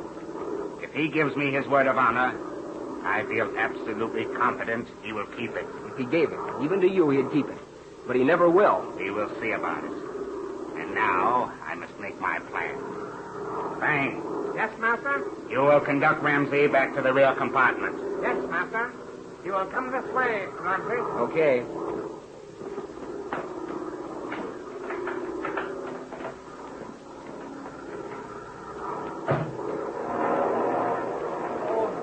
I'm glad you're back, Chuck. What happened?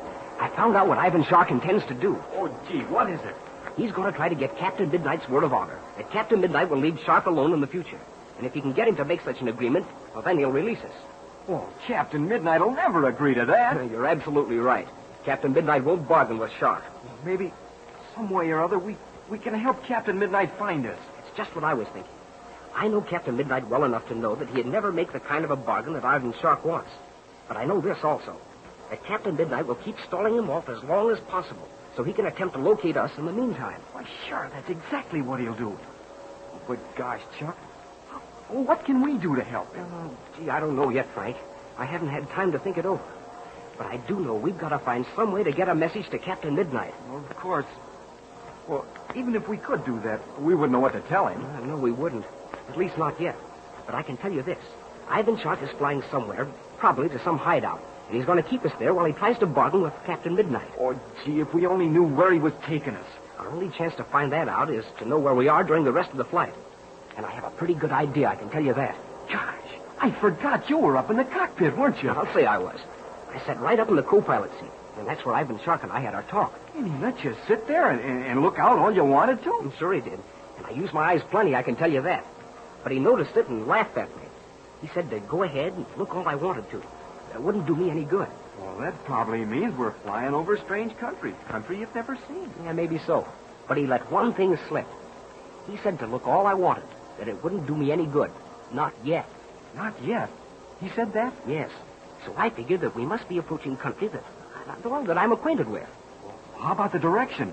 You were in the cockpit. You must have seen it. Yes, I saw the compass, if that's what you mean. And all the other instruments, too. Well, we thought we were flying northwest. How about it, Chuck? We weren't very far off, I can tell you that. As a matter of fact, we're flying at 325 degrees. 325 degrees? What? Oh, we're only 10 degrees off. Yes, and from looking at the ground below, I'm more than ever convinced that we're flying over the Rocky Mountains. In fact, we must be approaching the Black Gulch country. That's why Ivan Shark said I wouldn't see anything to help me. Not yet. Hey, do you really suppose he's going to land at that old hideout of his? The one you told me about? No, I just can't make myself believe so, Frank. Shark may land there to refuel, but I don't believe he'll stay there. He knows that Captain Midnight and I both know that country very well. I believe he'll go on to some other region with which we're not familiar. Now, if he leaves the Rocky Mountain country and flies east, he comes to the level plain section of the Middle West. Oh, I don't believe he'd do that. Too many people would see the ship. No, I think that's out. Well, then the only section that remains is further on north. Gosh, Chuck, let's see. That'd probably mean up somewhere in Wyoming or Idaho or Montana. You're right. But I'm not sure at all that Shark would stop there. In fact, I'm more inclined to think that, well, I believe that he's going to try to get out of the United States. Oh, gosh, Chuck. Well, the next place would be Canada. Yes, Frank, you're right. Canada. And I wouldn't be a bit surprised if that's where he's headed. Oh, but gosh, Chuck, Canada's an awfully big place, and it's not very well populated either. Well, I've heard there's sections up there where there isn't one human being in thousands of square miles. Well, that's true enough, all right. Oh, but come on now. Keep your chin up, Frank. We've got to think of ways that'll help us, not things that are going to discourage us. But there's another thing, Chuck. Something we haven't thought about. What'll Captain Midnight be doing? You know, Frank, that same thought was just running through my mind. I'm wondering how long it'll take Captain Midnight to find out we've fallen into Ivan Shark's hands. Oh, gosh. I'm afraid it'll be pretty tough for him. You and I just disappeared from Ridgeville Airport, and gosh, we didn't tell anyone where we were going. Oh, gee, you're right. Hey, but wait a second. That's not true at all. Mr. Hilton, don't you remember? Oh, gee, Chuck, that's right. But, maybe it'll be a long time before he goes into Ridgeville. No, I don't think so, Frank. Mr. Hilton is making Ridgeville his headquarters. Oh, hey, listen, Chuck. Listen to that. Shark's throttled his engines. We're going down to land. But where in the world can we be?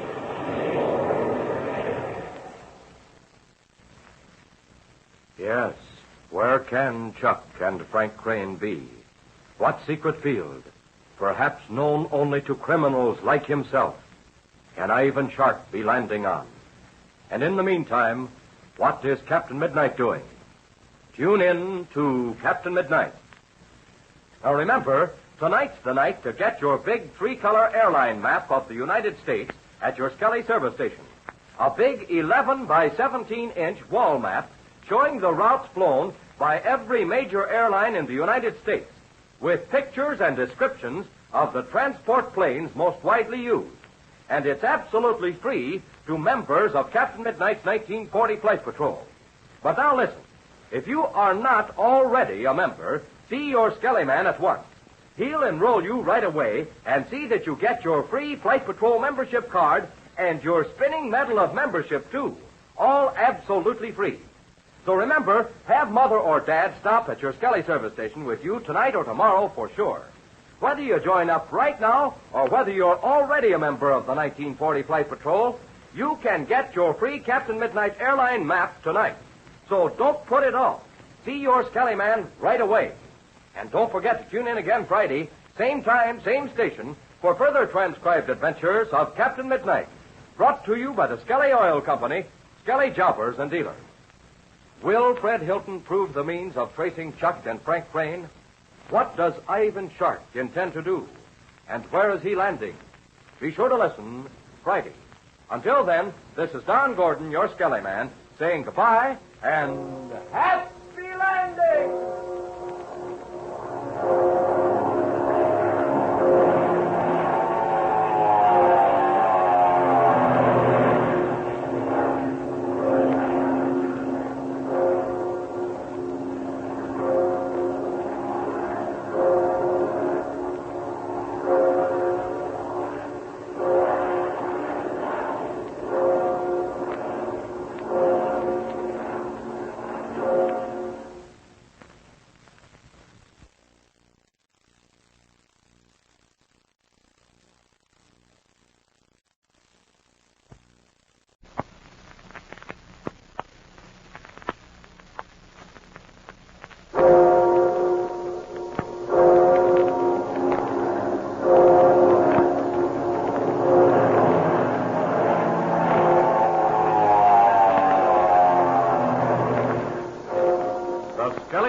Company presents Captain Midnight.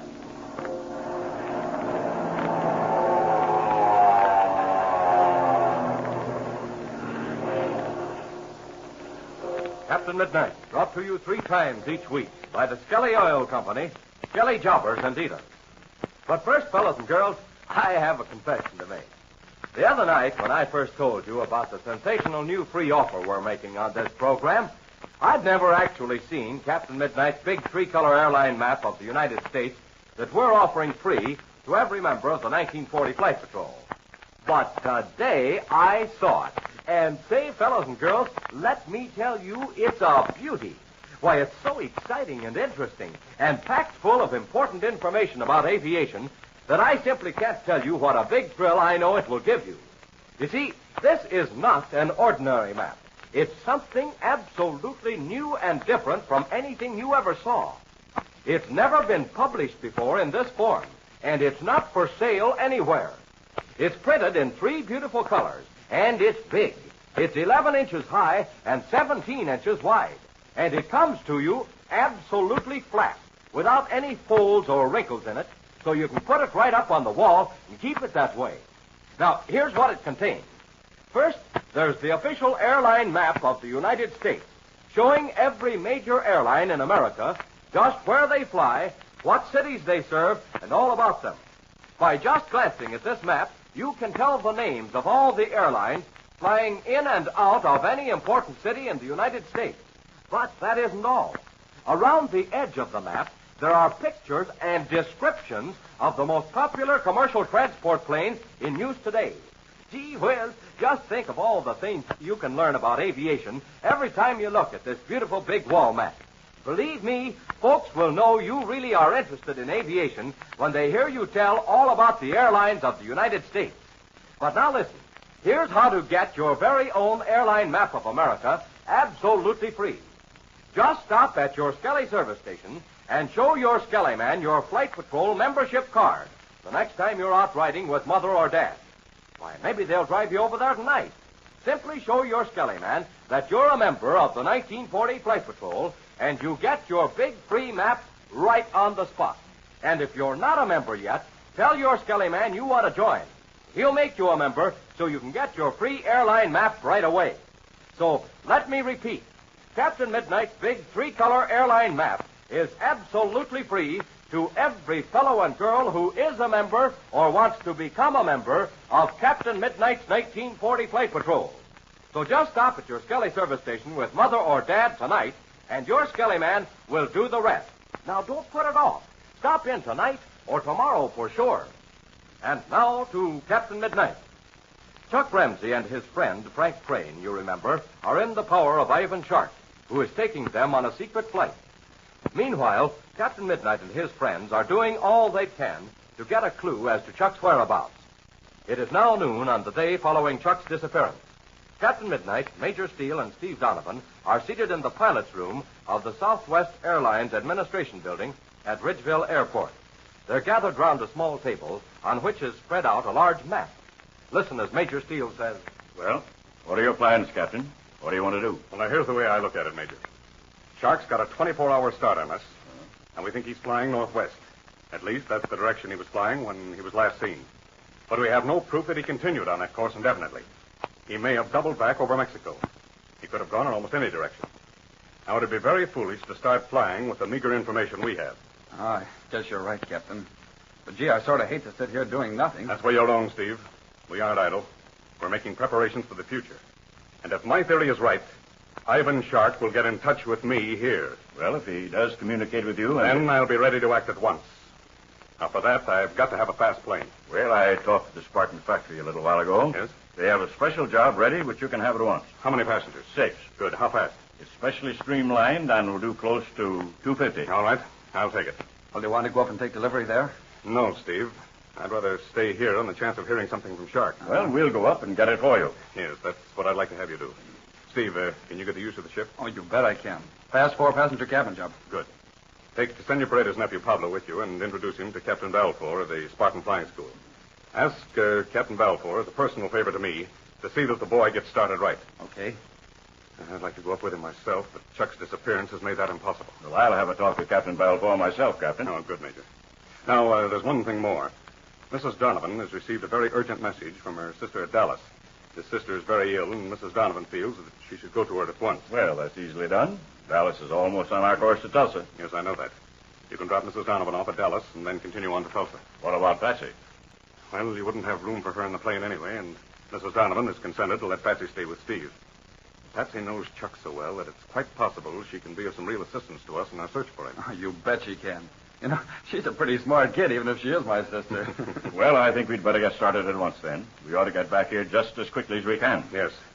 I'd like to have you back here as soon as you can get here, because no one knows what may happen in the next few hours. Well, come on, Major. Let's get going.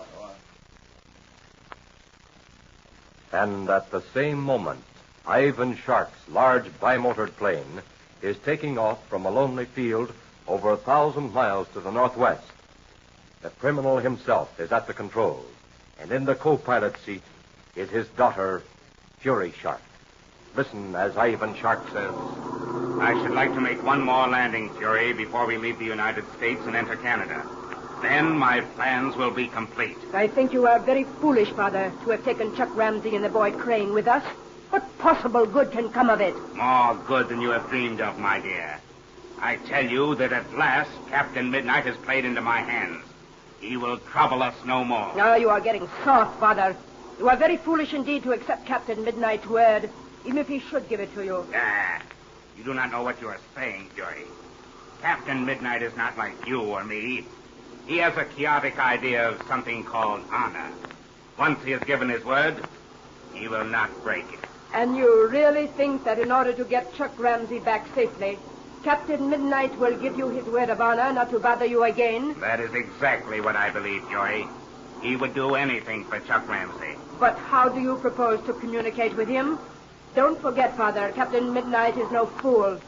If he can find us and rescue Chuck Ramsey without giving his word of honor, he will do so. I have thought of all that, my dear. After I have made another landing, we will fly to our old hideout in Canada. But I will make it impossible for Captain Midnight to discover the location. And still communicate with him? Most certainly, my dear. It will be very easy. In fact, I relish the days ahead of us very much, because I will be embarked on a battle of wits between Captain Midnight and myself. But this time, I will hold the advantage once and for all. All I can say is this, my dear Father. Do not underestimate Captain Midnight. Have no fear, my dear. I do not underestimate him. But how will you communicate with him without his knowing where we are? I have it all worked out. At our next landing, I will send a telegram to him, sounding him out. This telegram will be sent from some other point far from this part of the country. Through some of our friends, I suppose. Certainly. You can see how easy that will be. Yes. And that will certainly give Captain Midnight no clue to our whereabouts. But how will you have Captain Midnight communicate with you? Ah, my dear. That is the best part. Captain Midnight has a certain wavelength which he always uses. I will tell him to reply to me by radio on that wavelength at certain times. From then on, our communications to each other will always be by radio. And each time I transmit to him, it will be from a different place. Very good, Father. Very good. I will only give him so much time to come to an agreement with me. If he does not give me his word, much as I regret it, Chuck Ramsey and young Crane will have to be liquidated. Yes, Father. And we must not hesitate when the time comes. There shall be no hesitation, my dear. It shall be done and done quickly. Then we will leave for another part of the world. I am very curious, Father, to see how this struggle with Captain Midnight will come out. I do not believe he will make the bargain with you. But we shall see. Yes, Fury. We shall see. We shall see. Hours have passed, and our scene changes to Ridgeville Airport. It is now late in the evening, and Captain Midnight is talking to Patsy Donovan. A plane has just landed and is taxiing toward them. Let's listen as Patsy says. It is Captain Midnight. I'm sure it is. Yes, it looks like a spot, all right, Patsy. I guess it must be Steve and Major Steele. Isn't it a beauty? Gosh, look at those trim lines. I'll bet it can sure make time. Well, it must have made time to allow Major Steele and Steve to get here this quickly. Why, look, Captain Midnight. I only see one person in the cockpit. Maybe it isn't Steve and Major Steele after all. Oh, I'm sure it's a Spartan, Patsy. It has the Spartan Alliance. It's a six-passenger cabin plane. Well, we'll find out in a second. It is, Steve. I'm sure it is. But I don't see Major Steele. Yes, that's Steve, all right. I wonder what could have happened to Barry. Hey, Steve. Steve, here we are. Where's Major Steele? Hi there, Patsy. Hello, Captain Midnight. Glad to see you back, Steve. Where's Major Steele? Just a second, I'll be with you. I shut off the gas, I decked it up, and the engine ought to conk out any second. Right. That's strange. I wonder why Major Steele didn't come back. I wonder if something's gone wrong. No, I don't think so, Patsy. There. Steve will be with us in a second. Yes. Where's Major Steele, Steve? Well, when we got to Tulsa, Major Steele found an important message waiting for him from Washington. Yes? He took the first airliner out of Tulsa, headed east. He said he'd get in touch with you later. Oh, I see. I guess something very important must have come up. Well, it can't be helped. We'll fight this thing through ourselves. Say, have you heard anything from Chuck? No, not a word, Steve. Then I'm not surprised at that. Undoubtedly, Shark has certain plans, certain precautionary measures which he has to take. Yes, I guess you're right, Captain. Well, what do you think I better do? Shall I put the Spartan into the hangar? I can't leave it out here very long. No, wait, I was just thinking, Steve. I'll tell you what I think Captain Albright, telegram for Captain Albright. Listen, do you hear that? Captain Albright, telegram for Captain Albright. Hey, that's the kid from the airport telegraph office. Hey, kid. Here's Captain Albright. Okay. Are you Captain Albright, sir? Oh, yes, I'm Captain Albright. Here you are, sir. Sign here. There you are, son. Oh, thanks an awful lot, sir. Is it news of Chuck? Yes. Just as I suspected. It's signed Ivan Shark. Well, Ivan Shark has made the first move in his battle of wits with Captain Midnight. It's now up to Captain Midnight to make the second. But what will Captain Midnight's move be? Thrilling adventures are ahead. Don't miss them. Tune in to Captain Midnight. A few minutes ago, I said that if you wanted to get one of those beautiful big three-color airline maps of the United States, and you were not yet a member of Captain Midnight's 1940 Flight Patrol, that you could join up now and get one anyway. Now, here's how to do that. You just stop at your Skelly service station with Mother or Dad when you're out in the family car tonight, tomorrow, or Sunday. Your Skelly man will enroll you as a member and see that you get your Flight Patrol membership card, your spinning Flight Patrol membership medal and pocket piece with the secret password, and he'll give you your big 11 by 17-inch wall map of the airlines of the United States, too. All absolutely free. Remember, it doesn't cost you a cent to join. And everything, including your official airline map, is free. So whether you're already a member or whether you're just joining now, stop at your Skelly service station and get your free airline map of America tonight. And don't forget to tune in again Monday, same time, same station, for further transcribed adventures of Captain Midnight, brought to you by the Skelly Oil Company, Skelly Jobbers and Dealers. So Ivan Shark has actually sent a message to Captain Midnight. What does it say? And will this prove the means whereby Captain Midnight can finally capture Shark and rescue Chuck? Be sure to listen Monday. Until then, this is Don Gordon, your Skelly man, saying goodbye and happy landing!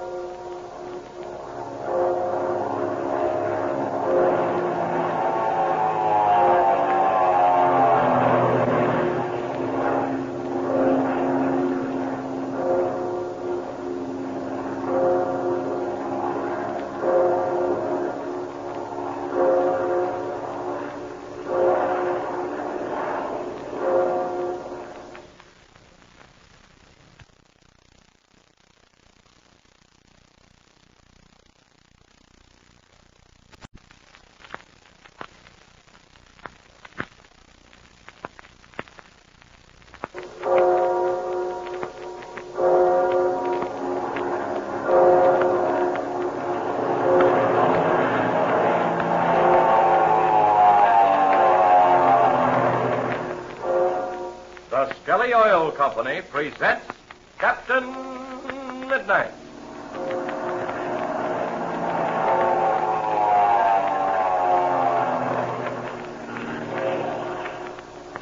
Captain Midnight, brought to you 3 times each week by the Skelly Oil Company, Skelly Jobbers and Dealers. But say, fellas and girls, how many of you got over to your Skelly service station to get your free Captain Midnight airline map? That big 3-color wall map that Captain Midnight wants all the members of his famous 1940 Flight Patrol to have. Well, whether you got your free copy of this marvelous airline map already or not, I know you'll be interested to hear what Patsy Donovan has to say about it. So here's Patsy herself to tell you why she thinks every member of Captain Midnight's 1940 Flight Patrol should have one of these big 3-colored airline wall maps. All right, Patsy. Hello, fellas and girls. Say, I never got such a big thrill in all my life as I did yesterday when Captain Midnight first showed me that big new airline map of his. Gee, I'd never seen anything like it. Loopin' loops, but it's a beauty. But the best part of it is that it teaches you so many things that everybody ought to know.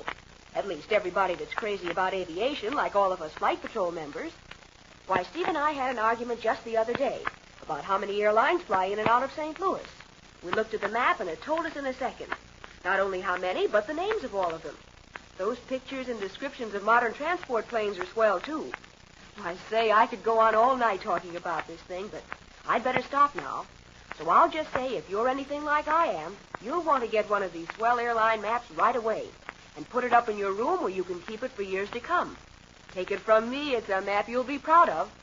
So long, fellas and girls. Well, thanks a lot, Patsy. And I'm sure all your fellow members of Captain Midnight's 1940 Flight Patrol who haven't yet called for their free airline map will get over to their Skelly service stations right away. Now, remember, here's all you do. Just stop and show your Skelly man your Flight Patrol membership card the next time you're out in the family car. You don't need any seals or labels or box tops or anything like that. This big airline map, 11 inches high and 17 inches wide, and printed in 3 brilliant colors, is absolutely free to all Flight Patrol members. And if you're not yet a member, you can join up right now at your Skelly service station and get your free map right away. Besides, you get a membership card and a spinning medal of membership without a penny's cost to you.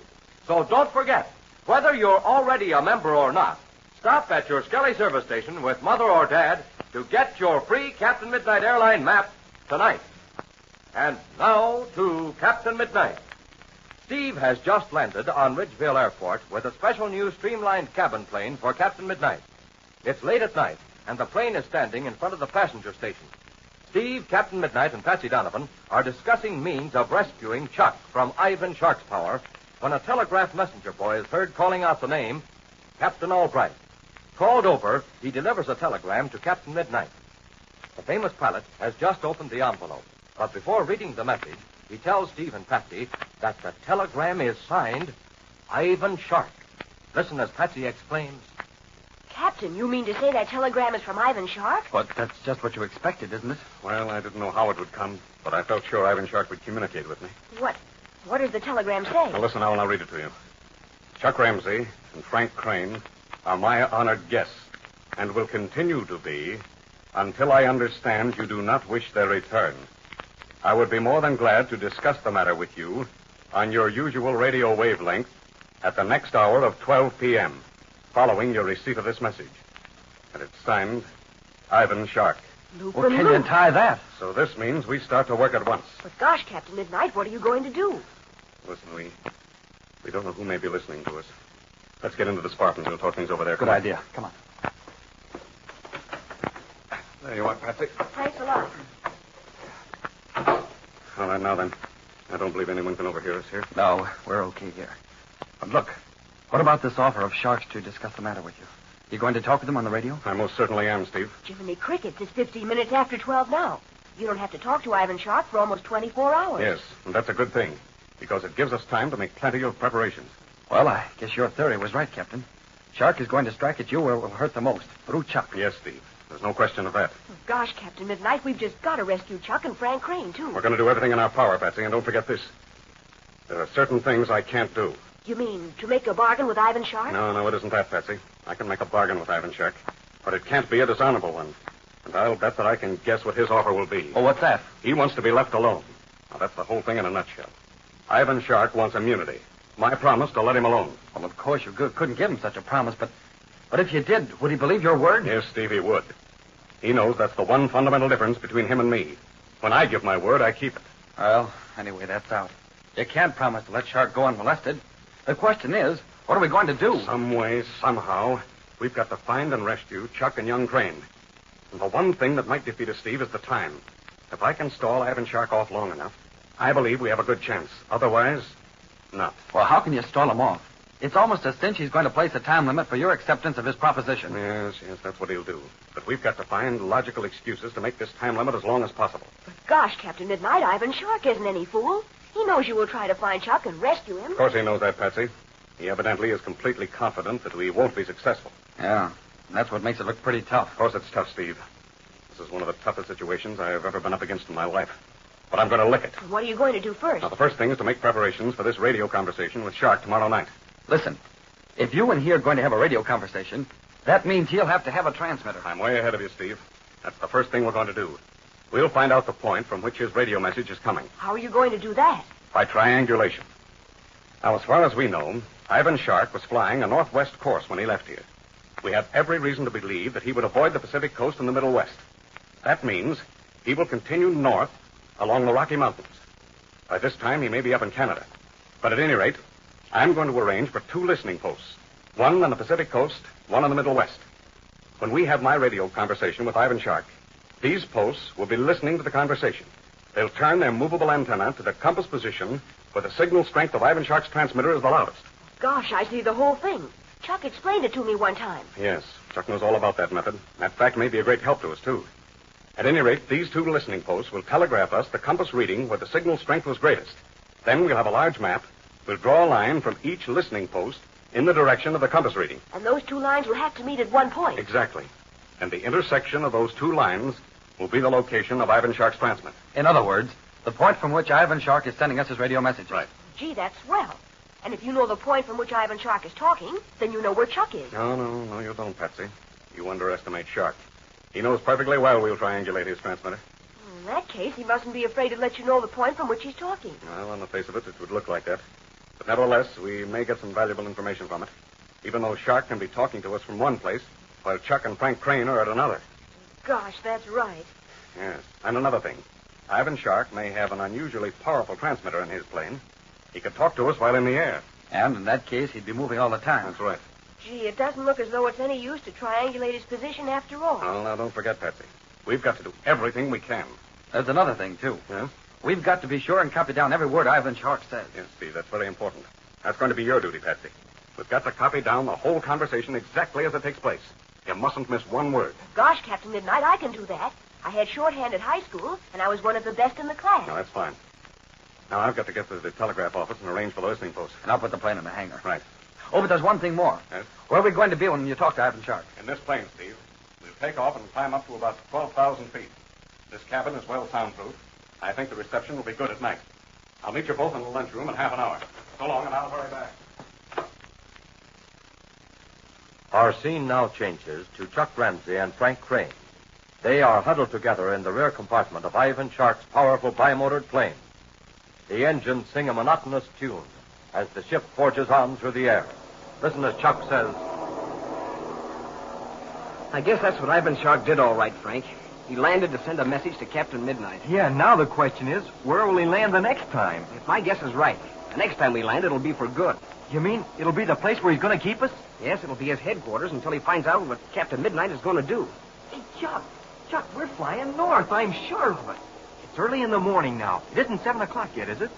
No, it's 5 minutes to 7. And through this crack in the center of the floor, I can see the shadows made by the ridges and hills. We know the sun is in the east, and the shadows all go toward the west. And we know which way the ship is pointed in relation to the shadows. It's north, all right. There isn't any doubt about it. And judging by the length of time we've been flying, I think we must be over Canada. Oh, it's sure a wild country down below. I can tell you that. What are you looking so puzzled about? Oh, I'm racking my brains to try and figure out a way to get a message to Captain Midnight. Well, maybe. Hey, didn't you tell me, Chuck, that Shark will have to talk to Captain Midnight by radio? Yes, I think so. Well, in fact, radio is the only safe way for Shark to talk to Captain Midnight. Well, I was just thinking that maybe Shark will let you say something to Captain Midnight just to actually prove you're alive. Blazing beacons, Frank. You've hit on a swell idea. Now, I'll tell Ivan Shark that he's got to let me speak to Captain Midnight over the radio so as to convince Captain Midnight that I'm actually alive. Yeah, and that we're in Shark's power. Now then, if Shark will let me speak to Captain Midnight, how can I say something to Captain Midnight that'll give him a clue as to where we are? Oh, gosh, that'd be awful tough to do. Because Shark would be listening to every word you're saying. And besides, we don't know where we are ourselves. I know. It looks impossible, but I'm going to try it just the same. Hey, what's that you're looking at? That thing in your hand. Oh, it's a coin, Frank. A sort of good luck piece. Captain Midnight has one just like it. See, it's got a 3-bladed propeller on it. Oh, yeah. And what's that strange word on it? That word is Kobrulhofa, and it means a lot of swell things. Here, maybe you can figure them out for yourself. Oh, gosh, what kind of things? Oh, good qualities, like courtesy, for example. You see? Hey, wait. I've got an idea. Courtesy and Kobrulhofa both start with the same 2 letters, C and O. Well, go on, Chuck. What are you getting at? Well, Captain Midnight has one of these coins, too, and so has Patsy Donovan. So maybe I can figure out a message using this coin. Using this word Kobrulhofa, so they would get what I'm driving at. Oh, gee, Chuck, that's a great idea. Well, the first thing to do is to find out where we are. That is, when we get there. Watch it, Frank. Someone's at the door. I wonder what's going to happen now. Chuck Ramsey, you come with me. What do you want? My master, Ivan Shark, wished to speak to you. You come along, forward. Keep your chin up, Frank. I'll be back soon. All right, Fang. Lead the way.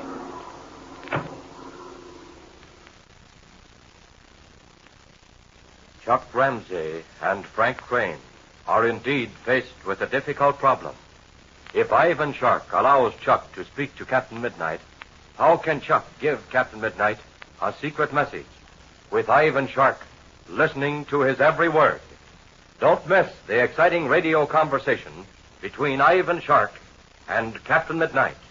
Tune in to Captain Midnight. Say, do you know how many airlines there are in the United States? Do you know what routes they fly? What cities they serve? Do you know what kind of airplanes they use and all the important facts about them? Well, all these things are on Captain Midnight's big airline map of the United States. Boy, it's a big wall map, printed in 3 colors, 11 inches high and 17 inches wide. It's absolutely free to members of Captain Midnight's 1940 Flight Patrol. And if you don't belong now, you can join free at your Skelly service station and get your free airline's map right away. So stop and see your Skelly man the next time you're out riding in the family car. Tell him you want your Captain Midnight airline map, and he'll give you your free copy right on the spot. Remember, it's absolutely free to every member. So if you're not a member now, join tonight.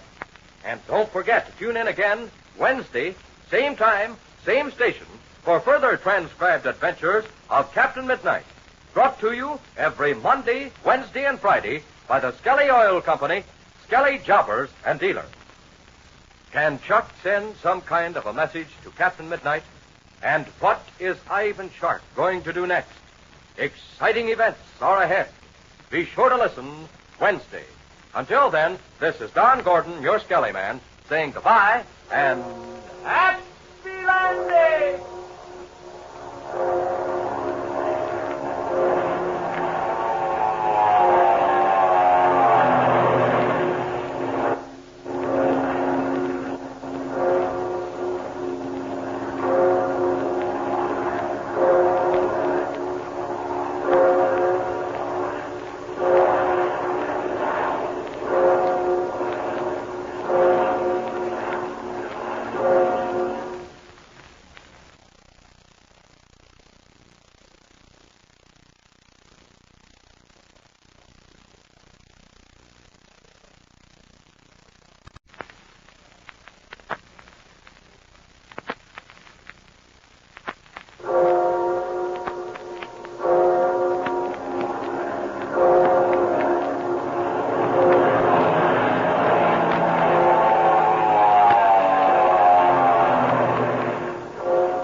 The Skelly Oil Company presents Captain Midnight.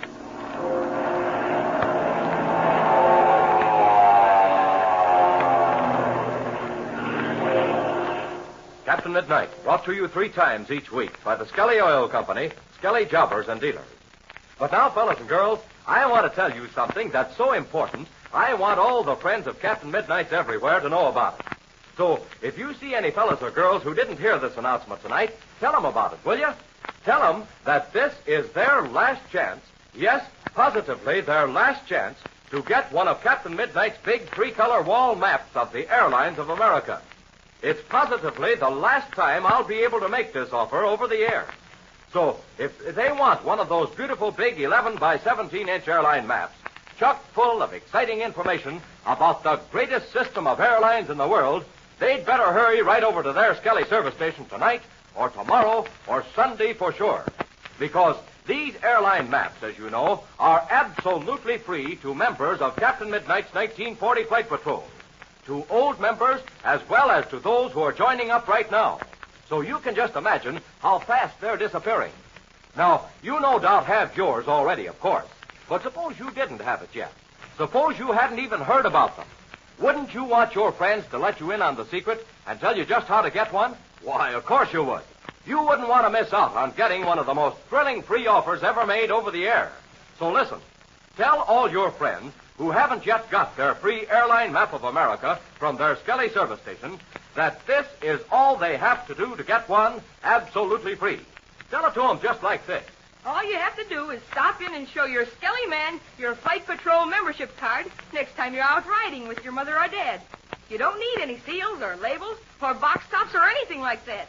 You just show your Skelly man that you're a member of the 1940 Flight Patrol, and he'll give you your Captain Midnight airline map absolutely free.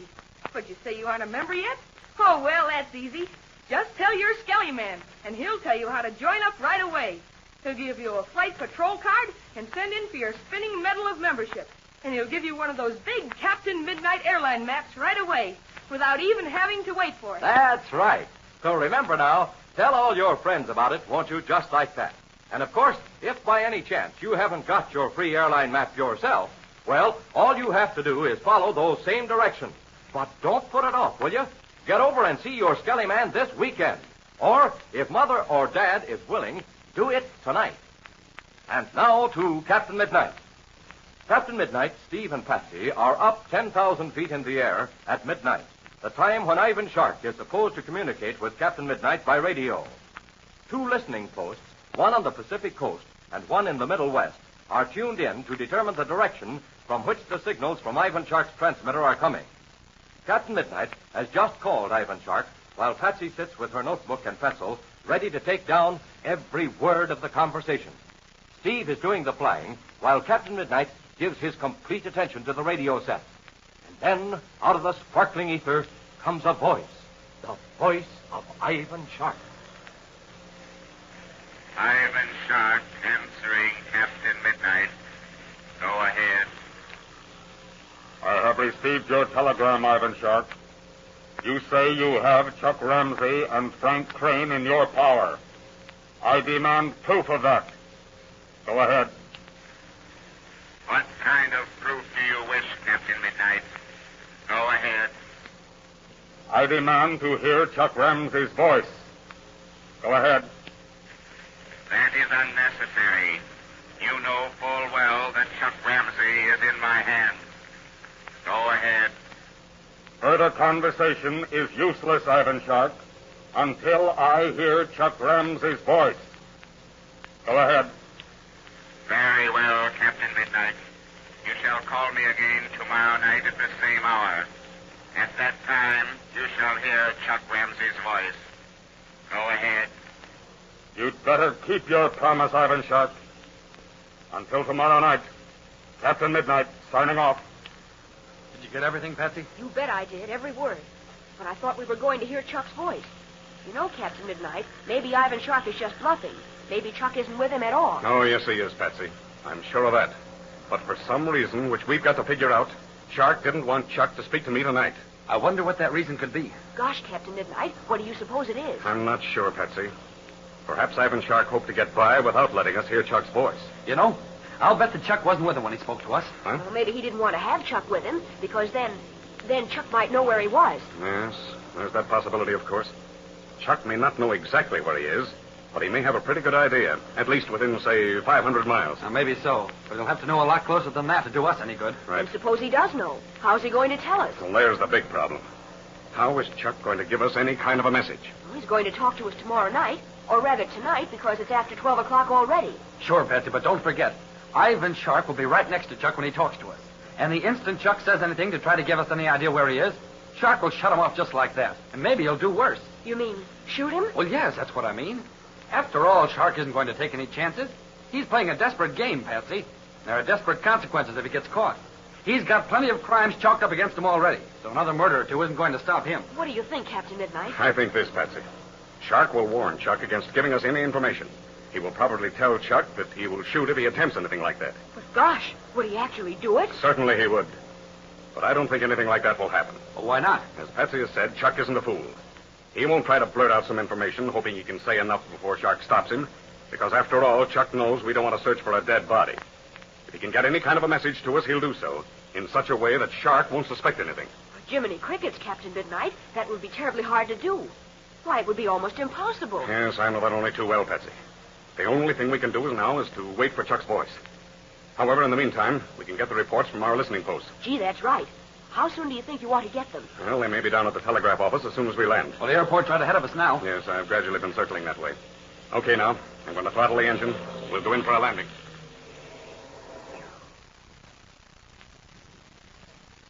Got a telegram from each listening post. Now then, let's look at our map. Our first post is on the Pacific coast. Here we are. I'll put it down at the proper position. It isn't very far from Santa Barbara, California. All right, now then. While we're at it, I might as well put a mark for the second post. Here it is. Say, that's quite a distance east, isn't it? Why, it isn't very far from Chicago. That's right. Now then for the messages. The first one from post number 1 says, signal strength greatest at 5 degrees. Loop and loops. Well, that's almost straight north from Santa Barbara. Yes, just a little bit east of a straight north line. Okay, here's a protractor. Right. I'll put the center on 0. That's 0 or straight north. I'll put a mark at 5 degrees. Mm-hmm. That's the stuff. Now then, Patsy, I'll draw a line way up almost to the Arctic Ocean. The northern end of it will be on that big island, Victoria Island. There. Now for the second message. Well, it's bound to be a high number of degrees. That's right, Steve, because the direction from the second listening post has to be northwest. Right you are, Patsy. And here's the message from the second post. Signal strength greatest at 320 degrees. Come on, Steve, with the protractor. I can hardly wait. Don't be in such a hurry, Patsy. I've got to be exact. There. And now she's all right. Good. Now I'll make a mark with the point of the pencil at 320 degrees. Then draw a line like this. Jiminy crickets. Look at that. Why, the intersection of those lines isn't so far north after all. No, it's plenty north, I can tell you that. Now, look, it's considerably north and west of Reddington. Reddington? Well, I've heard of that. Certainly you've heard of Reddington, Patsy. It's a well-known city of Alberta province. And there's something else about Reddington, too. It's considered to be a jumping-off place for expeditions up into the northwest. Mm-hmm. Do you know anything about that country, Captain Midnight? Oh, a little bit, Patsy. I flew once from Reddington to a point above the Great Slave Lake. And from there I continued north to the mouth of the Mackenzie River. Mouth of the Mackenzie River? Why, there, now I see it. Why, it empties into the Arctic Ocean. Yes, Patsy.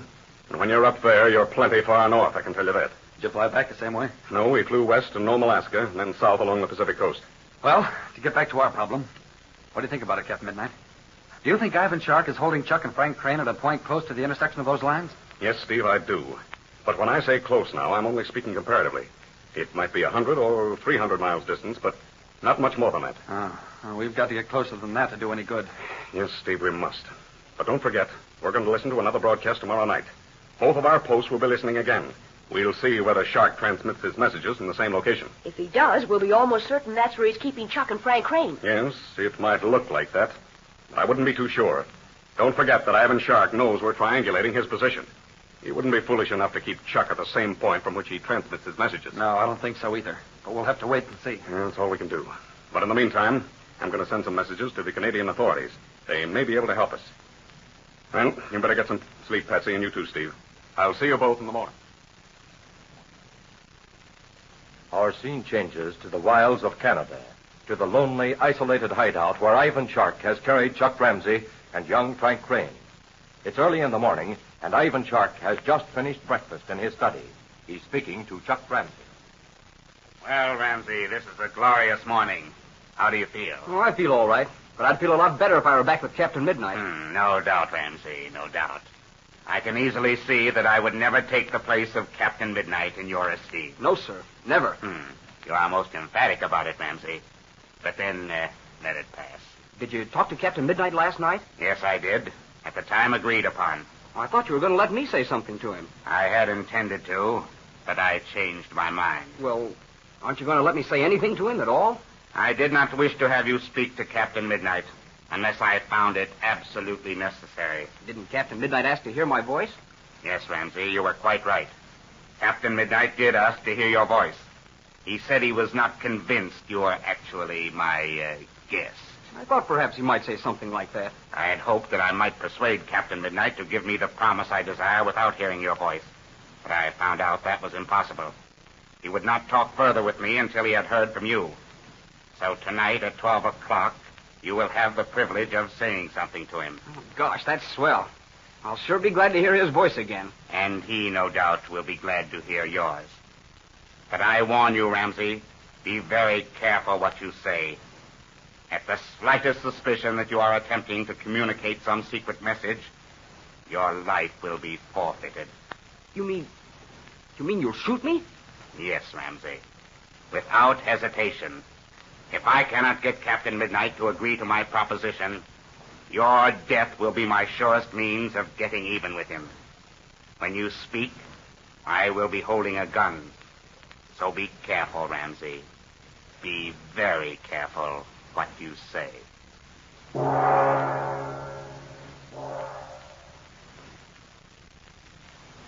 Well, at last, Chuck is going to have the opportunity for which he has been waiting. Ivan Shark has promised that Chuck can speak to Captain Midnight over the radio. But what can the young pilot say to help Captain Midnight locate him? You won't want to miss the ingenious method by which Chuck does send a message to Captain Midnight. Listen to Captain Midnight. Say, what if somebody that you considered a friend of yours knew something that you ought to know and wouldn't tell you about it? Oh, you wouldn't say that person was a very good friend of yours, would you? Well, if you want to prove that you're a real friend, you better tell all the fellas and girls you know about Captain Midnight's big free airline map of the United States. Because this is their last chance to get one absolutely free. So tell them, won't you, to call at the Skelly service station with Mother or Dad this weekend for sure to get one of those free airline maps. They can even join the flight patrol and get a map at the same time if they don't belong now. But whatever you do, be sure you get one of these swell airline maps of America at your Skelly service station right now before they're all gone. You'll be sorry if you don't get one because, believe me, they're swell. Now, don't forget to tune in again Monday, same time, same station, for further transcribed adventures of Captain Midnight, brought to you by the Skelly Oil Company, Skelly Jobbers and Dealers. Will Chuck Ramsey be able to send any kind of a secret message to Captain Midnight when Chuck talks to him over the radio? What will Ivan Shark do next? Be sure to listen Monday. Until then, this is Don Gordon, your Skelly man, saying goodbye and happy landing!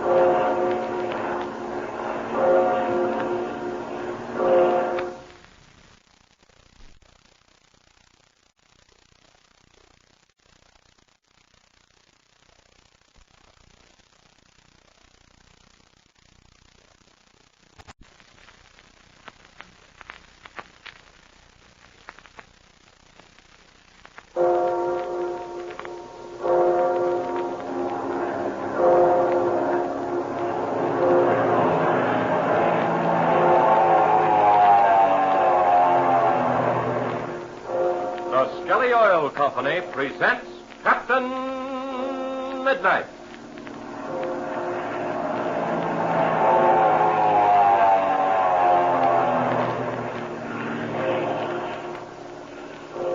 Captain Midnight, brought to you 3 times each week by the Skelly Oil Company, Skelly Jobbers and Dealers. Say, how many of you fellas and girls are going to be airplane pilots when you grow up? Raise your hands, will you? Hey, boy, oh boy. Look at those thousands of future flyers listening in tonight. Well, now, here's something every young future flyer should know. An airplane pilot has to learn to watch the weather. The weather is very important in aviation. So airplane pilots study the weather reports every day. They try to find out just what the weather is going to be like ahead of time so they can be prepared for it. Well, that's something you should be doing right now. Watching the weather and reading the weather reports to help Dad keep the family car prepared for the weather ahead. You should be listening to the daily reading of the weather forecasts on the radio just as closely as airplane pilots do, so you can tell Dad what kind of weather to expect for the family car. And why is the weather important to your family car? Well, for a number of reasons. Any day now, it'll be time to change over to summer weight oils and gear lubricants. Time to bring the family car into your Skelly service station to have it made ready for spring weather. Your Skelly man knows just the kind of oil and gear lubricants you should have in your car for your weather. And he has the exact grade of Skelly Tagoline motor oil and lubricants that your car needs. But it's your job to watch the weather so you can tell Dad when it's time to stop in for a spring lubrication checkup at your Skelly service station. So remember how important the weather is, you young future airplane pilots, won't you? And remember, too, that your Skelly man is the one who knows how to take care of your car in every kind of weather. And now to Captain Midnight. You'll remember that in the last adventure, Ivan Shark promised Chuck Ramsey that the young pilot would have an opportunity to say something to Captain Midnight over the radio to prove that he actually was in Shark's power. It is now early in the morning, just after Chuck has had his talk with Ivan Shark. The servant, Fang, has ushered Chuck to the room where he and young Crane have been kept behind locked doors. Listen. Oh, gosh, Chuck, you're back quick. What happened? It's true, Frank, it's true. I'm really going to talk to Captain Midnight tonight. Hey, honestly, Chuck? Do you actually mean it? Absolutely, Frank. Ivan Shark just promised me that I would. Oh, but gosh, Chuck, from what you told me of Ivan Shark, how can you trust him? You thought he was going to let you talk to Captain Midnight last night, but he didn't. Oh, gee, Frank, you're right. Maybe he'll go back on his word. But no, he won't. He can't. Why not? Well, don't you see, Frank? Ivan Shark wouldn't let me talk to Captain Midnight if there was any other way for him to get what he wants. There isn't, don't you see? Oh, gosh, Chuck, I guess you're right. He's got to let you talk to Captain Midnight. It's just as we thought. I know that from what Ivan Shark said. Captain Midnight told him that he'd have to hear my voice so that he'd know that I'm in Ivan Shark's hands. Well, the next thing is, what are you going to say to him? Oh, that's the thing that's got me stuck, Frank.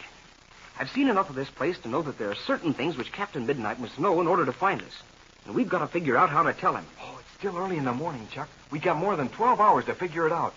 But, well, to tell you the truth, I just don't see how it can be done. It does seem impossible.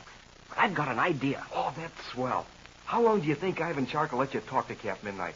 If all he's going to do is let Captain Midnight hear your voice, well, then he may only let you say a couple or 3 words. Oh, then we're sunk, Frank. I got to say a lot more than that to get any kind of a secret message through to him. Well, how many words do you think Shark will let you say? I don't know. But I'm not going to ask him. I'm going to say as much as I can before he shuts me off. I ought to get in at least 50 words. Oh, that's an awful lot, Chuck. I don't think Shark will let you say that much. Oh, I don't know. You can say 50 words in a pretty short time. Well, you can't try to say them too fast, because then Captain Midnight might not hear them all. And that, Frank, is terribly important. Captain Midnight has got to get every word. If he should miss even one, it would ruin the whole thing. And something else, too. If I try to talk too fast, Ivan Shark would get suspicious. He'd suspect that I had some particular reason for talking so fast. Yeah, Chuck, I guess you're right. Hey, but tell me, what did you mean by saying that if Captain Midnight didn't get every word, it'd ruin the whole thing? Captain Midnight once told me about a method which is sometimes used to convey secret messages in a seemingly innocent letter. Oh, tell me about it, Chuck. How in the world are you going to do it? Do you really believe there's any chance? Yes, Frank, I think there is. But it means a terrific amount of work. Well, I just can't see how you're going to do it. You remember I told you about this good luck coin I have in my pocket? Oh, you mean the one with the 3-bladed propeller? Yes. And you remember what... Oh, well, here it is. I told you about that word Kobrelhofer. Oh, sure, Chuck. I'm looking at it right now. In order for 2 people to send a secret message to each other in a letter or some other communication, they usually use a word or a phrase that's known to each other very well. Oh, sure, Chuck. I see. So in this case, I'm going to try to use the word Kobrelhofer, because it's so well known to both Captain Midnight and myself. But I sure don't see It's like this, Frank. We got to use the letters of the word Kobrelhofer as the means of sending a message. Oh, you mean each one of the letters in the word Kobrelhofer is the first letter of a new word in the secret message? That's exactly what I mean, Frank. Now, for example, here are some of the words that we've got to get across to Captain Midnight. Now, we've only got a little over 12 hours, so we've got to get busy. Now then, here's the most important. And now our scene changes. It's shortly after 11 o'clock that night on Ridgeville Airport. Captain Midnight's new Spartan cabin plane is standing in front of the Southwest Airlines hangar, ready for a takeoff. Steve and Patsy Donovan are seated in the cabin waiting for Captain Midnight. Let's listen as Steve says. Now, Patsy, Captain Midnight thinks there's a chance Chuck may try to broadcast some kind of a secret message to us. So you've got to be sure to write down every single word that Chuck says. Gosh, Steve, wouldn't that be wonderful if he could? And don't worry, I won't miss a thing. Well, anyway, if Chuck can, you can see how important it is to get every word he says. Gosh, I'll do my best, Steve. But I still don't see how Chuck could send a secret message to us with Ivan Shark standing right beside him. Well, it does seem impossible. But then Captain Midnight says it's been done before. But Chuck hasn't had any experience doing anything like that. Well, that's what I told Captain Midnight. But he says that he once told Chuck of a method that spies sometimes use in sending messages and letters. Gee, you mean by invisible writing, like Chuck's father did on that map? No, Patsy, nothing like that. Because letters are often examined in an infrared machine. Any kind of invisible writing would show up at once. Oh, but how in the world do they send a secret message then? Well, there's nothing hidden at all. It's just as if you were to write a letter to me, and the letter seems to mean one thing, whereas actually there is a secret message using the same words that appear to be innocent. Looks, what do you know about that? Well, Captain Midnight says it's done usually by using certain regularly spaced words in the message. You mean like a crossword puzzle? No, Patsy, not like that. You count from the first word in the message, and maybe it'll be the 5th word. Then you count through, and every 5th word is the word in the secret message. Jiminy crickets, I never heard of anything like that. Well, it doesn't have to be every 5th word. Sometimes it's the 6th, or 7th, or 10th, or maybe even the 15th. Why, sure, I begin to see now. You just take those certain words out of the letter, and there you have your secret message. That's the idea. Oh, here comes Captain Midnight now. Well, we're almost ready to take off. Is the ship full of gas, Steve? Every tank is full, Captain Midnight. The oil is okay, and I checked everything else, too. That's fine. Let me see what time it is. It's 10 minutes after 11, Captain Midnight. So I see. Now, we'll take off in a couple of minutes. I want to climb up to 10,000 feet before we start talking to Ivan Shark. Are the 2 listening posts all set? Yes. I got telegrams from them while I was talking to Pinky Drake and Slim Pool. Oh, say, did you ask Pinky and Slim about that country there up in Canada? Yes, Steve, I did. And it seems that Pinky once prospected up in that country. He and another fellow were up near the headwaters of the Peace River. Gee, that's swell. Then you're going to take them along with us when we go up there? That's the idea, Patsy. Well, when do we leave? Well, we may leave immediately after our conversation with Ivan Shark tonight. Now, if we do, we'll land, gas up, pick up Pinky and Slim, and be on our way. But it all depends on what happens during the next hour. We'll have to find out here from the listening post before we leave, won't we? Yes, we will. It's very important. I've arranged with the telegraph company to get the messages from the listening post through as quickly as they can. We'll no doubt receive them soon after we get back in the ground. Do you think Ivan Shark will talk from the same position tonight that he did last night? Well, I can't tell about that, Patsy. Shark is very clever. He knows we're triangulating his position, and he's going to do everything in his power to fool us. Well, he might send his message from the same place tonight just to make us think that that's where he is. Uh-huh. It's using your head, Steve. Ivan Shark may do just that. But there's no use speculating about it now. We've got to be in the air. I'll start the engine. We'll take off.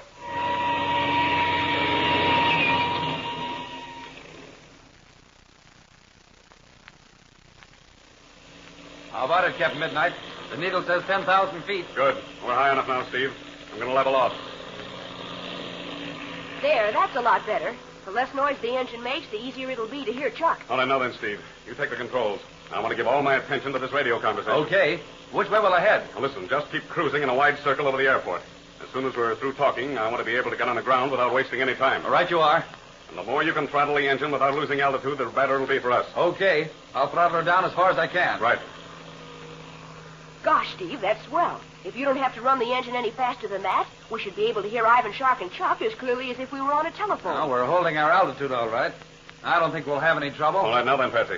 Are you all ready? Yes, I am, Captain Midnight. I've got my pad here and 2 extra pencils in case I break a point. All right, that's fine. And I want you to miss a single word, Patsy, particularly when Chuck begins to talk. I'll try not to miss a word, Captain Midnight, because Steve says you think there's a chance Chuck may try to send us a secret message. Well, it's a faint hope, Patsy. It all depends on Chuck's circumstances, whether he's been able to see anything and so forth. And there's another thing, too. Yeah? If Chuck has to speak to us without knowing beforehand that he's going to, it's going to make it awfully tough. Yeah, it's a possibility, Steve. And if that proves to be true, there won't be any chance for a secret message. All right, now. Better be getting ready here. Well, according to the clock in the instrument panel, we've only got a half a minute to go. That's what my watch says, too. Well, now, wait a minute. Let's take a last look around and see that we haven't forgotten anything. I'm all ready. So am I. Okay. All right, now. According to the second hand, it's almost 12. All right, here goes. Captain Midnight, calling Ivan Shark. Captain Midnight, calling Ivan Shark. Go ahead. Ivan Shark answering Captain Midnight.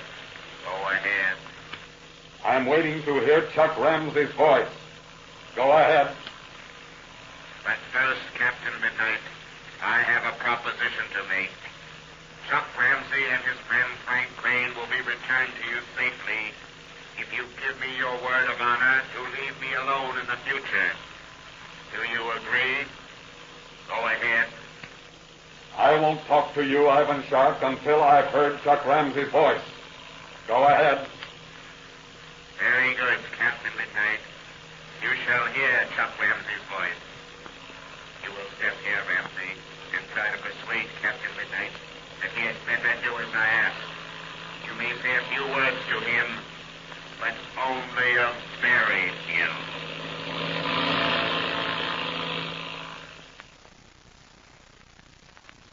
Chuck Ramsey's voice is about to be heard by Captain Midnight, Steve, and Patsy. But what will he say? Chuck and Frank Crane have had over 12 hours to work out some kind of a secret message to send to Captain Midnight.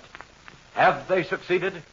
You must not miss Chuck's speech in the next exciting adventure of Captain Midnight. Now, here's something you shouldn't miss, too, because it's a chance for you to show Dad you really know something about driving. The next time you're out riding in the family car, you ask Dad or whoever's driving how long it's been since you've changed the oil in the crankcase. Well, if it's been some time, then there's your chance to say, listen, Papa, let's try Skelly Tagolene this time. The motor oil that's made to stand abuse. Now, that idea will appeal to Dad, I know, because if there's anything every motorist wants, it's an oil that will stand abuse, an oil that will hold its body and keep on protecting your motor mile after mile without thinning out till there's nothing left. And that's why Skelly Tagoline is such a popular motor oil. It proves by mile after mile of tough going at high speeds and high temperatures that it's really made to stand abuse. So remember, try Tagoline tonight or the next time you change oil. Stop at your Skelly service station and ask for Skelly Tagoline motor oil.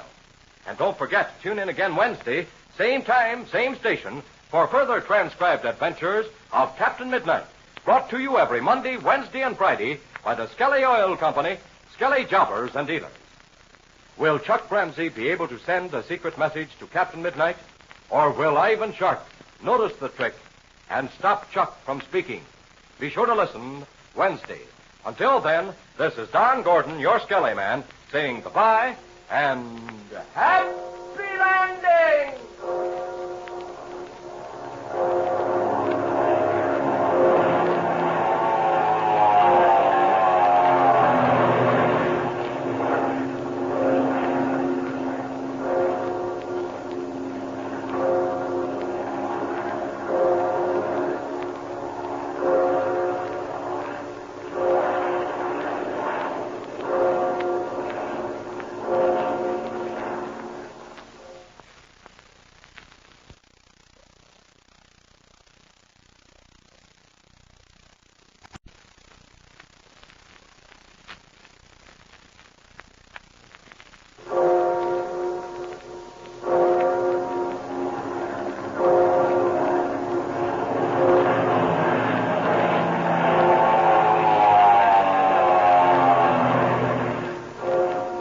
Skelly Oil Company presents Captain Midnight.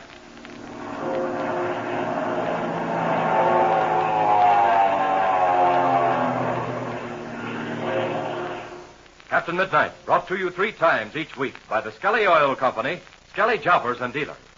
But first tell me this, all you wide-awake Flight Patrol members. How's the weather in your part of the country? Well, I know you're watching the weather very closely, as every young future flyer should. Because, as we said last time, that's what every good airplane pilot does. He watches the weather every day, studies the weather reports, listens to the weather forecasts on the radio, so he'll always be ready for the weather ahead. Now, the month of March is just about half over, and spring will soon be here. The weather will be changing mighty fast now, and it's mighty important for cars as well as for airplanes to be prepared for the changing weather. It's been a long, hard winter for your family car. There are probably a lot of things that ought to be checked over, especially the lubrication. The motor oil probably needs changing. The gear lubricants ought to be checked. The battery should be tested. And lots of other things a person is apt to let go too long during cold weather. So listen, fellas and girls, as wide-awake young members of Captain Midnight's 1940 Flight Patrol, why don't you make yourself the family weather observer? And when you see the weather getting warmer and signs of spring here and there, just remember to remind Dad to stop at your Skelly service station for a spring checkup of the family car. Your Skelly man knows just the right weight of Skelly Tagoline or Uniflow motor oil you should have right now for your weather. He'll see that your car has the gears properly lubricated. Put plenty of pure distilled water in the battery and take care of all the other things that ought to be checked over on your car. But your Skelly man can't do anything for you unless you stop in and see him. So it's up to you to have Dad or Mother stop at your Skelly service station as soon as you see it's time to make the family car weather right for spring. Remember, when the weatherman says the word, it's time to see the Skelly man. And now to Captain Midnight.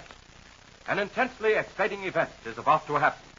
Captain Midnight, Steve, and Patsy Donovan are flying at 10,000 feet over Ridgeville Airport at 12 o'clock at night. Captain Midnight has just called Ivan Shark by radio, and the criminal has answered, demanding that Captain Midnight give his word of honor to leave Ivan Shark alone. But Captain Midnight tells Shark he'll not talk to him until he hears Chuck's voice. The criminal then orders Chuck to step up and say a few words to Captain Midnight. Listen as Captain Midnight says into the microphone. I don't hear Chuck's voice yet, Ivan Shark. Go ahead. Here he is, Captain Midnight. Go ahead, Ramsey. Ready, Patsy. Catch every word he says now. Hello, Captain Midnight and everybody. It sure seems a long time since I have seen you and the old home in Black Gulch. I'm feeling fine. This is on my word of honor. Do as Ivan Shark asks, flying to any point he says as swiftly as an arrow. Ivan Shark is a snake, a cobra, but I guess you... That's enough, Ramsey. Remember what I said I would do if you do not obey me. Just as you say, Ivan Shark. Now then, Captain Midnight, you have heard Ramsey's voice. Are you satisfied? Go ahead. Yes, for the moment I am. But I must have time to think over your proposition. Go ahead. Come now, Captain Midnight. You are stalling for only one reason. I will give you just 24 hours until 12 o'clock this next night. Then I will call you for your answer. Needless to say, if your answer is no, you will never see Chuck Ramsey and Frank Crane again. Go ahead. I understand, Shark. I will speak to you in 24 hours. Go ahead. Very good, Captain Midnight. Ivan Shark, signing off. All right, quick, Steve. Throttle that engine and head for the ground. Right you are. I got every word Chuck said, Captain Midnight. Now, that's splendid, Patsy. I think I could repeat every word of it myself. And me, too. Gosh, Captain Midnight, it sure didn't sound as though Chuck was sending a secret message. He didn't take very long. But that's where you're wrong, Patsy. I'm convinced there's a secret message included in what Chuck said. We'll analyze it as soon as we get on the ground. Well, the thing I'm worried about is that we only have 24 hours to do something. Why, even if Chuck did get a secret message through to us, what can we do in 24 hours? We can fly a long distance in 24 hours, Steve. Especially in this new Spartan of Captain Midnight. You bet we can, Patsy. But as far as I'm concerned, we're going to stay right here. Stay right here? But Jiminy Cricket's Captain Midnight. Well, maybe then it'll be too late to help Chuck. No, it won't, Patsy. Ivan Shark is clever, but he's slipping up a little. Now, after I talk to him tomorrow night, he's going to give me some more time. And if I can get enough time out of him, we'll have a good chance of rescuing Chuck and Frank Crane before the time limit's up. Say, Steve, is there a broadcasting station in Ridgeville? Oh, sure there is. The local newspaper owns one. Good. I want to get a hold of a good radio actor or an announcer. Lupin Loops. What in the world do you want with them? After breakfast in the morning, we're going to spend a lot of time listening to voices. I want to find out who can duplicate my voice. Jiminy Crickets. I begin to get the idea. You're going to have someone else talk to Ivan Shark in your place. You guessed it, Steve. And if we can find someone who can duplicate my voice, I want you to arrange with Southwest Airlines for a pilot and plane to take this chap up. Their ships are equipped with radio transmitters as good or better than this one. Oh, that'll be a cinch. Gee, if we can only find someone who sounds like you, but I'll explain the whole thing to you both later. Right now, let's land this ship and get to a room where we can study Chuck's message and receive the telegram from the listening post. Right. Field's all clear below, Steve. I stick our nose down and let's get on the ground. Okay, Captain. Here we go. All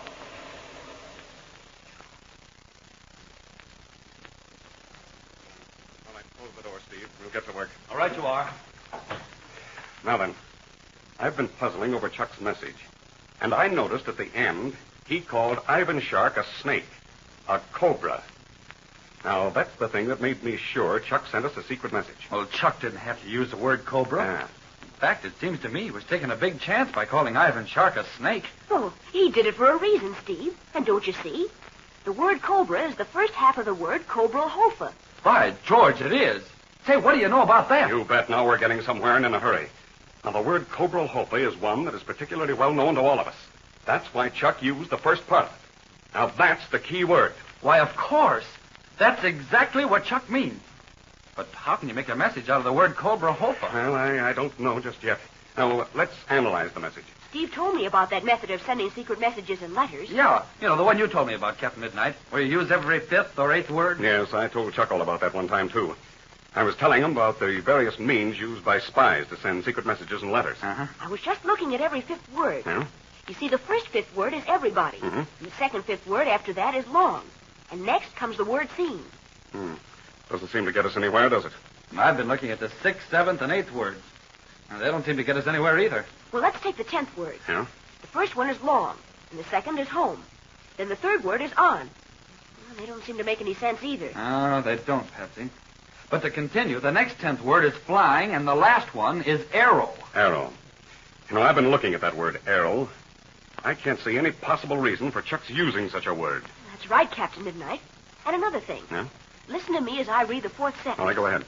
Do as Ivan Shark asks. flying to any point he says as swiftly as an arrow. Mm-hmm. I never heard Chuck talk like that before. Why, it doesn't even sound like him. Jiminy crickets. Maybe that's it. Maybe it wasn't even Chuck at all. No, that's where you're both wrong. It was Chuck. I'm positive of it. But you're right about one thing, Patsy. That fourth sentence doesn't sound like Chuck at all. And if Ivan Shark knew Chuck as well as we do, his suspicions would be aroused immediately. You're getting to something, Captain Midnight. What is it? Now, if Chuck could have talked the way he usually talks, he would have finished that fourth sentence by telling me to go to the point Ivan Shark wanted me to as quick as I could. Not as swiftly as an arrow. You're absolutely right, Captain Midnight. But why did Chuck say it that way? For some reason, Chuck wanted to use the word arrow. Now, we've got to find out what that reason is. And wait a minute. He also mentioned Black Gulch. Black Gulch? Mm-hmm. Loop and loops. We know Ivan Shark flew northwest. You don't suppose he's in his old hideout in Black Gulch, do you, Captain Midnight? No, I don't, Patsy, because our method of triangulation shows that he spoke from a point up in Canada. Well, maybe it's the old home, not Black Gulch, that's important. I think you're getting closer now, Steve. Now, let's take those 10th words again. I'll read them off slowly and distinctly. Now, here they are. Long, home, on, flying, arrow. Long, home, on, flying, arrow. That's right. What? Why, that sort of makes a little sense, doesn't it? Well, it would make sense if there was a place called the Flying Arrow. Wait a minute, Gosh, Captain Midnight, what is it? Well, yeah, do you see something else? I see something that's vitally important. Just as plain and simple as the nose in your face. I guess that's why I didn't see it for such a long time. Loop and loops, Captain Midnight, what is it? Yeah, what is it? Come on, tell us. Now, wait a minute. Now, look. Now, take a good look at those 5 words. Now, look. Long, home, on, flying, arrow. Don't you see? Well, I don't see anything more than we've already seen. Gosh, I've got it. The first letters. That's the stuff, Patsy. Don't you see, Steve? The first letters of those 5 words. And look. L-H-O-F-A. L-H-O-F-A. I still don't see what... Why, yes, now I do. They're the last 5 letters of the words Cobra Hopa. Right. Well, sure, Steve, that's it. Don't you see, Steve? Chuck called Ivan Shark a cobra, which is a word made up of the first 5 letters of Cobra Hopa. Then, in the message, every 10th word gives us the last 5 letters of Cobra Hopa. Right. Chuck is evidently trying to give us a message made up of words beginning with the letters that make Cobra Hopa. That's exactly what he's doing, Patsy. And the last 5 words of that message are long, home, on, flying, arrow. By George, we are getting somewhere now. But look, suppose you're right. How are we going to get to the first 5 letters of the message? Chuck will give them to us. But we may never hear from Chuck again. Oh, yes, we will, Patsy. I've got that all worked out. We'll hear from Chuck. Wait a minute. Come in. It's the messenger boy from the telegraph office. There's a couple of telegrams for you, Captain Albright. They came in one right after the other. Oh, thanks very much, son. Oh, here. Here, take this. Thanks an awful lot, sir. Is there any reply? No, son, thanks a lot. Yes, sir. Gee, I could hardly wait. What does the first one say? Now, wait a minute. Here it is. Well, this telegram is from post number 1 out on the Pacific coast. Greatest signal strength at 355 degrees. Well, what do you know about that? The point of transmission must be west of the previous one. You're right, Steve. We'll see whether the message from the second listening post bears that out. I can hardly wait. Well, here's what it says. Greatest signal strength at 350 degrees. Oh, that checks. Here's the map. I'll draw the first line right now. Well, go ahead. That makes the second position, the point where Ivan Shark broadcast this message, west of the straight north line. Mm-hmm. Yes, Patsy. There's a total difference of about 10 degrees. The difference in the degrees from the second listening post won't be as great. No, it couldn't be. All right, I'll draw the line. Go ahead. Those lines intersect almost straight west from the first point. Yes, and a rough guess would make them about 250 miles apart. All right. But look at that country. Near the headwaters of the Peace River, and boy, what rough country that is. Yes, I know it, Steve. It's plenty rough. But what do you think, Captain Midnight? Where do you think Chuck is? Right now, Patsy, if I were to make a guess, I would say that Ivan Shark is holding Chuck and young Crane at a place somewhere between the intersection of those 2 lines. Ivan Shark evidently flew east to make his first broadcast. Now he's flown west to make the second. But great guns, Captain Midnight. Just think of a territory as great as that. And so wild, too. Yeah. Why, it would take months to find where Shark is keeping Chuck. Ordinarily, Steve, that'd be true. But you forget that Chuck has sent us one secret message, and if I'm right, we'll get another one tonight at 12 o'clock. Can Captain Midnight be right? Will they hear again from Chuck that night? And will the young pilot succeed in getting through another secret message? Don't miss finding out how Chuck succeeds in sending a complete secret message to Captain Midnight. Say, just a minute now. Here's something I almost forgot to tell you. It's something that's awfully easy to forget, and that's just the trouble. How long has it been since you've checked the battery in your family car? Well, listen, that's mighty important, you know, so there's a way you can show Dad you're really wide awake. The next time you're out in the family car, just give Dad a reminder. Tell him you know that your friendly Skelly Man will be mighty happy to check your battery for you free of charge. He'll add some distilled water free, too. And if there's anything wrong with it, he can tell you mighty quick before it causes you serious trouble out on the road somewhere. So there's something worth remembering. The chances are it's been some time since your battery has been checked. So tell Dad to stop by your Skelly service station for a free battery inspection tonight. And don't forget to tune in again Friday, same time, same station, for further transcribed adventures of Captain Midnight. Brought to you by the Skelly Oil Company, Skelly Jobbers and Dealers. Chuck has sent part of his secret message to Captain Midnight. But can he send the rest? What will Ivan Shark do next? Be sure to listen Friday. Until then, this is Don Gordon, your Skelly man, saying goodbye and happy landing!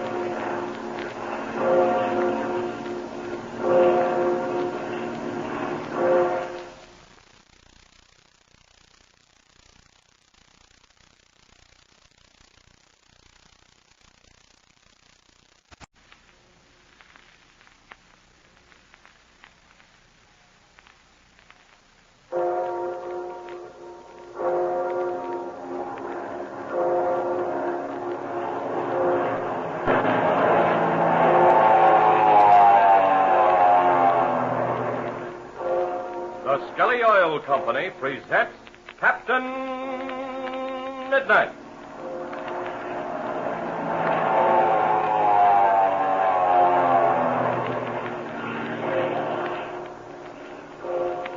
Captain Midnight, brought to you 3 times each week by the Skelly Oil Company, Skelly Jobbers and Dealers.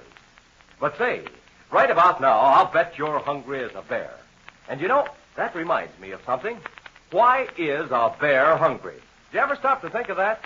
Well, sir, a bear is hungry, or I might better say a bear is hungriest in the spring, after he's gone practically all winter without eating. You see, that's why people started saying, gee, I'm hungry as a bear. Well, you know, I'll bet that's just about the way your family car feels. Just like a bear that's been holed up all winter long. I'll bet your family car is hungry as a bear for some good old Skelly Tagoline motor oil and Skelly Greasemaster lubrication. You see, spring is just around the corner now, and the family car has probably had a pretty hard winter. It's maybe just a wee bit tired out and logy feeling. Well, sir, the chances are just what it needs for a swell spring tonic is a crankcase full of good old Skelly Tagoline of a special grade to suit the weather in your own particular part of the country. The chances are it could stand some fresh summer weight gear lubricants, too, and maybe a good all-round lubrication job by a trained Skelly Greasemaster. Say, you've no idea what a spring treatment like that will do for a car that's sort of winter-weary. Tell Dad to try it tomorrow. Tell him to be sure and drive in to a Skelly service station where he sees the big red, white, and blue sign with the big letter S that stands for Skelly Service. If the family car is beginning to feel like an old bear that's just come out of winter quarters, you tell Dad you'll bet your Skelly man will soon have it feeling playful as a year-old cub. Yes, sir, your Skelly man knows just what to do for winter-weary cars. To fill them up full of the joy of living in springtime. So tell Dad to stop at your Skelly service station tonight or tomorrow. And now to Captain Midnight. Chuck Ramsey and the young student pilot, Frank Crane, are in Ivan Shark's power. Chuck has already succeeded in getting a secret message, or part of one, to Captain Midnight in the few words that Ivan Shark allowed Chuck to say over the radio. It is now afternoon of the next day. Ivan Shark is seated in his library studying a large-scale map on the wall. Listen.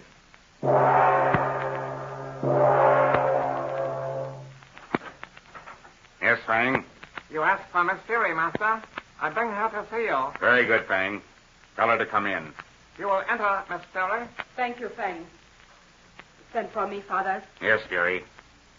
We are approaching a critical point in our deal with Captain Midnight. and I wish to speak to you. That will be all for the present, Fang. Yes, master. Captain Midnight is to give you his answer tonight, is he not? Yes, my dear. At 12 o'clock tonight.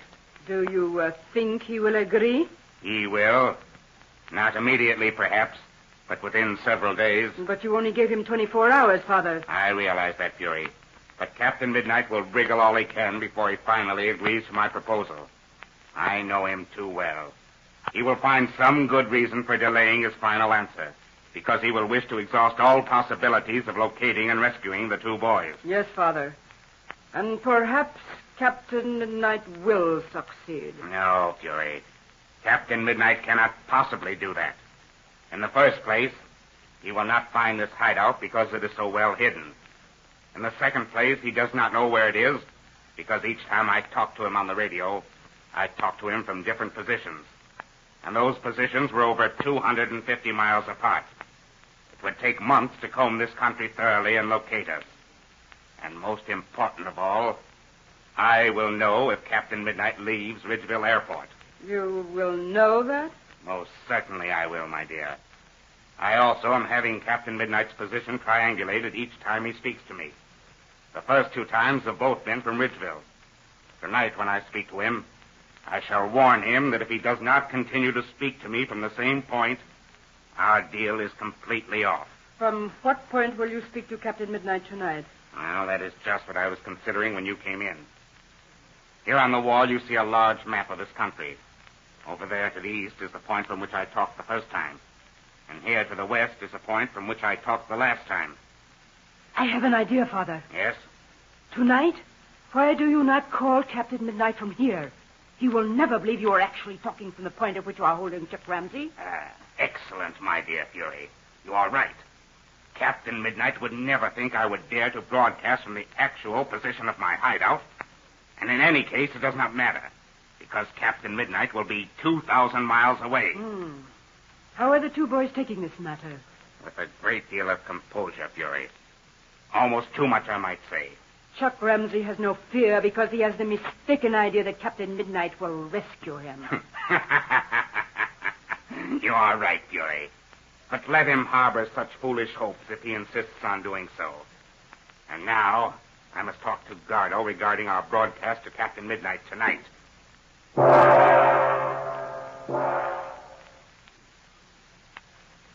Not far away, behind locked doors, are Chuck Ramsey and young Frank Crane. They're talking together in low tones. Let's listen as Chuck says... No, Frank, it's like this. Ivan Shark is merely trying to deceive Captain Midnight as to the location of this hideout. But gosh, Chuck, even if Captain Midnight does know the positions from which Shark has been broadcasting, that's going to help him find us here. Yeah, that's the whole trouble, Frank. Captain Midnight will have an idea of the general region, but it won't help him much in locating this exact spot. Why, Chuck, it'd take months to find this place. I know it. And I'll bet you one thing. I'll bet that after the first talk Captain Midnight had with Ivan Shark, after Captain Midnight found the location from which Shark was talking, that he sent a message to the Canadian authorities. Why, I'll bet the mounted police are trying to find us right now. Boy, they're good, too. Why, I've heard they never give up until they found their man. That's true, Frank. They're just like our American Bureau of Investigation. And the only trouble is, Shark will be gone when they find this place, and you and I won't. Oh, well, we'll just have to hope for the best. Gosh, Chuck, I hate to think of Mother and Dad. Well, now, listen, Frank. You just get any ideas like that out of your head. We're going to find some way to beat Ivan Shark at his own game. I got one message through to Captain Midnight last night. And if I get a chance to talk to him again, I'll get another one through to him. Oh, yeah, have you got it all worked out, Chuck? You bet I have. And if I can get to talk to Captain Midnight this time, I think he'll begin to catch on. Oh, gosh, Chuck, do you suppose Ivan Shark was suspicious last night? From what you said, he sure must have cut you off quick. Yes, he did. But I was lucky in one respect. He didn't stop me before I got the word Cobra. That was the most important thing. And you had the rest of the letters in the message? Yes, every 10th word. Oh, here's the message I got fixed up if I get a chance to talk to Captain Midnight tonight. Now, this is how it goes. And many miles away, on the edge of the Ridgeville Airport, 5 persons are gathered in a small room in the Southwest Airlines terminal building. Captain Midnight is standing by a table, around which are seated Steve and Patsy Donovan and the old miners, Pinky Drake, and Slim Poole. Captain Midnight is speaking. Listen. Now, I've asked the four of you to come to this room because I wish to explain what our next move will be. We've now arrived at the critical point in our attempt to rescue Chuck and young Crane. The events of the next 24 hours will probably spell success or failure. Is the Spartan ready for a long flight, Steve? Yes, Captain Midnight, it is. The tanks are full and the water in the ship have been checked. The list of supplies you gave me are packed in the baggage compartment. Good work, Steve. Now then, Pinky and Slim, have you two everything you need? You're darn tootin' we have, Captain Midnight. Slim and me's all set to fight them Canadian wilds for a couple of months. And we're sure hankering for some action, Captain Midnight. Good. Now then, I'm going to do some explaining. You were all with me at the broadcasting station this morning. You all agreed the man we finally picked has a voice so close to mine that no one could tell the difference over the air. Sure and shooting. I sure done thought it was you I was listening to. It's the darndest thing I ever heard in my life. I wouldn't have believed it possible. He could have sure fooled me all right. Well, I don't think we could have done better. Now, here's the plan. When we take off tonight, we'll be all set for a long flight. I'll hold my conversation with Ivan Shark at 12 o'clock over this airport. By 8 o'clock in the morning, if the weather is okay, we should be close to the Canadian border. We'll stop at an airport, which I've selected, and refuel. Then we'll go on to Reddington, which we should reach by noon. After reaching there, I'll confer with Northwest police officials, and we'll decide on the next move at that time. Gosh, all hemlock, Captain Midnight. I sure don't get the idea what this here radio actor's going to do. I'll explain that to you, Pinky, because I want you all to understand what's going on. As you know, I've had listening posts checking the positions from which Ivan Shark has been talking. Well, he's probably checked on me, too. As long as he believes I am remaining here at Ridgeville, he feels perfectly safe. So you want this actor here to speak for you so that Shark will have the transmitter triangulated, and he'll think you're still here at Ridgeville Airport. Right, that's the whole thing. That's why I asked you to arrange with Southwest Airlines for a plane. It's all been taken care of. The ship will be ready to go up at any time. Good. But gee, Captain Midnight, there's one thing I can't understand. Oh, what's that, Patsy? Ivan Shark only gave you 24 hours. That will be up at 12 o'clock tonight. You'll have to give him your answer, won't you? Well, I've got that all worked out, Patsy. Let's get to the plane now. And when you hear me talk to Shark at 12 o'clock, you'll understand. All right, come on now, let's go.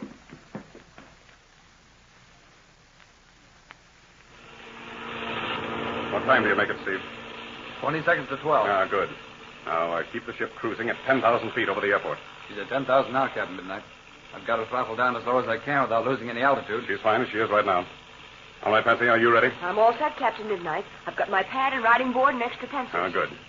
Now, remember, I'm going to ask to talk to Chuck again. And if I do get to talk to him, you've got to get every word he says. I won't miss a word, Captain Midnight. I'm sure I won't. Is there anything Slim and me can do, Captain Midnight? No, not a thing, Pinky. You and Slim sit quiet and listen. You darn tootin' we will. All right, now. 12 o'clock. I'm tuning in.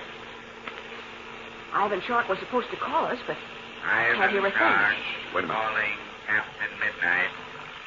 Ivan Shark calling Captain Midnight. Go ahead. Captain Midnight, answering Ivan Shark. Go ahead. I am waiting for your answer, Captain Midnight. If you wish to see Chuck Ramsey again, you must give me your promise to leave me alone. Go ahead. 24 hours have passed since I talked to you, Ivan Shark. I must know that Chuck Ramsey is still alive. You must allow me to hear his voice again. Go ahead. Very well, Captain Midnight. You shall hear Ramsey's voice. And then you must give me your answer. Step forward, Ramsey. You may talk once more.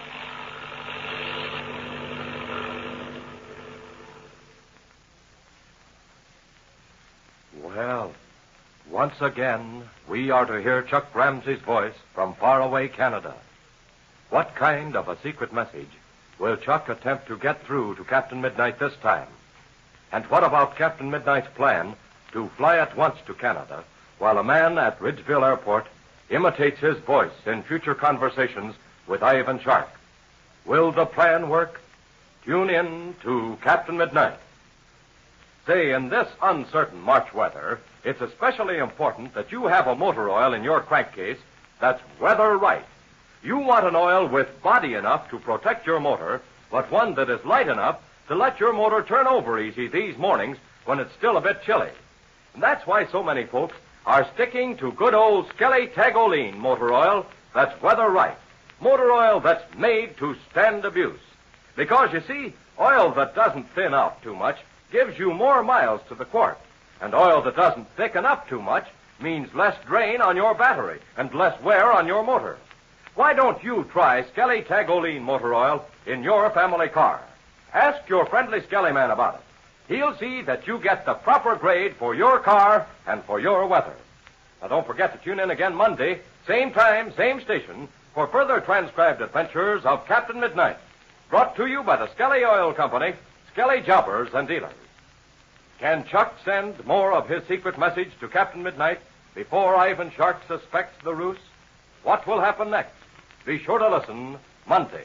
Until then, this is Don Gordon, your Skelly man, saying goodbye and happy landing!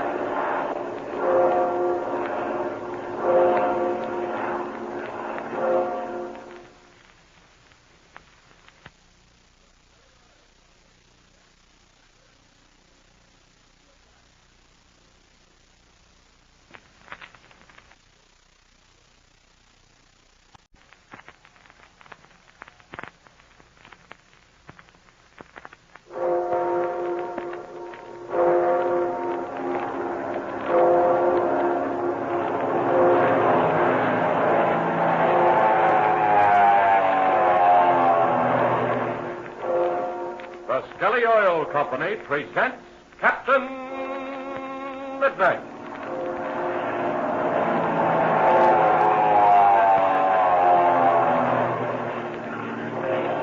Captain Midnight, brought to you 3 times each week by the Skelly Oil Company, Skelly Jobbers and Dealers. But first, let me ask you something. Is your family car sort of winter-weary? I mean, is the motor oil in the crankcase getting pretty watery and winter-worn? Just sort of tired? Is it thinned out with gasoline that leaked down into the crankcase from all that extra choking during cold weather? Well, the chances are all of those things are true of your family car right now. But now here's the point. Every wide-awake young Flight Patrol member should make it his or her job right now to remind Dad or Mother to have the car made ready for summer driving. But it's not summer yet, I'll bet you're saying. Well, no, it's not. You're right.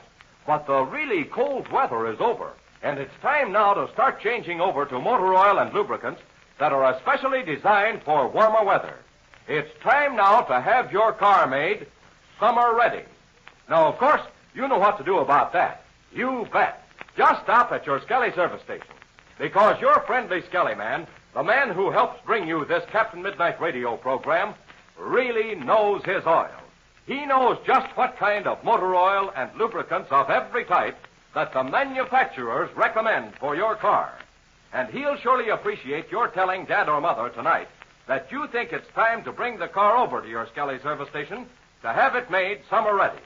Your Skelly man will drain out that old, thin, winter-worn oil from the crankcase and fill it with clean, sparkling, golden Skelly Tagoline or Uniflow motor oil. He'll check the lubricants in the gears, fill your battery, and look over things generally without 1 cent of extra cost. He'll have your car ready for warmer weather in jig time. And I'll bet your car will feel like dancing a jig step, too, when your Skelly man gets through giving it his all-over treatment for that old winter weariness. So remember, won't you, tell Dad to bring the car over to your Skelly service station to have it made summer ready right now. And now to Captain Midnight. The famous pilots, accompanied by Steve and Patsy Donovan and the old miners Pinky Drake and Slim Poole, are flying at 10,000 feet over Ridgeville Airport in Captain Midnight's speedy new Spartan cabin plane. It's 12 o'clock at night, and Ivan Shark has just radioed Captain Midnight demanding the answer to his proposition. But Captain Midnight has refused to talk until he's sure Chuck is still alive. He must hear the boy's voice. A tense silence holds the occupants of the Spartan's cabin breathless. Listen as Ivan Shark's voice comes faintly through the ether. Step forward, Ramsey. Captain Midnight and everybody, please do not delay long. Fly where Ivan Shark says. I will not see home again if you refuse. To do all these things on my account is a lot, I know. Remember that flying according to Ivan Shark's directions and straight as an arrow is essential. Please do... That is enough, Ramsey. I guess Captain Midnight is convinced you are still alive. Are you not, Captain Midnight? Go ahead. Yes, I am. But I can't give you my answer at this moment. I must have more time to think it over. Go ahead. That is very unreasonable, Captain Midnight. And I know perfectly well why you are stalling. I am willing to give you more time only on one condition. You must remain at Ridgeville Airport. And in order to prove to me that you are at Ridgeville, I must hear your voice every 24 hours at the same time. 12 o'clock at night. Go ahead. Very good. But there is one condition I must insist upon, too. And that is that I shall hear Chuck Ramsey's voice every 24 hours also. Go ahead. Very good, Captain Midnight. I will agree to that. But I have decided to take no chances. Therefore, I am only giving you 48 hours in which to make up your mind. I will call you tomorrow night at 12 o'clock and also at 12 o'clock on the second night. At that time, I must have your final answer. Otherwise, I will carry out the remainder of my plan. Go ahead. Very good, Shark. You shall have my final answer within 48 hours.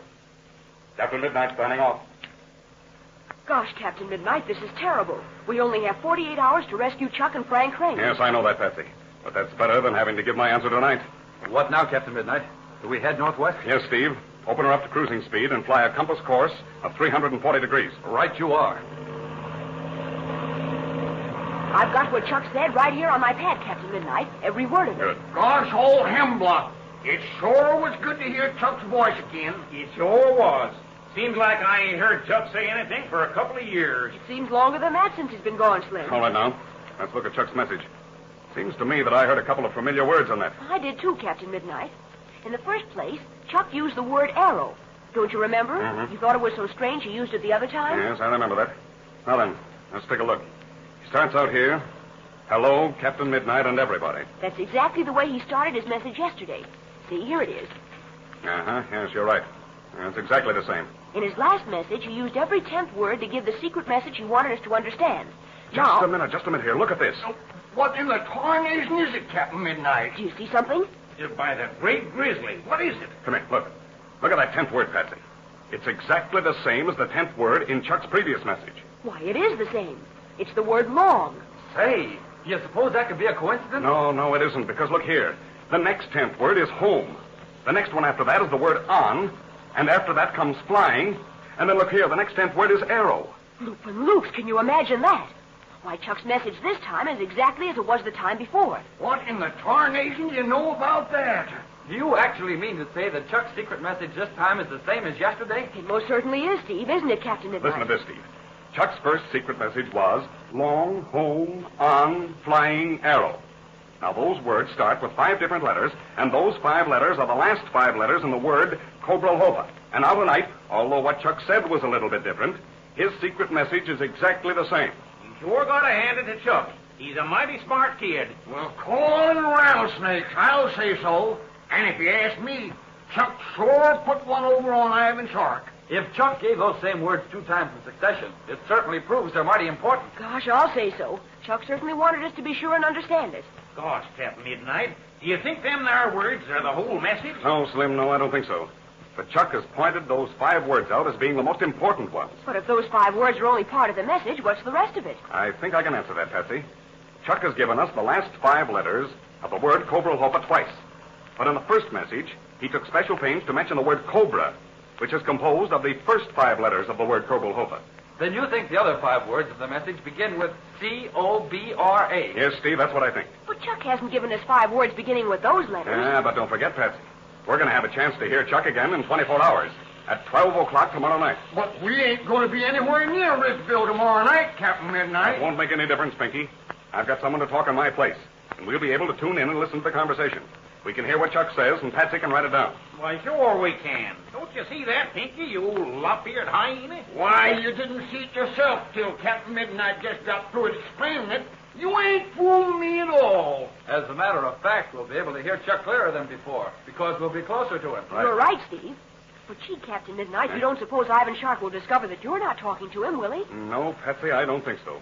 That fellow's voice sounds exactly like mine, and I told him what to say so that he can't make a mistake. And when Shark gets the report from his listening post and finds that the voice came from Ridgeville, he'll be positive he was hearing me. Of course he will. Captain Midnight's plan will work, I'm sure of it. This time we're sure going to put one over on Ivan Shark. What do you mean, we? Captain Midnight was the one that figured it out, not you. All right, you two. Now cut it out, will you? So I'll be quiet and get a little rest. We need it. Later, we'll land and gas up. Oh, Steve, keep on 340 degrees for a couple of hours while I take a little nap. Then I'll take over the controls and give you a rest.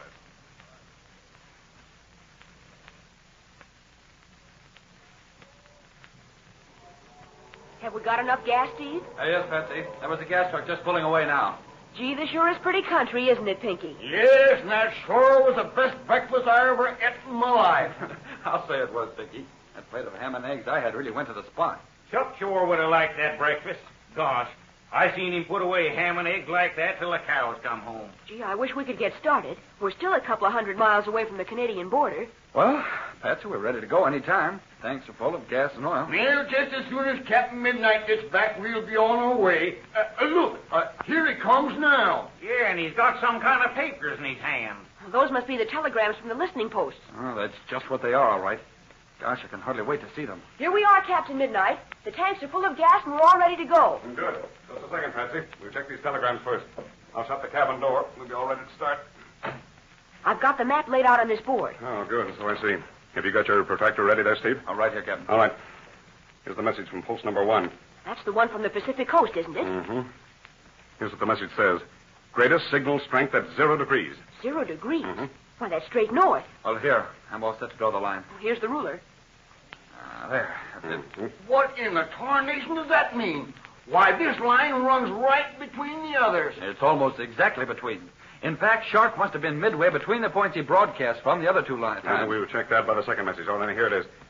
Greatest signal strength at 317 degrees. Got that? Check's all right, but draw the line, Steve. Here, go All on. right, just a second, Patsy. That's it. Aha, that proves it. When Ivan Shark broadcast last night, he was halfway between those other 2 points. Gee, do you suppose that means that Chuck is at that point? No, I don't, Patsy. Shark wouldn't have the nerve to broadcast from the place where he's keeping Chuck and Frank Crane. Well, then where do you think he's keeping Chuck? It's somewhere in that general area, Steve. Just exactly where, I don't know. We've got to listen to Chuck tonight and hope and pray that he'll give us the rest of his secret message. All right. We ready to leave? Yes, Steve. We're ready. I'll take the controls. We should be in Reddington by noon. All right, here goes for the starter. Gosh, Captain Midnight, we haven't got much time left. It's 8 o'clock now, and we've just got to rescue Chuck before 12 o'clock tomorrow night.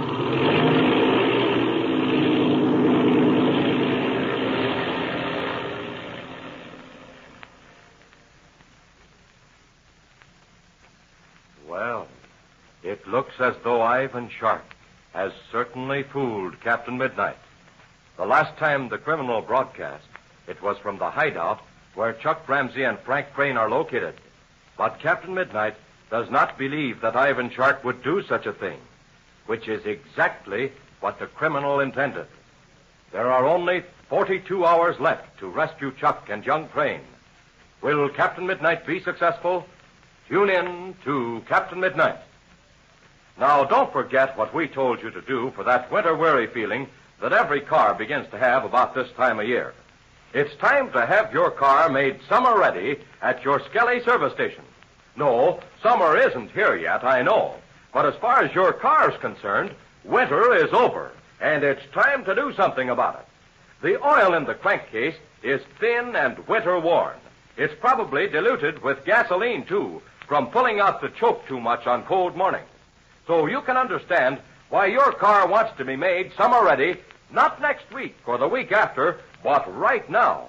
So if you want to do your dad a real favor, tell him to stop over at your Skelly service station this week for sure. have the Skelly Man drain the crankcase, flush it out, and refill it with fresh, clear, sparkling Skelly Tagoline or Uniflow motor oil of the proper grade for your car and for your weather. Remember, though, to ask for Skelly Tagoline or Uniflow motor oil. Your Skelly Man can tell you how these two oils are made to stand abuse, and they're the oils for you to use in your car. Now, don't forget to tune in again Wednesday, same time, same station, for further transcribed adventures of Captain Midnight, brought to you every Monday, Wednesday, and Friday by the Skelly Oil Company, Skelly Jobbers and Dealers. Can Captain Midnight locate Chuck and rescue him in the short time that remains, or will Ivan Shark carry out his terrible threat? Be sure to listen Wednesday. Until then, this is Don Gordon, your Skelly Man, saying goodbye and happy landing!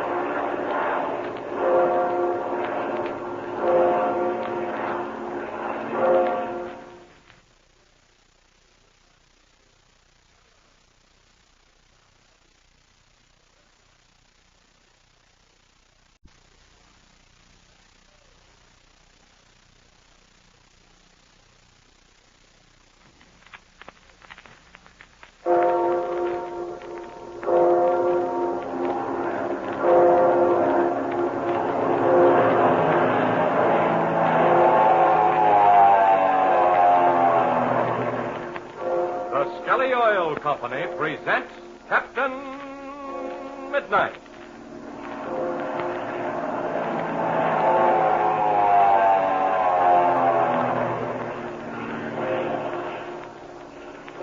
Captain Midnight, brought to you 3 times each week by the Skelly Oil Company, Skelly Jobbers and Dealers. But first, let me tell you fellas and girls about the dream I had last night. Boy, oh boy, was it a riot. I dreamed I was just pulling up to a stop in front of my house when I heard a mysterious voice. Oh, boy. Home at last. Gee, I hope supper's ready. Hey, Don. Huh? Oh, Don. Help me. Help me. Who said that? Who called my name? It was me, Don. I'm your car. Won't you help me? All you do is drive me around. You hardly pay any attention to me anymore. I've been a good little car. Won't you help me? Hey, what is this? I didn't know my car could talk. I know. It's because you never listen to me. But please, Mr. Gordon, I need your help. I'm so winter-weary, I can hardly drag my wheels around. My oil is all winter-worn and thin as skim milk. I think maybe I'm anemic. Well, I had no idea it was so serious. Come on, car. We're dashing right over to the Skelly service station.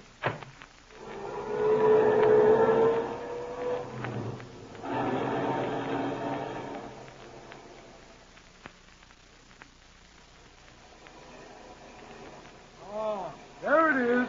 Turn right in here, boss. Okay. Well, here we are. Hi there, Skelly. Good evening, Mr. Gordon. Oh, quick. Somebody do something. Oh. Serious case, Doc. Serious case. Winter frustration, I think. I know. It's that old winter-worn oil. We'll take it out and give him a few cans of Skelly Tagoline. Good. Now for that Tagoline. I'll open this can for him. That's the stuff. Pour it right down in. Oh, boy. More. Give him another quart, Skelly. Okay. It's almost full now.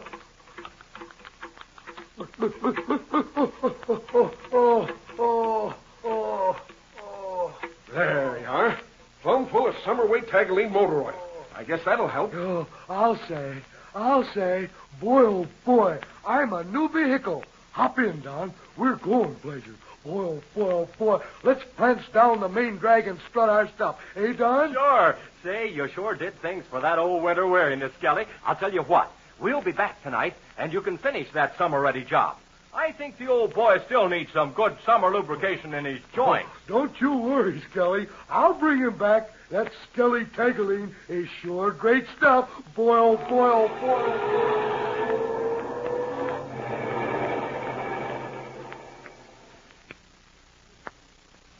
Yes, sir. So that was my dream, fellows and girls. Wasn't it a scream? But say, just remember, if your family car could talk, that's probably just about what it would tell you. Because it really is time to have the car made ready for warmer weather. Now, you tell Dad about this, won't you?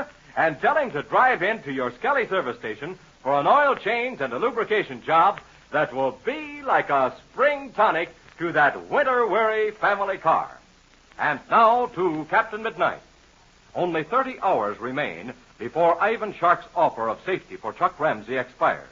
If Captain Midnight does not agree to Ivan Shark's dishonorable terms by 12 o'clock tomorrow night, Chuck Ramsey and Frank Crane will disappear forever.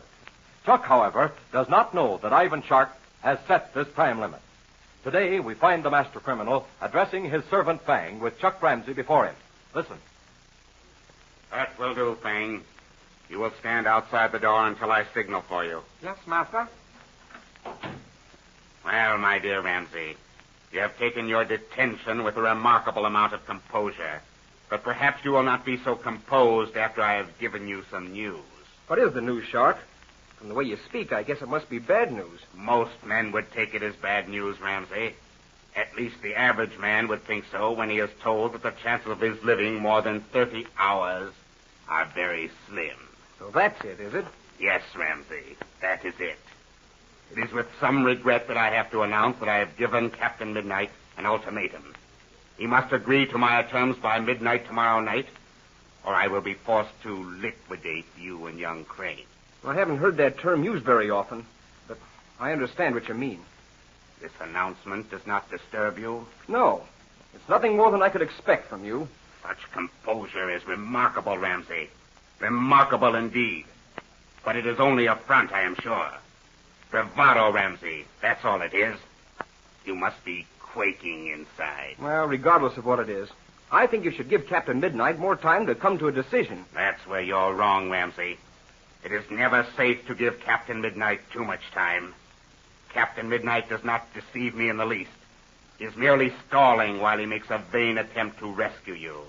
But I am not going to give him too much time, because he has done some very remarkable things in the past.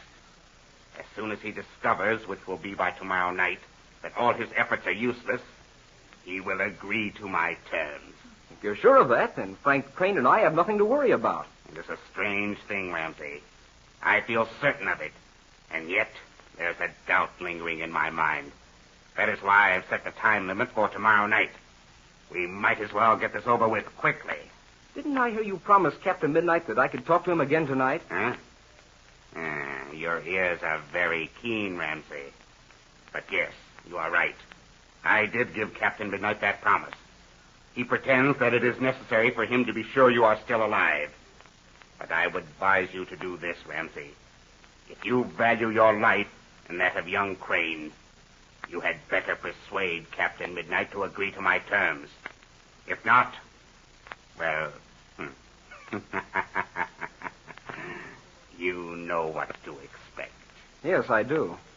But I don't think you'll be disappointed when you hear what I say to Captain Midnight. I'm beginning to think that you are very sensible, Ramsey. And I am sure I will not be disappointed. But I warn you, Ramsey, do not attempt to give any information to Captain Midnight.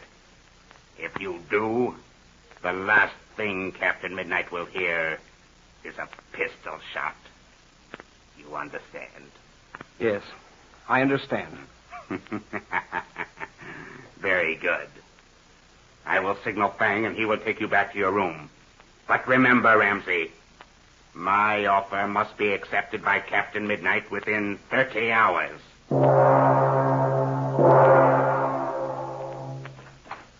Yes, Master? I wish to speak to Gardo, Fang, and you will take Ramsey here back to his room. Gardo is waiting to see you now, Master. You'll come in, Gardo. Okay, Fang. You'll follow me, Ramsey. Well, what do you have, Chief? We must arrange about tonight's radio conversation with Captain Midnight, Gardo. Which way will we fly this time? Well, I had intended to fly north, Gardo. But inasmuch as I have set the time limit for tomorrow night, I do not believe it makes much difference. No, Chief. It ain't gonna make any difference. Why don't we go back to the first place we talked from? That sure ought to cross up Captain Midnight. Excellent, Gardo. Excellent. Captain Midnight won't know what to make of that, I'm sure. Very good, then. You will have the plane ready for a takeoff at 11 o'clock. We must be in the air by 11:15. Yeah. Are you gonna take Chuck Ramsey along? Yes. Captain Midnight insists on hearing his voice, just to be convinced the boy is still alive. Hey, ain't there something phony about that, Chief? Huh? Captain Midnight knows you ain't gonna put Ramsey out of the way until he turns down your proposition. Say, maybe they got some kind of a way of sending secret messages back and forth, huh? Ridiculous, Gardo. I have listened to every word spoken by Ramsey and Captain Midnight, and I know too much about code messages to be fooled by them. Yeah, I guess you're right. And anyway, they've only been able to say a few words. Very good, then, Gardo. Have the plane ready at 11 o'clock. Okay, Chief.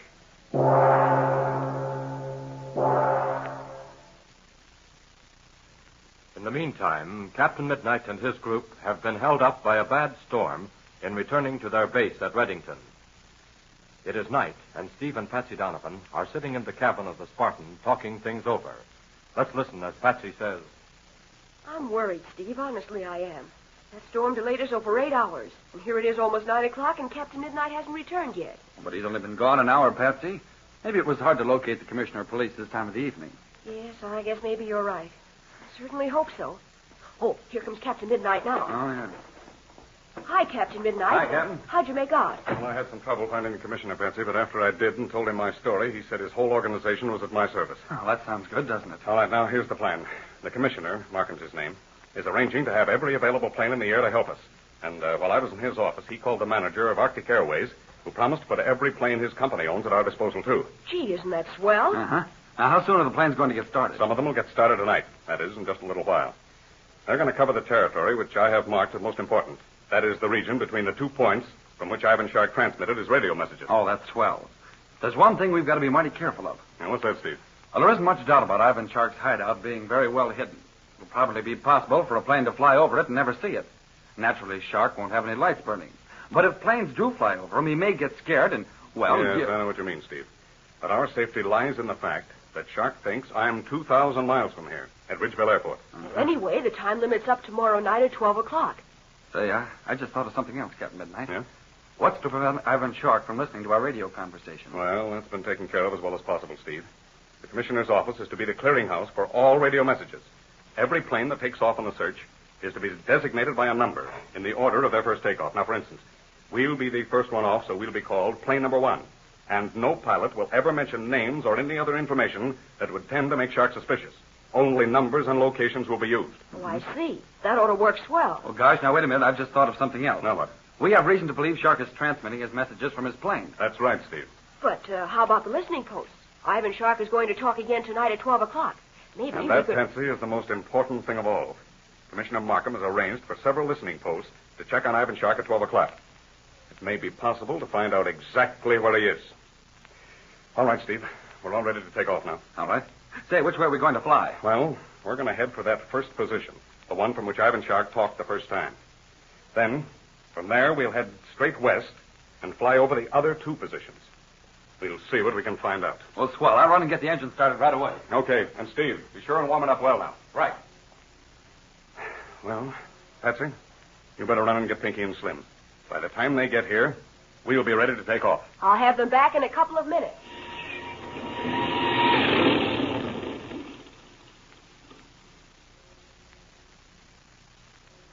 Well, events are approaching a dramatic climax.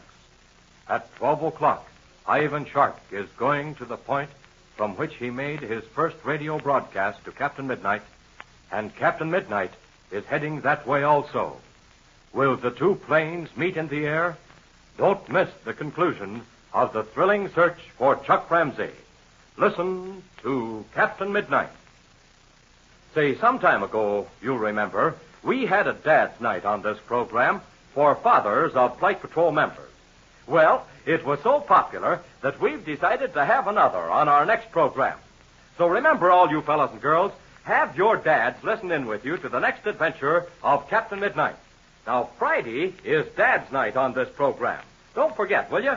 Because we're going to have a special message for the fathers of Flight Patrol members Friday night. So you tell Dad to be sure and be with you at your radio when Captain Midnight next comes on the air. So don't you forget to tune in again Friday, same time, same station, for further transcribed adventures of Captain Midnight. Brought to you by the Skelly Oil Company, Skelly Jobbers and Dealers. Can Chuck give a final secret message over Ivan Shark's radio while talking to Captain Midnight? Can Captain Midnight outwit the master criminal? Be sure to listen Friday. Until then, this is Don Gordon, your Skelly Man, saying goodbye and happy landing!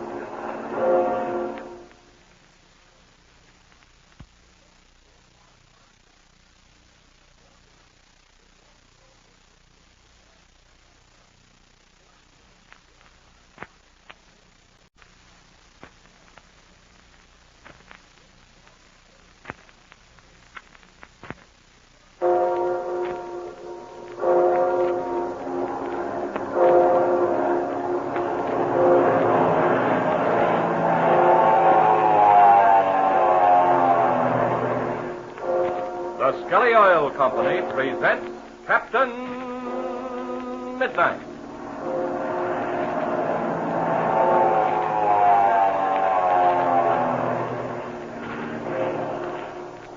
Captain Midnight, brought to you 3 times each week by the Skelly Oil Company, Skelly Jobbers and Dealers. But now remember, tonight is Dad's night. And I surely hope lots of you fellas and girls have brought your dads along with you to hear tonight's exciting adventures of Captain Midnight. And I want to say this to you, Dad. You certainly have some sons and daughters to be mighty proud of. Why, if you could just see the hundreds of fine letters written by these young Flight Patrol members telling of their interests and aims and ambitions, you'd know why I say that. You can feel happy and proud that they have this consuming interest in aviation that's common to all the young friends of Captain Midnight. It's a wholesome interest for wide-awake young folks. It keeps their minds busy with worthwhile things, and their enthusiastic letters prove that they're getting a lot out of it. So again I say, Dad, you have a lot to be proud of and thankful for in your wide-awake young aviation enthusiasts, the members of Captain Midnight's 1940 Flight Patrol.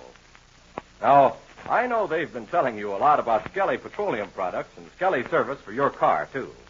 Naturally, they like to see you patronize their friend, the Skelly Man, who helps to bring them this Captain Midnight program. But there's more to it than that. We'd like to have you patronize your Skelly Man, too, of course, but we want you to give him your business because you really feel he's giving you more for your money. We want you to find out what Skelly courtesy service means. We want you to find out that you get more than top-quality motor oil and gasoline and lubricants at your Skelly service station, more than expert lubrication service, more than guaranteed products and auto accessories. We want you to find out for yourself that it's a real pleasure to do business with your Skelly Man, that there's complete satisfaction at the sign of the big letter S that stands for Skelly Service. So stop in, won't you? Time now to have your car made ready for warmer weather driving. Your Skelly Man knows exactly how to do it. Stop in and see him, and he'll appreciate it, I know, too, if you tell him you're the parent of a wide-awake young friend of Captain Midnight's. And now to Captain Midnight. Events are rapidly approaching a thrilling climax in Captain Midnight's attempt to rescue Chuck Ramsey and Frank Crane. Captain Midnight has arranged for a radio actor with a voice similar to his to talk to Ivan Shark at 12 o'clock that night, thus leading Ivan Shark to believe that Captain Midnight is still at Ridgeville Airport, over 2,000 miles away. As our scene opens now, we find Captain Midnight flying high over the wild country north of Reddington. Steve Donovan is in the co-pilot's seat beside him, and immediately behind them is Patsy Donovan. In seats further to the rear are the faithful old miners, Pinky Drake and Slim Poole. Listen as Steve asks, Where do you think we are now, Captain Midnight? Well, we're getting close to the first point from which Shark broadcast. We're certainly within 30 or 40 miles of it. Gosh, I don't see how you can tell where we are, Captain Midnight. I can't make out anything below. By the tarnation, it's like trying to find a needle in a haystack. You couldn't find nothing anyhow, Pinky. If your head wasn't tied onto your body, you'd lose that. Says you. We've been flying on this course now about an hour. That ought to put us almost across the Peace River. I saw some water a little while ago, Captain Midnight. It was over to the east. It looked like an awfully big lake, too. Yes, Patsy, I noticed that. That's what makes me think we're right on our course. Well, according to this map, that must have been what they call the Lesser Slave Lake. Yeah, that's right, Steve. I've seen it from the air before. Gosh, Captain Midnight, it must be getting pretty close to 12 o'clock. Don't forget we've got to listen to Ivan Shark talk to you. Now, Patsy, you mean talk to someone he thinks is Captain Midnight. Yes, that's what I mean. Won't it be exciting, Captain Midnight, to listen to a voice that sounds so much like yours that you can't tell the difference? Yes, Patsy, it will be. I just hope it accomplishes its purpose. You mean that Ivan Shark won't get wise? Yes, Pinky, that's it in a nutshell. Well, it's 8 minutes of 12 right now. We've got plenty of time yet. I was just thinking, Captain Midnight, we might be awfully close to where Ivan Shark is broadcasting from. His voice should sound very loud, while the voice from Ridgeville would be very faint. That's the way it'll work out, Patsy. As a matter of fact, we may be closer to Ivan Shark than we realize. Why, the great grizzly. What's that? What do you mean, Pinky? What do you see? I was looking out this here window on the left, and it seems like I seen a light. Where was this light, Pinky? Out this way, Captain Midnight.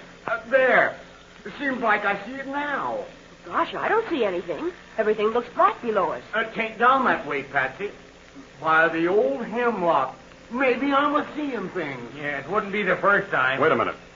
Well, you're looking up in the sky, Pinky. Is that where you saw a light? Yeah, I had it, and now I lost it. No, I see what you was looking at, Pinky. There it is, up there in the sky. It's a star. I see that star, all right, but was that it, Pinky? I see that star, but I don't think that was it. Now, look out far. I see it. Why, it looks like the tail light of an airplane. Now I see a green light. And there's a red light, too. Patsy's right, Captain. We're looking at the navigation lights of an airplane. Yes, we are. The ship's off to our left and a little bit below us. We're going to dive down and see who that is. Jiminy Crickets, Captain Midnight. Our own navigation lights. They're out. Yes, Patsy, I switched them out. We're not going to take any chances. Great guns, look at that. Those lights. Why, they've disappeared. By gum, they sure have. I don't see a single thing down there. Those lights in the plane, too, have completely disappeared. Well, what do we do now, Captain Midnight? I'm opening this throttle wide, Steve. We've got to find out who's flying that plane. Sure mighty darn funny he'd switch out them lights. Maybe he done it for the same reason Captain Midnight switched out ours. Yes, I think you've hit it, Pinky. He must have seen us just after we saw him. He's probably coming toward us to find out who we are. I'll bet it's one of the planes from Reddington. That's just what I think, too, Patsy. Do you think we better radio a report in, Captain Midnight? Yes, I do, Steve. You make the call while I do the flying. Okay. Number 1 reporting. Lights of plane seen in air northwest of Lesser Slave Lake. Okay, number 1. Okay, number 1. Do you see anything of that ship, Patsy? Not a sign, Captain Midnight. Straining my eyes as hard as I can, but I can't see any sign of it. Oh, I was hoping we might see the exhaust flames from his engine. Darned if it ain't dropped right out of sight. By George, I've just thought of something. What now, Steve? Well, if that ship was one of the planes from Reddington, it would have come over toward us to find out who we are. But it didn't. It must have dived for the ground to get away from us. That's good reasoning, Steve. And if that ship isn't one of the planes that are helping in the search, it probably is the one ship in the world we want to find. The one flown by Ivan Shark. But what are we going to do, Captain Midnight? Is there any chance of finding the plane in this darkness? No, not much, Patsy. We'll get back on our course and follow out our original plan.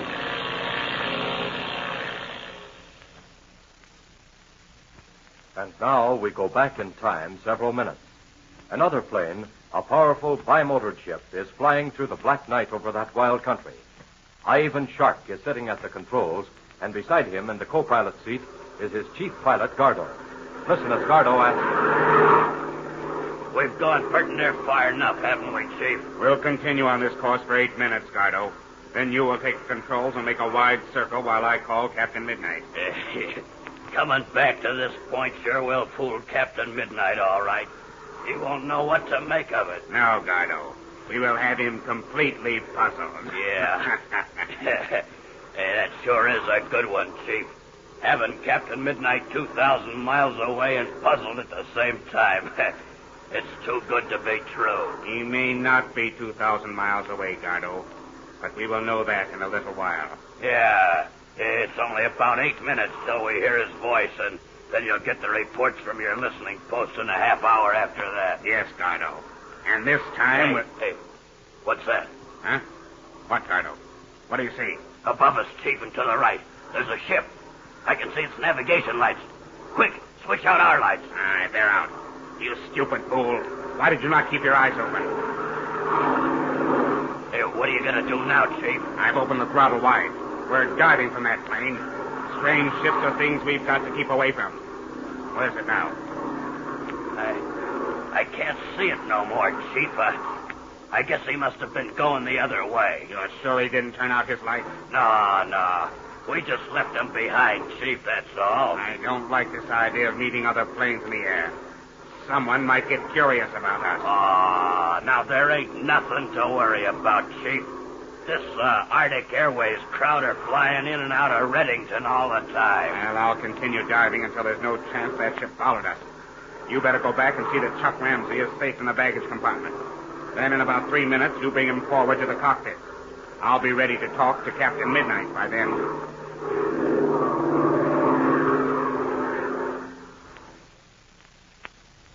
And now back to Captain Midnight.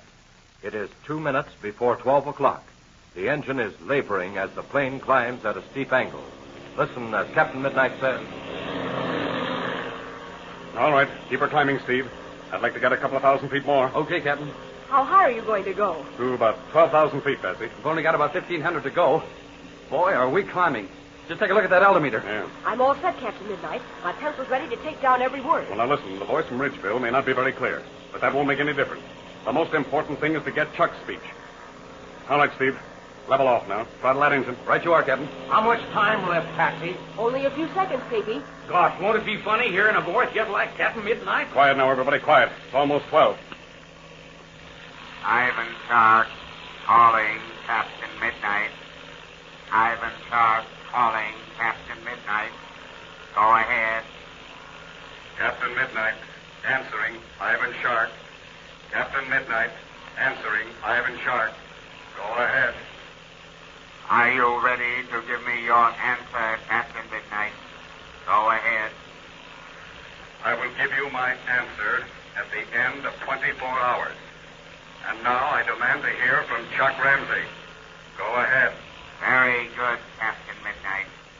Take the microphone, Ramsey. Hello, Captain Midnight. This is your last chance to come to an agreement with Ivan Shark. Please think it over. If you do not agree, this will be the bridge that will separate us forever. You should do the right thing, the thing that will surely bring us together at last.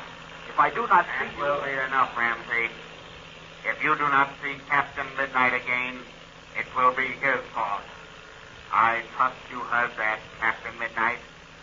Go ahead. I have heard every word you have said, Ivan Shark. And tomorrow night, at 12 o'clock, I will give you my final answer. Captain Midnight, signing off. Great guns.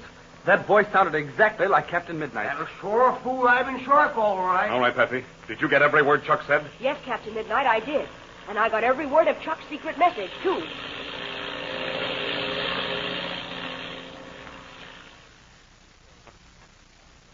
Well, Chuck has succeeded in getting through a secret message to Captain Midnight right under Ivan Shark's nose. But what does this secret message say? Don't miss the finish of this exciting adventure. Tune in to Captain Midnight. Now, just one more word to you, Dad. When you bring the family car into your Skelly service station to have it made summer ready, here's something else to remember. Maybe, for some reason or other, that wide-awake boy or girl of yours hasn't yet had a chance to join Captain Midnight's famous 1940 Flight Patrol. Now, there's an organization every youngster will get a great deal of pleasure in belonging to. And it doesn't cost a single penny to join. You simply bring your boy or girl into your Skelly service station the next time you stop in, tell your Skelly man, you'd like to have him sign up, a new member in Captain Midnight's 1940 Flight Patrol. You don't need any seals or labels or box tops or anything like that. Why, you don't even need a penny for a stamp. Your Skelly man will enroll your boy or girl right then and there. He'll give them a Flight Patrol membership card and send right in for a free spinning medal and pocket piece bearing the secret password, Corporal Hofa. And here's something else. It's just about the last chance to join up. Soon the membership rolls will be closed. So act now. Have your boy or girl join Captain Midnight's 1940 Flight Patrol at your Skelly service station the very next time you're out in the family car. And don't forget to tune in again Monday, same time, same station, for further transcribed adventures of Captain Midnight. Brought to you by the Skelly Oil Company, Skelly Jobbers and Dealers. What does Chuck's secret message mean? Will Captain Midnight be able to decipher it in time to save Chuck and Frank Crane? And what will Ivan Shark do? Be sure to listen Monday. Until then, this is Don Gordon, your Skelly man, saying goodbye and happy landing!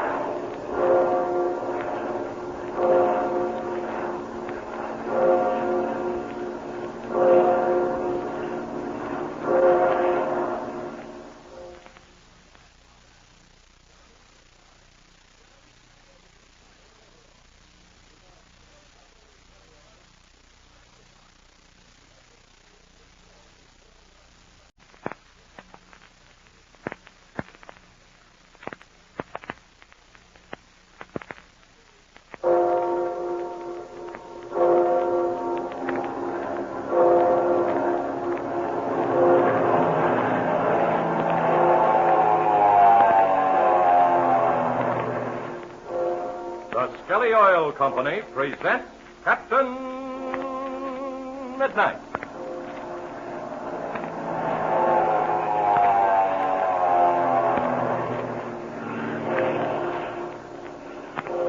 Captain Midnight, brought to you 3 times each week by the Skelly Oil Company, Skelly Jobbers and Dealers. And now, I have an announcement I don't want any red-blooded fellow or girl anywhere to miss hearing. And if any of your friends aren't listening in tonight, I hope you'll do me and them the big favor of telling them what I'm going to tell you right now. Listen, now is your last chance to join Captain Midnight's 1940 Flight Patrol. In a very short time, the membership rolls will be closed up tight, and we can't take any more members. So if there are any wide-awake, air-minded young fellows or girls anywhere in Skellyland who haven't yet joined Captain Midnight's thrilling 1940 Flight Patrol, now's the time to act. And act quickly, because, look, this is what it means. First, it means your last chance to belong to one of the swellest radio clubs on the air, absolutely free. Second, it means your last chance to get your very own official Flight Patrol membership card to keep as a memento of your friendship with Captain Midnight. And third, it means your last chance to get one of those exciting, bright, gold-colored spinning medals of membership to carry with you as a lucky pocket piece and as proof of your membership in Captain Midnight's own secret aviation adventure club. What's more, this beautiful big spinning medal of membership has the secret password on it, too. And there's a hole drilled right through it so you can string it on a chain or a cord and use it as a watch charm, medal, bracelet, or necklace ornament. Boys and girls alike are crazy about these beautiful medals of membership that you get absolutely free when you join the 1940 Flight Patrol. So remember, won't you, to tell all your friends that now is their last chance to join Captain Midnight's to join Captain Midnight's to join Captain Midnight's to join Captain Midnight's 1940 Flight Patrol. Tell them all they do to join is stop at the Skelly service station the next time they're out with their mother or dad in the family car. They just tell the Skelly man they want to join, and he'll do all the rest. And it's absolutely free at any Skelly service station in the United States. So now, you have 2 things to remember. One is, have your family car made summer ready now at your Skelly service station. The other is, tell all your friends that now is their last chance to join Captain Midnight's 1940 Flight Patrol, and it's absolutely free. And now to Captain Midnight. In order to prevent Ivan Shark realizing that his hideout may be found, Captain Midnight had an actor imitate his voice at Ridgeville during the radio negotiations with Shark. During this, Captain Midnight and his friends listened in from their plane as they winged their way northward toward where they think Shark is. Patsy Donovan wrote down every word that Chuck said, and almost immediately after the conclusion of the conversation, she exclaimed excitedly that she had Chuck's complete secret message. Her friends in the Spartan are greatly excited. Listen. Chuck used the same system he did in the others. Every 10th word means something in the secret message. The first 10th word is come. The second one is over. The third one is bridge. After that is the word right. And the last one is at. You're absolutely right, Patsy. Those are the 10th words, and do you notice something else? I'll say I do. The 5 secret words begin with the letters C-O-B-R-A. Great guns. Well, that spells the word cobra. Right. And the last 5 words, which Chuck has already given us twice, begin with the last 5 letters of the word Cobral Hofa. Gosh, all hemlock, Patsy. What's the complete message, then? Chuck has taken the word Cobral Hofa and made a secret message out of it. And here's what it is. Come over bridge, right at long home on Flying Arrow. The only thing is, what in the world is the Flying Arrow? Is there any place on the map named that? No, Steve, I don't think so. I've looked the map over carefully, and I haven't seen anything like that. But we've got to find it, because everything depends on it. And remember, we've only got 24 hours left. Calling number 1. Calling number 1. Go ahead. Oh, wait a minute. Quiet, everybody. There's a radio message coming through. Calling number 1. Calling number 1. Go ahead. Number 1 answering. Number 1 answering. Go ahead. Return to your base at once, number 1. Return to your base at once. Go ahead. Will return at once. Number 1 signing off.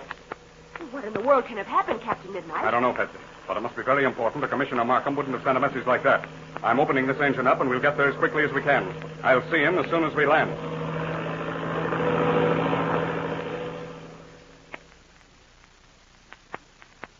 Now then, Captain Midnight, if you'll look at this map on my desk, I'll show you something of vital importance. Yes.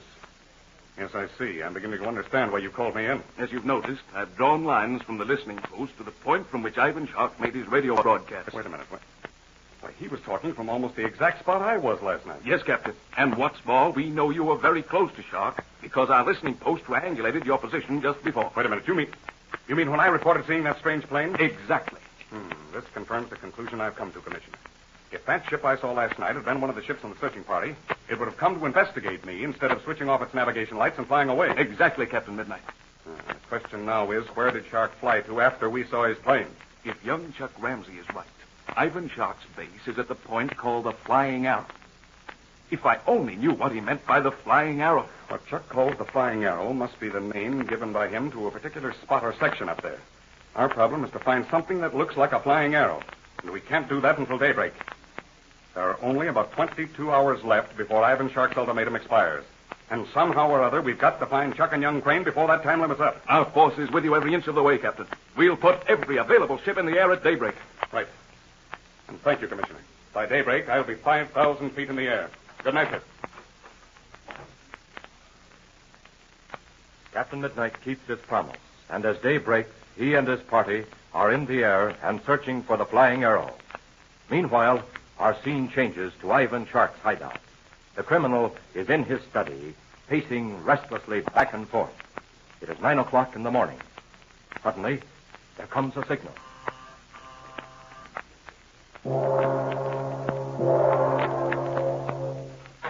Yes, Fang, what is it? It is Gardo, Master. He wished to see you at once. Very good, Fang. Come in, Gardo.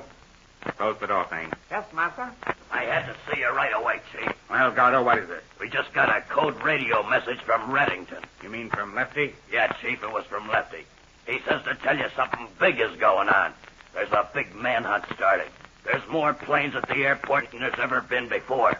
He says that early this morning, all the planes took off and headed up in this general direction. Well, Gardo, it looks very much as if the Canadian police have received a message from Captain Midnight. Yeah, that's what it looks like, all right.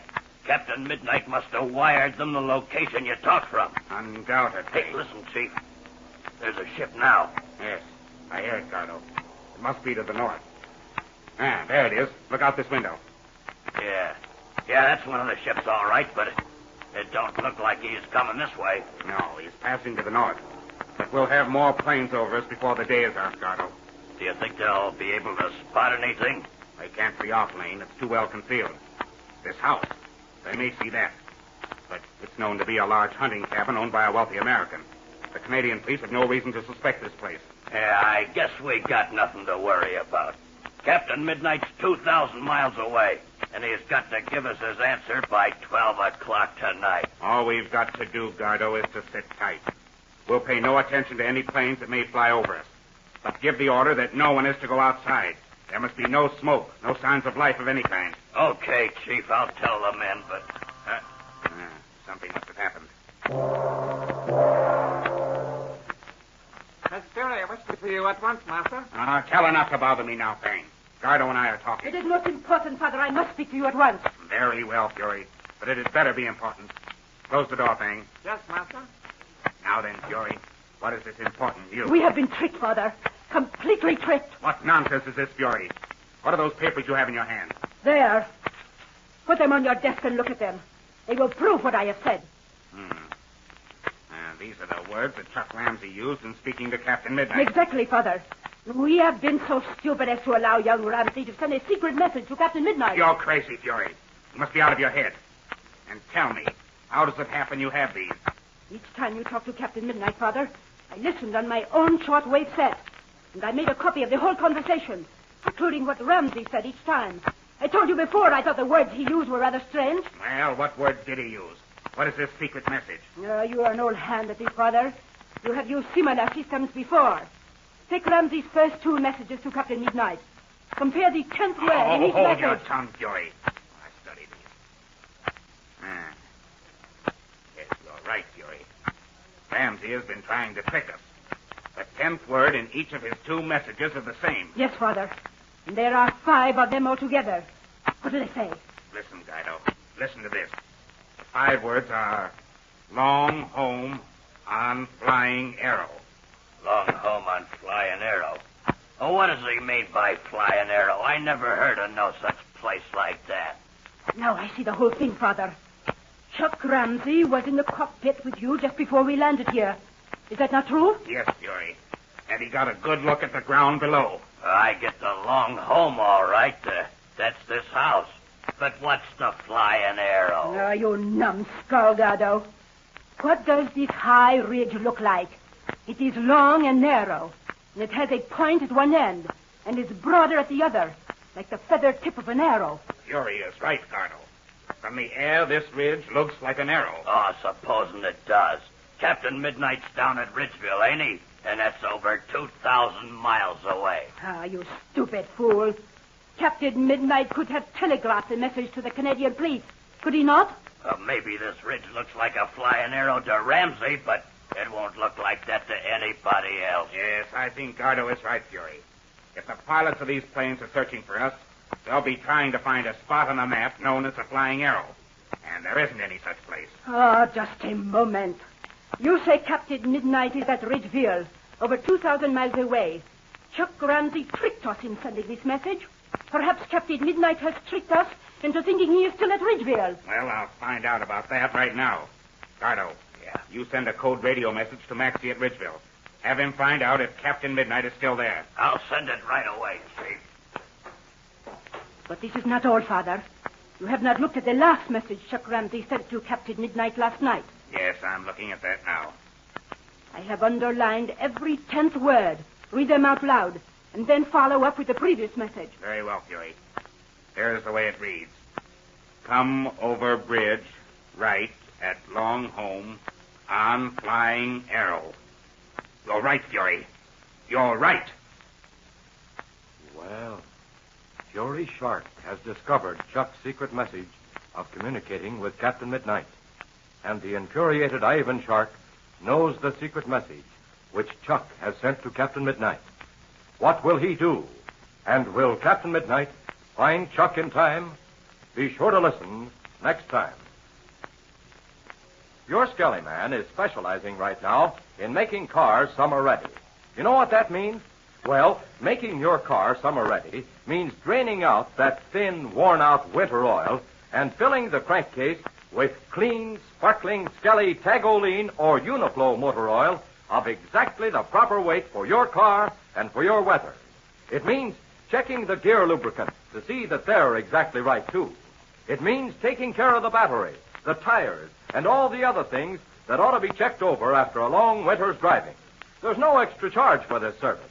So why not stop in and let your Skelly man make your car summer ready tonight or tomorrow for sure. You'll be glad you did. And say, here's something else. If you or any of your friends haven't yet joined Captain Midnight's exciting aviation adventure club and received your swell membership card and spinning medal, now's your last chance. Join up right now at your Skelly service station. It's absolutely free, but you must act quickly. And say, I'll tell you something very special about that on our next program. So be sure to listen in. Don't forget to tune in again Wednesday, same time, same station, for further transcribed adventures of Captain Midnight. Brought to you every Monday, Wednesday, and Friday by the Skelly Oil Company, Skelly Jobbers and Dealers. So Ivan Shark has discovered that Chuck Ramsey sent Captain Midnight a secret message. And Chuck is still in Shark's power. What will happen next? Be sure to listen Wednesday. Until then, this is Don Gordon, your Skelly man, saying goodbye and happy landing!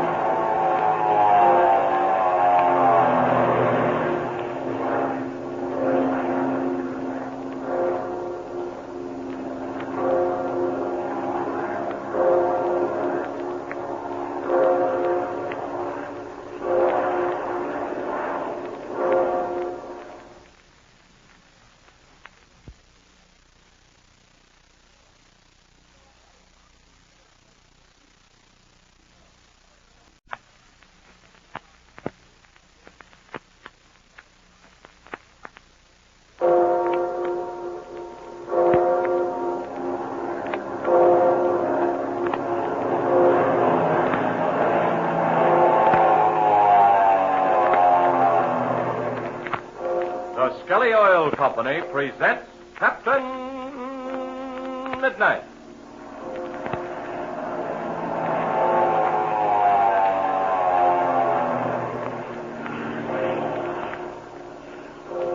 Captain Midnight, brought to you 3 times each week by the Skelly Oil Company, Skelly Jobbers and Dealers.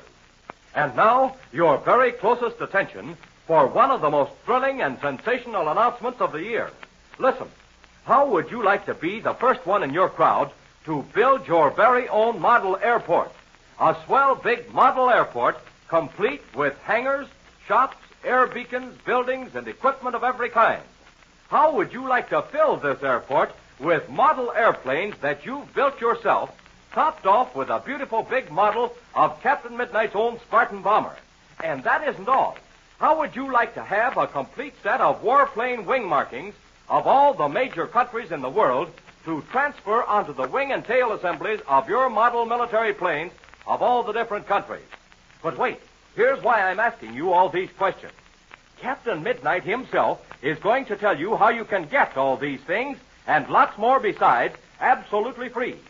Captain Midnight will talk to you now by radio from the cabin of his powerful monoplane. All right, Captain Midnight, go ahead. Hello, fellows and girls.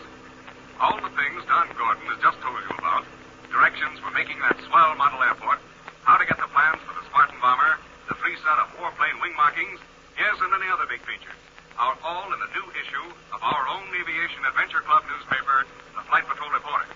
Now, I want every single member to have one. So whatever you do, don't miss getting your very own copy of the new Flight Patrol Reporter. Now, that's all for now.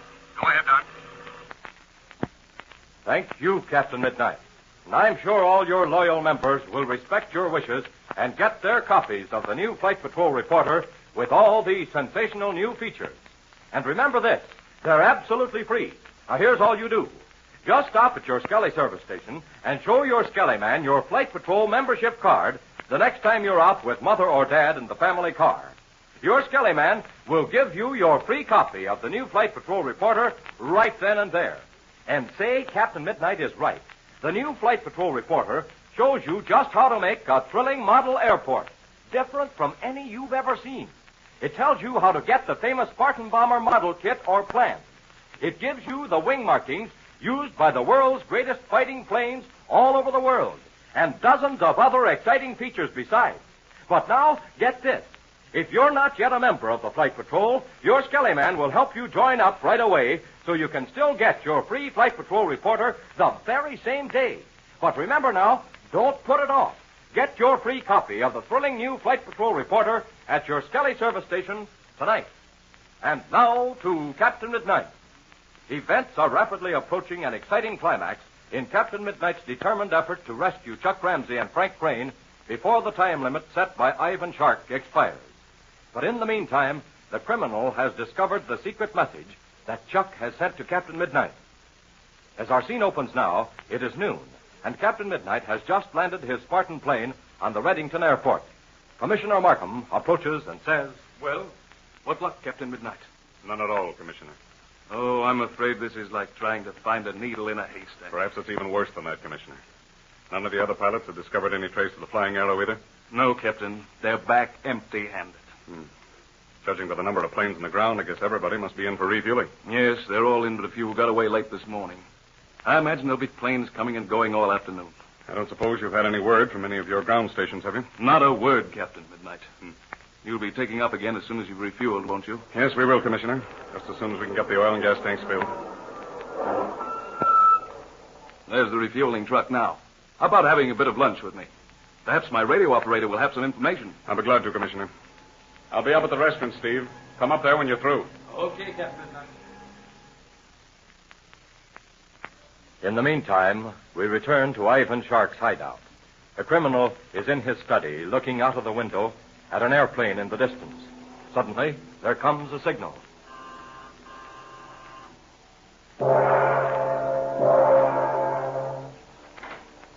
Got out to see you, Master. Very well, Fang. Send him in. You will come in, Gardo. Okay, Fang. What is it now, Gardo? I got a code message from Maxie at Ridgeville, Chief. Things don't look good at all. I see. Then Captain Midnight, I take it, is not there. Well, here's the message, Chief. I wrote it out on a piece of paper for you. Very well. So this is it. Yeah. Captain Midnight took off from Ridgeville Airport shortly after 11 o'clock the night before last. He did not land again at Ridgeville. Hey, listen to that plane. It's getting closer. That's the third plane we've seen here this morning, Gardo. If we pay no attention to them, I tell you, they will not spot us. Yeah, but what about this message, Chief? What kind of a trick is Captain Midnight playing on us? You had your listening post check on him last night, didn't you? Yes, Gardo, I did. And the report was that the voice was coming from near Ridgeville. Yeah, but according to this message, Midnight left there the night before last. And that's more than 24 hours ago. Hey, he must be up here somewhere. But how could he be up here and talk from down there? There's only one possible answer, Gardo. Captain Midnight did not talk from down there. In fact, it was not his voice we heard at all. It was someone else hired by Captain Midnight to mislead us into believing he was still there. Yeah, I guess both this kid Ramsey and Captain Midnight have put one over on us. Oh, no, not yet they haven't. Ramsey and young Crane are still locked in that room here, aren't they? Well, sure they are, Chief. But things are getting rather hot for us. Captain Midnight 2,000 miles away is one thing, but knowing he's sticking his nose around here is something else. Yes, Gardo, it is something else. Let me think. Maybe we better give Ramsey and young Crane the works and then get out of here, huh? It's useless to attempt leaving here in daylight, Gardo. There are too many planes in the air, like this one to the east right now. Well, supposing one of them figures out this flying arrow business. Well, they haven't yet, and I don't think they will. But at any rate, it's useless to attempt leaving here until dark. Well, shall we take out of here then? I'm not sure, Gardo. But you'd better have everything in readiness. Okay. Go now and leave me here to make plans for the future. Report to me later.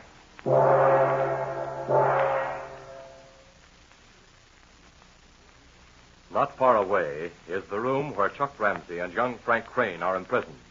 They are standing by the single window of their room, watching the distant high-flying plane. Listen as Frank exclaims. I can't understand it, Chuck. That's the third plane that's been flying around here this morning. I know it, Frank. Something's up. I can feel it in the air. Even Fang looked at us kind of funny when he brought in our food a little while ago. Do you suppose Captain Midnight is flying one of those planes? Only one of them got close enough for me to get a good look at it. And I know it wasn't a Spartan. Well, I was hoping this one was going to fly right overhead, but now I don't think so. No, I think he's going away to the west. Oh, something must have happened. Do you suppose Captain Midnight did get your message? I'm not sure, Frank, but I do think this. I think that each time Ivan Shark talked to him on the radio, Captain Midnight had his position triangulated, and he's probably communicated that information to the Canadian police. Oh, gosh, I sure hope you're right, Chuck. The only thing I'm worried about is that Ivan Shark talked to Captain Midnight at 12 o'clock last night. And that means that Captain Midnight was at Ridgeville at the time. Ridgeville's over 2,000 miles away. That makes things rather hopeless, doesn't it? Yes, it does. I guess our only chance is that one of these planes will spot this place before dark tonight. But, gee, Chuck, suppose one of them does spot it. Suppose the pilot does come down to investigate. That doesn't mean we can get away from Shark. He's not going to allow himself to be captured, and one of the first things he'll do is to... I know what you're saying. You mean that he'll get rid of us. Gee, that plane is gone, and another chance is gone with it. But to come back to what you were saying, we've got to take a last desperate chance of breaking out of here. Now, here's what we'll do. We'll wait until after dark, and then we'll smash this window and... Late in the afternoon, just as the sun is setting, flying very high, Captain Midnight's plane nears Ivan Shark's hideout. The famous pilot is at the controls, and behind him are Steve and Patsy Donovan, and Pinky Drake and Slim Poole. Listen as Steve exclaims. Well, we're coming to the center of the circle, Captain Midnight, point to which we've been working. Yes, I know it, Steve. It looks as if we've followed my system for nothing. This is the point from which Ivan Shark made his third broadcast, isn't it, Captain Midnight? Yes, it is, Patsy. If that's where it is, it's a darn cinch Ivan Shark wouldn't be holding Chuck there. Yeah, any dumbbell could tell that. All right, come on now, you two. We're all too tired for that. But I'm afraid Pinky's right. Ivan Shark certainly wouldn't be holding Chuck at the same place from which he made one of his broadcasts. Maybe we better hurry back to... By the great grizzly, Patsy. What are you staring at? Captain Midnight. Yes, Patsy, what is it? Keep the ship headed in the same direction. What in the world do you see, Patsy? I don't know yet, Steve. Maybe I'm crazy, but look, Captain Midnight. What? Look out to our left. Not just below us, but farther away. Yes, Patsy, I'm looking, but what do you see? I see something that looks like an arrow. What? Turn a little to the left, Captain Midnight, and let's get closer. All right. By the tarnation, Patsy, I don't see nothing that looks like an arrow. Neither do I, Patsy. Look, wait a minute. Hold it, everyone. Hold it. I believe you've got something there, Patsy. Look, Steve. Yeah. Look down there. Must be 3 or 4 miles ahead of us there, see? You see that long ridge?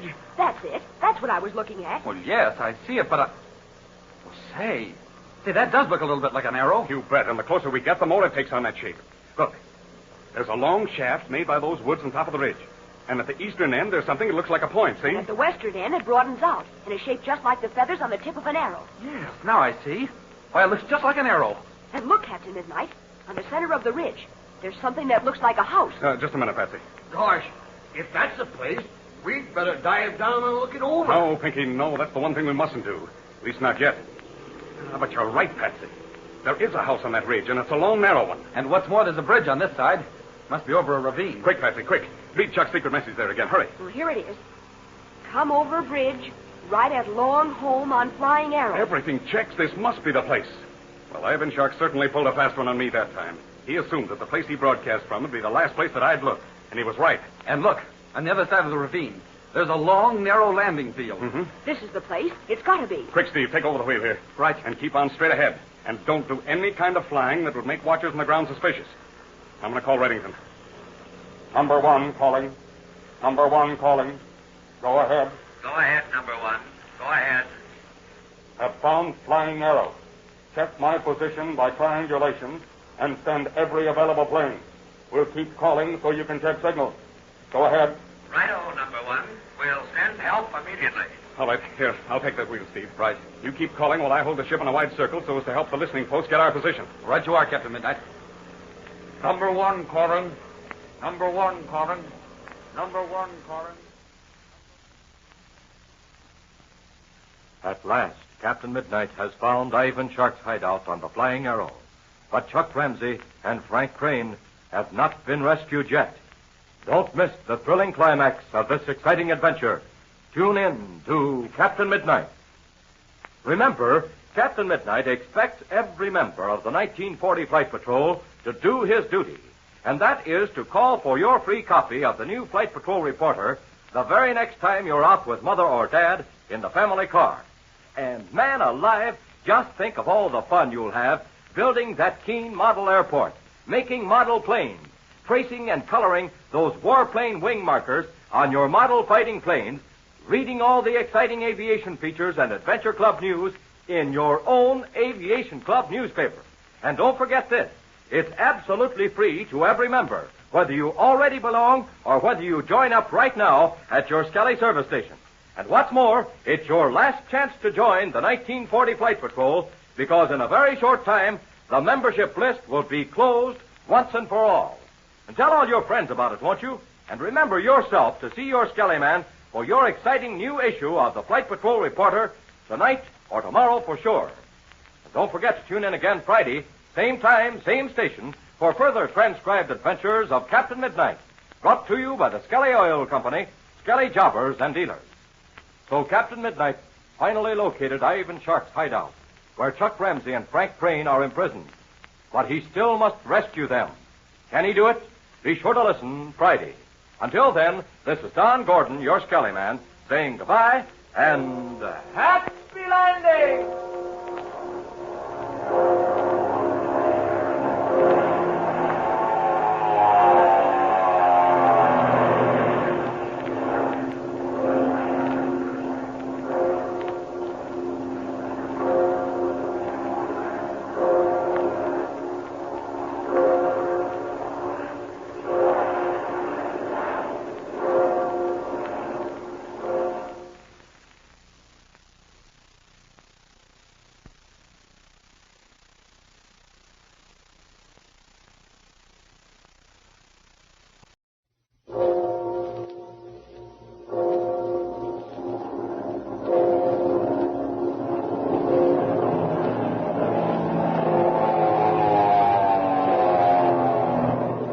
Makers of Ovaltine present Captain Midnight.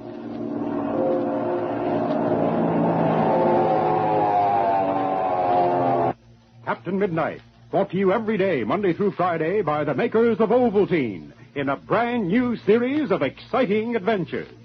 Ovaltine, you know, is that delicious food drink for young Americans who want to be always ready for adventure. Strong, healthy, and full of pep. But now, you know there are two kinds of Ovaltine. Regular Ovaltine and the new sweet chocolate-flavored Ovaltine, for those who like an extra chocolatey taste. It's every bit as good for you as regular Ovaltine, with the same important vitamins and minerals and other things to help you grow strong and husky.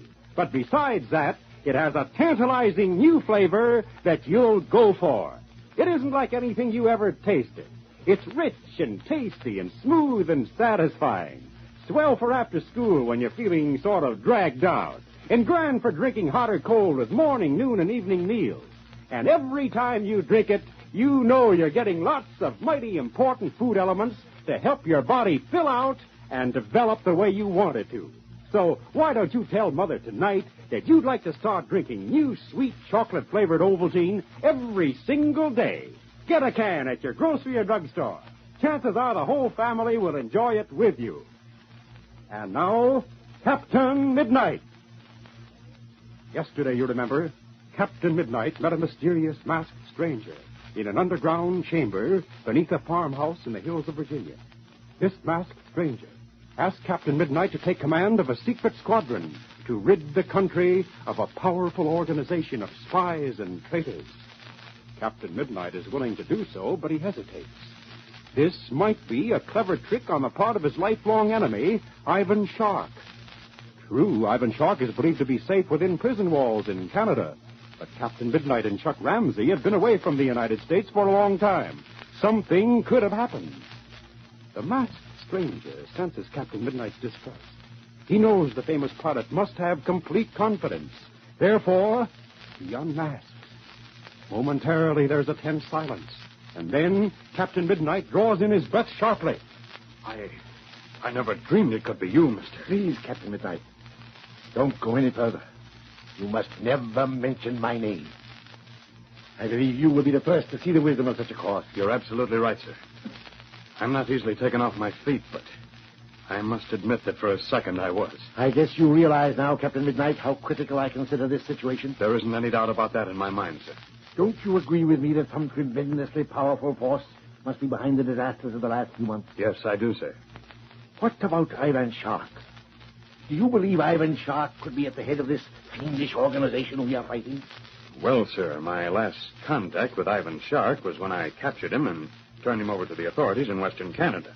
He was convicted and sentenced to prison, and I don't see how he can be at large. You know how careful they are in Canada about spies and criminals. Yes, I know. Criminals and foreign agents don't escape easily from Canadian prisons in these times. I'll get in touch immediately with the Canadian prison authorities and find out about Shark. I must confess, though, that the crimes and sabotage activities of the past few months certainly bear his earmark. But what do you think of my idea of the secret squadron, Captain Midnight? Do you think it will work? It's the only feasible plan, sir. We've got to work undercover to catch Ivan Shark. That's my opinion, too. That's how I happened to conceive the idea of the secret squadron. And for a moment, before we talk about you, let me tell you what I have done and about my plan. I'm eager to hear about it, sir. I have already had certain bases constructed at strategic points in the country. Each one of these bases will have a select band of government secret agents on duty at all hours of the night and day. As far as possible, each group of these agents will be kept in its own section. If one of them should fall into the hands of the traitor organization and be put under pressure, he could do no more damage than to disclose his own base. Identification between agents is to be made only by passwords and signs. As far as possible, no agent should know the true name of another. Do you approve so far? Absolutely, sir. It looks like a marvelous setup. Among the agents assigned to the secret squadron are several highly talented makeup artists. In fact, one of them is responsible for the disguise I now wear. Well, he did an excellent job, sir. I'm sure I wouldn't have recognized you even without the mask. Disguises are to be used constantly by members of the secret squadron to prevent recognition by the criminal organization. That's an excellent precaution, sir. And now, one last thing before we talk about you. I want to tell you about the agent who admitted you to this house today. His work in government service has been outstanding. You will find him completely reliable. He is the only one who knows my identity. His name is Kelly, but he is designated SS-11. SS-11? Yes. Oh, I get it. SS stands for Secret Squadron. Correct. And you, if you take charge, will be SS-1. Yes, sir. Now then, Captain Midnight, perhaps you are wondering why I have chosen you. Many years ago, my predecessor and Major Barry Steele were the only two men who knew the identity of the man who performed such an outstanding service to his country in France in 1917. You were that man, Captain Midnight. And in the years that have passed since that day, you have continued to serve your country as no other man has done. Major Steele has told me of many of your exploits. They are perfectly amazing. I am positive it would be impossible to find a more capable leader for the secret squadron than you. Really, sir, I don't know quite what to say to all this. There's only one thing I'm anxious to hear you say, and that is the word yes. I know you have given up everything most men hold dear in order to serve your country.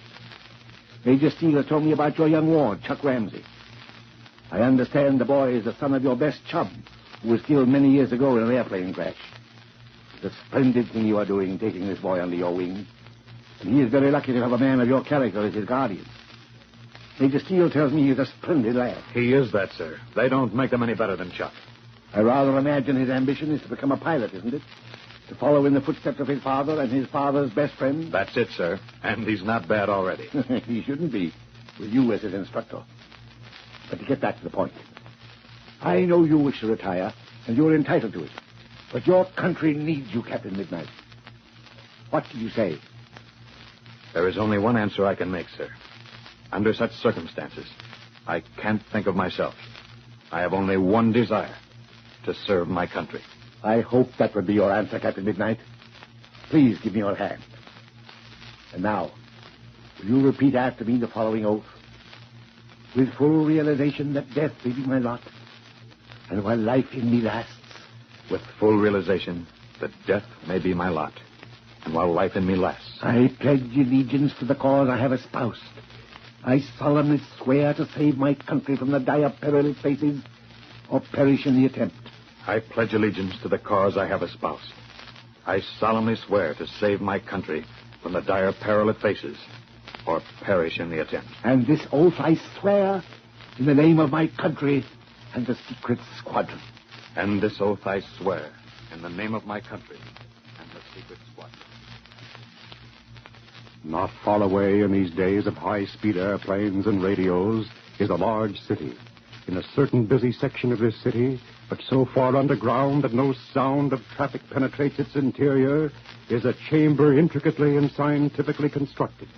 It is the work of a genius, an evil genius.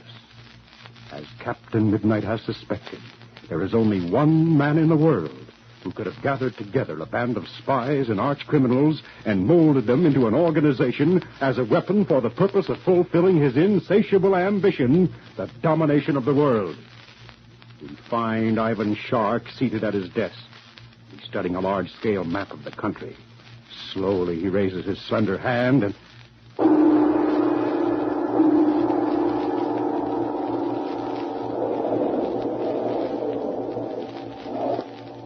You call, Master? Yes, Fang. You will please enter and close the secret door behind you. Yes, Master.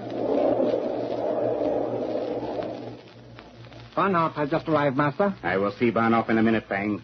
But first, is there any news from Gardo? No, Master. There is no report from Gardo. Gardo is slipping, Fang. He should have discovered something by this time. It was 6 days ago the rumor came from San Francisco that Captain Midnight and Chuck Ramsey had returned from China. Captain Midnight is smart man, Master. One of us must be liquidated, Fang. And you know which one it will be. Both Servant Fang knows which one it will be, Master. Yes, Fang. Captain Midnight must go. But now I will talk to Barnoff. He is waiting in Chamber B, Master. Good. I will open entrance B and you'll go out that way, Fang. No one but you and I must know of our secret entrance. Yes, Master. The air pressure is up. I will depress the lever for entrance B. You will enter at once, Barnoff, before the door closes behind you. Be ready for my ring, Fang. Yes, Master. Now then, Barnoff, what is your report? Everything is set for that job coming up next week, Chief. Oh, yes, Barnoff. Let me see. That will be project number 84. Yes, boss. That's it. What are the final plans? We will have 4 getaway cars parked in front of the arsenal, Chief. Just before the explosion, each car will go in a different direction. We will get away in plenty of time, and no one will be able to pick up our train. Excellent, Barnoff, excellent. Now then, that is the emergency signal, Barnoff. You will wait in the entrance outside. I hope there's a good job coming up, Chief. I will be waiting. Most important message, Master. Yes, Fang. What is it? There is radio message from Washington. The one you are watching has at last made a move. Indeed, Fang. So it has come at last. Very well. Give me the details. Yes, Master. Wolf reports the one he has been watching must have left his residence by a secret passageway. He was in disguise. Recognition was made only because 2 government agents were guiding him. He entered the car and was driven west. Wolf and Margot are following him now. As soon as they know where he is going, they will radio another report from their car. I'm glad this has happened, Fang. The crisis was bound to come sooner or later. This undoubtedly means but one thing. A secret organization is being formed to fight us. We must know who is at the head. Everything about it. A radio report is coming in now. I'll switch on the speaker. Wolf reporting. Destination, Lutro Farm, Virginia. Wolf reporting. That's enough. The time for action has arrived. Send out calls to our best men, Fang. Radio Gardo at once. Order my plane to be ready at the airport. I will take personal charge, and we will leave at once. Any organization being formed to fight us must be destroyed.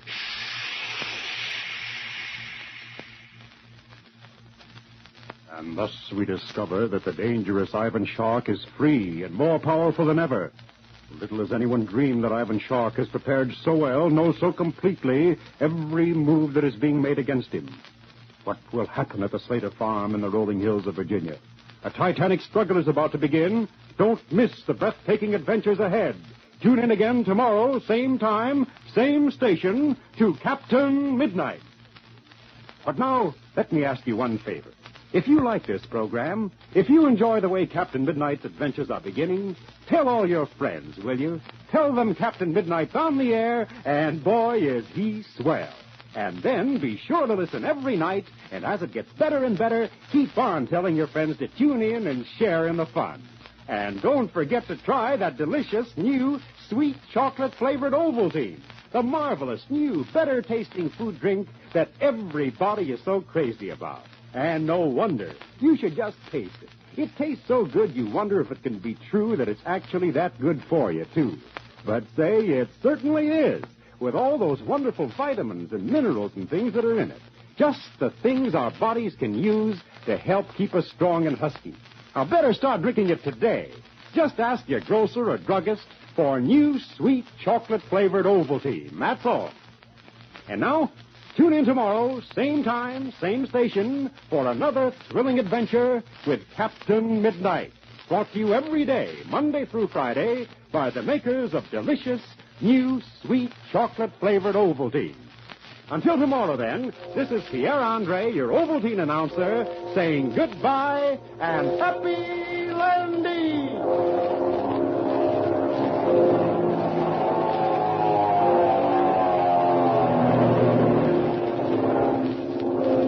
This is the Mutual Broadcasting System.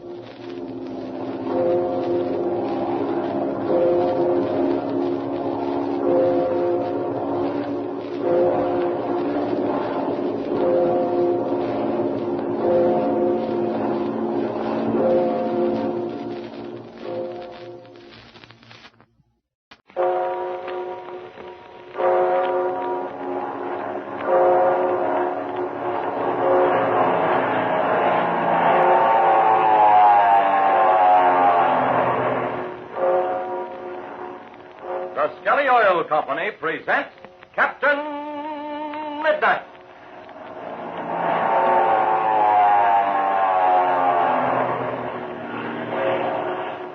Captain Midnight, brought to you every day, Monday through Friday, at this same time, by the Skelly Oil Company, Skelly Jobbers and Dealers. Say, I just thought of a funny thing.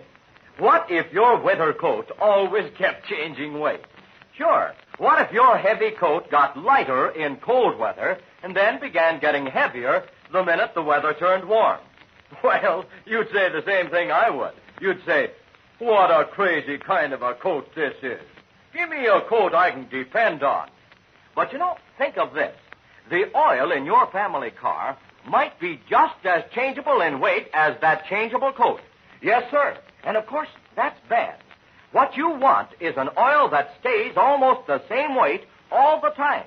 So it will always give your motor the same perfect lubrication and positive protection at all temperatures. You want an oil that thickens as little as possible when it's cold and thins out as little as possible under intense heat. And that's where Uniflow motor oil comes in. Uniflow motor oil, spelled U-N-I-F-L-O. Uniflow is sold in cans at all Skelly service stations. Thousands of motorists are switching to Uniflow because it thickens less when cold and thins out less under heat than any other oil. Now, what does that mean to you and your family car? Well, it means easy starting on cold mornings because Uniflow doesn't get thick as glue when it stands out in the cold, and that saves your battery, too. It also means better protection for your motor when it's hot, because Uniflow stays right there on the job, lubricating those important fast-moving parts of your motor. It doesn't turn watery thin and go right up in smoke. So tell your dad about Uniflow motor oil tonight. Tell him it isn't changing weight all the time like that funny changeable overcoat. And say, Skelly Tagoline is another good oil for winter. It's free-flowing at low temperatures and low in cost. Dad will be glad to know about these two wonderful motor oils. Why not tell him tonight to stop at your Skelly service station and ask for Skelly Tagoline or Uniflow motor oil. And now to Captain Midnight. Last time you remember, while Captain Midnight and Senor Perada stood off the attack of Ivan Shark and his men, Chuck and Dolores took off in a black plane of sharks. Not long after their takeoff, another black plane suddenly appeared and dove on them. At first, Chuck thought it was Captain Midnight, But machine gun bullets soon convinced him otherwise. Momentarily, Chuck is completely stunned. Then, the knowledge that a helpless girl is in the back seat clears his head. He throws the ship into a right-climbing turn, at the same time shouting to Dolores, Down, Dolores. Get down on the bottom of the cockpit. But what is it, Chuck? Why should he shoot at us? It's one of Shark's pilots. It's not Captain Midnight. What can I do, Chuck, to help you? Oh, there isn't much, Dolores. Just keep your eye on that plane and tell me exactly what he's doing. Look out, Chuck. He comes closer. See? Watch him carefully, Dolores. As soon as he starts shooting again, I'm going to try something else. Right now, I'm going to dive a little so as to get up some speed. Oh, quick, Chuck, you must hurry. This plane, it gets closer every second. Oh, don't worry. We'll get away. Watch yourself now. I'm going to start gathering speed. It's closer. Much closer. Tell me the instant he starts shooting. See? But how shall I know? Tracer bullets will start coming from his machine gun. You can't miss them. All right. I shall tell you. Jiminy crickets, Dolores. I don't like this. What is it, Chuck? Has something new happened now? We're being forced way off our course, to the west. Oh, that is bad, mi amigo. In this direction is the low country, the jungle. I can't worry about that. I've got to find... Chuck, he starts shooting. Hold tight now. We're going into a vertical bank. That is good. The tracers, they do not come near the ship. Well, where is he now, Dolores? I've lost him. He's back and below us. But he's turning. He's coming up at us. Oh, gosh, this is bad. I don't know how long I can keep this Oh, up. perhaps sooner, Captain Midnight. He will come to help us. Oh, that's what I'm hoping. But we're being forced so far off our course. Oh, look out, Chuck. The pilot, he comes at us again. Hold on. I'm going into a vertical left bank. The flashes of smoke. The tracer bullets. They go through the wing of our plane. No. Where is he now? He hangs on to us. He gets behind us. Oh, he's beginning to figure out what I'm doing. I've got to think of something else. Oh, if the Captain Midnight were here, what would he do? Well, that's what I'm trying to figure out. Wait a second. I've got it. Oh, but you must do something quick. The tracers, they come at us fast. Hold tight now. Look out for this one. Oh! Where is he now? I do not see him. Oh, I've lost him myself. We've got to see where he is. If we can't find him, it's going to be just too bad. Oh, my head, Chucker. I do not feel good. Oh, it's because we're upside down, Dolores. I do not feel good, Chucker. I am sick. Help me, Chuck. Help me. We'll be all right in a second. Dolores! Dolores! Help me. Help me. Blaze and beacons, there's that ship. He's back and below us. He's got us cold. Oh, if only I had someone to handle that rear machine gun. The engine. It's quit. Dolores! Dolores! Jiminy crickets, she's fainted. See, what's that below us?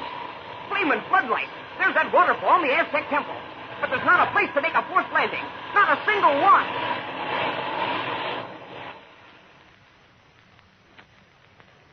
And now we change to a different scene. A short time earlier, Patsy, Pebbles, Pinky, and Slim crossed the underground river, and coming out to the left of the brink of the falls, they made their difficult way down the mountainside toward the Aztec temple. There we now find them, almost at the bottom of the descent, and not far from the falls, pausing a moment to rest. Listen as Patsy says. Doc, that waterfall in Aztec Temple is the most beautiful sight I ever saw. By the great grizzly, Patsy, you're right. I ain't seen nothing like this for all my born days. Ain't nothing like it around Black Gulch, I know that. Oh, it's the hot potatoes, that's what it is. But we have many places like this in Mexico. I'll say you have. Mexico's got some of the swellest scenery I've ever seen. Well, we're almost to the temple. Well, all we got to do is to get around this big rock, go down a little bit, and we'll be there. Well, see, now that we have the daylight, it will be much easier to see. Yeah, it sure helps a lot. Back in the cave, it didn't make any difference whether it was night or day. But, Galloping goose, Patsy, what are you looking at? gee, Slim, I'm not looking at anything in particular. I just thought I heard something. By the jumping berries of jump, I can hear airplanes. Jump then, gee, horse or fast. Gee, Jerusalem. Look, I can hardly see on account of the mist from the waterfall, but it's two planes, all right. Well, gosh, all hemlock, what's them places? See, they're coming right out of the nose of one of them planes. Why, they're tracer bullets, that's what they are. One of the planes is firing at the other. See, and they're getting lower and lower. One of the ships has got the other one in the rudder. Well, who in tarnation could they be, Patsy? They're both black. They must belong to Ivan Sharp. Well, don't forget, Captain Midnight and Chuck are in the black plane. Why, sure they are. And one of them must be red and shook. Well, for once you hit it right on the nose. One of them must be Captain Midnight, or they wouldn't be fighting each other. Well, that one that's got the other one in the run, that must be Captain Midnight. It sure must be, because Captain Midnight's a swell pilot. Hey, that's funny, Patsy. What's strange, Pinky? What do you mean? Hey, them two-seaters, ain't they? Sure they are. Even I can tell that. Well, they got gunners in the rear seats, ain't they? Sure they have, Pinky. Well, why don't this guy in the rear seat, the one that's getting the worst of it, why don't he do a little shooting and defend himself? Gosh, that is kind of strange, Pinky. Maybe that one ship doesn't have anybody in the rear cockpit. Oh, quick, look! That one plane, he will shoot down the other. Now, this ain't going to last long, if you ask me. Gosh, look at that. That one plane's motor is quit. But if his motor ain't running, he'll have to come down. Yeah, and then that other pilot can polish him off on the way down. No, he won't either. Not if it's Captain Midnight, he won't. Now, you're right, Patsy. Captain Midnight's a good sport.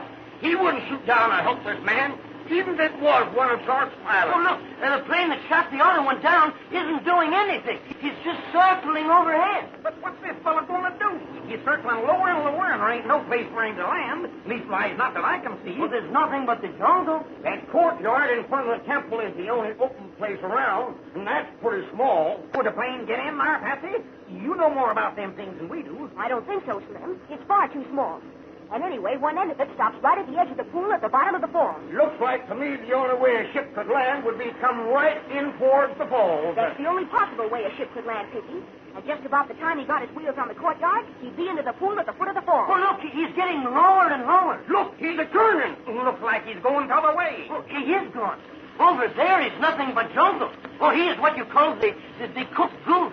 He's going to crag up sure. Yeah, what are we going to do, Patsy? Shall we go down to the temple, or shall we stay here? I think we'd better be getting on back home.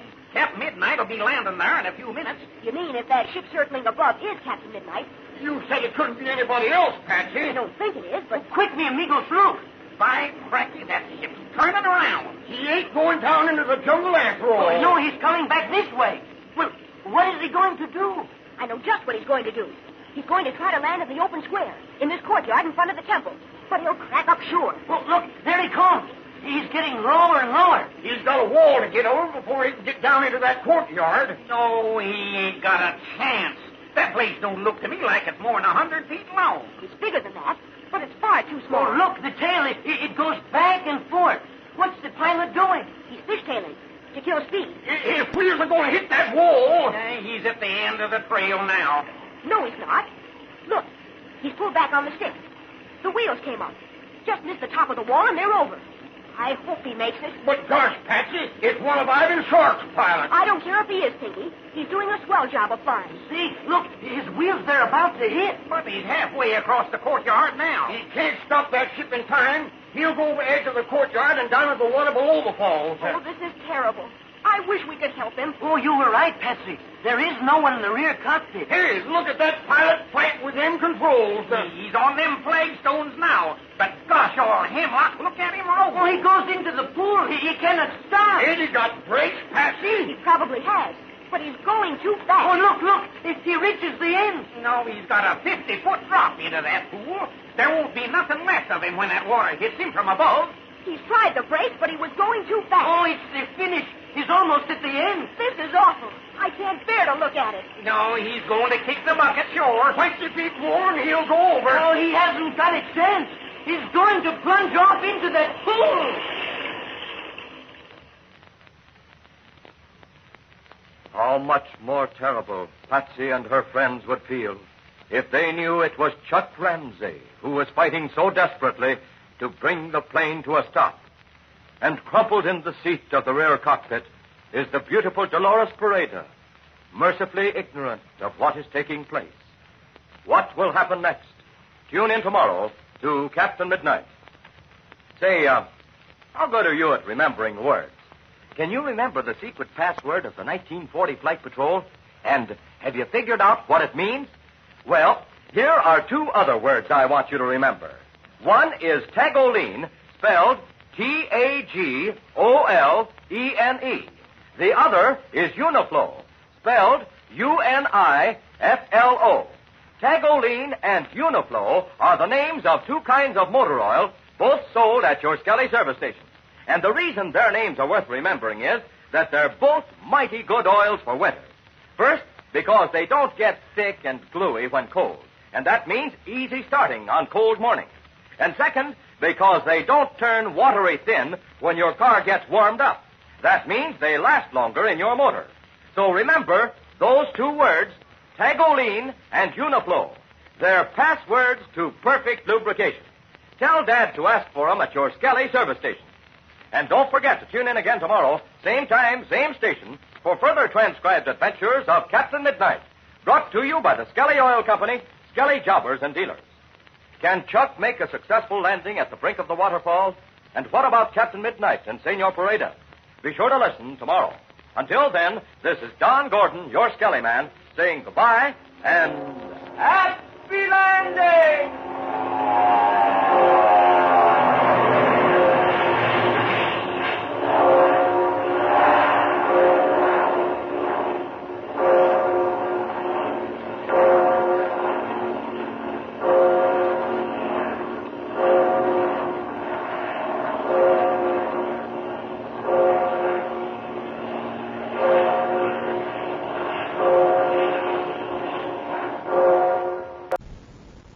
Transcribed from Mutual.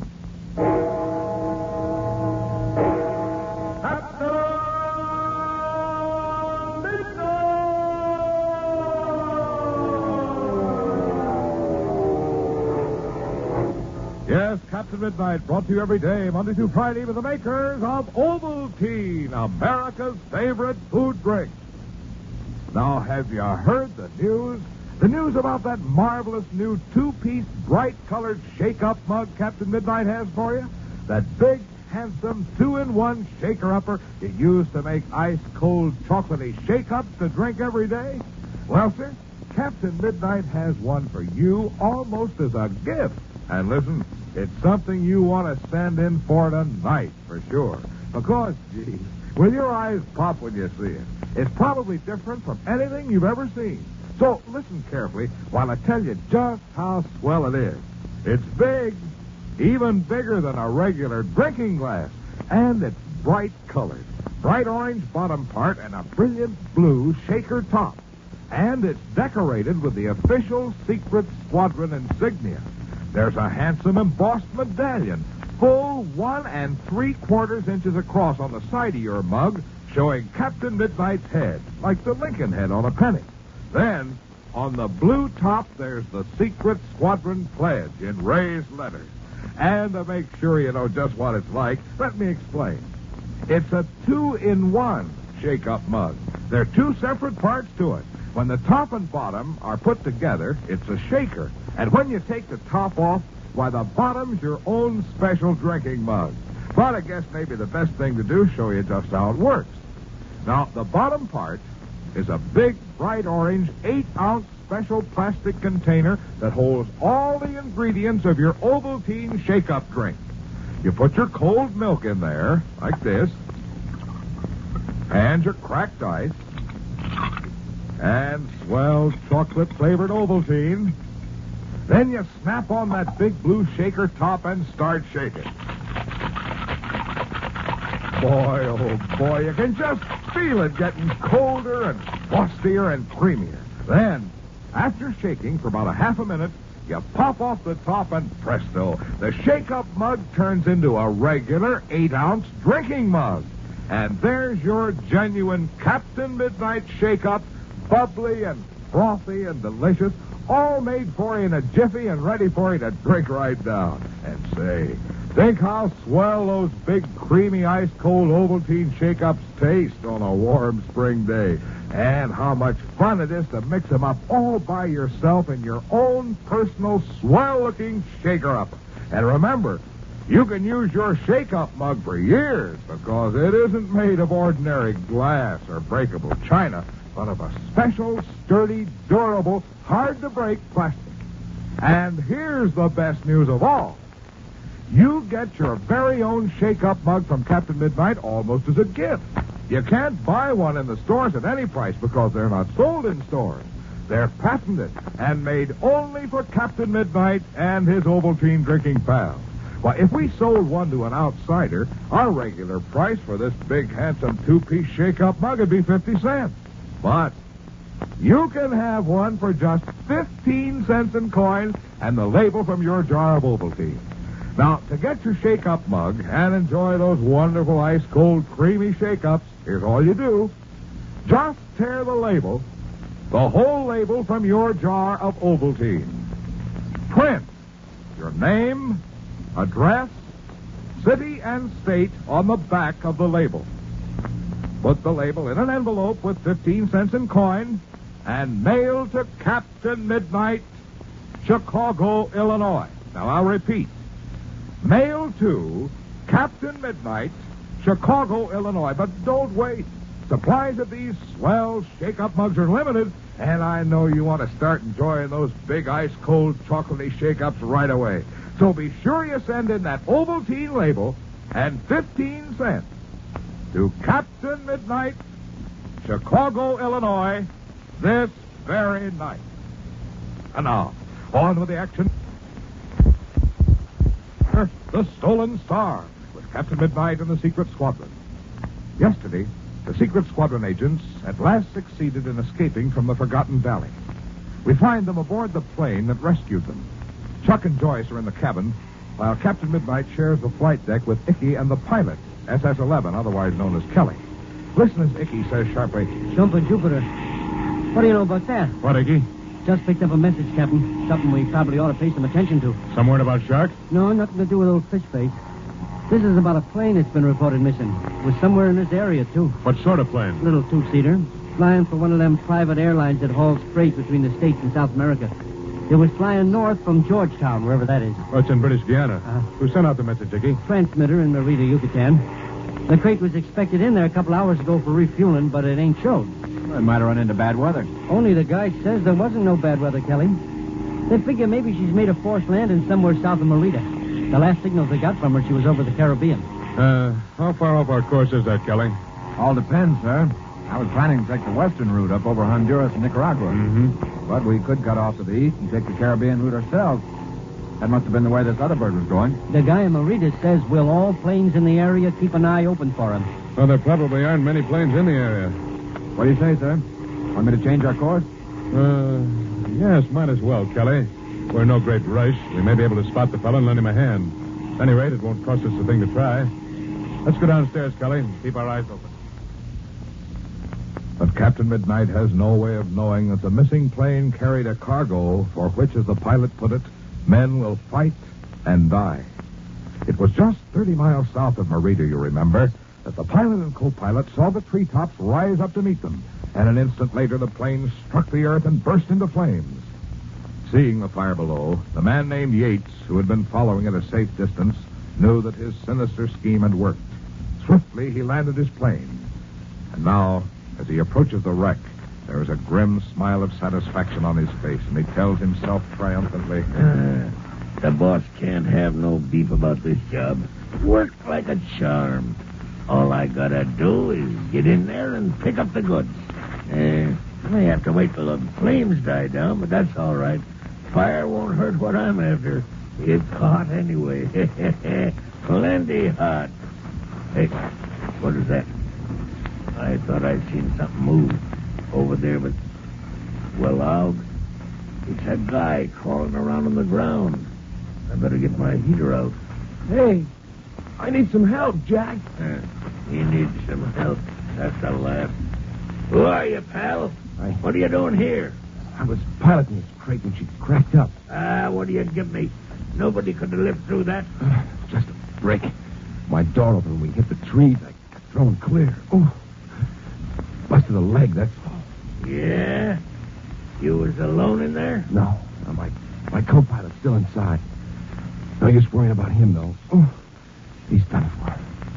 Look, Jack, if you'll take me to a hospital in Merida, I'll appreciate it. Yeah, I'd be likely to do that now, wouldn't I? Why not? You think I'd drop down here to play nursemaid? Well, I thought you saw the crack up. You thought wrong, pal. I've been tailing you all the way from Georgetown. I've been waiting for this. Holy smoke. You know me. Oh, I get it. That altimeter. I jimmied that altimeter myself before you took off. Why, you dirty... Easy, pal. We all got to make a living, don't we? And I'm going to make a pretty good one off of this job. Yeah? Meaning you know what we were carrying, huh? That's what you're after. I ain't after it. I got it. All I have to do is walk into that mess and pick it up. What about me, Jack? Gonna leave me lying here with a busted leg? No, I wouldn't do a thing like that, pal. That wouldn't be nice. I got something else in mind for you. I don't want to see you suffering, so I'm just gonna put you out of your business. It is just 3 hours later when the secret squadron plane leaves the blue waters of the Caribbean behind and, passing over the peninsula, crosses the southern border of the Mexican state of Yucatan. It is almost midnight now, and a bright moon is riding high in the cloudless heavens. Glancing up at it, Icky exclaims, Jumping Jupiter, Captain. Get a load of that moon up there. Making things almost as bright as day, ain't it? Yeah, that may be a break, Icky. If that plane... Hold on a minute. See something, sir? I thought I did, just for a second. Icky, take a look out your window. Straight ahead of us and about... Darling, I see what you mean, Captain. Something in the treetops, kind of shiny, reflecting the moonlight. It must look the same to you as it did to me, like the wing of a plane. That's exactly what it's like, Captain. A wing, just laying on them branches. Great Scott, sir. That's what it is. We're too late to be of much help. I'm afraid you're right, Kelly. We'll investigate nonetheless. Take her up 100 feet. See if you can find any place to land. Okay, sir. And Nicky. Yeah, Captain. Radio our 2 escort planes. Tell them what we've seen. There's no need for them to land with us. They can go on to Washington if they like. We'll meet them there. SS-19 is to explain to Major Steele why we've been delayed. And so it is that the secret squadron plane taxis across the same grassy field where a few hours before the sinister figure called Yates climbed out to claim his ill-gotten gains. Captain Midnight and SS-11 and Ichabod Mudd moved swiftly toward the spot where they saw the fragment of the crippled craft. But by now the flames have died out, and even when they are within only a few yards of the wreckage, Icky exclaimed, I don't see a darn thing, Captain. Maybe we just imagined that wing up in the trees. No, I don't think so, Icky. There was something there, all right. Something that glistened in the moonlight. If it wasn't a wing, I don't know what it was. Well, there's a patch of woods over here on our left, sir. That's where it must have been. Yeah, those are almost the only trees around. Golly, this is plenty desolated country, ain't it? A guy could crack up here and nobody know nothing about it for a month. Right, Icky. Let's turn our flashlights on. Yeah. That moon's ducked behind some clouds. If there's anything over here, sir, we ought to be able to see it pretty soon. We're almost at the edge of the woods. Yeah, if we don't find nothing inside a couple of minutes, we'll know. What's the matter, Icky? Tripped over something in the grass here. Must have been Holy suffering catfish. Captain, look. Good heavens. Why, he's in a pilot's uniform, sir. Yes, he must have been flying the plane. Looks like he was thrown clear of it when it crashed. He's dead, isn't he, Captain? I'm afraid he is, Icky. Wait, I'll make sure. Oh, poor guy. It's a heck of a way to end up. Out here in a forsaken place like this. Imagine what a feeling that must be. All of a sudden, bingo, something goes wrong and you're done for. It's bad, Icky. But it's better than the way this man went. Huh? What do you mean, sir? I mean that he wasn't killed in the plane crash. He wasn't... I don't get you, Captain. Ain't he dead? Yes, he's dead, all right. But he was piloting the plane, sir. Apparently he was, yes. Well, then, he did die in the crash. No, Icky. He died either before it or after it. He was murdered. Murdered? Jupiter, why do you say that, Captain? Look for yourself. His body's riddled with bullets. Oh, I'll be it. Now, how in the heck do you figure that one, Captain? I don't know, Icky. I can't figure it. But there must be an explanation somewhere. Looks like we've stumbled into something, huh, sir? It certainly does, Kelly. Something very mysterious. I'd like to know what it is. In fact, I've a good notion I'm going to try and find out. Well, by a strange quirk of fate, Captain Midnight has come upon the only evidence that would prove the plane crash was something more than an accident. The bullet-riddled body of the pilot. Did Yates find the precious cargo in the metal box? Did he succeed in stealing it? What is this thing that has already caused the death of 2 men? Where will the trail lead the secret squadron agents? Don't miss tomorrow's thrill-packed adventure. Motive for murder. Now be sure to send in tonight for that big orange and blue 2-piece shake-up mug you need to make those wonderful ice-cold chocolatey Captain Midnight shake-ups. Think of the fun you'll have mixing up your own Captain Midnight shake-ups whenever you want. And think how swell those ice-cold creamy shake-ups taste on a warm spring day. Now remember, you can't buy a Captain Midnight shake-up mug like this in the stores, and our regular price would be 50 cents. But you get yours almost for the asking if you're an Ovaltine drinking friend of Captain Midnight. So do this tonight. Simply tear the whole label from your jar of Ovaltine. Print your name, street address, city and state on the back of the label. Put it in an envelope along with just 15 cents in coin. Then mail to Captain Midnight, Chicago, Illinois. And Captain Midnight will send you your own personal shake-up mug almost by return mail. But don't delay. Supplies of these swell new shake-up mugs won't last long. Send in tonight for sure. This offer is limited to fellas and girls who live in the United States. Captain Midnight was played by Ed Prentice. Icky was played by Sherman Marks. Tune in tomorrow.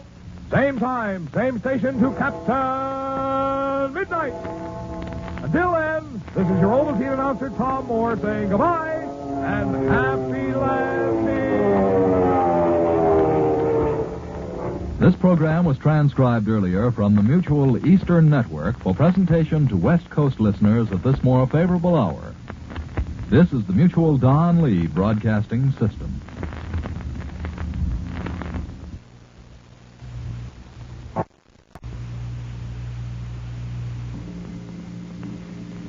Transcribed.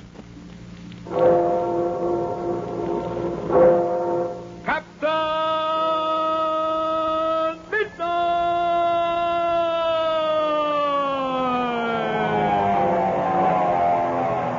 Yes, Captain Midnight, brought to you every day, Monday through Friday, by the makers of Ovaltine, the world-famous food drink. I know all you young aviation fans and followers of Captain Midnight know a lot about flying and about flying terms.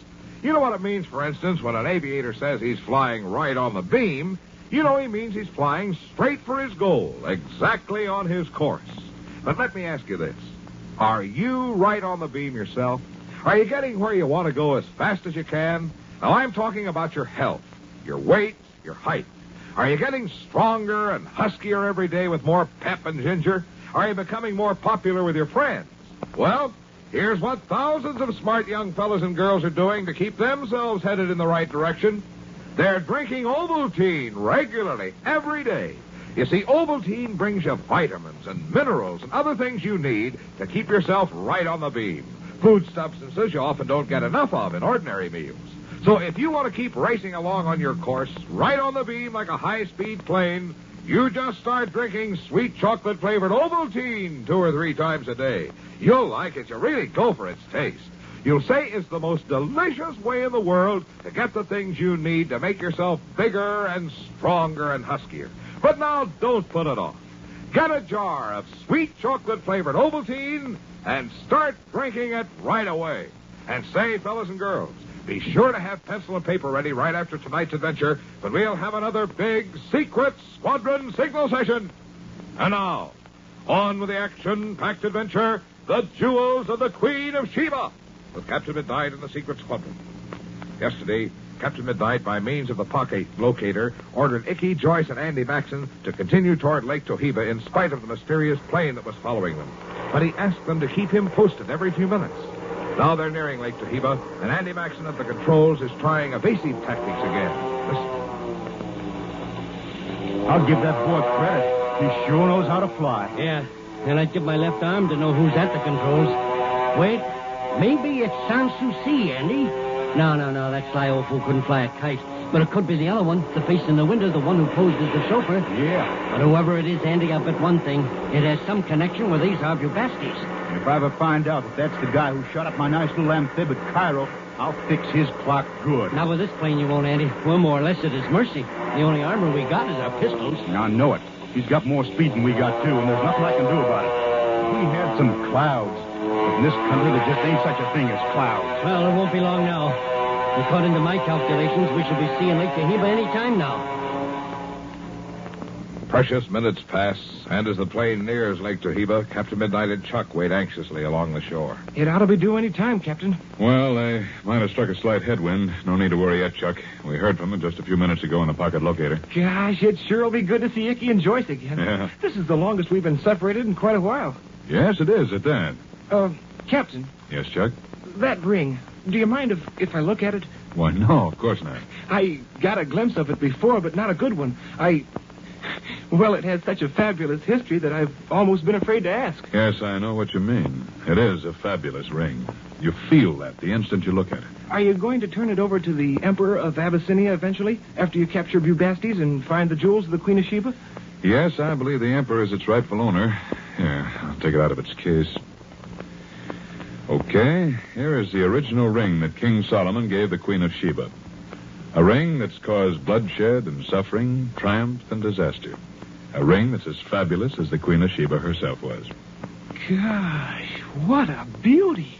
Oh, what's that cut in the top, Captain? Oh, that's the Hebrew letter S, Chuck, and I suppose stands for Sheba because this is her signet ring. Boy, I'd like to have a ring like that.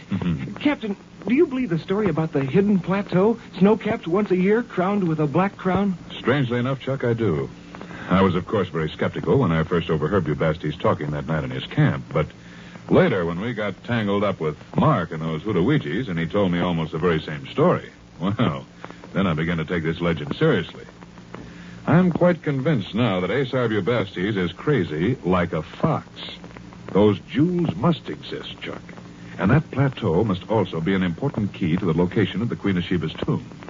Now, see, here's another clue. Oh, what's that, sir? The surface of this top stone. Notice anything peculiar about it? Nothing except that it's got triangular carving on it. So is the hidden plateau supposed to be triangular, remember? By gosh, you're right, sir. Gee, that's a beautiful ring. Uh-oh, that sounds familiar. And wonderful. It's them. They're coming. There they are, coming in from the southwest. Yes, you can just barely see a speck against the blue sky. Boy, oh boy, I'd be glad to see them. And there's that other plane. Hey, look, the second plane has made a dive on them. They're going to it. Yes, in less time than it takes to tell, a furious battle takes shape high in the skies over Lake Taheba. Andy Maxon's bewildered at first, but he rapidly recovered. Well, what do you wait all this time for? I don't get it. I don't either, but this is no time to worry about that. I'll burn the feathers off of his tail.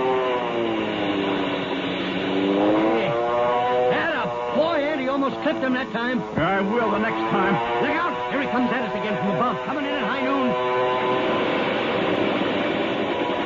Oh, they got me! Joyce, Andy's been hit. Grab the controls, Joyce. Take her down. Take her down quick. Land it on the water. I can see the captain and Chuck. Take it easy, Andy. We'll be down in just a second. Oh, I'm all right. Easy, boy. My leg. Easy, boy.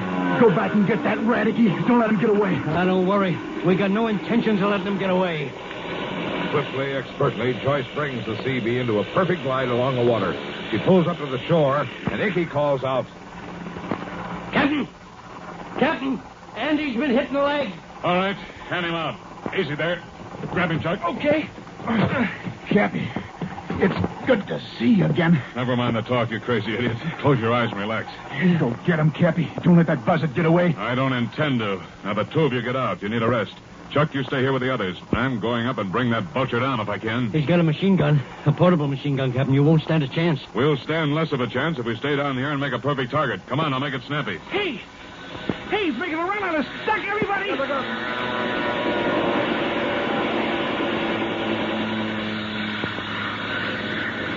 Everybody all right? Nobody else hit? Good. Joyce, do what you can for Andy's leg. Here I go. Good luck, sir. Good luck, Captain. Give him the works, Captain Midnight. Captain Midnight climbs straight up, and the ex-Nazi fighter pilot's there waiting for him. There ensues the most vicious dogfight that the secret squadron has seen since the war. A grinding, grueling dogfight in which Wolfgang, the ex-Nazi, pits his evil skill against the matchless skill of Captain Midnight. But it's an uneven battle. Captain Midnight's able to get in only a few random shots from his pistol at close range against the machine gun of Wolfgang. But then, Wolfgang runs out of ammunition. Captain Midnight realizes it instantly and becomes more daring. He can afford to take chances now, and he does. Closer the two planes come together, both men firing futile pistol fires through the glass of their cockpits. And then... Joyce! Chuck! The captain got him! He got him! I can see smoke streaking from the other plane! Hey, look, he's going into a dive and the captain's right on top of him! Wow, what a beautiful display of flying that guy's putting up, even though he is hit. Well, how's it going, kids? Who's winning? You just relax, Andy. Everything will be all right. Yes, sir, everything's going to be all right. Well, is it over? Well, who won? Tell me. Don't keep me a more suspense. Who won? Why, Captain Midnight won, of course. You bet he won, Andy. That other twin is running off into the distance, smoking to beat the band. Yeah, but Chuck, what's the skipper coming back for? Why don't he follow up the advantage? Well, we'll know in a minute because he's coming in fast.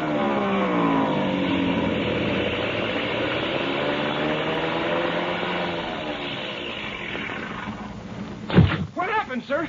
Engine been acting up. It's afraid to trust it. How you feeling now, Andy? Cappy, you old codger.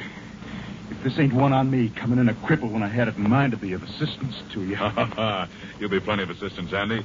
It's doggone good to lay eyes on your ugly frame again after all these years. Too many years, hey, Cappy? By golly, you ain't changed a bit. Thanks, Andy, and the same goes for you. But come on now, lie back and let me look at that leg of yours. That's the first order of business. Captain Midnight examines the wound, finds that the bullet has gone completely through the fleshy part of Andy Maxon's cap. While painful, the wound is not serious. And later that evening, after both groups have caught up on all the news, Captain Midnight gets to another order of business, that of the precious ring of the Queen of Sheba. And that's the story of this ring that I'm about to show you. I want you to see it because after seeing it, you'll be as impressed as Chuck and I, who are just as skeptical as you probably are now. Doggone, Cappy, that's the craziest story I ever heard. I ain't skeptical, Captain, but I'm dying to see the ring. Well, here it is. There. Feast your eyes on that. Wow. Hey. One look at that ring and you can understand why the Queen of Sheba treasured it so much. Captain, do you know what? I think that ring, I mean a reasonable copy of it, would make a wonderful souvenir for all the members of the Secret Squadron. Say, that's not a bad suggestion, Chuck. In fact, it's a mighty good one. Do you really think so? Boy, I can just see now how thousands of faces would light up if they could have a ring something like this. As a matter of fact, Chuck, the more I think of it, the more I like the idea. Not merely for its sentimental value, but for other reasons. Well, what do you mean, sir? Well, I can't explain now, but I'll keep that suggestion in mind, Chuck. In fact, I promise to give it lots of thought. Now, look. It's getting dark. I want you all to notice something. Remember my telling you that the hidden plateau would turn white 1 week out of the year? Yes. And that week would come in the springtime. The moon would be in its 4th phase, and according to the legend, the ring would, at that 1 week of the year, emit a greenish glow. Yeah? Well, are my eyes deceiving me, or is that ring sparkling green right now? Wow. Leaping sawfish. Well, I'll be dogged. It does have a greeny sparkle to it. I didn't notice until this afternoon. A couple of days ago, its sparkle was of another color entirely. Fellas, this means that the time has come that the hidden plateau can be plainly seen from the air. It will be entirely white for 1 short week. And that's why Aesar Bubastes needed the ring so much, so he could tell just when the hidden plateau would be easily visible from the air. Yes, but we haven't any time to lose. If that plane got back to Addis Ababa or any place from where the pilot could contact Aesar Bubastes, we'll have that gang of cutthroats on our trail in no time. Even if he doesn't make it, we haven't much time. We've got to get our plane repaired so we can get up in the air and find that plateau before that week is up.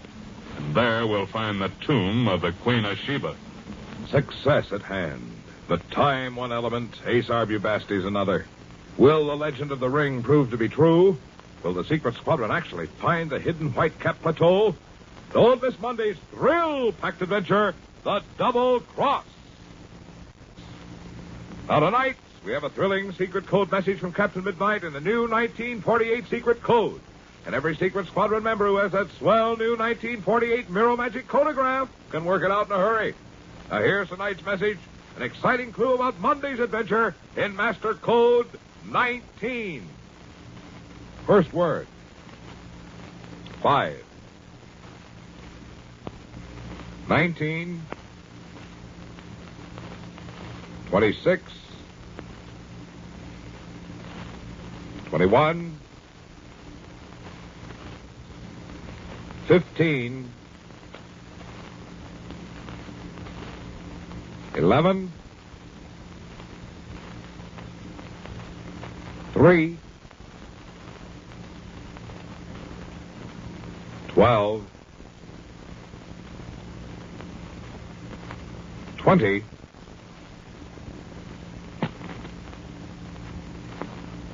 26.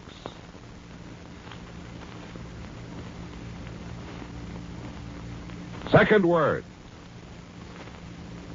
26. 21. 11. 16.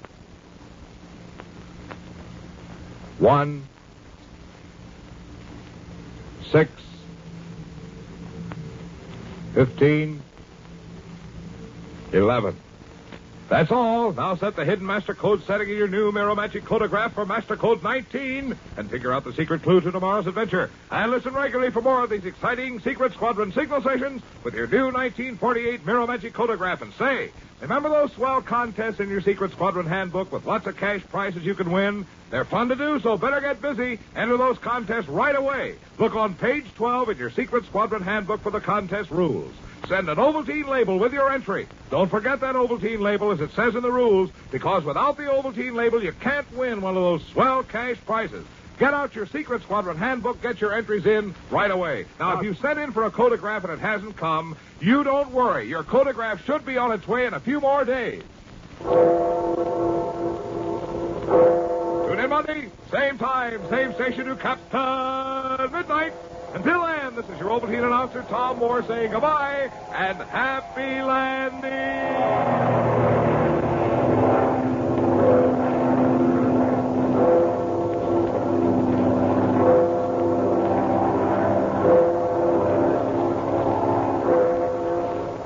This program came to you from Chicago. Stay tuned now for Tom Mix, which follows in just a moment. Our program was transcribed. This is the Mutual Don Lee Broadcasting System.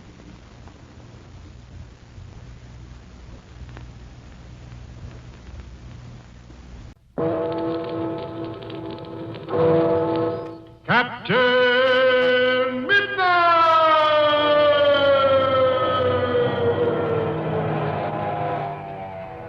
Yes, Captain Midnight. Brought to you every day, Monday through Friday, by the makers of Ovaltine, the world's largest selling food drink. Now, I wonder if you ever said to yourself, I wish I weren't so tired. I don't see why I should be so tired. I didn't used to be. Well, if you've said that, and most of us have at one time or another, you might think about this. It's possible, it's even likely, that what I'm going to ask you now may point out the cause of your tiredness. And the question is, are you getting the right amount? Are you getting plenty of every one of those important food elements you must have to keep you from feeling tired, keep you feeling keen and vigorous?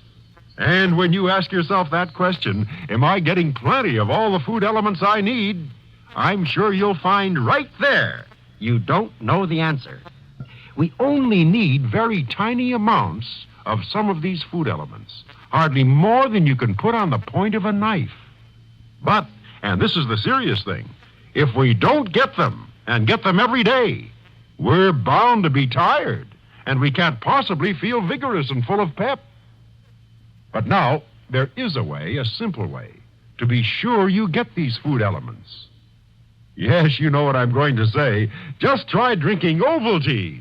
Just drink Ovaltine as a supplementary food. Extra food in addition to your regular meals. Because Ovaltine is rich in important food elements. The common ones, the rarer ones. Particularly the ones that are most likely to be short in your regular diet.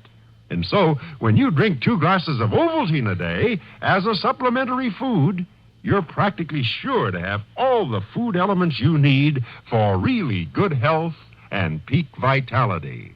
So, why don't you do something about this business of being tired? Why don't you try drinking Ovaltine regularly for a while and see if it doesn't help fix you up? See if you don't feel better on the days you drink it. And now, on with the action-packed adventure, the return of Ivan Shark with Captain Midnight and the Secret Squadron. Yesterday, when the moon arose, the Secret Squadron saw that they were surrounded by an evil-looking and menacing horde of prehistoric cavemen. A magnificent shot by Captain Midnight wounded the chief of the tribe, and at least for the time being, drove them back into the jungle. Well, now it's a few minutes later. Listen, as Captain Midnight says... Yes, Icky. If they should come in a great mass swarming up the tree, I don't think we could drive them back. And even if we did, the slaughter would be horrible. Well, do you think they have brains enough, sir, to work out a plan of campaign of that sort? They look more like animals than human beings. You can say that again, Chuck. Well, Chuck, when they go hunting some of the bigger animals, they probably surround and overwhelm them by sheer weight of numbers. And I imagine they can do an awful lot of damage with those clubs. Yeah, and some of them carried spears, sir. Yes, I noticed they did. You mean, Captain, because they've learned to hunt animals in a kind of pack, that's the way they'll hunt us? Well, it's possible, Icky. Oh, do you think they'll be able to stand up against the concentrated fire of the four of us? Oh, geez, sir, we ought to be able to pour out enough lead to... Well, heck, it'll be slaughter. Well, that's just it, Chuck. I want to avoid what'll be a terrible slaughter. They are men, you know. Yeah, but if they attack us, sir... Loop and loops, if they ever took us prisoners... Look, Captain, we didn't start this. And heck, all I want to know is if we have to defend this tree against attack, can we? Or will there be too many of them, and will they come too fast? If they attack us, Icky, we've got to defend this tree. The alternative is something we mustn't even think about. Yes, Captain Midnight is tempted to rake the edges of the jungle with bursts of concentrated fire, but the knowledge that these are men and not animals restrains him. Only as a last resort will he give the order to fire.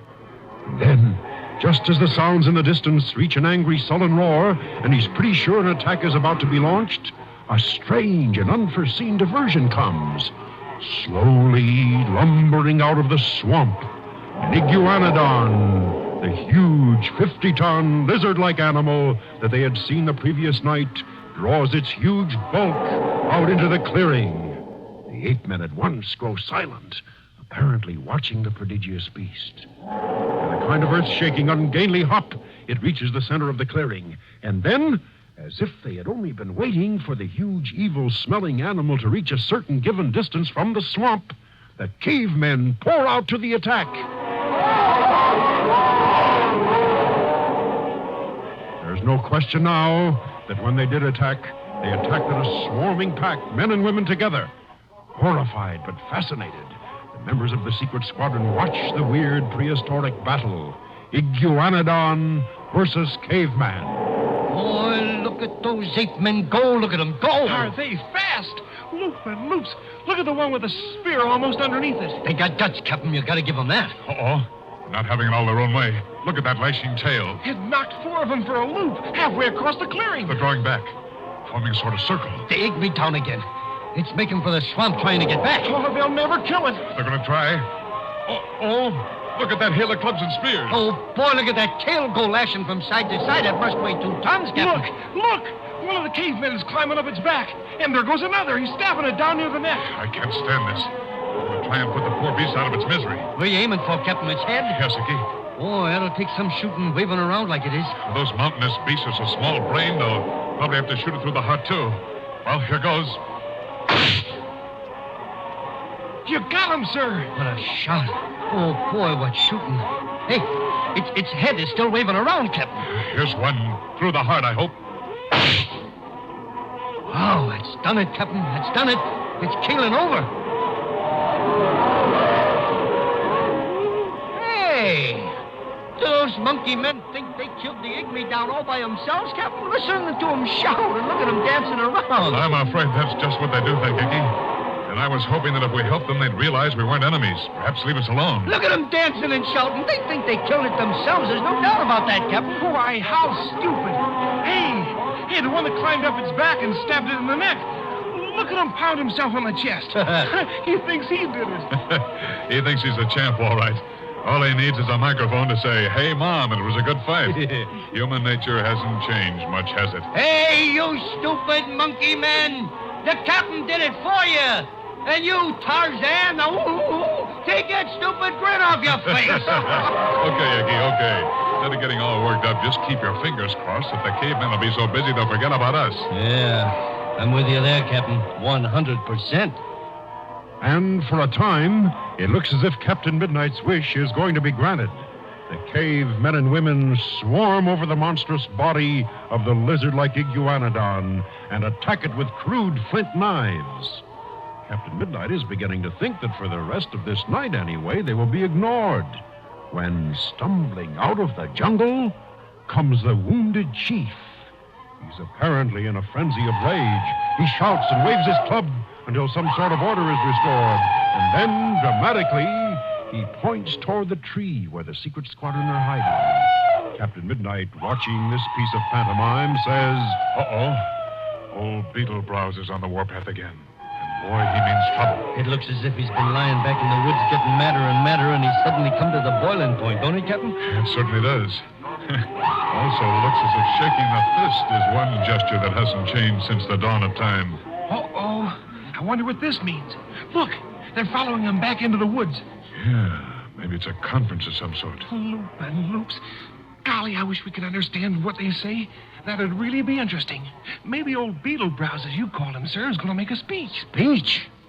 All he can make is animal noises. Animal noises that his followers evidently understand, Dickie. And that's a sort of speech, isn't it, sir? The beginning of speech, anyway. I know what he was yelling out down there, that's for sure. It was written all over his monkey-faced pan. What's that, Icky? Kill, kill, kill. Kids, look. They mean trouble, all right. They're spreading out in a circle, just under cover of the underbrush. Surrounding us again, huh, Captain? Getting ready for the final attack, or I'll miss my bet. Well, Icky, you can call their sounds animal noises if you like, but they certainly understood what the chief meant and what he wanted, and they're going to carry out his orders. And what of Ivan's shark all this time? The arch-criminal heard the first volley that drove the cavemen back into the jungle. Also, the 2 shots with which Captain Midnight ended the agony of the huge iguanodon. Does he know how close to success his plot has come? Listen. Oh,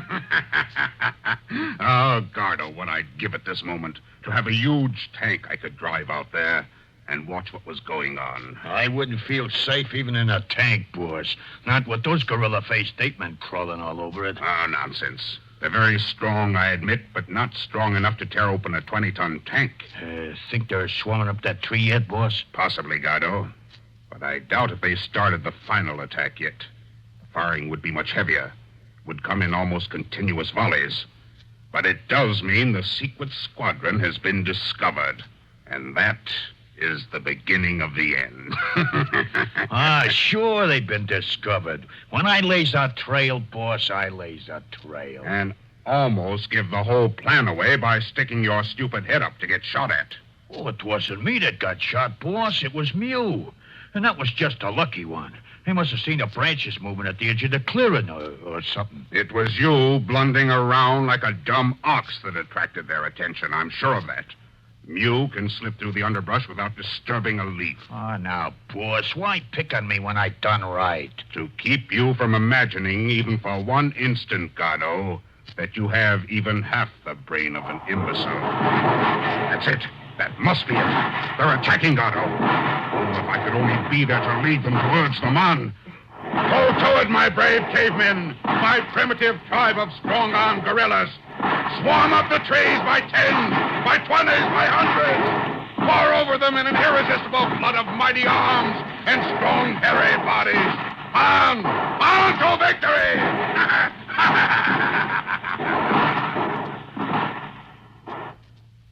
And is Shark's analysis of the situation correct? Are the cavemen pouring a living stream of horror across the clearing up to the tree? Listen as Captain Midnight talks to the others just a few moments before the series of volleys which Shark just heard. Kids, we saw how the cavemen attacked the iguanodon, swarming out in numbers around and over it. Well, there's little doubt that that's their usual method of overwhelming their enemies. That I'm almost sure is the way they'll attack us. I'll go along with you on that, Captain, if you'll add that they'll come swinging a mess of clubs that must weigh 100 pounds apiece. Yeah, to say nothing of a few spears. Yeah. Can't we stop them before they start, sir? There must be some way to do it. Well, I hate to say shoot to kill, yet... Wait. Supposing we fire a couple of volleys over their heads. It might scare them off before they start. And if it don't? In that case, there's no harm done. And... well, then we won't have any other alternative. We'll have to mow them down as fast and in as great numbers as possible. And no fooling about it, sir. And no fooling about it, Chuck. All right, kids. Let's give them 3 quick volleys. One over there by that tree that's fallen into the clearing. One over there to the right, and one to the left. Fire well above the height of a standing man. Ready? Right. Right, Captain.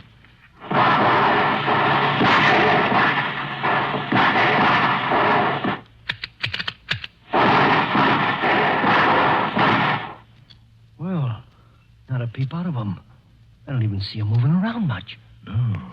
Not a sound. Well, maybe they just thought it was a clap of thunder. Remember the iguanodon, Chuck. They don't scare very easily. Yeah, that's just what I've been thinking. Look out, gang. Reload quickly. Here they come.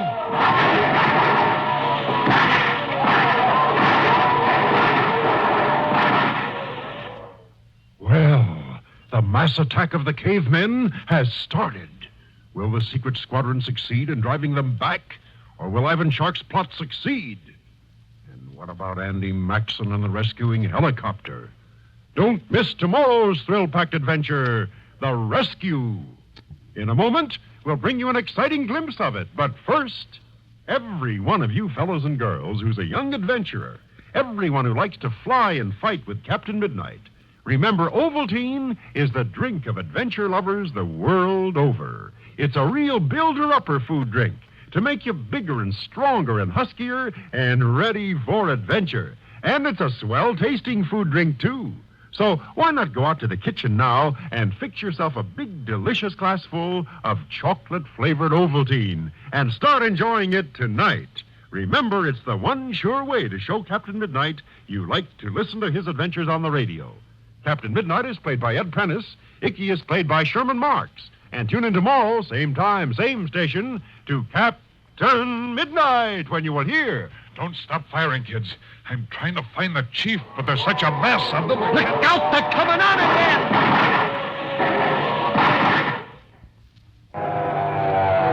Program was transcribed.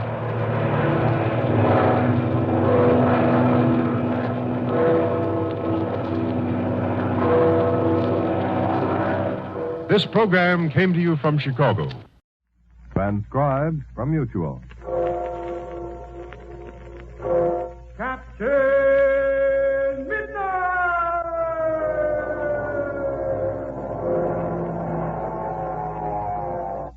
Starting a new and greater 1949 Secret Squadron. He wants you, yes, you, to join up right away. And it doesn't cost you a single penny.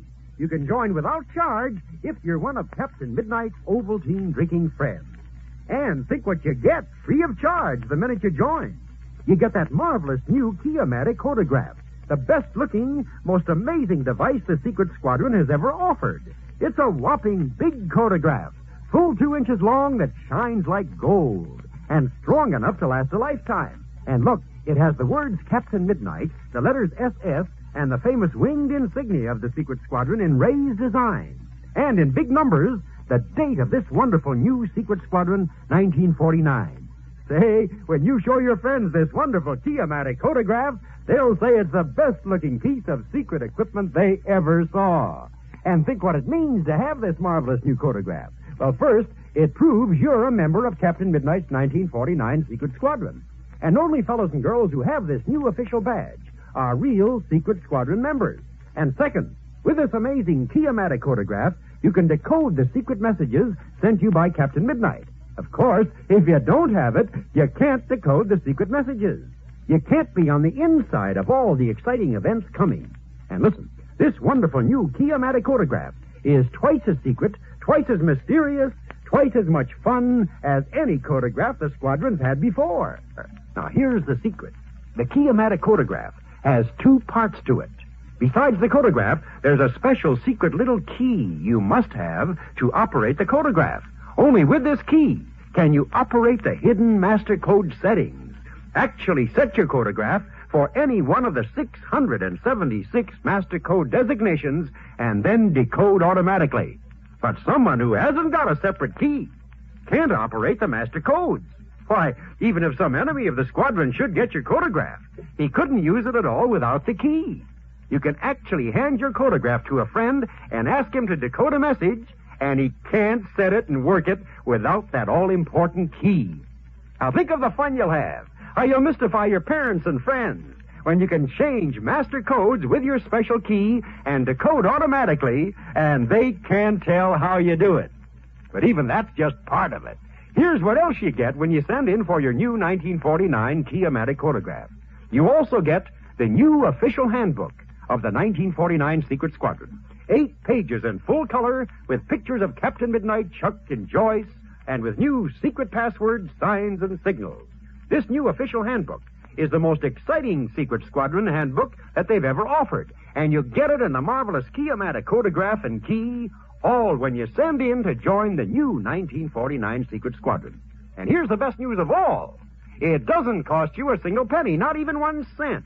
If you're one of Captain Midnight's Ovaltine drinking friends, you send no money, positively no money at all. Now, here's all you do.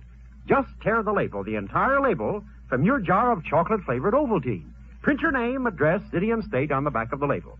Put it in an envelope and mail to Captain Midnight, Chicago, Illinois. Captain Midnight will send your 1949 Secret Squadron Codograph and new official handbook almost by return mail. But don't wait. Supplies are limited.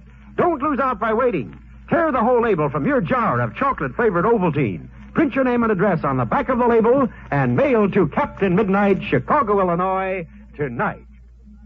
Now, on with the action-packed adventure. The Return of Ivan Shark with Captain Midnight and the Secret Squadron. The tree in which the Secret Squadron had taken refuge crashed over into the swirling water. The Secret Squadron, disciplined and unafraid, even in this appalling situation, think first of the other members. As a result, all of them are safe for the time being.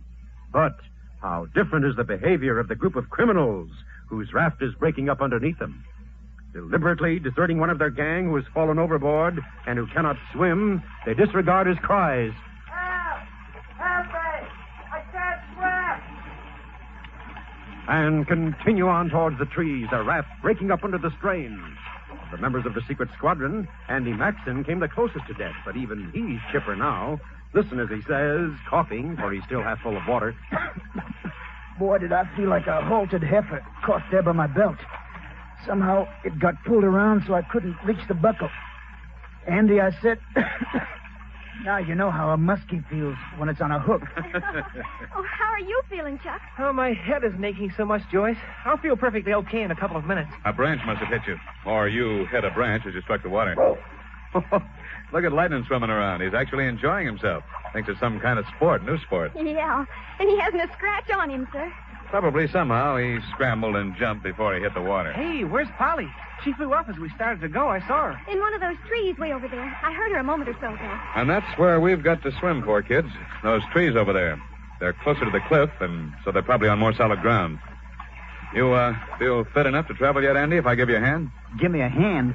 Come on, I'll race you there, you old buzzard. As the Secret Squadron swims slowly and steadily towards a more permanent leafy refuge, Ivan Shark's small, solidly tied raft drifts fast toward the island of the huge monster floundering on its edge. With a huge splash, the launching of a small yacht. Another of the great beasts joins it as the edge crumbles under the rising tide. Ivan Shark, now paddling as desperately as the others, shouts, We're being carried around the island. We can only avoid those two monsters. Paddle for your lives. 1, 2, 1, 2, 1. Look at his tail, Father. Lashing like it must weigh half a ton.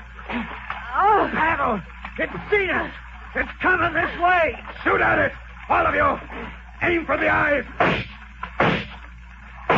Turn, you spawn of Satan. Turn. Its tail struck the raft. And while Ivan Shark, Fury, and Gardo struggle in the water, swimming in panic away from their overturned raft, the Secret Squadron has reached its destination, and the members are talking. Listen. Well, having counted heads, even Lightning's, I find us all safe. Even Polly's safe. Listen to her up there in that tree. He's probably hungry, poor bird. Hey, you can say that again, Polly. How's Lightning? Oh, he's having a wonderful time swimming around, sir. When he gets tired, he just rests his front paws on one of the branches and relaxes. He's okay. Okay, now to contact Washington. Get going on your pocket locator check. Shall we use the new codograph, sir, or the old one? The new Key-O-Matic, of course, Chuck. Gee, I'm anxious to use it. It's so simple to work and yet so sort of mysterious. Ask Major Steele to have an amphibian flown down right away. Hey, Captain, my pocket locator's flashing on end. How? Take down the message, Joyce, as Chuck gets it. Icky, you decode it. Right away, sir. Hey, what can I write it down on? On the back of your hand. Here, wait a minute. Here's an indelible pencil. Gosh, this mermaid life sure is hard on paper. Just look at my notebook. Okay, Chuck, read it out. Code F7. 10, 26, 15. And a short time later, Icky decodes. Message arrived. Old codograph made obsolete. Key-o-matic being sent out to all members. Anything else I can do? Signed, Steele. Boy, there certainly is, isn't there, sir? Yes, there is, Chuck. Ask Major Steele to have an amphibian flown down right away. Oh, boy, will I be glad to see that arrive. Help Chuck code the message, Joyce. Use code B8. Just a minute, Chuck, while I fix this photograph. Gee, Manee, is this little key a slick idea? Okay, Chuck. 2, 9, 8, 7. And in Washington, as Major Steele receives the message. Send amphibian right away. Urgent. Important. That's what the first phony message asked, Major Steele. The one we're pretty sure was from Ivan Shark. Afraid this one is a phony, too, Lieutenant? Well, sir, I can't help being suspicious. Lieutenant, you're forgetting that this was decoded on the new Key-O-Matic codograph, aren't you? This one has to be on the level. Oh, of course, sir. Also, this one makes no mention of the two atomic scientists, so it's obviously been sent by a different person. Yes. Major, I wonder what made Captain Midnight suddenly decide to have the new Key-O-Matic flown down to him. Oh, it's certainly lucky for all of us that he did. One of the captain's brilliant hunches, probably. Now I know why you never ignore them, sir. I found, Lieutenant, that Captain Midnight's hunches are usually based on something very tangible. So, Lieutenant, see that the amphibian leaves at once. Right away, sir. One moment. As soon as you've seen about the amphibian, contact Captain Midnight and tell him it's on the way. Yes, sir. And a short time later, the lieutenant returns. The amphibian is on its way, sir. Good. Major Steele. Yes, Lieutenant? Do you realize, sir, that the first message asking for an amphibian, the phony one, was an attempt on Shark's part to capture America's two leading atomic scientists? I realize it only too well. I don't think the secret squadron ever came nearer to a real disaster. Oh, that's for sure, sir. The misspelling of one word saved us. That and Ichabod Mudd's Key-O-Matic codograph. If Vicky hadn't spent last summer working on it... And if Captain Midnight had by chance postponed sending for it, it doesn't bear thinking about. The secret squadron would have been disgraced, sir. Probably, or disbanded. Well, sir, with the new Key-O-Matic, we've double protection. If it should fall into enemy hands. You mean they not only have to have the codograph, but they have to have the key, too? Exactly, sir. Yes. Our enemies can capture as many of the photographs as they like. But if they don't have the secret key, too, it's useless to them. I know. Icky should get a special citation for inventing it. With a banquet. Nothing but hot dogs and hamburgers. Meanwhile, Shark, Fury, and Gardo are swimming with swift, desperate strokes out from the island and away from the huge iguanodon that has capsized their raft. After a moment, Shark calls out, Fury! Wait! Gardo! Stop! Stop, I say! Yeah. Everything is all right.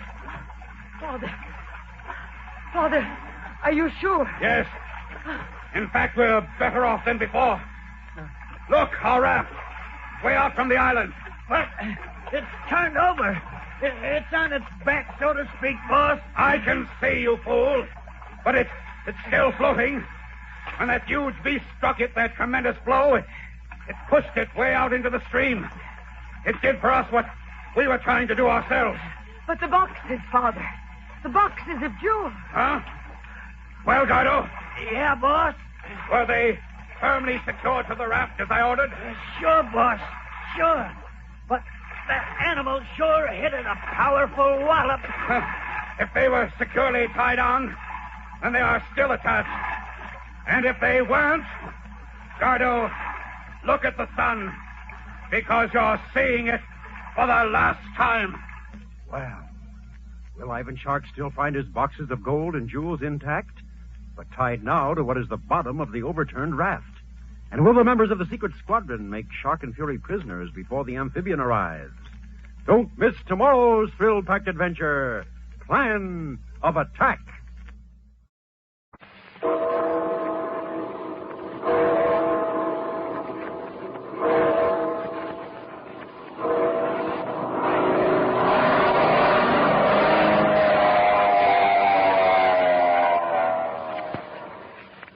The Skelly Oil Company presents Captain Midnight.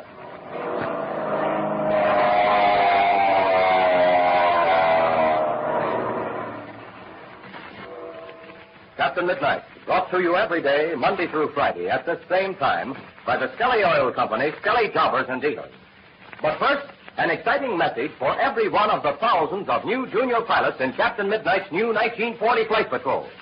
If you've already called at your Skelly service station to join the Flight Patrol, if you already have your official junior pilot's application card, then listen closely. Your very own burnished bronze medal of membership with the three-blade spinning propeller and the mysterious secret password is now in the mail. If you joined the Flight Patrol when I first told you about it several days ago, you'll find your medal of membership waiting for you at your Skelly service station within the next few days, maybe tomorrow or the day after. And say, wait till you see your very own medal of membership. Boy, it's a knockout if there ever was one. It's a secret medal, you know. You carry it concealed on your person like a secret serviceman carries his official badge. And you flash it when you're sure you're among friends. Then there's a spinning three-blade propeller on it, too. You spin it to decide hundreds of different things, to pick the winner or the loser in 100 different games. Why, there's just no end of fun you can have with it. And remember, this spinning propeller medal is your proof that you're a full-fledged member of the new 1940 Flight Patrol. It entitles you to take part in the thrilling adventure that's coming soon. And it entitles you to an unbelievable number of swell free prizes that you'll hear about later on this program. And what's more, none of this will cost you a single penny. You don't even need any box tops or seals or even a penny for a cent. So listen, if you haven't already driven over to your Skelly service station with Mother or Dad to join the new 1940 Flight Patrol, why not do it tonight? Your Skelly man will be happy to give you your official junior pilot's application card right away. And he'll send right into Skelly headquarters for your very own spinning propeller medal of membership. And he'll put your name on the list for all the gifts and presents that are coming later. And remember, it's all absolutely free. So see your Skelly man and join up tonight. And now to Captain Midnight. In the last adventure, you'll remember that Ivan Sharp ordered his chief pilot, Von Grif, to drop bombs near the lonely cabin sheltering Ma and Patsy Donovan, Pinky Drake, and Slim Poole, in order to drive them out into the hands of Pax Rossman, waiting outside. Also in the cabin is another of Ivan Sharp's henchmen, Pilot Zollinger, who has never uttered a word since he was pulled from the wreck of his plane. It is now almost dark. Pinky and Ma are guarding the wounded pilot Zollinger, while in the opposite corner, Slim and Patsy are talking in low tones. Listen as Patsy asks. But what do you think, Slim? All I can say is Captain Midnight and Chuck could have got back here if they could. I've got a queer feeling, Slim. I'm sure something must have happened to them. Oh, come on now, Patsy. Don't be saying that. Captain Midnight and Chuck have been in lots tighter spots than this. You must be forgetting about when this Ivan Shark had him in the rear compartment of that there flying machine of his. I'll never forget it. That was the narrowest escape I ever heard of. If that had been Pinky and me, our gooses sure would have been cooked. I still can't figure out how they got out of that there tight spot. Well, gosh, Slim, didn't you ever hear about that? Just knew it happened, that's all. Well, you know, that rear compartment of Ivan Shark's airplane had a trap door in the floor. Yeah? In fact, the whole floor was nothing but a big door, which was hinged at the side so they would drop down from the middle. Sweet grizzly. How high up was they? Over 15,000 feet. And just before Ivan Shark sprung the trap, Chuck found a secret panel which opened into the tail section of the ship. In this way, Chuck and Captain Midnight foiled Shark. Then they sneaked up to the front and overpowered Ivan Shark and his daughter Fury. And after all that, you're worried about him now. I'm sure I am, Slim. Did you ever hear about the law of averages? No, I reckon not. Well, I mean, it's too much to expect that Captain Midnight is always going to get out of these scrapes. Come on now, Patsy. Keep your chin up. You sure do like Captain Midnight a heap, don't you? Well, I'll say I do. You know, Slim, well, my dad died a long time ago, and since we've all been together on this vacation in Mexico, I've gotten to know Red awfully well. Sort of like a second father to you, huh? Yes, Slim. That's about it. Well, now, looky here. You ain't got no reason to think anything happened to him. Well, it's almost dark, Slim, and it was early afternoon when they left. And you know perfectly well they didn't have gas enough to stay up all this time. Sure, Patsy, but that don't prove nothing. They could have landed somewhere. That's just what I'm afraid of. They had to land somewhere. If they don't get here pretty soon, these fellas around us will start shooting again. Oh, they won't, neither. Not after the dose of lead Dinky and me give them. You notice they ain't fired a shot for the last hour. Yeah, that's true. But what will happen after it gets dark? They could get up real close and we wouldn't see them. Well, we'll start worrying about that when the time comes. They could set fire to the outside of the cabin just as they did to Major Steele and Bud Conley. Now, looky here, Patsy. We ain't going to let them do nothing like that. Not while Pinky and me can still lift the gun. Listen, It's a plane. I'm sure of it. Sorry, Pete, you hear that? Yeah, there. Now I can hear it, too. It's Captain Midnight. It must be. Now, look out that crack, Patsy. Maybe you can see the plane. Okay, Slim. I'll take a look. Miss Donovan, how's that pilot doing that we pulled out of the wreck? Did he talk yet? Not yet, but he sure knows what's going on. He's a playing possum, and I'm darn sure of it. Say, well, diving. Captain Midnight wouldn't be diving like that if he was on the land, would he? Darned if I know. Can you see him, Patsy? Yes, he's not strong as a fire. He's not. Maybe he's trying to turn it. Darling, dear, what was that? It's a warning, that's what. Jumping zebra. Looked like a bomb, but it didn't go off. It must be a warning. A real one would have exploded. I think we better be getting out of here. That fella might be back. Look, Ma, why don't you go back there and see how Pinky and that pilot are getting along? Yeah, maybe the excitement will start him talking. I'll be right back. Listen, Slim, I didn't want to scare Ma, but I'm sure that pilot is warning us to get out of this cabin before it's too late. I think probably you're right, Patsy. Even if there are men outside, we'll have to take our chances. Perhaps they think Captain Midnight is here, too, and they're getting desperate. I guess you might be right, Patsy. I think I hear that fella again. Yes. He's either off to one side or up pretty high. Maybe Pinky and me better go outside, and if he starts diving again, we'll take a shot at it. And while you're doing that, those fellas on the ground outside this cabin might get you. Well, just the same, it looks like the only thing to do. Things sure do look mighty tough. I can see exactly what's happened. These men surrounding us haven't been able to get us out. So Alvin Shark has sent one of his pilots to scare us out of here. Oh, here comes Ma back again. Sure, and I'm not the only one who's scared. No, so Pinky is too, huh? What, him scared? Why, he hasn't even winked an eye. You mean that pilot is scared? Sure, and I ain't talking about anybody else. Why, he's scared half to death. How can you tell? By looking at his eyes. I've looked into people's eyes before who was scared to death and just can't fool me. Yeah, I guess he must know who's up there. That plane's coming back again. Slim, we've just got to get out of here and run for it.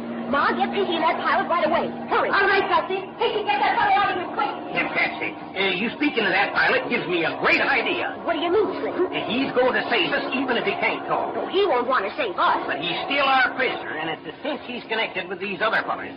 They wouldn't shoot a pal of theirs, so we'll use him as a shield and walk him out in front of us as we leave this cabin, see? Well, that's a swell idea, Slim. Funny we didn't think of it before. We didn't need to think of it until this fella that's diving around up there started dropping hints to get out of here. Come on, Pinky, let's get it going. Here we are. I had to prop this fellow up to his feet with my gun. Now, get over there, you. I bet this fellow wishes he could talk now, all right. I'll open the door. We're going to use this pilot as a shield, Pinky. That's a good idea, Patsy. I'll keep him covered with my gun, and Slim can cover the rear. Well, let's go. That fellow'll be back any second. Okay, Patsy, open the door. Now there, you. We mean business. My partner's got his finger on the trigger every second. You're going to lead us out of here, and if you so much as make one false move, you'll be a dead duck quicker than you can say jackrabbit. If you know how to talk at all. Savvy? Now march. The door's open. That fellow is coming back with a face preserver. Mrs. Donovan, you follow me. Then Patsy. Then Slim will bring up the rear. All right, let's go. Let's hurry. Fast as we can. That fellow will be diving again any minute. Yeah, not so fast, sir. Can you keep up all right, Miss Donovan? This one case. I wish I had wings. Oh, you're doing fine, Ma. Come on. Glory! Did you hear that? Well, that was pretty far off yet. We're safe now anyway. He's not trying for us. He's aiming for the cabin. Yeah, he's still a-coming. Well, let him come. If he gets close enough, we'll let him have it. We brought down one of Shark's planes once before. Yeah, I guess we can slow down a little now, Pinky. Are you sure? Absolutely, Ma. He's banking and turning before coming back. We're far enough in the cabin, so we're all right even if he does hit it. Keep that fella in line, Pinky. No, don't you worry, Slim. I got this fellow under control. I'm heading over this way because I think we can get some protection over there among them rocks. Did you see anybody around? There you one, Pinky. If anybody's watching us, they're keeping ahead. They don't dare do anything to us, or they might hurt one of their own men. I'm sure glad we captured him. He makes a swell prize. Well, I'm still wishing I was back in Black Gulch. Here comes that fellow again. He's diving straight for the cabin. Come on, let's get even further away.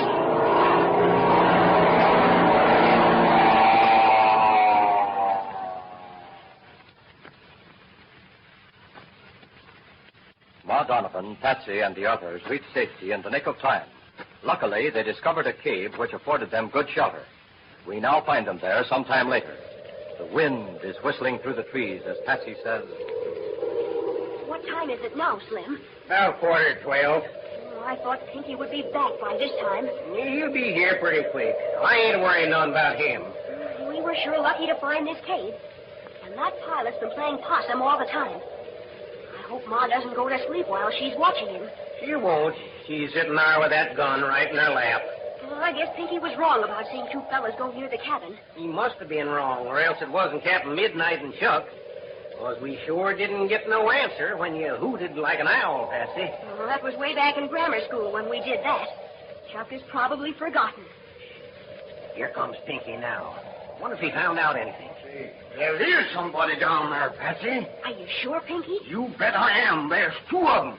And they're under a big tree down the hill a ways. Try that hoot again, Patsy. All right, here goes.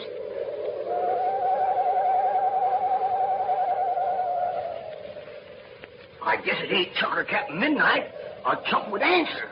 Suppose you try it once more, Patsy. All right, this is the last time. If there's no answer this time, it can't be Chuck. Here goes.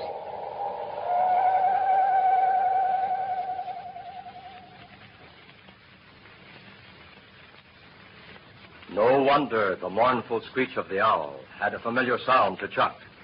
But under the tense strain of the moment, will he remember? Future events, human lives, depend upon what happens in the next few minutes. Don't fail to tune in tomorrow to Captain Midnight. And now remember, if you haven't already joined Captain Midnight's new 1940 Flight Patrol, be sure to join this very night.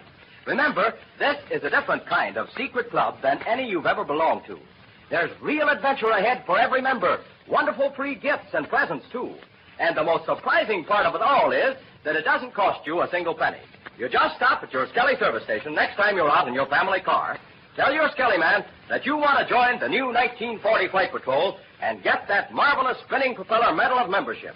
He'll give you your official junior pilot's application card right away and send right into Skelly headquarters for your spinning propeller medal so you'll have it within a few days.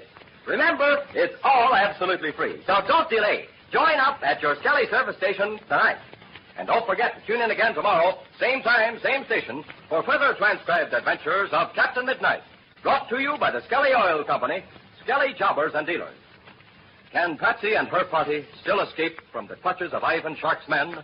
Will Patsy's signal, resembling the hoot of an owl, be heard by friends or enemies? Be sure to listen tomorrow. Until then, this is Don Gordon, your Skelly man, saying goodbye and happy landing!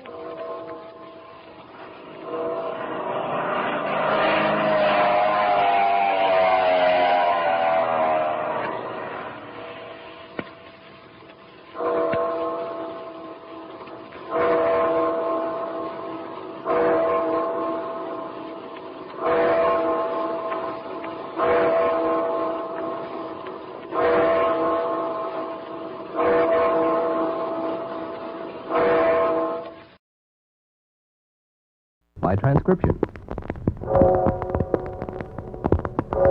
Captain Midnight!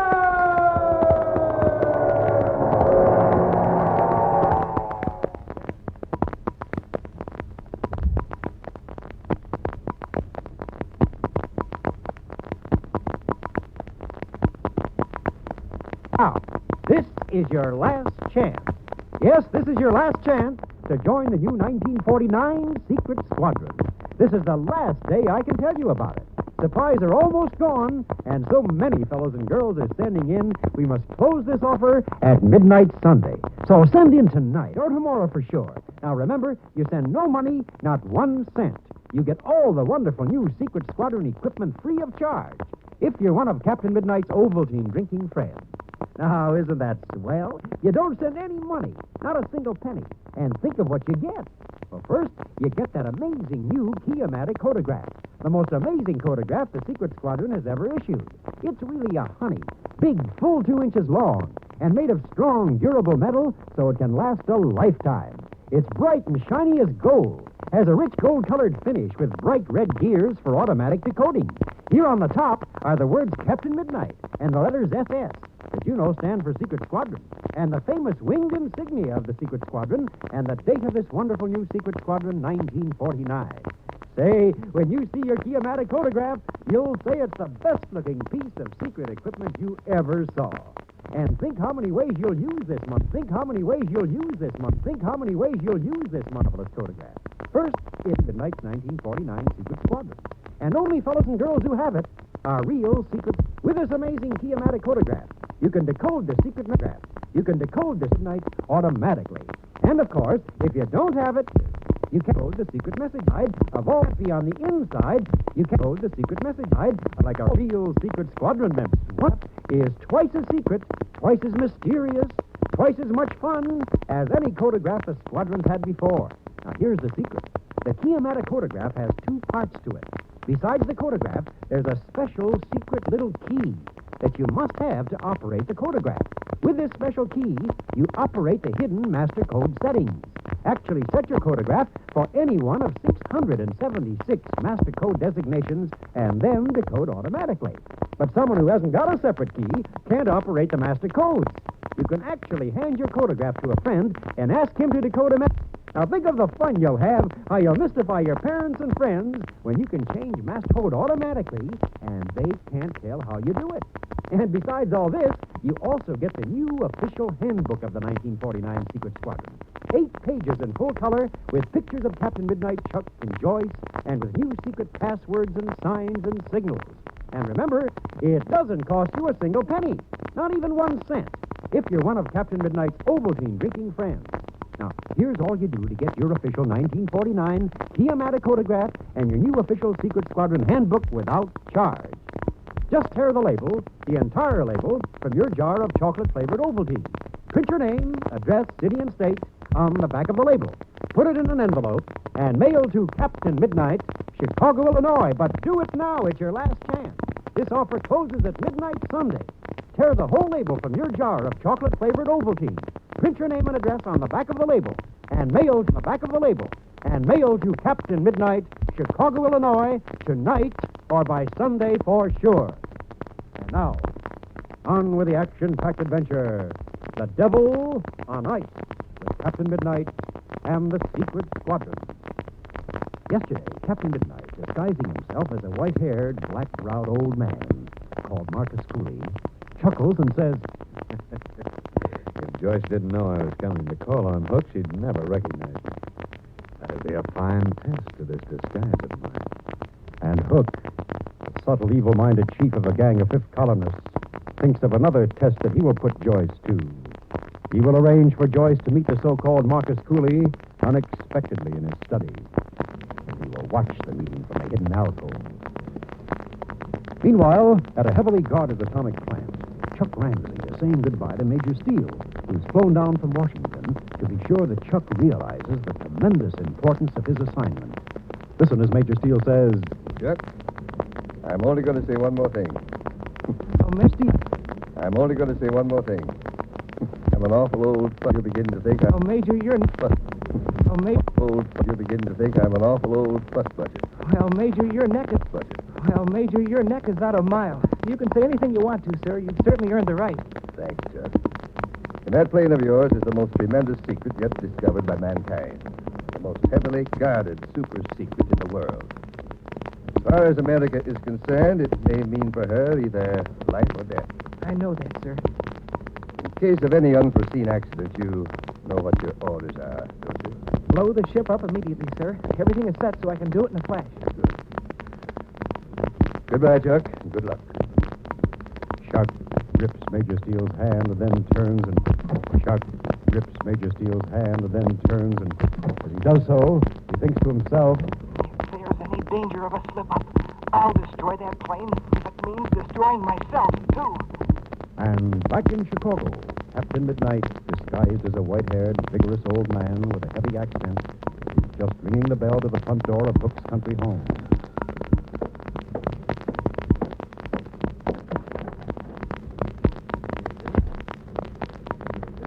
I have an appointment with Mr. Hook. Your name? Marcus Cooley. Oh, yes. Mr. Hook is expecting Someone to see Mr. Hook. Who is it? What does he want? It is a private matter, Mrs. Cradle. Oh, don't be absurd, George.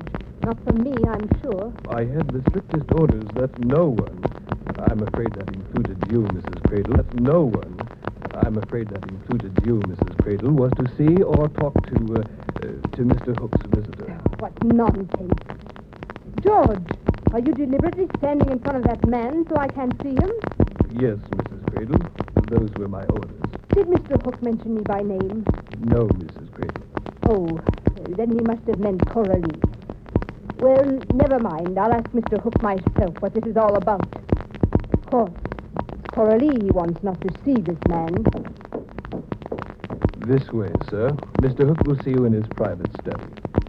And as George leads the way, Captain Midnight's brilliant brain is working furiously. He thinks... Oh, did that mean? Why shouldn't Hook want Coralie to see me? She's suspicious. As George opens the door to Hook's study, he says... Mr. Hook will be with you shortly, sir. Will you take this chair? As Captain Midnight sits down, he thinks...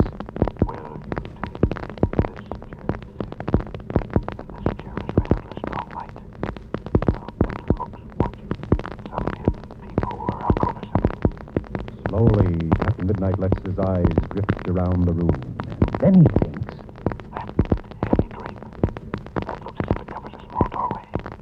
I'll bet Hook is behind it watching me. I've got to figure this out. Why didn't he want Joyce to see me when I came in? Think, Midnight, think fast. I've got it. He wants to see the meeting between Joyce and myself.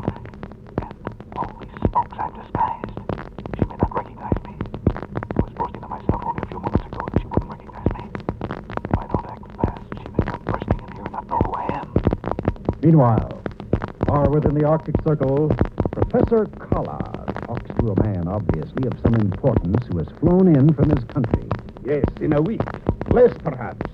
My plane, so lightly called a flying saucer, will not only be completely safe from any known weapon, but armed with any known weapon, it will be able to attack and shoot down its adversaries.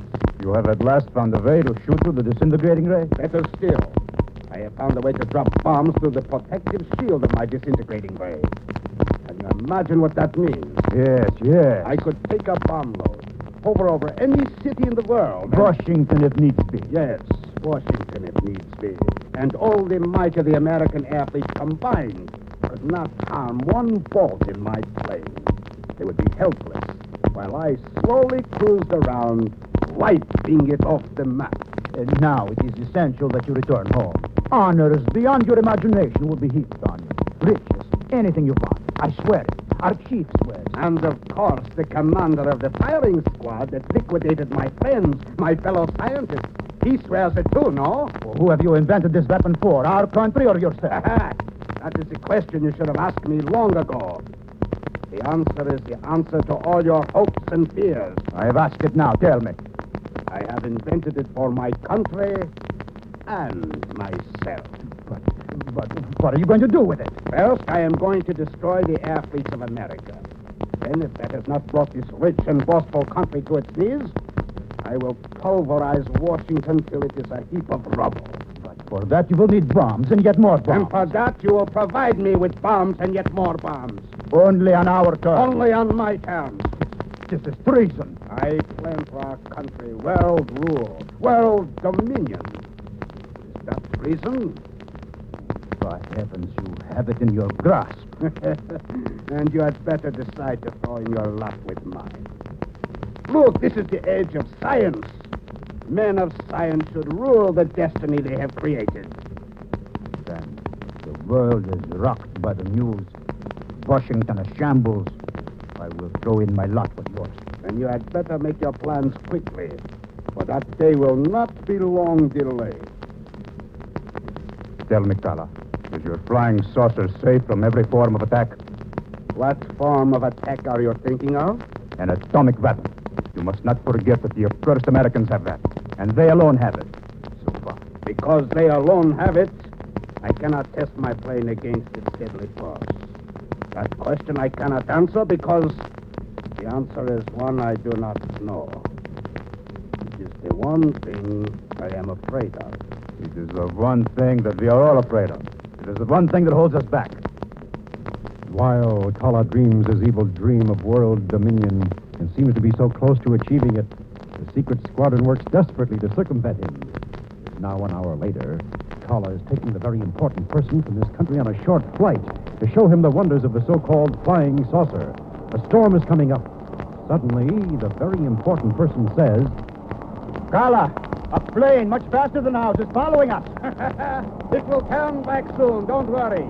It is not storm-proof, blizzard-proof like my plane. Its weather will force it to return to its base. You know, I suppose. But it seems to be sticking very doggedly on a trail, so let it.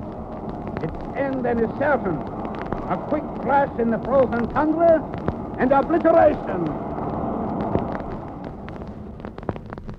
well, who is in the plane that's following Professor Kala?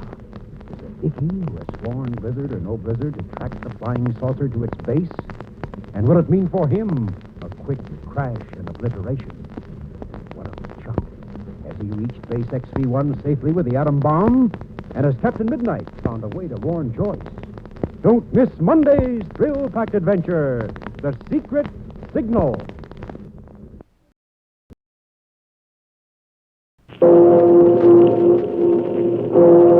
Captain Midnight!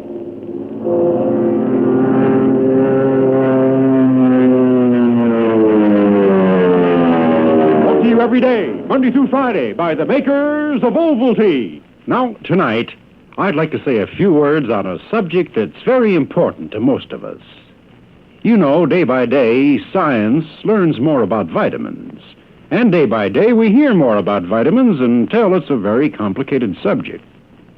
But fortunately, all you need to know about taking extra vitamins narrows down to two things. Just two things you need to know to get best results from the vitamins you take.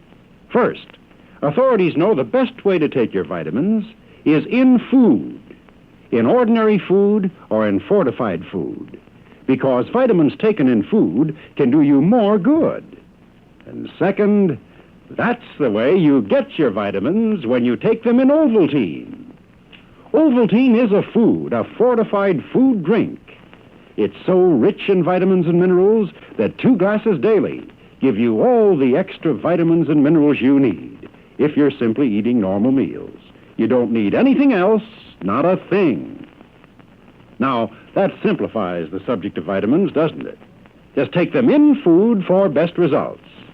And you can get all you need, as I said, all the extra vitamins and minerals you need from Ovaltine, the delicious food drink. So why don't you change to Ovaltine starting tonight? And say, fellows and girls, be sure to have pencil and paper ready right after tonight's adventure, because we're going to have another of those exciting Secret Squadron signal sessions. That's right after tonight's adventure. So be sure to listen. And now, on with the thrilling chapter, Above the Volcano, with Captain Midnight and the Secret Squadron. While Captain Midnight, accompanied by Ichabod Mudd, Lieutenant Fu, and Harry Sykes, are roaring toward the guerrilla landing field for help, Chuck Ramsey, Joyce, and the 2 air transport command pilots, Bob Crawford and Bill Price, are trapped on a rocky knoll in an upland valley in the mountains of Tibet. They do not know that Marshal von Teufel and General von Schrecker have concocted a plot to capture them alive, believing they know how to open the silver idol and obtain the rocket fuel formula inside. As our present scene opens, Chuck and his companions are lying on the cupped surface of the mound, watching the figure of an officer approaching along the valley floor. The officer is holding a white handkerchief above his head. It is now the middle of the morning. The sun is beating down with a fierce glare. Listen as Joyce exclaims, "It's a flag of truce, all right." Oh, what in the world can that mean? It's a trick, I tell you. What do you think, Ramsey? Well, I don't know what to think. But I do know this. The Germans are as treacherous as the Japs. He's a German, all right. I can tell by the way he walks. Yeah, that march is almost a goose step. I'll bet he's a Prussian. Hey, I recognize him. It's General von Schrecker. That's the one you were telling us about. The one who escaped in the rocket plane. Right. And we're after him just as much as we are the Silver Idol. Oh, if that's the case, let's give him the works. Got a beat on him right now. I'll bet $10 I can hit him right between the eyes. We can't do that. He's carrying a flag of truce.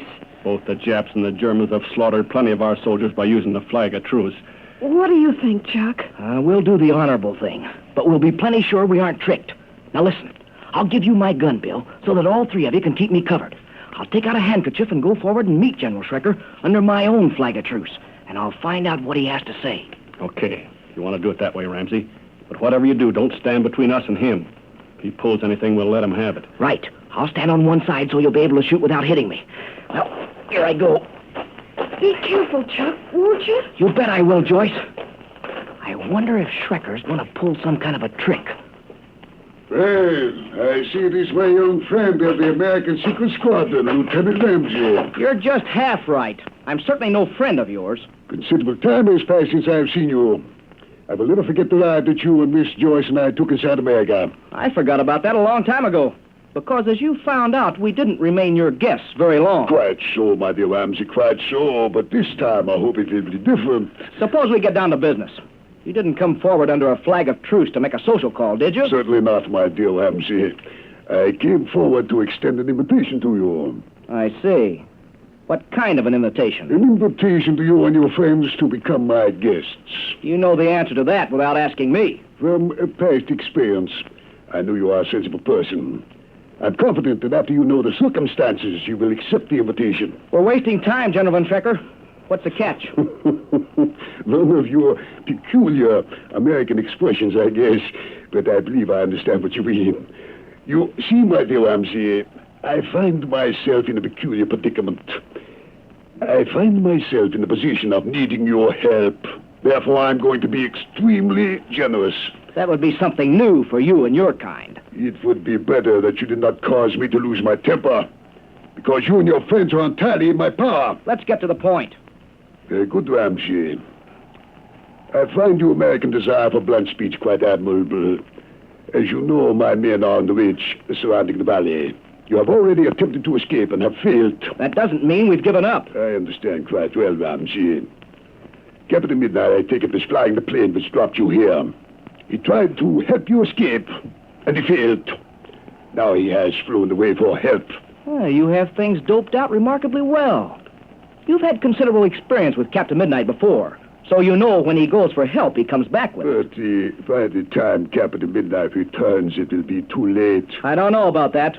Your men charged us a little while ago, and we beat them back quite easily. Granted, my dear Ramsey. But tell me this. How would you beat back a 2-ton bomb dropped directly upon you? For once, I see you do not have an answer. On the far side of the ridge to the west is a rocket plane in which I arrived. In its bomb bay is a 2-ton bomb. The men I left a few minutes ago and whom you see standing some distance from us have a portable radio. It is only necessary for me to give a signal. They will radio the order for the plane to take off. So make up your mind, my dear Ramsey. I will give you exactly 3 minutes or no more. If we did consider surrendering, what terms would you give us? You would be given honorable treatment as prisoners of war. There's still some catch to it. What's this business of wanting our help for something? I will tell you about that after you have surrendered. I don't feel that I should take the responsibility for making a decision for the others. You can return to your friends and put the matter to a vote. How much time will you give us to talk the matter over? 5 minutes, no more. I will not even rejoin my men. I will remain here. At the end of 5 minutes, I will expect the others to return with you. If by that time you do not, I will signal for the rocket plane to take off. Very well. You'll have our decision in 5 minutes. But before you go, I wish to point out one fact. We know as well as you do that Captain Midnight expects to return. We have plenty of rocket planes in this region, Ramsey, and they fly several hundred miles an hour faster than Captain Midnight's plane. If he does appear, he will not be able to help you because he will be shot down before he gets this far. That is all, Ramsey. Return to your friends. The 5-minute period begins now. So that's the whole story. What do you think? I don't know about the rest, but it looks to me like we're behind the 8 ball. Well, you don't think it's a bluff, do you, Chuck? No, Joyce, I don't. We heard a screaming roar a little while before Schrecker and his soldiers appeared.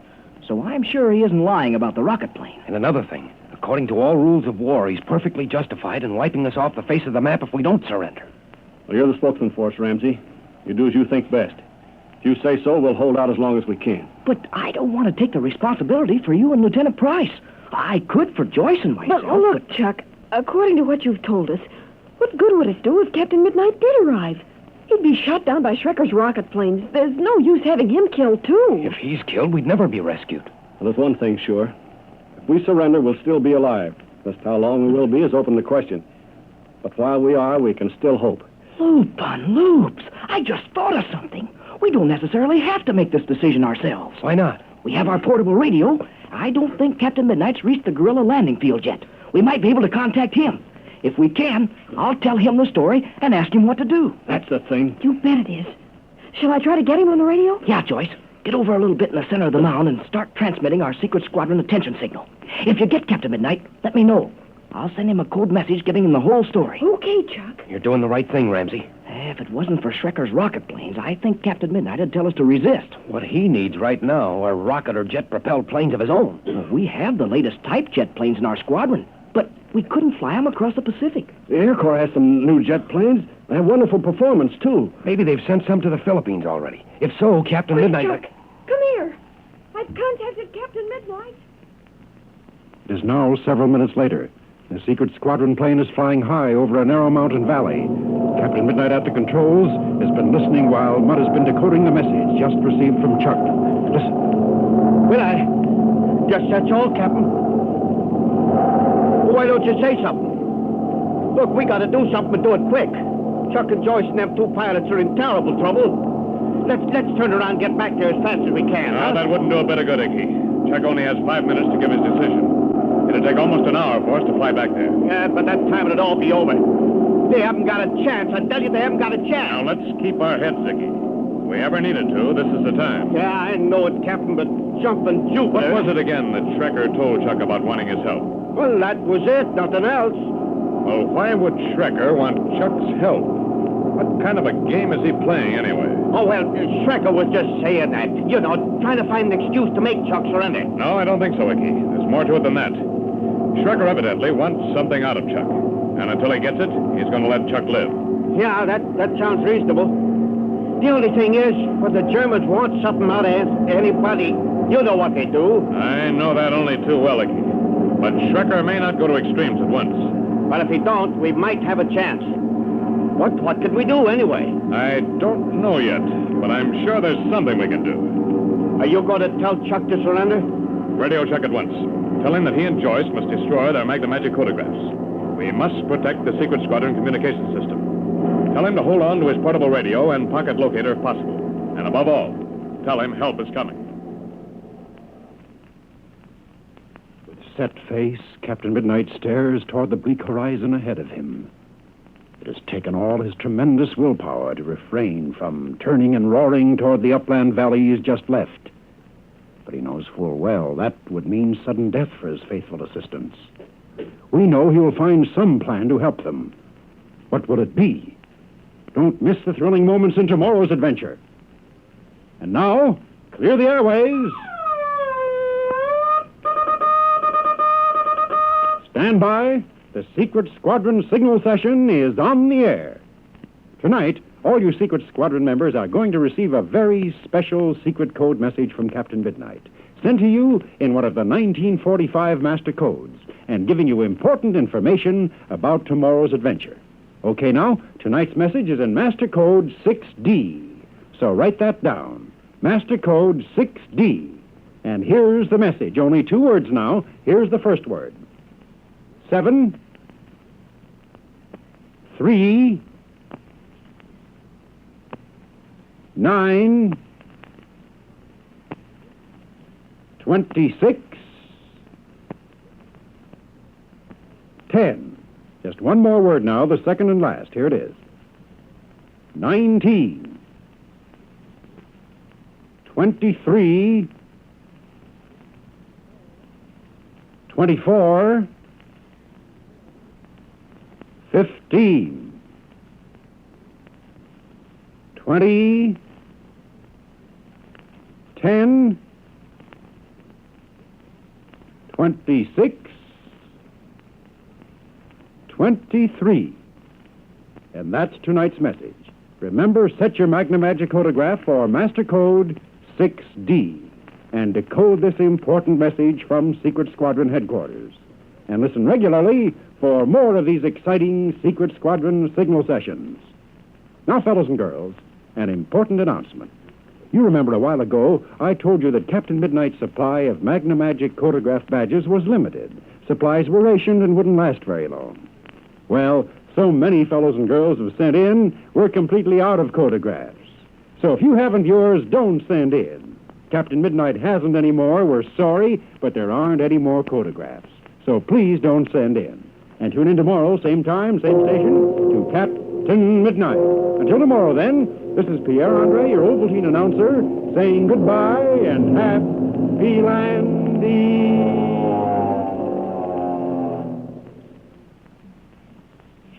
The preceding program was transcribed. This is the Blue Network of the American Broadcasting Company.